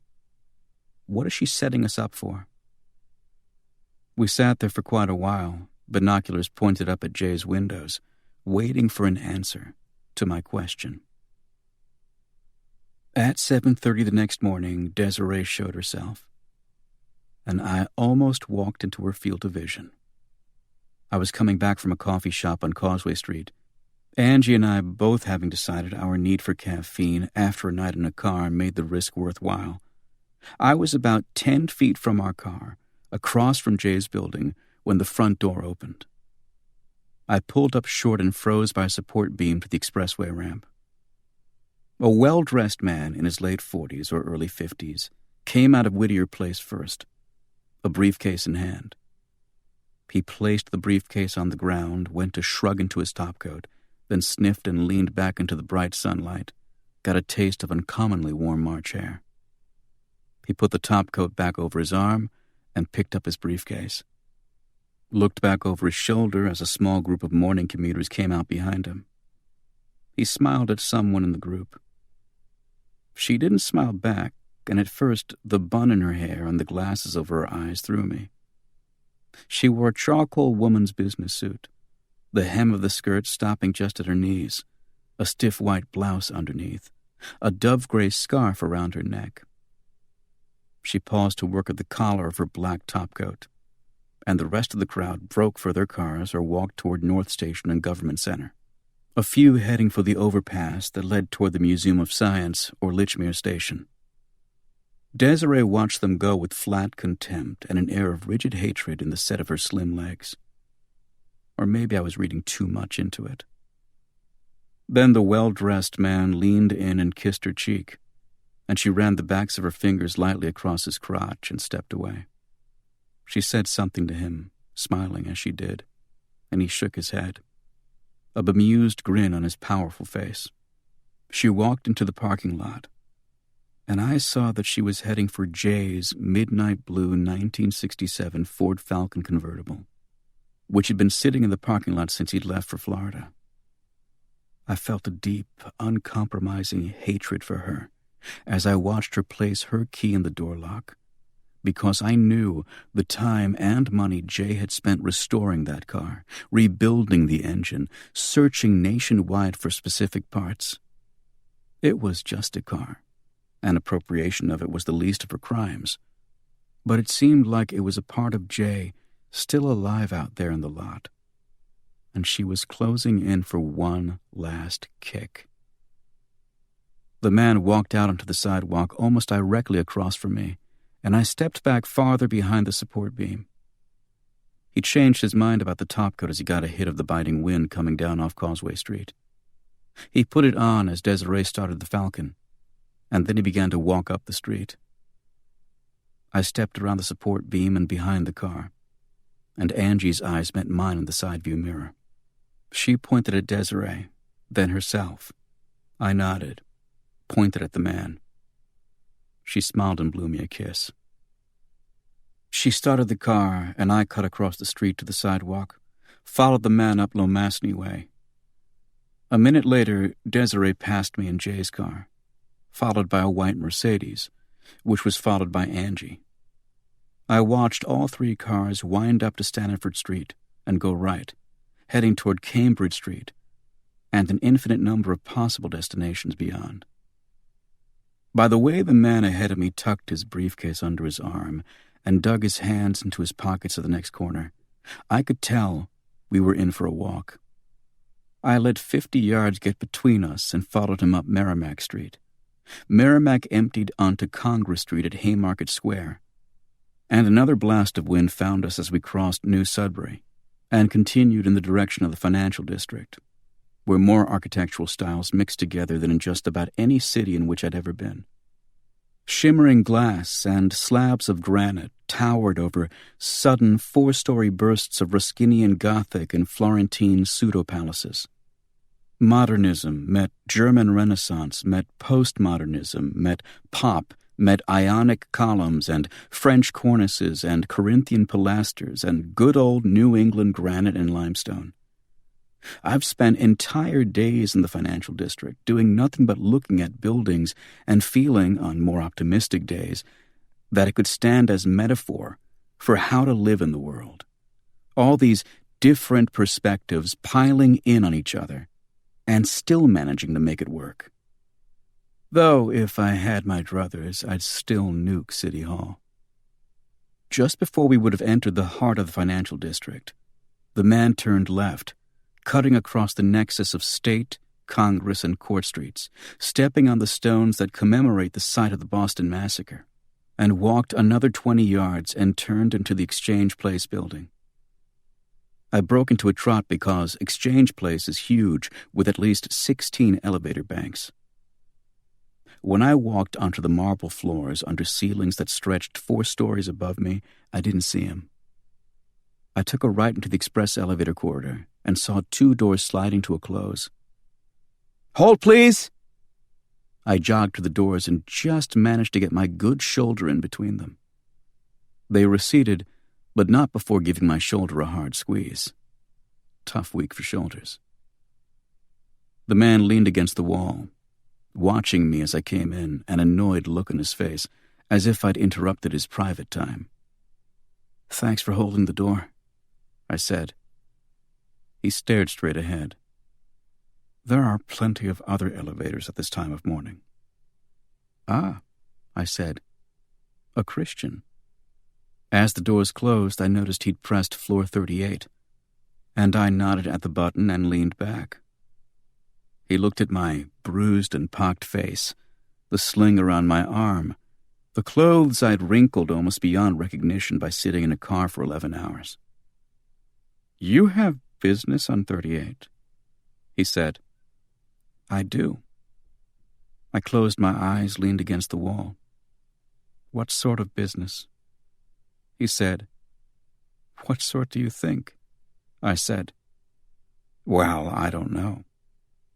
"Then maybe you're going to the wrong floor," I said. "I work there." "And you don't know what sort of business they do? Geez. First day?" He sighed as the elevator raced past floors 1 through 20 so fast I thought my cheeks would slide off my chin. "Young man," he said, "I think you've made a mistake." "Young man," I said. But when I got a closer look at him, I realized my original estimate of his age had been off by at least a decade. His tan, tight skin and rich dark hair had thrown me off, as had the energy in his step. But he was at least a young-looking 60. "Yes, I really think you have the wrong place." "Why?" "Because I know all the firm's clients, and I don't know you." "I'm new," I said. "I doubt it," he said. "No, really," I said. "No way in hell," he said, and gave me a paternal grin of perfectly capped white teeth. He'd said firm, and I took a guess that it wasn't an accounting firm. "I was injured," I said, indicating my arm. "I'm a drummer for Guns N' Roses, the rock band. You heard of them?" He nodded. "So we had a show last night at the Fleet, and somebody set off some pyrotechnics in the wrong place, and now I need a lawyer." "Is that right?" "Yes." The drummer for Guns N' Roses is named Matt Sorum, and you don't look anything like him. A 60-year-old Guns N' Roses fan? How could this be? And why was it happening to me? Was Matt Sorum, I said. Was. He and Axel had a falling out, and I was called in. To play at the Fleet Center? He said as the elevator reached 38. Yeah, buddy. The doors opened, and he blocked them into the return panel by placing his hand against it.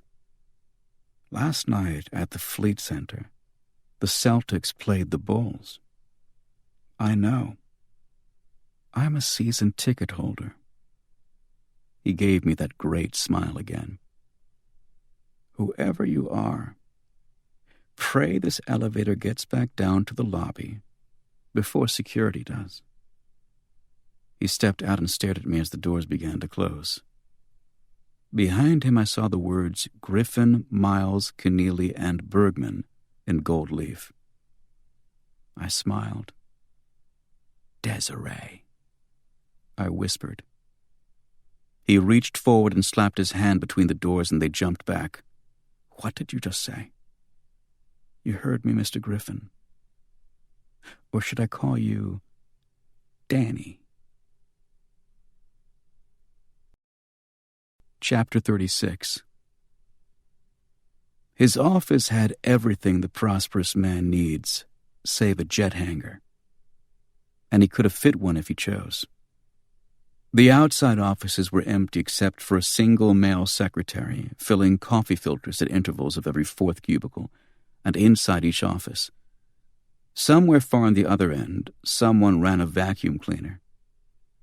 Daniel Griffin hung his top coat and suit jacket in his closet and walked around a desk so big I was sure it was measured in yard lines. He took a seat and motioned for me to sit across from him. I stood. Who are you? He said. Patrick Kenzie. I'm a private investigator. Call Cheswick Hartman if you want my life story. You know Cheswick? I nodded. You're not the one who extricated his sister from that situation in Connecticut several years back. I lifted a heavy bronze statuette off the corner of his desk, looked at it. It was the representation of some Eastern god or mythological figure, a woman wearing a crown on her head, but her face marred by the trunk of an elephant in place of a nose. She sat cross-legged as fish jumped from the sea toward her feet, her four hands holding a battle axe, a diamond, an ointment bottle, and a coiled serpent, respectively. Sri Lankan? I said. He raised his eyebrows and nodded. Ceylon back then, of course. Duh, I said. What do you want from me? He said. I glanced at a photo of a smiling, beautiful wife, then at another of several grown children, and a multitude of perfect grandchildren. Vote Republican? I said. What? Family values? I said. I don't understand. What did Desiree want? I said. I'm not sure that's any of your business. He was recovering from the shock out by the elevator, his voice deepening and his eyes growing righteous again. It wouldn't be long before he was threatening to call security again, so I had to cut him off at the knees. I came around the desk and moved a small reading lamp, sat on the desktop, my leg an inch from his. Danny, I said, if you were just having a tryst with her, you never would have let me out of the elevator. You have something huge to hide. Something unethical and illegal and capable of sending you to jail for the rest of your life. Now, I don't know what that is yet, but I know how Desiree works, and she wouldn't waste 5 minutes on your flaccid genitalia if you weren't giving her something big in exchange. I leaned forward and loosened the knot in his tie, unbuttoned his collar. So, tell me what it is. His upper lip was speckled with sweat, and his tight jowls had begun to sag. He said, "You're trespassing." I raised an eyebrow. "That's the best you can come up with?" "Okay, Danny." I got off the desk. He leaned back in his chair, pushing its wheels back from me, but I turned away from him and headed for the door. I looked back at him. "In 5 minutes, when I call Trevor Stone to tell him that his lawyer is fucking his daughter, should I give him a message on your behalf?" "You wouldn't." "Wouldn't? I got pictures, Danny. You gotta love the bluffs that work." Daniel Griffin held up a hand and swallowed several times. He stood up so quickly the chair spun away from him, and then he placed his hands on his desk for a moment, sucked oxygen from the air. "You work for Trevor?" he said. "Used to," I said. "Not anymore. But I still have his number." "Are you," he said, his voice rising, "loyal to him?"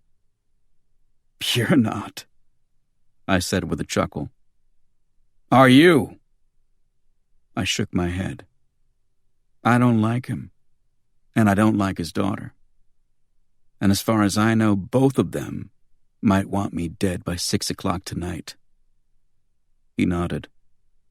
"They're dangerous people." "Yeah, Danny? Tell me something I don't know. What are you supposed to do for Desiree?" He shook his head and walked to a small fridge in the corner. He bent by it, and I drew my gun, released the safety. But all he pulled out was a bottle of Evian. He guzzled half of it, then wiped his mouth with the back of his hand. His eyes widened when he saw the gun. I shrugged. "He's a mean, evil man, and he's going to die," he said. "I have to think of the future. I have to think of who's going to handle his money when he's gone. Who's going to control the purse, if you will." "Big purse," I said. "Yes. $1,175,000,000 at last count." The figure rocked me a bit. There's the kind of money you can envision filling a truck or a bank vault. And then there's the kind of money that is too big for either. "That's not a purse," I said. "That's a gross national product." He nodded. "And it has to go somewhere when he dies." "Jesus," I said. "You're going to alter his will." His eyes dropped from mine, and he stared out the window. "Or you've altered it already," I said. "He changed his will after the attempt on his life, didn't he?" He stared out at State Street and the back of City Hall Plaza, and nodded. "He cut Desiree out of it?" Another nod. "Who's the money go to now?" "Nothing."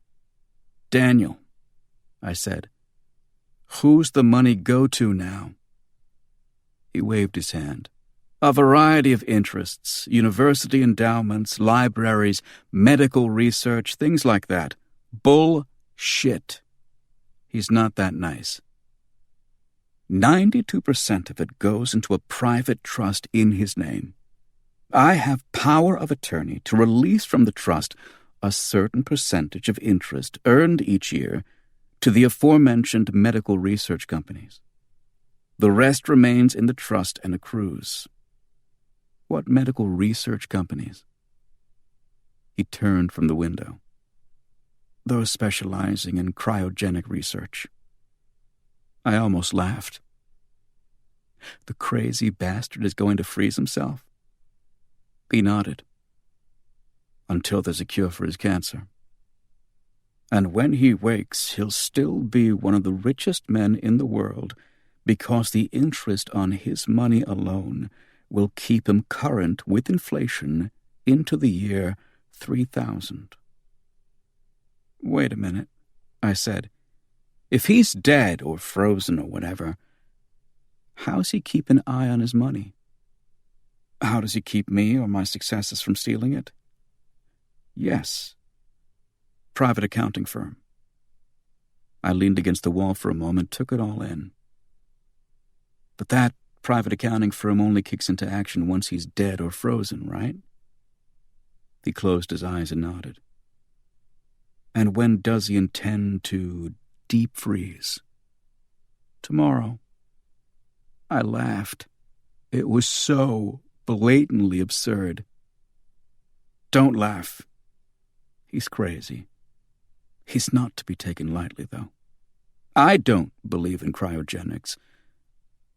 But what if I'm wrong and he's right, Mr. Kenzie? He'll dance on our graves. Not if you change the will, I said. That's the one loophole in his plan, isn't it? Even if he checks the will before he climbs in his cooler, or whatever the hell it is, you can still change or replace it with another, can't you? He sucked from the Avion bottle. It's delicate, but possible. Brilliant. Where's Desiree now? I have no idea. Okay. Grab your coat. What? You're coming with me, Daniel. I'm doing no such thing. I have meetings. I have several bullets in my gun. And they're calling their own meeting. Know what I mean? Chapter 37. We hailed a cab on State Street and rode against the morning rush hour traffic down into Dorchester. How long have you worked for Trevor? I said. Since 1970. More than a quarter of a century, I said. He nodded. But you sold that out in a few hours last night for a touch of his daughter's flesh. He reached down and straightened the crease in his trousers until the cuff of his pants settled just so on his gleaming shoes. Trevor Stone, he said and cleared his throat, is a monster. He treats people like commodities, worse than commodities. He buys, sells, and trades them, dumps them in the garbage when they're no longer of use to him. His daughter, I admit, I long thought to be his opposite. The first time we made love, when was this? He straightened his tie. 7 years ago. When she was 16. He looked out at the gridlocked traffic on the other side of the expressway. I thought she was a gift from heaven. A flawless, kind, caring beauty who would become everything her father wasn't. But as time wore on, I saw that she was acting. That's what she is, a better actor than her father, but no different. So, being an old man and having lost my innocence a long time ago, I realigned my perspective on the situation and took what I could from it. She uses me and I use her, and both of us pray for the demise of Trevor Stone. He smiled at me. She may be no better than her father, but she's prettier and much more fun in bed. Nelson Ferrer looked at me through bleary eyes and scratched himself through his Fruit of the Looms. Behind him, I could smell the stale sweat and spoiled food aroma permeating his apartment like a fever. You want me to sit on this guy? Daniel Griffin looked terrified. But I don't think it was Nelson he feared yet, though he should have. It was Nelson's apartment. Yeah, till midnight, $300. He held out his hand and I put the bills in them. He stepped back from the doorway and said, Come on in, old man. I pushed Daniel Griffin over the threshold and he stumbled into the living room. Handcuff him to something if you have to, Nelson, but don't hurt him, even a little bit. He yawned. For $3 I'll make him breakfast. Too bad I can't cook. This is outrageous, Griffin said. At midnight, kick him loose. I said to Nelson. "I'll see you." Nelson turned and shut the door. As I walked down the hallway of his building, I heard his voice through the thin walls. "One simple rule of the house, old guy. You touch the remote control, I cut your hand off with an old saw." I took the subway back downtown and picked up my personal car from the garage on Cambridge Street, where I keep it stored. It's a 1963 Porsche I restored much in the same way Jay restored his Falcon, piece by piece over many years, before it was even roadworthy. But after a time, it was the work, and not the result, that I felt a fondness for. As my father once said when he pointed out a building he'd helped construct before he'd become a fireman, "The building don't mean shit to me. But that brick there, Patrick, and that whole row on the third floor there, I put them there. The first fingers to ever touch them were mine, and they'll outlive me." And they did. Work and its results always outlived those who labored at it, as any Egyptian slave ghost will tell you. And maybe, I thought as I pulled the cover off my car, that's what Trevor can't accept. Because the little I knew of his businesses, and I could have been very wrong, they were so diversified, his stake in immortality was very slim. He didn't seem to have been much of a builder. He was a buyer and a seller and an exploiter. But El Salvadoran coffee beans and the profits they yielded weren't tangible once the coffee was drunk and the money spent. What buildings bear your fingerprints, Trevor? What lovers retain your face in their memory with joy or fondness? What marks your time on this earth? And who mourns your passing? No one.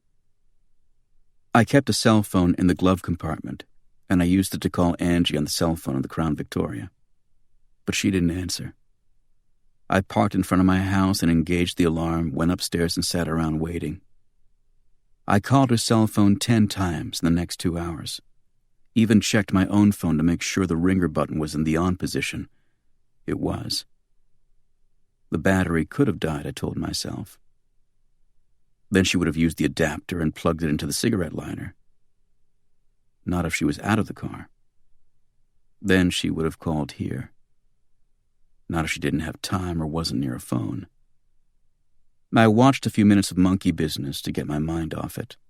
But even Harpo chasing women around the ocean liner, and the prospect of the 4 Marx brothers doing their Maurice Chevalier imitations to get off the boat with the singer's stolen passport wasn't enough to hold my concentration. I turned off the TV and VCR, dialed the cell phone number again. No answer. That's what I got the rest of the afternoon. No answer. Nothing but the ringing on the other end, and the ringing in my head, and the silence that followed. Loud, mocking silence. Chapter 38. The silence followed me as I drove back to Whittier Place for my 6 o'clock meeting with Desiree. Angie wasn't just my partner. She wasn't just my best friend. And she wasn't just my lover. She was all those things, sure, but she was far more. Ever since we made love the other night, it had begun to dawn on me that what lay between us, what in all probability had lain between us since we were children, wasn't just special. It was sacred. Angie was where most of me began, and all of me ended. Without her, without knowing where she was or how she was, I wasn't merely half my usual self. I was a cipher. Desiree was behind the silence, I was sure of it. And as soon as I saw her, I was going to put a bullet in her kneecap and ask my questions. But Desiree, a voice whispered, is smart. Remember what Angie said. Desiree always has an angle. If she was behind Angie's disappearance, if she had her tied up somewhere, she'd use her As a bargaining chip, she wouldn't have just killed her. There's no profit there. No gain. I came down the expressway off-ramp for Storrow Drive, and then swung right so I could loop around Leverett Circle and pull into Whittier Place. But before I reached the circle, I pulled over, engine idling, and put my hazards on for a minute. Forced myself to take some breaths, to cool the broiling blood in my veins, to think.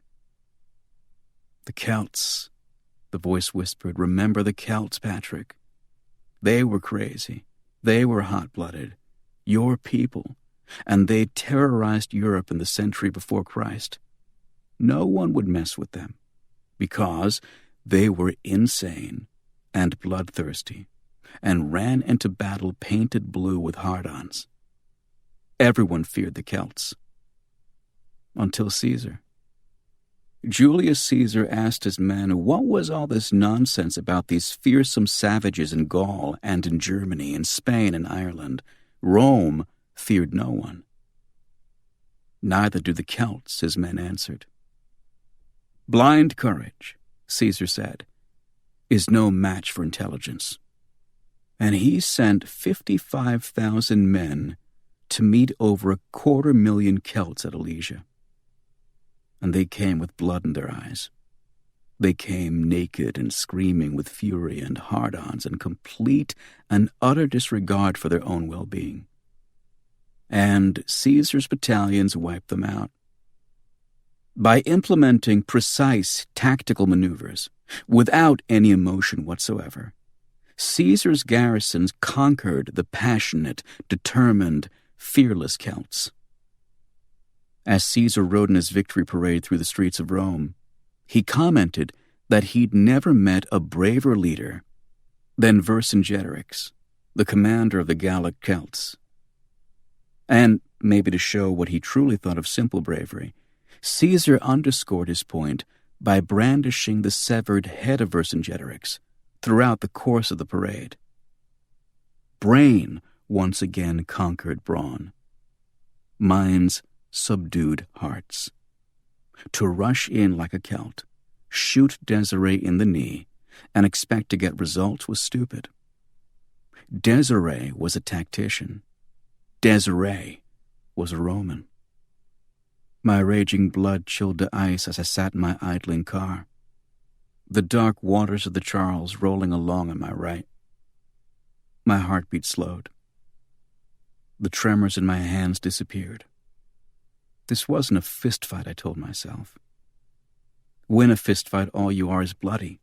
Your opponent slightly more so, but he's usually ready for another fight if the mood hits him. This was war.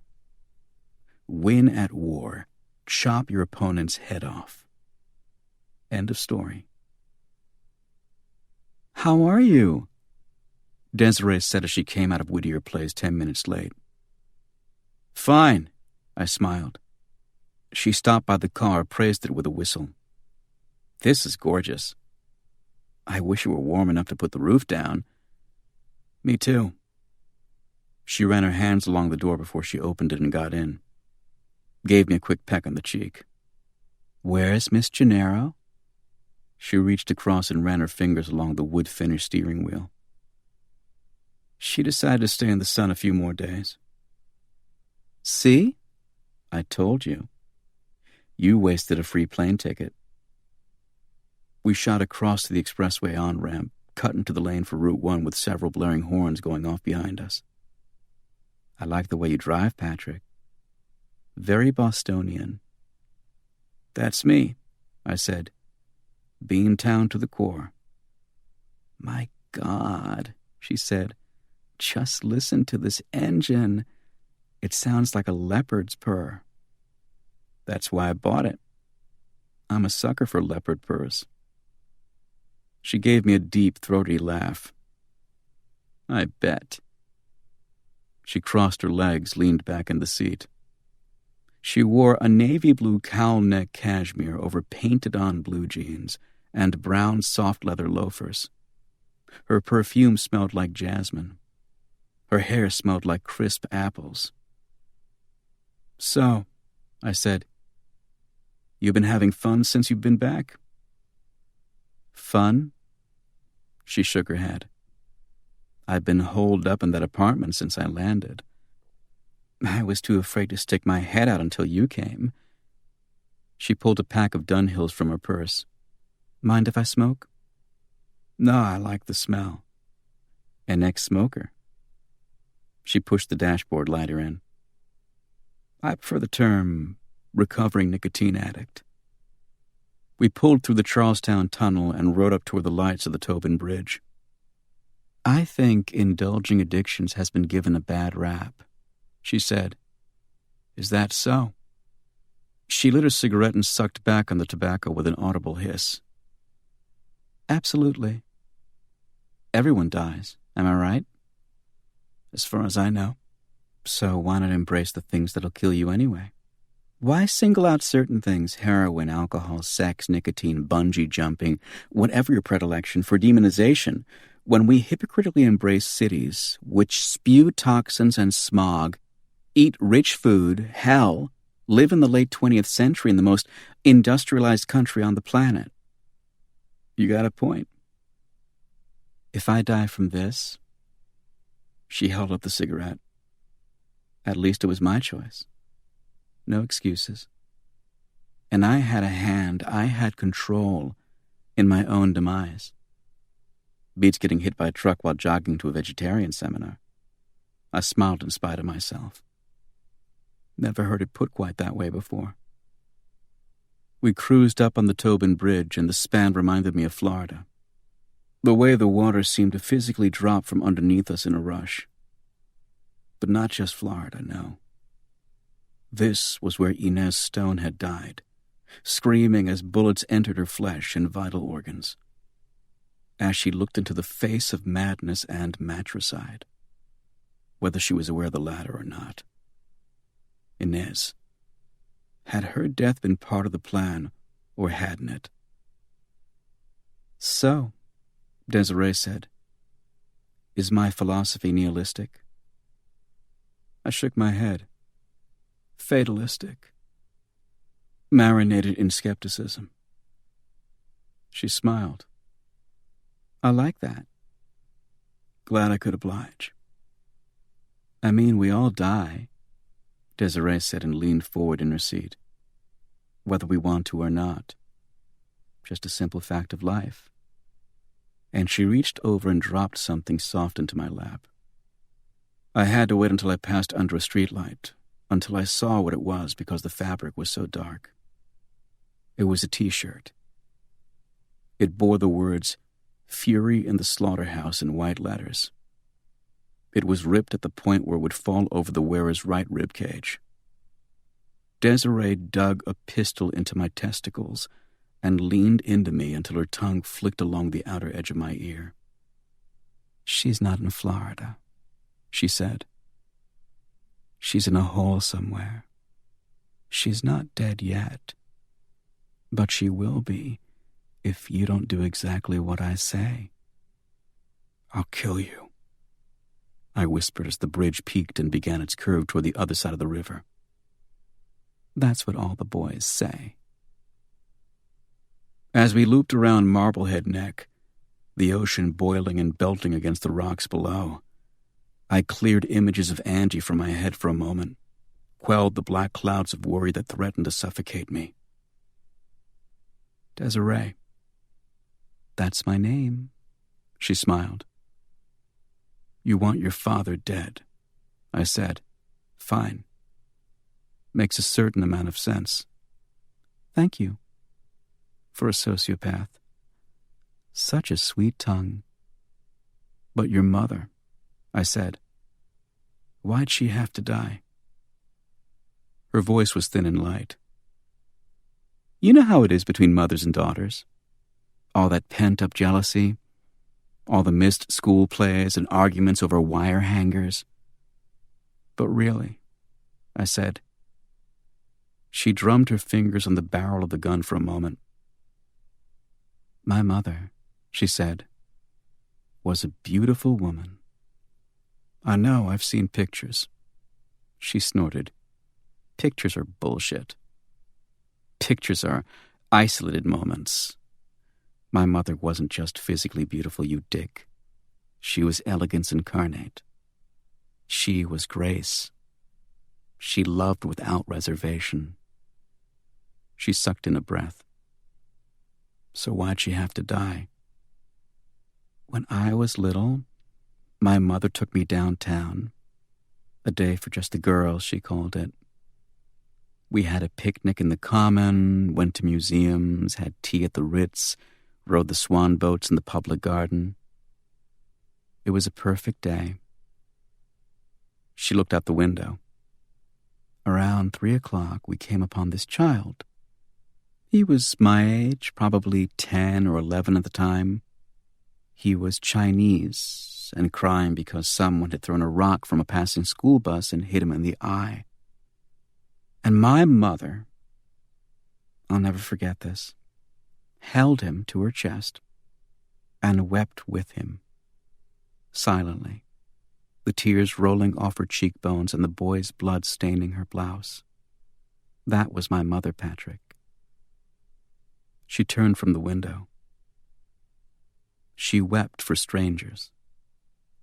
And you killed her because of that? I didn't kill her, she hissed. No. Her car broke down, you fuck. Get it? That wasn't part of the plan. She wasn't supposed to be with Trevor. She wasn't supposed to die. She coughed loudly into her fist, sucked a harsh liquid breath back into her body. It was a mistake, I said. Yes. You loved her. Yes. So her death hurt you, I said. More than you could possibly imagine. Good, I said. Good that she died, or good that her dying hurt me? Both, I said. The great cast-iron gates parted before us as we turned into Trevor Stone's driveway. I drove through the opening, and the gates closed behind me, and my lights arced up ahead of us through the carefully manicured bushes and shrubs, curled left as the white gravel driveway snaked around an oval lawn with an enormous bird bath in its center, then broke gracefully to the right into the main drive. The house lay 100 yards up, and we passed through a row of white oak on either side, the towering trees standing proud and unyielding like sentries spaced at 5-yard intervals. When we reached the cul-de-sac at the end of the road, Desiree said, "Keep going." "There," and pointed. I drove around the fountain, and it lit up at the same time. Yellow streams of light coursing through sudden eruptions of frothy water. A bronze nymph floated above it all, twisting in slow revolutions, dead eyes on a cherub's face watching me as I passed. The road dog-legged at the corner of the house, and I followed it back through a stretch of pine to a converted barn. "Park it there," Desiree said and pointed at a clearing to the left of the barn. I pulled over and shut off the engine. She took the keys and got out of the car, pointing the gun at me through the windshield. As I opened my door and stepped out into the night, the air twice as frigid as it had been in the city, due to the wind screaming off the ocean. I heard the unmistakable sound of a round ratcheting in a shotgun chamber, and turned my head, looked down the black barrel at Julian Archerson standing at the other end. "Evening, Mr. Kenzie." "Lurch," I said. "A pleasure as always." In the dim light, I could see a chrome cylinder sticking out of the left pocket of his top coat. I got a closer look as my eyes adjusted to the darkness and realized it was an oxygen tank of some kind. Desiree came around beside Julian and lifted a tube that hung off the tank, straightened the kinks in the tube until she extended a translucent yellow mask through the darkness. She handed the mask to me and twisted the knob on the tank, and it hissed. "Suck on this," she said. "Don't be ridiculous." Julian dug the shotgun muzzle into my jaw. "You don't have a choice, Mr. Kenzie."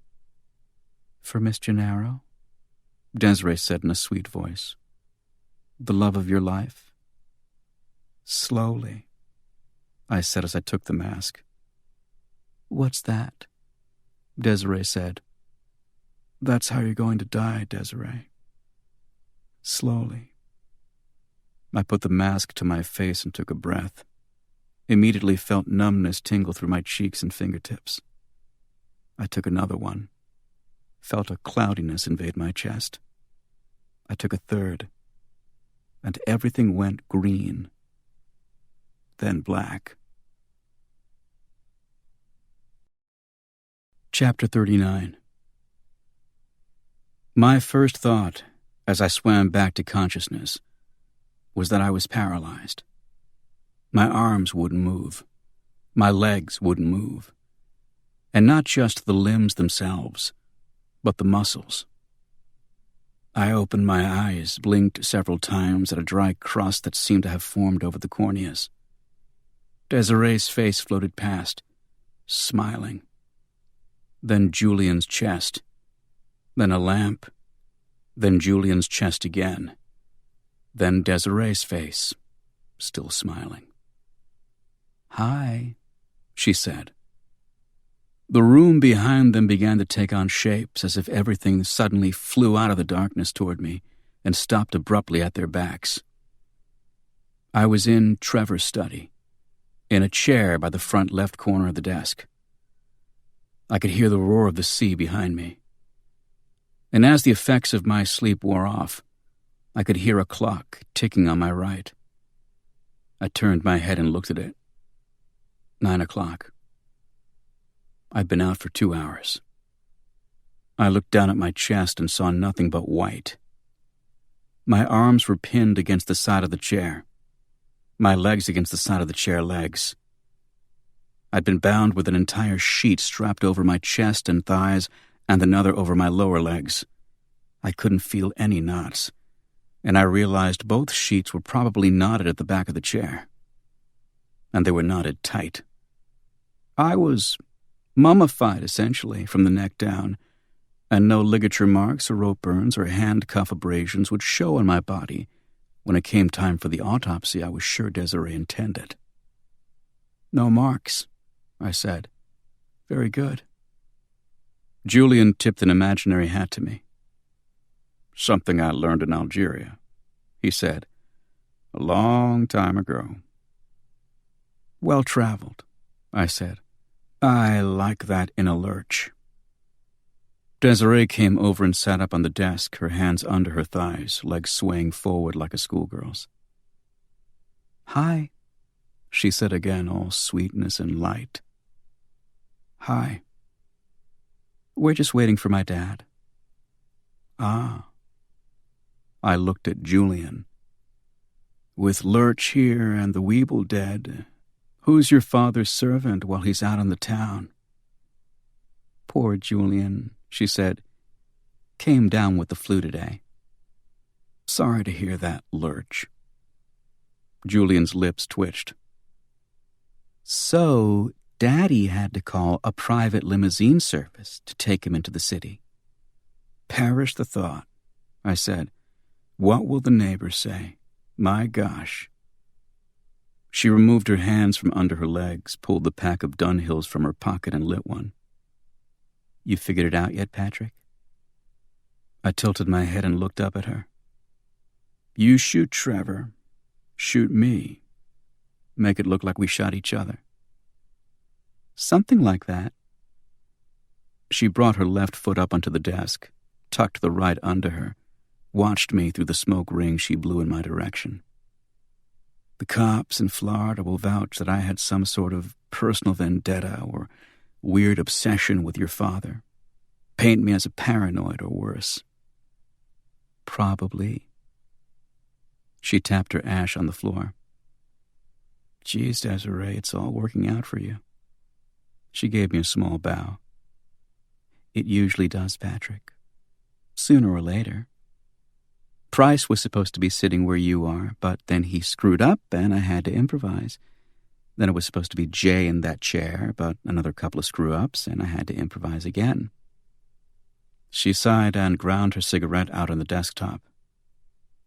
That's okay, though. Improvisation's one of my specialties. She leaned back on the desk and gave me a broad smile. I'd clap, I said, but I'm sort of incapacitated. It's the thought that counts, she said. Since we're sitting here without much to do before you murder your father and me, let me ask you something. Shoot, babe. Price took the money you two stole and hid it, right? Yes. But why'd you let him do that, Desiree? Why didn't you just torture the information out of him and kill him? He was a pretty dangerous guy, she said, her eyebrows arched. Yeah, but come on. In the danger department, I bet you made him look like a sissy.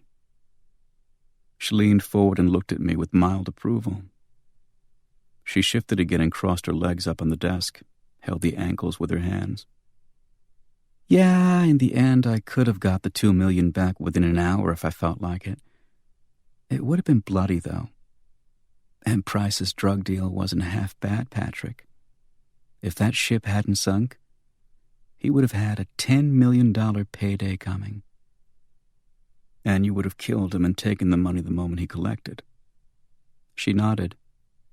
Not bad, huh? But then heroin started floating up on the beaches in Florida, so the whole scam was null and void, yes. She lit another cigarette. Then Daddy sent you and Clifton and Cushing down there, and Cushing and Clifton took Jay out of the equation, and I had to improvise once again. But you're so good at it, Desiree. She smiled, her mouth open, the tip of her tongue running lightly under her upper teeth.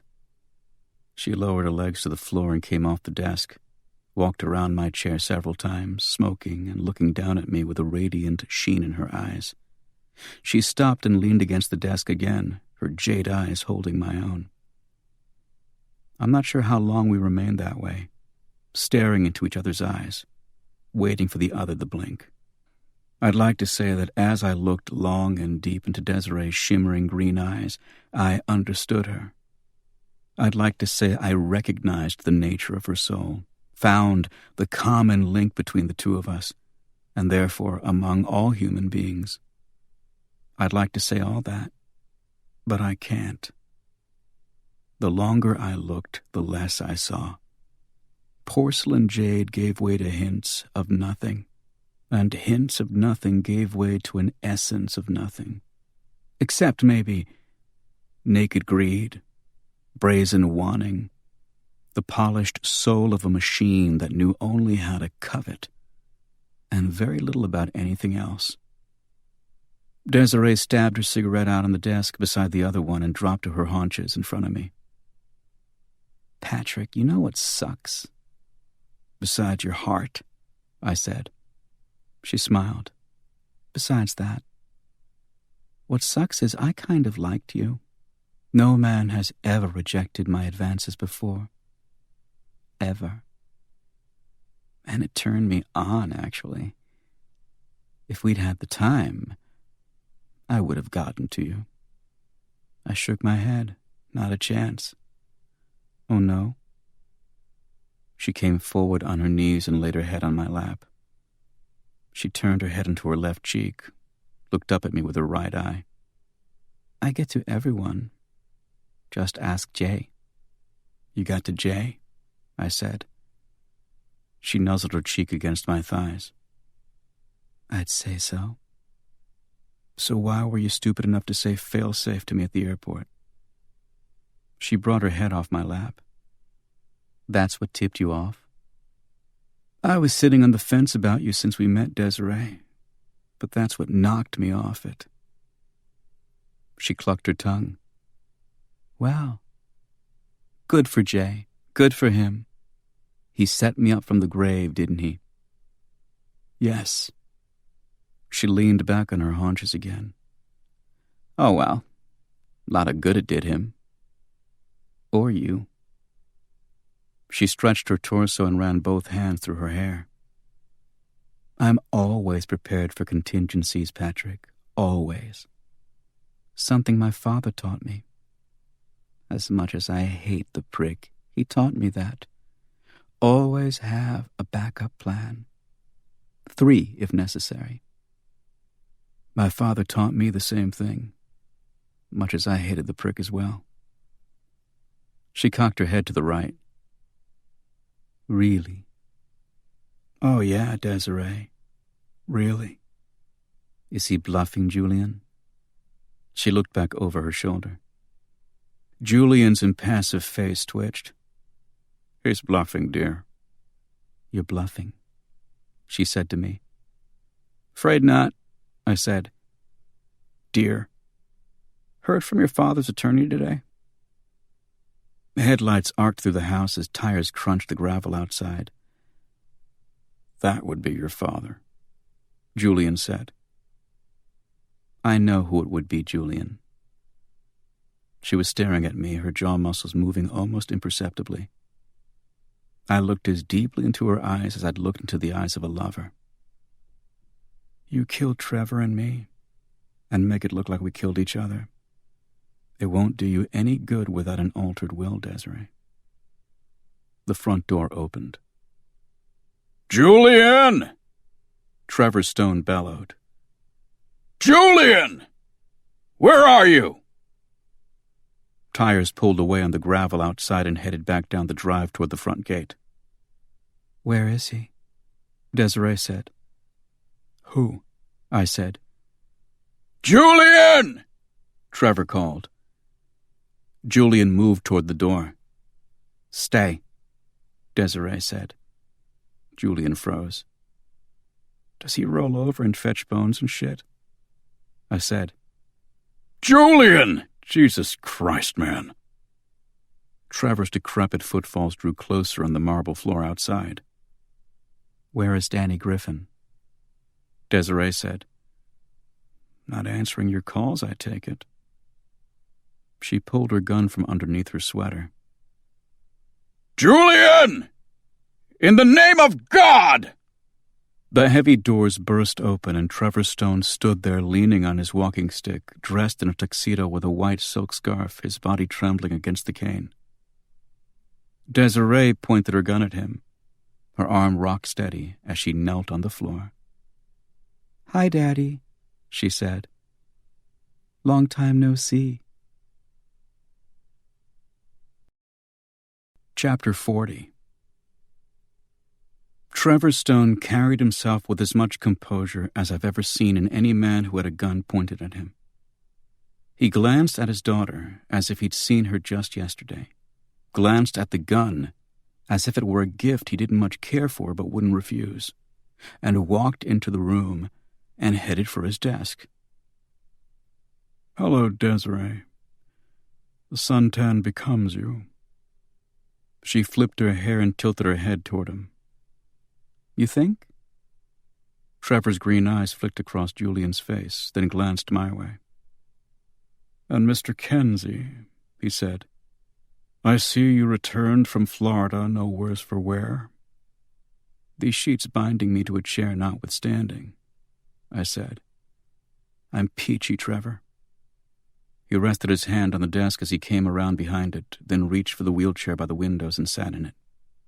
Desiree pivoted on her knees, following him with the gun. So, Julian, Trevor said, his rich baritone filling the large room. You've chosen to side with youth, I see. Julian crossed his hands in front of his waist, tilted his head toward the floor. It was the most pragmatic option, sir. I'm sure you understand. Trevor opened the ebony humidor on his desk and Desiree cocked the pistol. Just a cigar, my dear. He withdrew a Cuban the length of my calf, snipped the end off, and lit it. Small circles of smoke puffed from the fat coal as he sucked in his ruined cheeks repeatedly and got it going. And then a rich, almost oak leaf smell permeated my nostrils. Hands where I can see them, Daddy. I wouldn't dream of doing otherwise, he said, and leaned back in the chair, puffed a ring into the air above his head. So you've come to finish the job those 3 Bulgarians couldn't manage on the bridge last year. Something like that, she said. He tilted his head and looked at her out of the corner of his eye. No, it's exactly like that, Desiree. If your speech is nebulous, remember your mind will appear to be so as well. Trevor Stone's rules of engagement, she said to me. Mr. Kenzie, he said, back to staring at the rings he exhaled. Have you sampled my daughter? Daddy, Desiree said. Really? No, I said. Haven't had the pleasure. Which makes me unique in this room, I think. His ruined lips formed their imitation of a smile. Ah, so Desiree's fantasy of our having a sexual history persists. You told me yourself, Daddy. If something works, stick with it. Trevor winked at me. I'm not without sin, but I do draw the line at incest. He turned his head. And Julian, how did you find my daughter's technique in the bedroom? Was it satisfactory? Quite, Julian said, and his face twitched. Better than her mother's? Desiree's head jerked around to look at Julian, then jerked back to Trevor. I wouldn't know about her mother's, sir. Come now, Trevor chuckled. Don't be modest, Julian. For all we know, you're this child's father, not me. Julian's hands tightened and his feet parted slightly. You're imagining things, sir. Am I? Trevor turned his head and winked at me.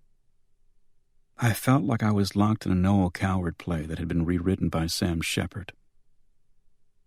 You think this is going to work? Desiree said. She rose off her knees.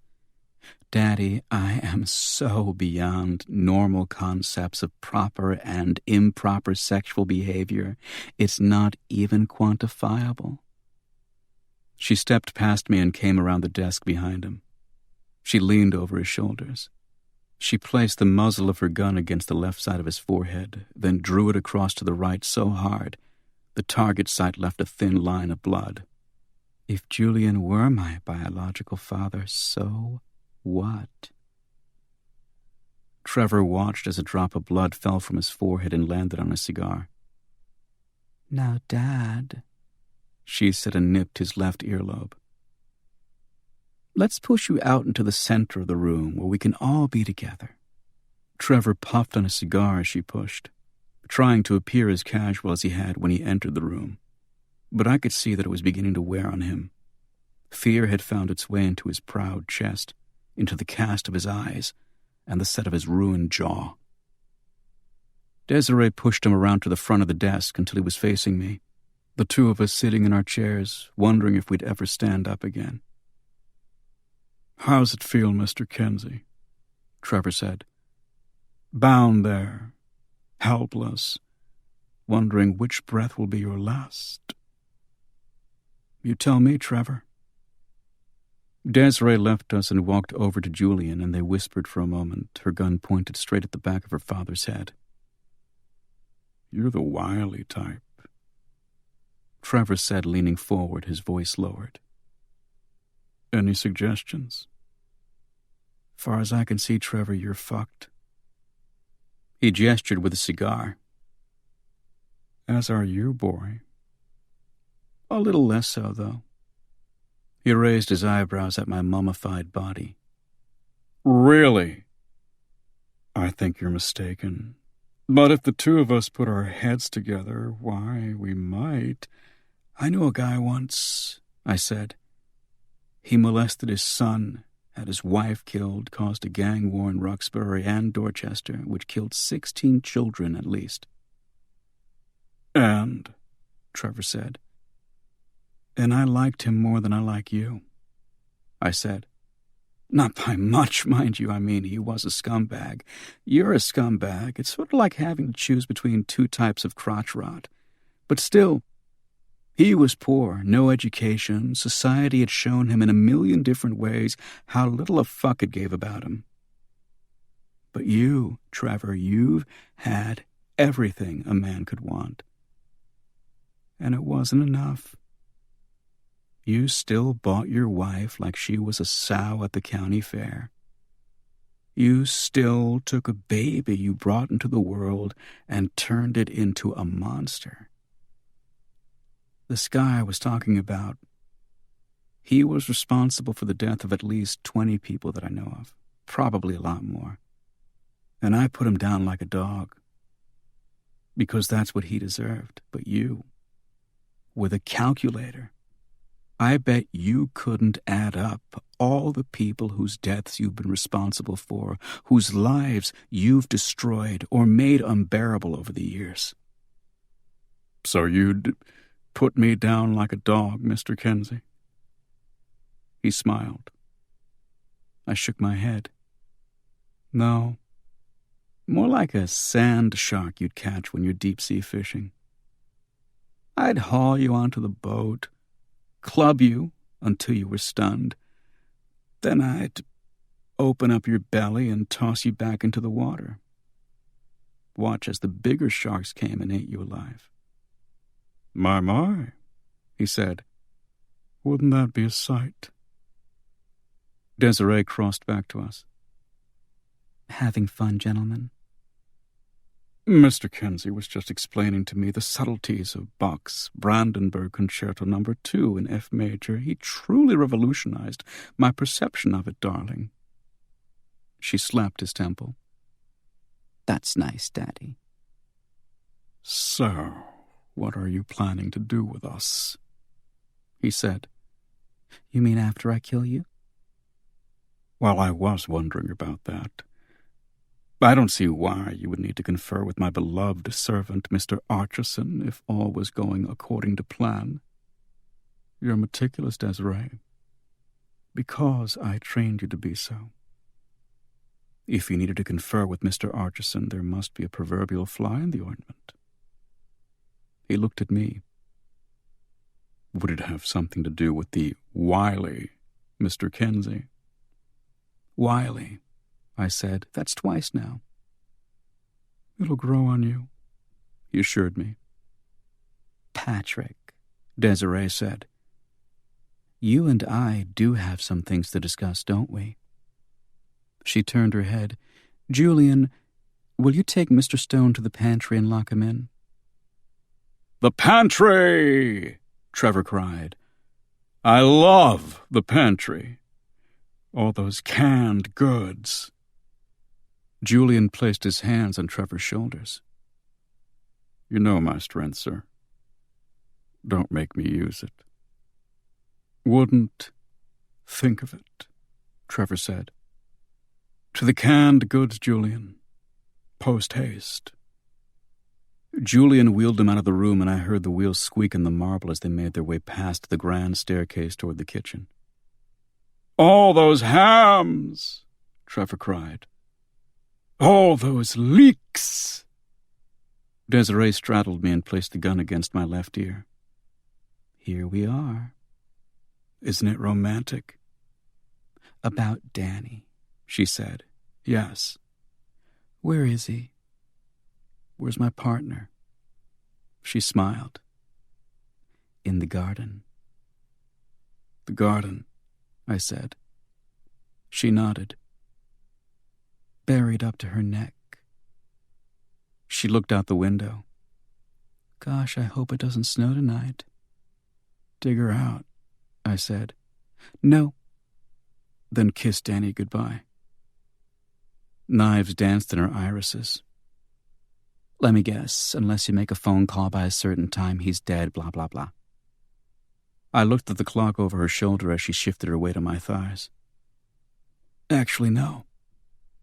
He'll be getting a bullet in his head in about 30 minutes regardless. Her face sagged along the jawline for just a moment, and then her hand tightened in my hair and the gun dug into my ear so hard, I half expected it to pop out the other side. "Unless you make a phone call," she said. "No, a phone call won't cut it because the guy holding him doesn't have a phone. I either show up at his door in 29 minutes, or we have one less lawyer in the world. All in all, who's going to miss a lawyer? And where's that leave you if he dies?" "Dead," I said, "which is where I'm going to be anyway." "Have you forgotten your partner?" She cocked her head toward the windows. "Oh, come on, Desiree. You've already killed her." I looked in her eyes as she answered. "No, I haven't." "Prove it." She laughed and leaned back on my thighs. "Fuck you, buddy." She wagged a finger in my face. "Your desperation's showing, Patrick. So's yours, Desiree. You lose that lawyer, you lose it all. Kill your father, kill me. You've still got only $2 million. And we both know that's not enough for you." I tilted my head so the gun slipped from my ear, then nuzzled the slide with my cheekbone. 28 minutes, I said. "After that, you'll go through the rest of your life knowing how close you were to over $1 billion and watching as other people spend it." The butt of the gun hit the top of my head so hard the air in the room turned scarlet for a moment and everything spun. Desiree came off my thighs and slapped me across the face with her open hand. "You think I don't know you?" she screamed. "Huh? You think I don't? I think you're short a lawyer, Desiree, that's what I think." Another slap. This one with nails trailing after it that tore through the flesh over my left cheekbone. She drew back on the hammer of the gun and placed the muzzle between my eyebrows and screamed in my face, her mouth a gaping hole of furious, disrupted insolence. Spittle boiled at the corners of her mouth, and she screamed again, her index finger turning deep pink as it curled around the trigger. The shock of her screams, the violent residue of them, eddied around my skull and burned my ears. "You will fucking die," she said in a wet, ragged voice. 27 minutes, I said. Julian came bursting through the doors and she pointed the gun at him. He held up his hands. "A problem, miss?" "How fast can you drive to Dorchester?" she said. 30 minutes, he said. "You have 20. We're going to show Mr. Kenzie his partner in the garden." She looked down at me. "Then you, Patrick, are going to give us your friend's address. Julian will never get through the door alive." She raised the gun over my head, then paused halfway through her strike. "Let Julian worry about that," she hissed. "The address for a look at your partner. Deal?" I nodded. "Untie him." "Dear." "Don't dear me, Julian." She bent by the back of my chair. "Untie him." Julian said, "This isn't wise." "Julian, by all means, tell me what my options are." Julian didn't have an answer for that. I felt the pressure leave my chest first, then my legs. The sheets fell away and spread across the floor in front of me. Desiree knocked me out of the chair by pistol whipping the back of my skull. She crammed the muzzle into the side of my neck. "Let's go." Julian took a flashlight off the top of a bookcase and pushed the French doors open onto the back lawn. We followed him out as he turned left, the light dancing across the grass ahead of him in a halo. With Desiree gripping the back of my head and her gun against my neck, I was forced to bend to her height as we stepped off the lawn and followed a short pathway that led around the corner of a shed and an overturned wheelbarrow, broke through a thicket of trees and out into the garden. It was in keeping with the rest of the place, enormous, at least the size of a baseball diamond, fringed on 3 sides by frosted hedges 4 feet high. We stepped over a plastic tarp rolled up in front of the entrance, and Julian's flashlight bounced over furrows of iced dirt and the pikes of grass hardy enough to survive the winter. A sudden movement, low and to our right, caught our eyes, and Desiree stopped me with a yank to my head. The halo light jerked right, then back to the left, and an emaciated hare, its fur spiked by the cold, jumped through the circle of light and then vaulted off into the hedges. "Shoot it," I said to Desiree. "It might have some money." "Shut up," she said. "Julian, hurry up." "Dear." "Don't call me dear." "We have a problem, dear." He stepped back and we looked past him at the circle of light shining into an empty hole about 5.5 feet deep and 1.5 feet square. The hole might have been tight and neat once, but someone had made an awful mess coming back out of it. Trails of dirt deeper than rake marks were ripped through the earth, and soil had been spewed in a wide radius around the hole. Someone hadn't just been desperate pulling herself out of that hole. She'd been angry. Desiree looked left, then right. "Julian." "Yes." He peered down at the hole. "How long since you last checked on her?" Julian consulted his watch. "At least an hour." "An hour," Julian said. "She could have reached a phone by now." Desiree grimaced. "Where? The nearest house is 400 yards away, and the owners are in Nice for the winter. She's covered in dirt? She's in this house," Julian hissed, looking back over his shoulder at the mansion. "She could be inside this house." Desiree shook her head. "She's still out here. I know it. She's waiting for her boyfriend." "Aren't you?" she called to the darkness. "Aren't you?" Something rustled to our left. The sound might have come from the hedges, but it was hard to be sure with the surf raging just 20 yards away on the other side of the garden. Julian bent by a row of tall hedges. "I don't know," he said slowly. Desiree pointed her gun to her left and let go of my hair. "The floodlights. We can turn on the floodlights, Julian." "I really don't know about this," Julian said. A whisper of wind or surf noise curled against my ear. "God damn it," Desiree said. "How could she have—" And something made the sort of squishing sound a shoe makes when it steps in a puddle of icy slush. "Oh my." Julian said and shone the flashlight down on his own chest at the 2 shiny blades of garden shears that protruded from his sternum. "Oh my," he said again, and stared at the wooden handles of the shears as if waiting for them to explain themselves. Then the flashlight dropped and he pitched forward. The blade points popped out through his back and he blinked once, his chin in the dirt, then sighed. Then nothing. Desiree turned the gun toward me, but it popped out of her hand as the handle of a hose smashed into her wrist. She said, "What?"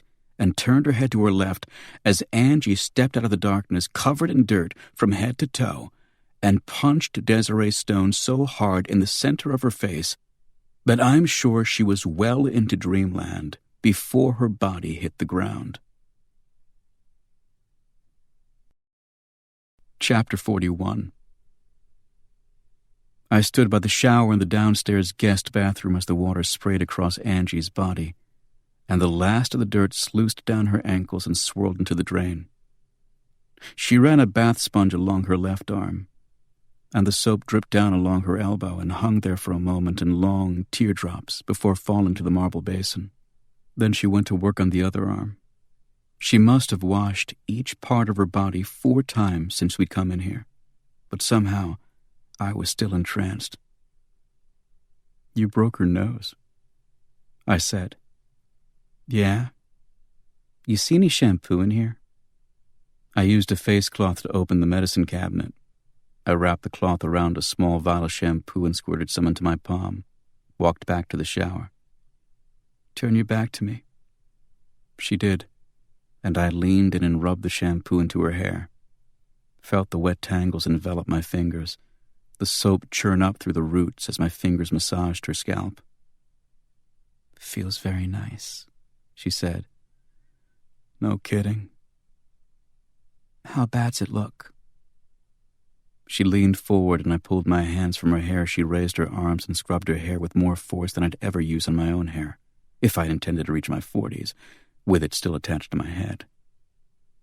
I rinsed the shampoo off my hands in the sink. "What?" "Her nose." "Bad," I said. "Like there's 3 of them all of a sudden." I came back to the shower. She tilted her head back under the water, and the white foamy mixture of soap and water poured between her shoulder blades and cascaded down her back. "I love you," she said. Her eyes closed, head tilted back to the spray, her hands wiping the water away from her temples. "Yeah?" "Yeah." She threw her head forward and reached for the towel as I put it in her hand. I leaned in and shut off the water, and she wiped her face, blinked her eyes open, and found mine. She sniffed at water in her nose and wiped her neck with the towel. "When Lurch dug the hole, he dug it too deep. So when he threw me in there, my foot hit a rock sticking out of the wall of dirt on the way down, about 6 inches above the bottom. And I had to tense every muscle in my body and keep my foot on this little ledge. And it was hard, because I was looking up at this prick shoveling dirt on me with absolutely no emotion in his face." She lowered the towel from her breasts toward her waist. "Turn around." I turned around, faced the wall as she dried some more of herself. 20 minutes.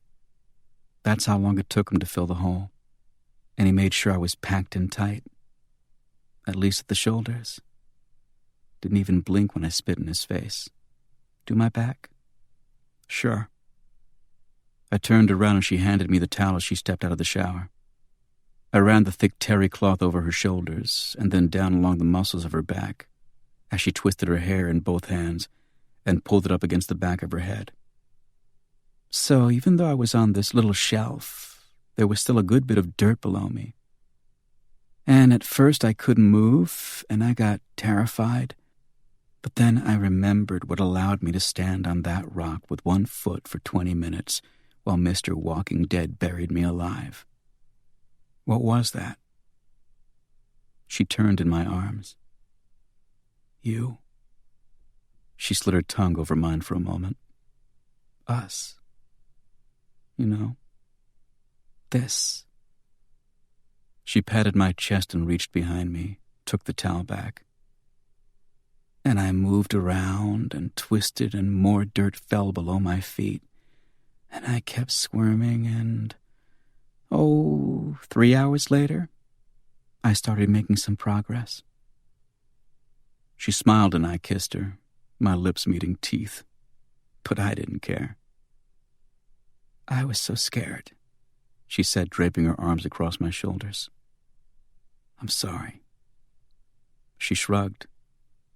"Wasn't your fault. My fault for not picking up Lurch on my tail this morning while I tailed Desiree." We kissed and my hand planed through some beads of water I'd missed on her back, and I wanted to pull her body so tight it would either disappear into mine or I'd disappear into hers. "Where's the bag?" she said when we finally broke the embrace. I lifted it from the floor of the bathroom. Inside were her dirty clothes and the handkerchief we'd used to wipe her prints from the handles of the hoe and the garden shears. She tossed the towel in, and I added the face cloth. And then she took a sweatshirt from the small pile of Desiree's clothes I'd placed on the toilet seat and put it on. She followed that with a pair of jeans and socks and tennis shoes. Sneakers are a half size too big, but Everything else fits fine," she said. "Now, let's go deal with these mutants." I followed her out of the bathroom, trash bag in hand. I pushed Trevor into the study as Angie went upstairs to check on Desiree. We stopped by the front of the desk, and he watched as I used another handkerchief to wipe down the sides of the chair where I'd been bound. "Removing any trace of yourself from the house tonight," he said. "Very interesting. Now why would you do that? And the dead valet, I assume he's dead. He's dead. How will he be explained?" "I really don't care. They won't link us to it, though." "Wiley," he said. "That's you all over, my young man." "Relentless, too," I said. "Don't forget why you hired us." "Oh, sure, but Wiley has such a ring to it, don't you think?" I leaned against the desk, hands crossed over my lap, and looked down at him. "You do the wacky old coot imitation very well when it serves you, Trevor." He waved at the air with a third of his cigar that still remained. "We all need our bits of shtick to fall back on every now and then." I nodded. "It's almost endearing." He smiled. "But it's not really." "No." I shook my head. "You have far too much blood on your hands for that." "We all have blood on our hands," he said. "Do you remember some time back when it became fashionable to throw away Krugerrands and boycott all the products coming out of South Africa?" "Of course." People wanted to feel good about themselves. What's a Krugerrand, after all, in the face of such an injustice as apartheid, yes? I yawned into my fist. Yet at the same time that the beautiful, righteous American public boycott South Africa or fur or whatever they'll boycott or protest tomorrow, they turn a blind eye to the processes which provide them coffee from Central or South America, clothing from Indonesia or Manila, fruit from the Far East, just about any product imported from China. He drew back on his cigar and stared through the smoke at me. We know how these governments work, how they deal with dissent, how many employ slave labor, what they do to anyone who threatens their profitable arrangements with American companies. And we don't just turn a blind eye. We actively encourage it. Because you want your soft shirts, you want your coffee, and your high-top sneakers, and your canned fruit, and your sugar. And people like me get it for you. We prop up these governments and keep our labor costs low and pass the savings on to you. He smiled. And isn't that good of us? I raised my good hand and brought it down on my thigh several times, made the exact noise I'd make clapping both hands together. He held his smile and puffed his cigar. But I kept clapping. I clapped until my thigh began to sting, and the heel of my palm grew numb. I clapped and clapped, filling the big room with the sound of flesh hitting flesh until Trevor's eyes lost their gaiety, and his cigar hung from his hand, and he said, "All right, you can stop now." But I kept clapping, my dead gaze fastened on his dead face. I said, "Enough, young man." Clap, clap, clap, clap, clap, clap, clap. Will you stop that annoying noise? Clap, clap, clap, clap, clap, clap. He rose from his chair, and I used my foot to push him back into it. I leaned in and increased the tempo and the force of my hand against my flesh. He closed his eyes tight. I clenched my fist and hammered it on the arm of his wheelchair, up and down, up and down, up and down, up and down, 5 beats per second, over and over. And Trevor's eyelids clenched tighter. "Bravo," I said eventually. "You're the Cicero of the robber barons, Trevor. Congratulations." He opened his eyes. I leaned back on the desk. "I don't care right now about the labor organizer's daughter you chopped into pieces. I don't care how many missionaries and nuns lay in shallow graves with bullets in the backs of their heads because of your orders of the politics you entrenched in your banana republics. I don't even care that you bought your wife and probably made every moment of her life a living hell. Then what do you care about, Mr. Kinsey?" He raised the cigar to his lips, and I slapped it off his face, let it smolder in the rug at my feet. "I care about Jay Becker and Everett Hamlin, you useless piece of shit." He blinked at the drops of sweat forming on his eyelashes. "Mr. Becker betrayed me. Because to do otherwise would have been a mortal sin. Mr. Hamlin had decided to call several authorities and report my dealings with Mr. Cole. Because you destroyed a business it took him his entire life to build." He removed the handkerchief from the inside pocket of his dinner jacket and coughed heavily into it for a minute. "I'm dying," he said. "No, you're not," I said. "If you truly thought you were going to die, you wouldn't have killed Jay. You wouldn't have killed Everett. But if either of them hauled you into court, you couldn't climb into your cryogenic chamber, could you? And by the time you were able, your brain would be gone, your organs completely shot, and freezing you would have been a waste of time." "I'm dying," he repeated. "Yeah," I said. "Now you are. And so what, Mr. Stone?" "I have money. You name your price." I stood up and ground my heel on his cigar. "My price is $2 billion. "I only have one." "Oh, well," I said and pushed him out of the study toward the stairs. "What are you going to do?" he said. "Less than you deserve," I said. "But more than you're ready for." Chapter 42.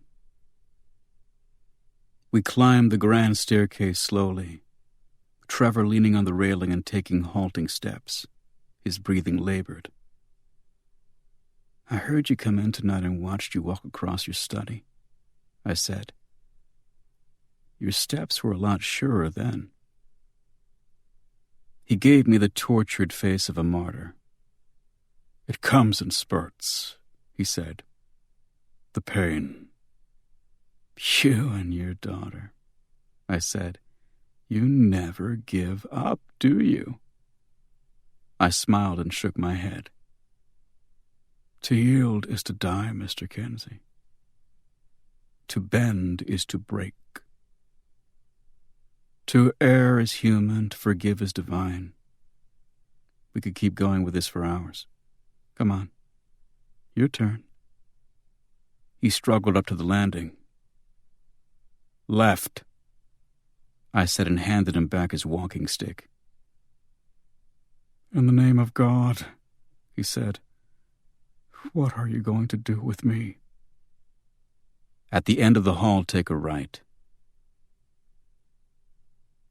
The mansion was built so that its back faced east. Trevor's study and his recreation room on the first floor looked out at the sea. On the second floor, the master bedroom and Desiree's room did the same. On the third floor, however, only one room faced the water. Its windows and walls could be removed, and in the summer a rail would be placed around the edges of the parquet floor, the slats in the ceiling removed to open up to the sky overhead, and hardwood squares fitted across the floor to protect the parquet. I'm quite sure it was no easy task to break this room down every sunny summer day, nor to put it back together and protect it from inclement weather at whatever time of night Trevor Stone chose to retire. But then, he didn't have to worry about that.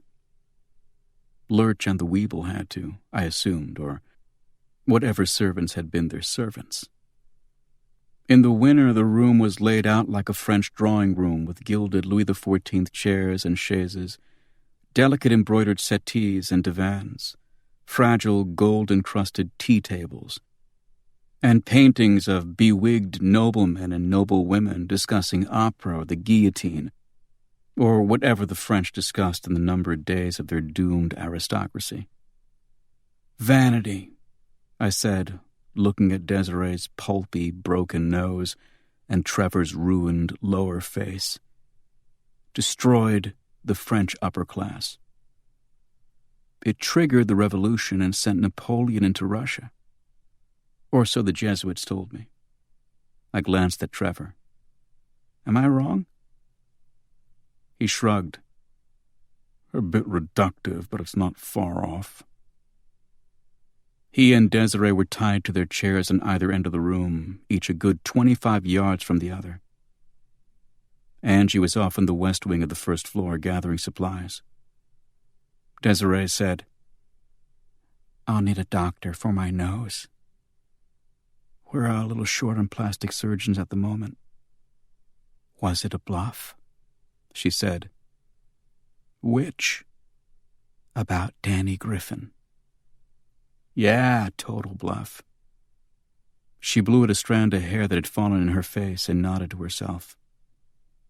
Angie came back into the room, and together we cleared all the furniture to the sides, left a wide-open swath of parquet between Desiree and her father. "You measure the room?" I asked Angie. "Absolutely. It's exactly 28 yards long." "I'm not sure I could throw a football 28 yards. How far is Desiree's chair from the wall?" 6 feet. "Trevor's?" "The same." I looked at her hands. "Nice gloves." She held them up. "You like them?" "They're Desiree's." I held up my good hand, also gloved. "Trevor's. Calfskin, I think. Very soft and supple." She reached into her purse and pulled out 2 pistols. One was an Austrian Glock 17 9mm. The other was a German Sig Sauer P226 9mm. The Glock was light and black. The Sig Sauer was silver aluminum alloy and slightly heavier. "There were so many to choose from in the gun cabinet," Angie said. "But these seem the best for our purposes." "Clips?" "The Sig holds 15, the Glock holds 17. And 1 each in the chamber, of course." "Of course." "But the chambers are empty." "What in God's name are you doing?" Trevor said. We ignored him. "Who's stronger, you think?" I said. She looked at them both. "It's a toss-up. Desiree's young, but Trevor's got a lot of strength in those hands. You take the Glock." "Pleasure." She handed me the Sig Sauer. "Ready?" I said as I pressed the butt of the Sig Sauer in between my bad arm and my chest, worked the slide with my good hand, and jacked around to the chamber. She pointed the Glock at the floor and did the same. "Ready." "Wait!" Trevor screamed as I crossed the floor, the gun extended and pointing directly at his head. Outside, the surf roared and the stars burned. "No!" Desiree screamed as Angie crossed the floor toward her, gun extended. Trevor bucked against the ropes that bound him to the chair. He jerked his head left, then right, then left. And I kept coming. I could hear the hammering of Desiree's chair on the parquet floor as she did the same, and the room seemed to shrink around Trevor as my footfalls grew closer. His face rose and expanded over the target site. His eyes rocketed from side to side. Sweat poured from his hair and his ruined cheeks spasmed. His milky white lips curled back against his teeth, and he howled. I stepped up to his chair and put the gun against the tip of his nose. "How's it feel?" "No," he said. "Please?" I said, "How's it feel?" Angie yelled at Desiree from the other side of the room. "Don't!" Desiree screamed. "Don't!" I said, "I asked you a question, Trevor." How does it feel?" His eyes darted on either side of the barrel as red veins erupted across the corneas. "Answer me." His lips blubbered, then clenched, and the veins in his neck bulged. "It feels," he screamed, "like shit!" "Yes, it does," I said. "That's how Everett Hamlin felt when he died. Like shit. That's how Jay Becker felt. That's how your wife and a 6-year-old girl you had cut up and thrown into a vat of coffee beans felt. Like shit, Trevor. Like nothing." "Don't shoot me," he said. "Please. Please." And tears rolled from his vacant eyes. I removed the gun. "I'm not going to shoot you, Trevor." As he watched in amazement, I dropped the magazine from the button to my sling. I pressed the gun in against my injured wrist and worked the slide. Ejected the live shell from the chamber. I bent and picked it up and placed it in my pocket. Then, as Trevor's confusion grew, I pushed down on the slide lock and removed the slide from the top of the frame and dropped that into my sling. I reached into the frame and removed the spring above the barrel. I held it up for Trevor to see, then dropped it too into my sling. Lastly, I removed the barrel itself, added it to the other pieces. 5 pieces, I said to Trevor. Total. The clip, the slide, the spring, the barrel, and the gun frame. I'm assuming you're adept at field stripping your weapons. He nodded. I turned my head, called to Angie. "How's Desiree with the field stripping concept?" "I believe Daddy taught her well." "Wonderful." I turned back to Trevor. "As I'm sure you know, the Glock and the Sig Sauer are identical weapons in terms of field stripping." He nodded. "I'm aware of that." "Bitchin'." I smiled and turned away from him. I counted off 15 paces as I walked, stopped, and removed the gun pieces from my sling. I placed them neatly on the floor, spaced out in a straight line. Then I crossed the floor to Angie and Desiree. I stood at Desiree's chair and turned back, counting off another 15 paces from her chair. Angie came up beside me and placed all 5 pieces of the disassembled Glock on the floor in a straight line. We walked back to Desiree, and Angie untied her hands from the back of the chair, then bent and tightened the knots around her ankles. Desiree looked up at me, choosing to breathe heavily through her mouth instead of her ruined nose. "You're crazy," she said. I nodded. "You want your father dead, correct?" She turned her face away from me, looked at the floor. "Hey, Trevor," I called. "You still want your daughter dead?" "With every breath I have left," he called. I looked down at Desiree, and she tilted her head, looked up at me through hooded lids and the honey hair that had fallen in her face. "Here's the situation, Desiree," I said as Angie went and untied Trevor's arms and checked the knots on his ankles. "You're each bound at the ankles. Trevor a little less tightly than you, but not much. I figure he's a little slower on his feet, so I gave him a hair of an edge." I pointed down the long, polished floor. There are the guns. Get to them, assemble them, and do what you will with them." "You can't do this," she said. "Desiree, can't is the conception of morality. You should know that. We can do whatever we put our minds to. You're living proof."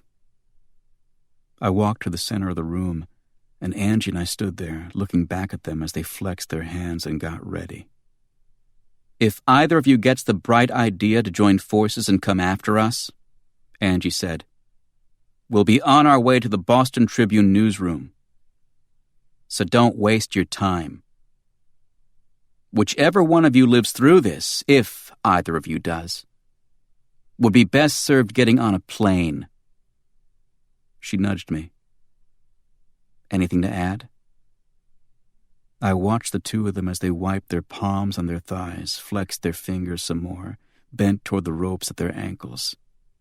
The genetic resemblance was obvious in their body movements, but it was deepest and most glaringly apparent in those jade eyes of theirs. What lived in there was greedy and recalcitrant and without shame. It was primordial, and knew more about the stink of caves than the airy leisure of this room. I shook my head. "Have fun in hell," Angie said, and we walked out of the room and locked the doors behind us. We headed straight down the servants' stairwell and came out by a small door that led off one corner of the kitchen. Above us, something scratched the floor repeatedly. And then there was a thump, followed instantly by another from the other end. We let ourselves out and followed the path along the back lawn as the sea grew still and quiet. I took the keys I'd taken back from Desiree as we wound past the garden and the reconverted barn and stopped at my Porsche. It was dark out, but there was a glow shining over the night from the stars above, and we stood by my car and looked up at it. Trevor Stone's massive home shimmered in the glow, and I looked out at the flat swell of dark water to the place where it met the horizon and the sky. "Look," Angie said, and pointed, as a white asterisk of light shot across the dark sky, trailing embers, lunging toward a point beyond our view, but not making it. It shorted out 2/3 of the way there and imploded into nothing, as several stars around it seemed to watch without interest. The wind that had been screaming off the ocean when I arrived had died. The night was impossibly still. The first shot sounded like a firecracker. The second sounded like communion. We waited, but nothing replaced the gunshots but silence and the distant lapping of tired waves. I opened Angie's door and she climbed in, reached across and pushed mine open as I came around. We backed out and turned around, drove past the lighted fountain and the oak sentries, around the short mini lawn with the frozen bird bath. As the white gravel sucked under my grill, Angie produced a boxy remote control she'd taken from the house and pressed a button, and the great cast-iron gates with the family crest and the letters TS in the center parted like arms, bidding us welcome or farewell, both gestures often seeming the same, depending on your perspective.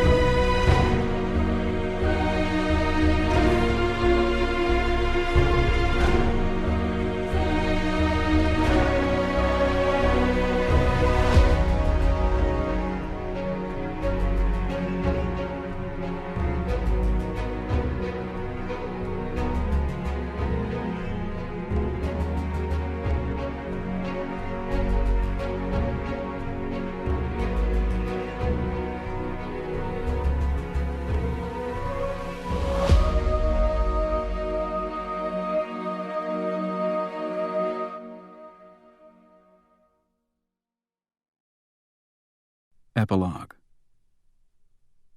We didn't hear what had happened until we got back from Maine. The night we left Trevor's, we drove straight up the coast to Cape Elizabeth and checked into a small bungalow overlooking the ocean at a hotel that was surprised to see just about anyone up there before the spring thaw. We didn't read newspapers or watch TV or do much of anything except put up the Do Not Disturb sign and order room service and lie in bed in the morning and watch the late winter whitecaps churn in the Atlantic. Desiree had shot her father in the stomach, and he'd fired a round through her chest. They lay there facing each other on the parquet floor as the blood leaked from their bodies and the surf lapped at the foundation of the home they'd shared for 23 years. Police were said to be baffled by both the dead valet in the garden and evidence that both father and daughter had been bound to chairs before they killed each other.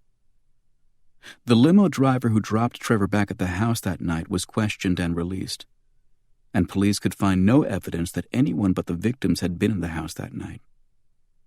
Also during the week we were gone, Richie Colgan's series on grief release in the Church of Truth and Revelation began to appear. The church immediately filed suit against the Tribune and Richie, but no judge would impose an injunction on the story, and by the end of the week, Grief Release had temporarily closed its doors in several locations across New England and the Midwest. No matter how hard he tried, though, Richie never discovered who the faces and power behind P.F. Nichols and Ket were, and Ket himself could not be found. But we didn't know any of that in Cape Elizabeth. We knew only each other and the sounds of our voices and the taste of champagne and the warmth of our flesh. We talked about nothing of any import, and it was the best conversation I'd had in a long time. We looked at each other for long periods of charged, erotic silence, and often broke out laughing at the same time. In the trunk of my car one day, I found a book of Shakespeare's sonnets. The book had been a gift from an FBI agent with whom I'd worked last year on the Jerry Glynn case. Special Agent Bolton had given it to me while I was locked in the throes of depression. He told me it would provide comfort. I didn't believe him back then, and I tossed it in my trunk. In Maine, though, while Angie showered or slept, I read most of the poems. And though I'd never been a big fan of poetry, I took a liking to Shakespeare's words, the sensuous flow of his language. He certainly seemed to know an awful lot more than I did. About love, loss, human nature, everything really. Sometimes at night we'd bundle up in the clothes we'd bought in Portland the day after we arrived and let ourselves out through the back door of our bungalow onto the lawn. We'd huddle together against the cold and work our way down to the beach, sit on a rock overlooking the dark sea, and take as full a measure as possible of the beauty laid out before us under a pitch-black sky. The ornament of beauty, Shakespeare wrote, is suspect. And he was right.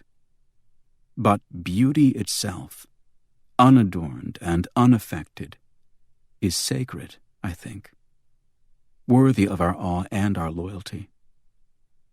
Those nights by the sea, I'd take Angie's hand in mine and raise it to my lips. I'd kiss it. And sometimes, as the sea raged and the darkness in the sky deepened, I'd feel awe. I'd feel humbled. I'd feel perfect.